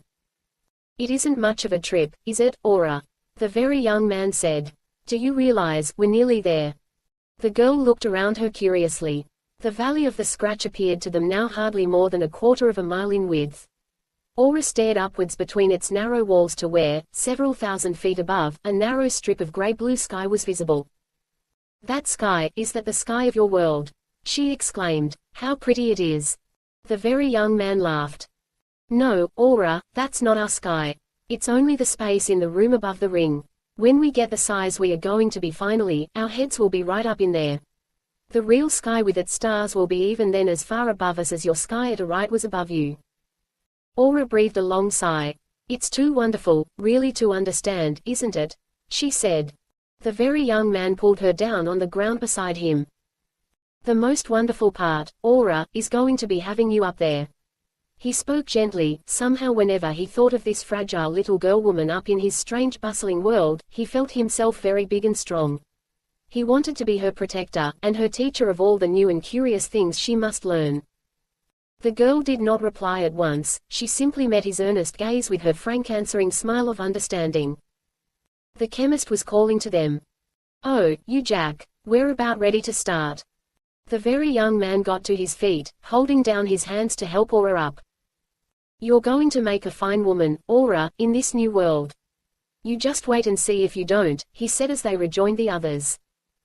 The chemist explained his plans to them. "This valley is several times deeper than its breadth, you can see that. We cannot grow large enough to jump out as we did out of the pit, we would be crushed by the walls before we were sufficiently tall to leap out. But we're not going to do as I did, and climb all the way up. Instead we will stay here at the bottom until we are as large as we can conveniently get between the valley walls. Then we will stop growing and climb up the side, it will only be a short distance then." The very young man nodded his comprehension. "Unless by that time the walls are too smooth to climb up," he remarked. "If we see them getting too smooth, we'll stop and begin climbing," the chemist agreed. "We're all ready, aren't we?" He began measuring out the estimated quantities of the drug, handing it to each of them. "Say, I'm terrible sorry," began the very young man, apologetically interrupting this procedure. "But you know if it wasn't for me, we'd all starve to death." It was several hours since they had eaten last, and all of them were hungry, although the excitement of their strange journey had kept them from realizing it. They ate the last meal in the ring, as the big businessman put it, and in half an hour more they were ready to start. When they had reached a size where it seemed desirable again to stop growing, the valley resembled a narrow cannon, hardly more than a deep rift in the ground. They were still standing on its floor. Above them, the parallel edges of the rift marked the surface of the ring. The side walls of the cannon were smooth, but there were still many places where they could climb out without much difficulty. They started up a narrow declivity along the cannon face. The chemist led the way. The very young man, with Aura just in front of him, was last. They had been walking only a moment when the chemist called back over his shoulder. "It's getting very narrow. We'd better stop here and take the drug." The chemist had reached a rocky shelf, a ledge some 20 feet square that jutted out from the cannon wall. They gathered upon it, and took enough of the diminishing drug to stop their growth. Then the chemist again started forward, but, very soon after, a cry of alarm from Aura stopped him. The party turned in confusion and crowded back. Aura, pale and trembling, was standing on the very brink of the ledge looking down. The very young man had disappeared. The big businessman ran to the brink. "Did he fall? Where is he? I don't see him." They gathered in confusion about the girl. "No," she said. Just a moment ago he was here." "He couldn't have fallen," the doctor exclaimed. "It isn't far down there, we'd see him." The truth suddenly dawned on the doctor. "Don't move," he commanded sharply. "Don't any of you move. Don't take a step." Uncomprehending, they stood motionless. The doctor's gaze was at the rocky floor under his feet. Its size, he added vehemently. Don't you understand? He's taken too much of the diminishing drug. An exclamation from Oteo made them all move towards him, in spite of the doctor's command. There, close by Oteo's feet, they saw the tiny figure of the very young man, already no more than an inch in height, and rapidly growing smaller. The doctor bent down, and the little figure waved its arms in terror. Don't get smaller, called the doctor. But even as he said it, he realized it was a futile command. The very young man answered, in a voice so minute it seemed coming from an infinite distance. I can't stop. I haven't any of the other drug. They all remembered then. Targo had stolen the very young man's vial of the enlarging drug. It had never been replaced. Instead, the very young man had been borrowing from the others as he went along. The big businessman was seized with sudden panic. He'll get lost. We must get smaller with him. He turned sidewise, and stumbling over a rock almost crushed the very young man with the step he took to recover his balance. Aura, with a cry, pushed several of the others back. Oteo and Ina, frightened, started down the declivity. We must get smaller, the big businessman reiterated. The panic was growing among them all. Above their excited cries the doctor's voice rose. Stand still, all of you. If we move, even a few steps, we can never get small and hope to find him. The doctor, himself too confused to know whether he should take the diminishing drug at once or not, was bending over the ground. And as he watched, fascinated, the very young man's figure dwindled beyond the vanishing point and was gone. Chapter 39. A modern dinosaur. The very young man never knew quite how it happened. The doctor had told them to check their growth, and he took the drug abstractedly, for his mind was on Aura and how she would feel coming for the first time into this great outer world. What quantity he took, the very young man afterward could never decide. But the next thing he knew, the figures of his companions had grown to gigantic size. The rocks about him were expanding enormously. Already he had lost the contour of the ledge. The cannon wall had drawn back almost out of sight in the haze of the distance. He turned around, bewildered. There was no precipice behind him. Instead, a great, rocky plain, tumbling with a mass of boulders, and broken by seams and rifts, spread out to his gaze. And even in that instant, as he regarded it in confusion, it opened up to greater distances. Near at hand, 100 yards away, perhaps, a gigantic human figure towered 500 feet into the air. Around it, further away, others equally large, were blurred into the haze of distance. The nearer figure stooped, and the very young man, fearful that he might be crushed by its movement, waved his arms in terror. He started to run, leaping over the jagged ground beneath his feet. A great roaring voice from above came down to him, the doctor's voice. Don't get smaller. The very young man stopped running, more frightened than ever before with the realization that came to him. He shouted upward. I can't stop. I haven't any of the other drug. An enormous blurred object came swooping towards him, and went past with a rush of wind, the foot of the big businessman, though the very young man did not know it. Above him now the air was filled with roaring, the excited voices of his friends. A few moments passed while the very young man stood stock still, too frightened to move. The roaring above gradually ceased. The towering figures expanded, faded back into the distance, disappeared. The very young man was alone in the silence and desolation of a jagged, broken landscape that was still expanding beneath him. For some time he stood there, bewildered. He came to himself suddenly with the thought that although he was too small to be seen by his friends, yet they must be there still within a few steps of him. They might take a step, might crush him to death without seeing him, or knowing that they had done it. There were rocky buttes and hills all about him now. Without stopping to reason what he was doing, he began to run. He did not know or care where, anywhere away from those colossal figures who with a single step would crush the very hills and rocks about him and bury him beneath an avalanche of golden quartz. He ran, in panic, for an hour perhaps, scrambling over little ravines, falling into a crevice, climbing out and running again. At last, with his feet torn and bleeding, he threw himself to the ground, utterly exhausted. After a time, with returning strength, the very young man began to think more calmly. He was lost in size, the one thing that the doctor, when they started down into the ring, had warned them against so earnestly. What a fool he had been to run.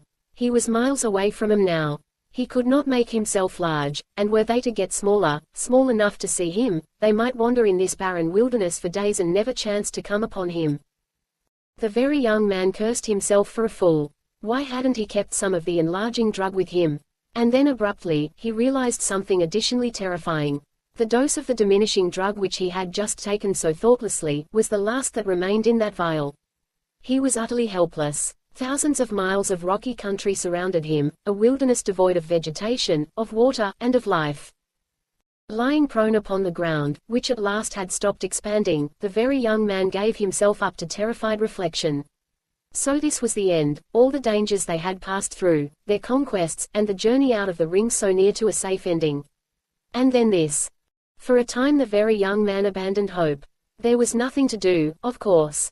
They could never find him, probably, with women and a child among them they would not dare even to try. They would go safely back to their own world, but he, Jack Bruce, would remain in the ring. He laughed with bitter cynicism at the thought. Even the habitable world of the ring itself, was denied him.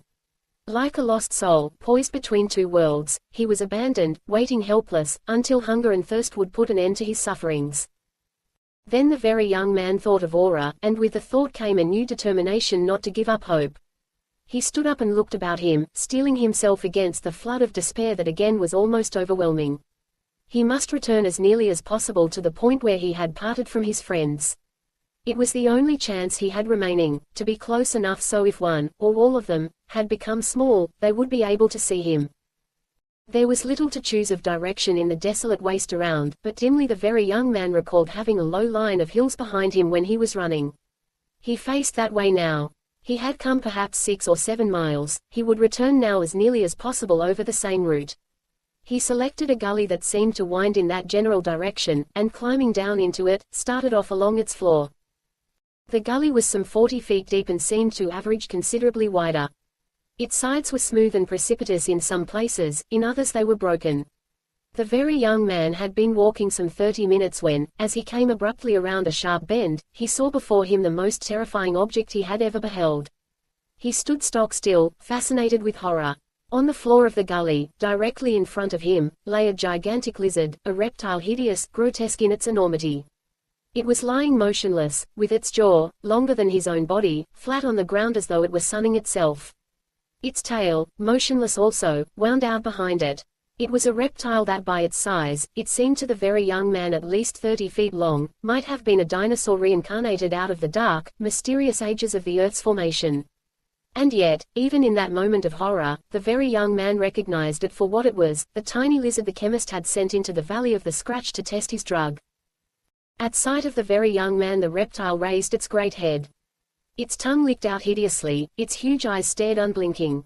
And then, slowly, hastelessly, it began coming forward, its great feet scratching on the rocks, its tail sliding around a boulder behind it.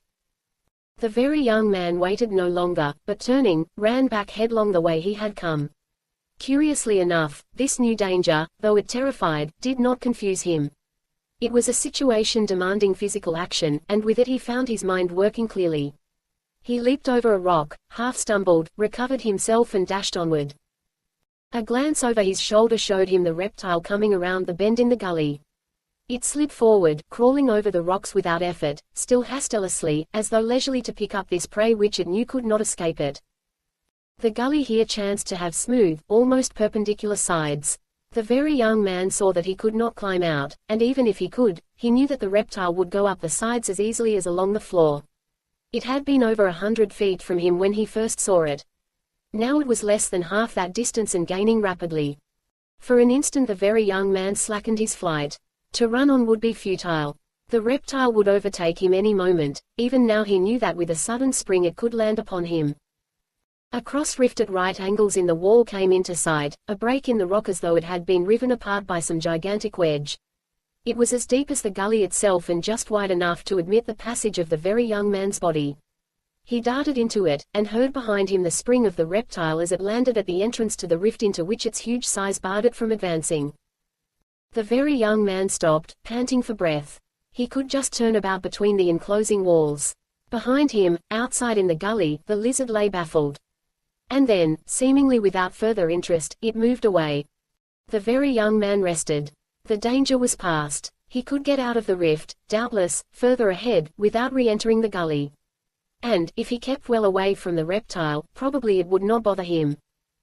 Exultation filled the very young man. And then again he remembered his situation, lost in size, helpless, without the power to rejoin his friends. He had escaped death in one form only to confront it again in another, worse perhaps, since it was the more lingering. Ahead of him, the rift seemed ascending and opening up. He followed it, and in a few hundred yards was again on the broken plateau above, level now with the top of the gully. The winding gully itself, the very young man could see plainly. Its nearest point to him was some 600 feet away, and in its bottom he knew that hideous reptile lurked. He shuddered and turned away, instinctively walking quietly, fearing to make some noise that might again attract its attention to him. And then came a sound that drove the blood from his face and turned him cold all over. From the depths of the gully, in another of its bends nearby, the sound of an anxious girl's voice floated upward. "Jack! Oh Jack!" And again. "Jack, my friend Jack!" It was Aura, his own size perhaps, in the gully searching for him. With frantic, horrified haste, the very young man ran towards the top of the gully. He shouted warningly, as he ran. Aura must have heard him, for her voice changed from anxiety to a glad cry of relief. He reached the top of the gully. At its bottom, 40 feet below down its precipitous side, stood Aura, looking up, radiant, to greet him. "I took the drug," she cried. "I took it before they could forbid me. They are waiting, up there for us. There is no danger now, Jack." The very young man tried to silence her. A noise down the gully made him turn. The gigantic reptile appeared round the nearby bend. It saw the girl and scuttled forward, rattling the loose boulders beneath its feet as it came. Aura saw at the same instant. She looked up helplessly to the very young man above her, then she turned and ran down the gully. The very young man stood transfixed. It was a sheer drop of 40 feet or more to the gully floor beneath him. There was seemingly nothing that he could do in those few terrible seconds, and yet with subconscious, instinctive reasoning, he did the one and only thing possible. A loose mass of the jagged, gold quartz hung over the gully wall. Frantically he tore at it, pried loose with feet and hands a boulder that hung poised. As the lizard approached, the loosened rock slid forward, and dropped squarely upon the reptile's broad back. It was a boulder nearly as large as the very young man himself, but the gigantic reptile shook it off, writhing and twisting for an instant, and hurling the smaller loose rocks about the floor of the gully with its struggles. The very young man cast about for another missile, but there were none at hand. Aura, at the confusion, had stopped about 200 feet away. "Run!" shouted the very young man. "Hide somewhere! Run!" The lizard, momentarily stunned, recovered swiftly. Again it started forward, seemingly now as alert as before. And then, without warning, in the air above his head the very young man heard the rush of gigantic wings. A tremendous grey body swooped past him and into the gully, a bird larger in proportion than the lizard itself.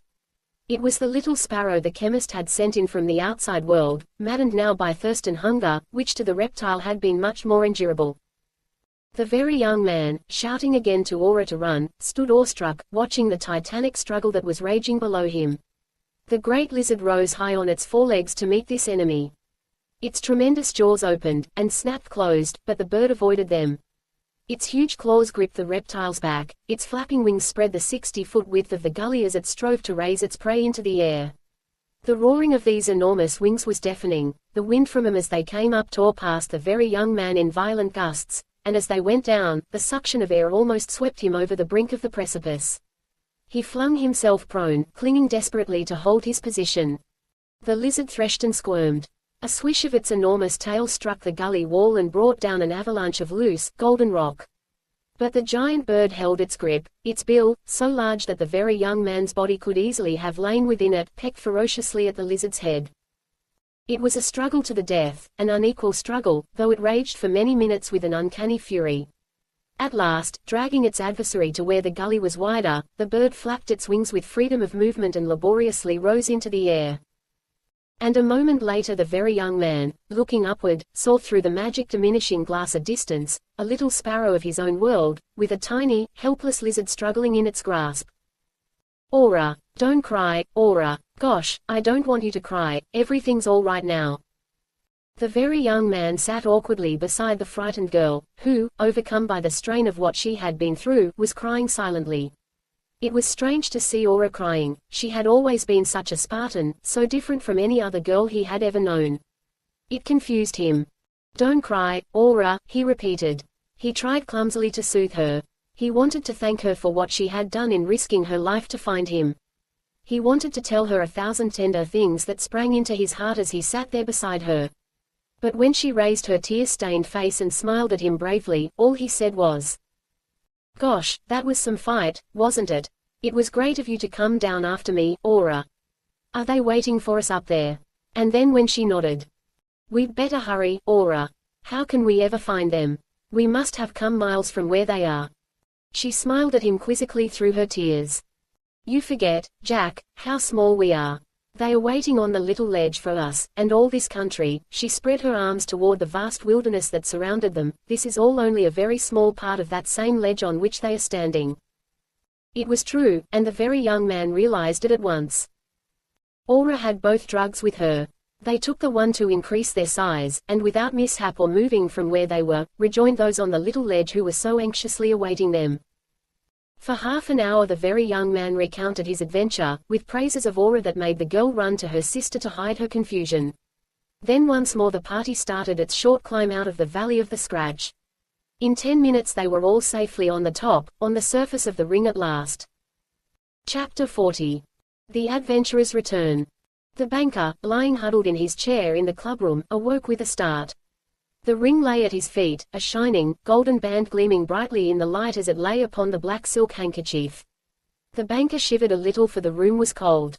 Then he realized he had been asleep and looked at his watch. 3 o'clock. They had been gone 7 hours, and he had not taken the ring back to the museum as they had told him to. He rose hastily to his feet, then as another thought struck him, he sat down again, staring at the ring. The honk of an automobile horn in the street outside aroused him from his reverie. He got to his feet and mechanically began straightening up the room, packing up the several suitcases. Then with obvious awe, and a caution that was almost ludicrous, he fixed the ring in its frame within the valise prepared for it. He lighted the little light in the valise, and, every moment or two, went back to look searchingly down at the ring inside. When everything was packed the banker left the room, returning in a moment with 2 of the club attendants. They carried the suitcases outside, the banker himself gingerly holding the bag containing the ring. "A taxi," he ordered when they were at the door. Then he went to the desk, explaining that his friends had left earlier in the evening and that they had finished with the room. To the taxi driver he gave a number that was not the museum address, but that of his own bachelor apartment on Park Avenue. It was still raining as he got into the taxi. He held the valise tightly on his lap, looking into it occasionally and gruffly ordering the chauffeur to drive slowly. In the sumptuous living room of his apartment he spread the handkerchief on the floor under the center electrolier and laid the ring upon it. Dismissing the astonished and only half-awake butler with a growl, he sat down in an easy chair facing the ring, and in a few minutes more was again fast asleep.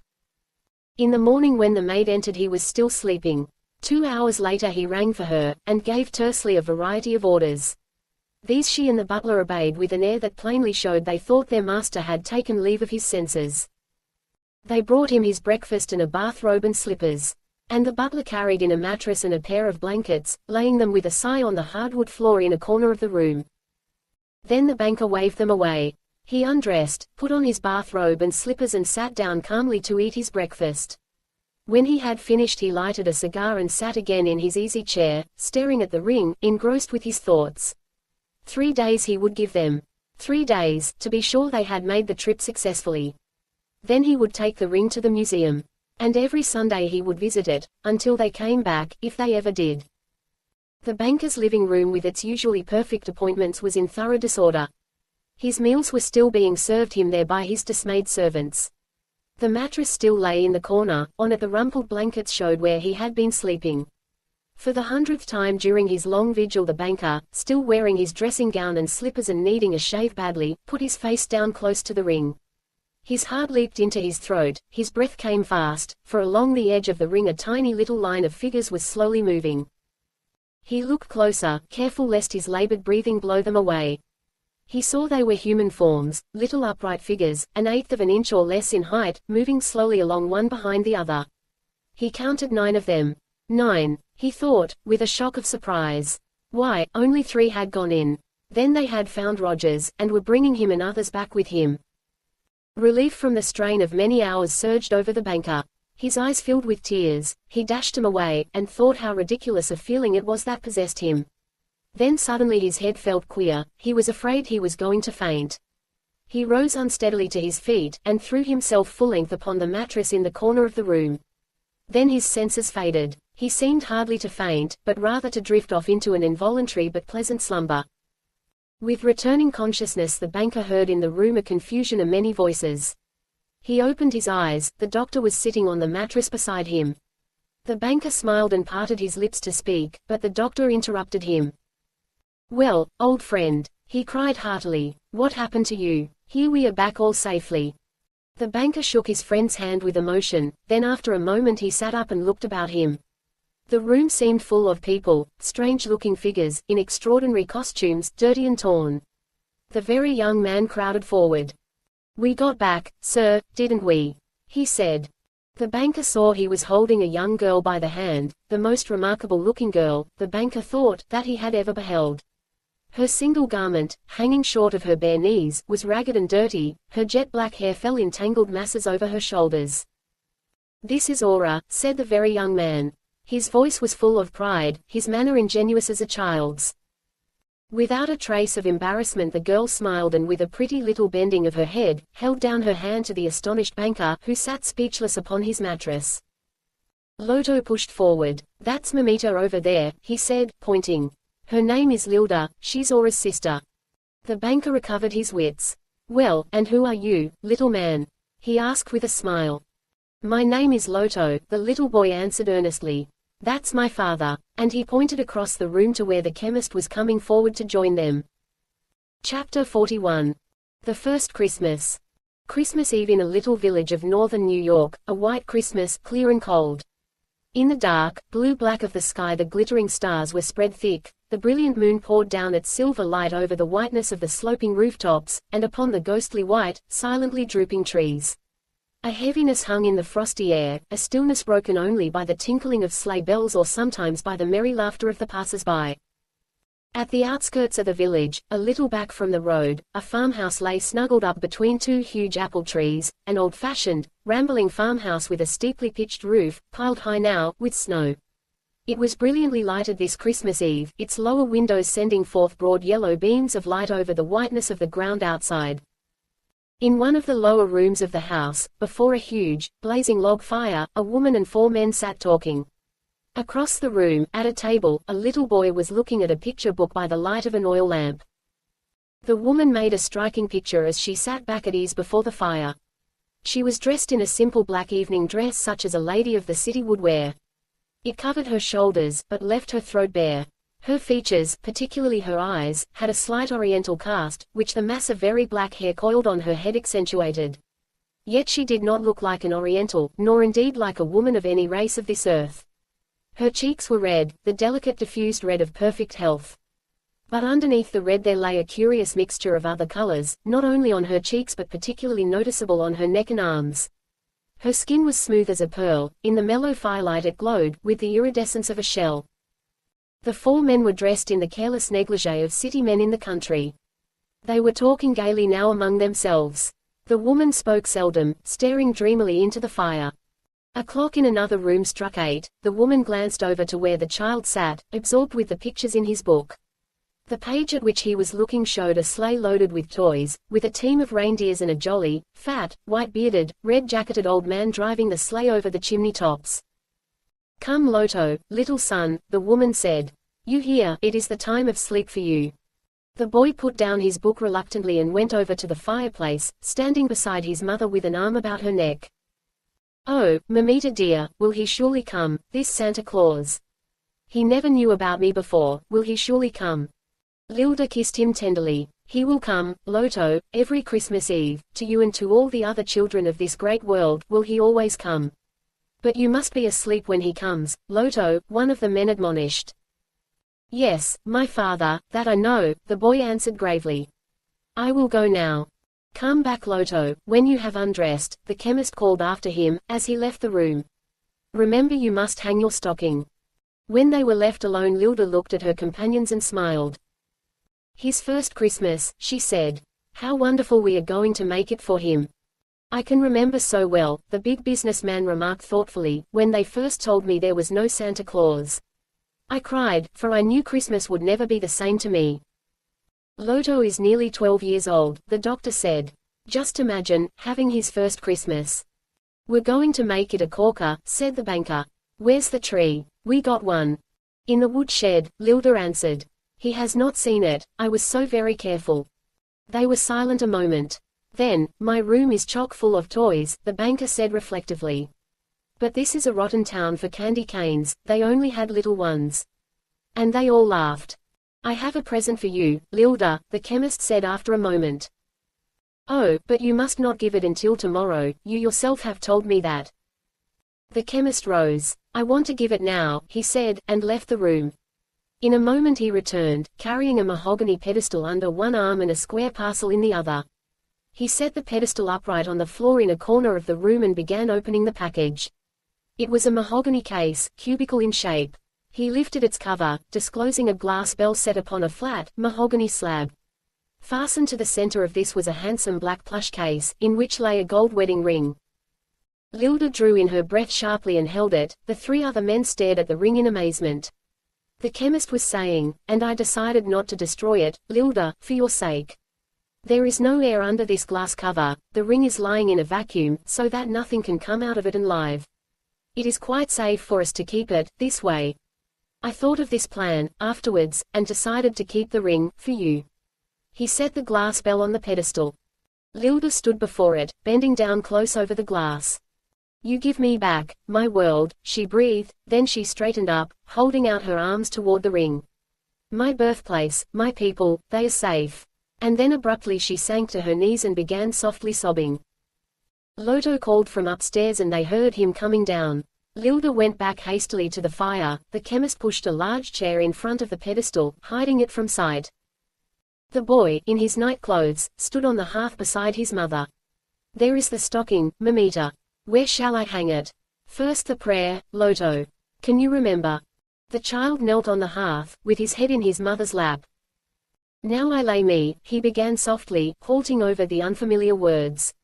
Lylda's fingers stroked his brown curly head as it nestled against her knees, the firelight shone golden in his tousled curls. The chemist was watching them with moist eyes. His first Christmas, he murmured, and smiled a little tender smile. His first Christmas. The child was finishing. And God bless Aura, and Jack, and Grandfather Rio, his mother prompted softly. And Grandfather Rio, and Mamita, and, the boy ended with a rush, and me too. Amen. Now where do I hang the stocking, mother? In a moment the little stocking dangled from a mantle over the fireplace. You are sure he will come? The child asked anxiously again. It is certain, Lylda, if you are asleep. Lylda kissed his mother and shook hands solemnly with the men, a grave, dignified little figure. Good night, Lylda, said the big businessman. Good night, sir. Good night, my father. Good night, Mamita, I shall be asleep very soon. And with a last look at the stocking he ran out of the room. What a Christmas he will have, said the banker, a little huskily. A girl stood in the doorway that led into the dining room adjoining, a curious-looking girl in a gingham apron and cap. Lylda looked up. Oh, Ina, please will you say to Oteo we want the tree from the woodshed, in the dining room. The little maid hesitated. Her mistress smiled and added a few words in foreign tongue. The girl disappeared. Every window gets a holly wreath, the doctor said. They're in a box outside in the woodshed. Look what I've got, said the big businessman, and produced from his pocket a little folded object which he opened triumphantly into a long serpent of filigree red paper on a string with little red and green paper bells hanging from it. Across the doorway, he added, waving his hand. A moment after there came a stamping of feet on the porch outside, and then the banging of an outer door. A young man and girl burst into the room, kicking the snow from their feet and laughing. The youth carried 2 pairs of ice skates slung over his shoulder. As he entered the room he flung them clattering to the floor. The girl, even at first glance, was extraordinarily pretty. She was small and very slender of build. She wore stout high-laced tan shoes, a heavy woolen skirt that fell to her shoe tops and a short, belted coat, with a high collar buttoned tight about her throat. She was covered now with snow. Her face and the locks of hair that strayed from under her knitted cap were soaking wet. He threw me down, she appealed to the others. I didn't, she fell. You did, into the snow you threw me, off the road. She laughed. But I am learning to skate. She fell 3 times, said her companion accusingly. Twice only, it was, the girl corrected. She pulled off her cap, and a great mass of black hair came tumbling down about her shoulders. Lylda, from her chair before the fire, smiled mischievously. Aura, my sister, she said in a tone of gentle reproof. So immodest it is to show all that hair. The girl in confusion began gathering it up. Don't you let her tease you, Aura, said the big businessman. It's very beautiful hair. Where's Loto? Asked the very young man, pulling off his hat and coat. In bed, see his stocking there. A childish treble voice was calling from upstairs. Good night, Aura, good night, my friend Jack. Good night, old man, see you tomorrow, the very young man called back in answer. You mustn't make so much noise, the doctor said reprovingly. He'll never get to sleep. No, you mustn't, the big businessman agreed. Tomorrow's a very very big day for him. Some Christmas, commented the very young man looking around. Where's the holly and stuff? Oh, we've got it all right, don't you worry, said the banker. And mistletoe, said Lylda, twinkling. For you, Jack. Ina again stood in the doorway and said something to her mistress. The tree is ready, said Lylda. The chemist rose to his feet. Come on, everybody, let's go trim it. They crowded gaily into the dining room, leaving the very young man and Aura sitting alone by the fire. For some time they sat silent, listening to the laughter of the others trimming the tree. The very young man looked at the girl beside him as she sat staring into the fire. She had taken off her heavy coat, and her figure seemed long and very slim in the clothes she was wearing now. She sat bending forward, with her hands clasped over her knees.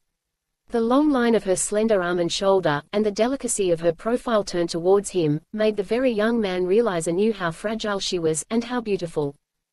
Her mass of hair was coiled in a great black pile on her head, with a big, loose knot low at the neck. The iridescence of her skin gleamed under the flaming red of her cheeks. Her lips, too, were red, with the smooth, rich red of coral. The very young man thought with a shock of surprise that he had never noticed before that they were red. In the ring there had been no such color. In the room adjoining, his friends were proposing a toast over the Christmas punch bowl. The chemist's voice floated in through the doorway. To the Oroids, happiness to them. Then for an instant there was silence as they drank the toast. Aura met the very young man's eyes and smiled a little wanly. Happiness, to them. I wonder, we who are so happy tonight, I wonder, are they? The very young man leaned towards her. You are happy, Aura. The girl nodded, still staring wistfully into the fire. I want you to be, the very young man added simply, and fell silent. A blazing log in the fire twisted and rolled to one side, the crackling flames leaped higher, bathing the girl's drooping little figure in their golden light. The very young man after a time found himself murmuring familiar lines of poetry. His memory leaped back. A boat sailing over a silent summer lake, underneath the stars, the warmth of a girl's soft little body touching his, her hair, twisted about his fingers, the thrill in his heart, he felt it now as his lips formed the words. The stars would be your pearls upon a string, the world a ruby for your finger ring, and you could have the sun and moon to wear, if I were king. You remember, Aura, that night in the boat.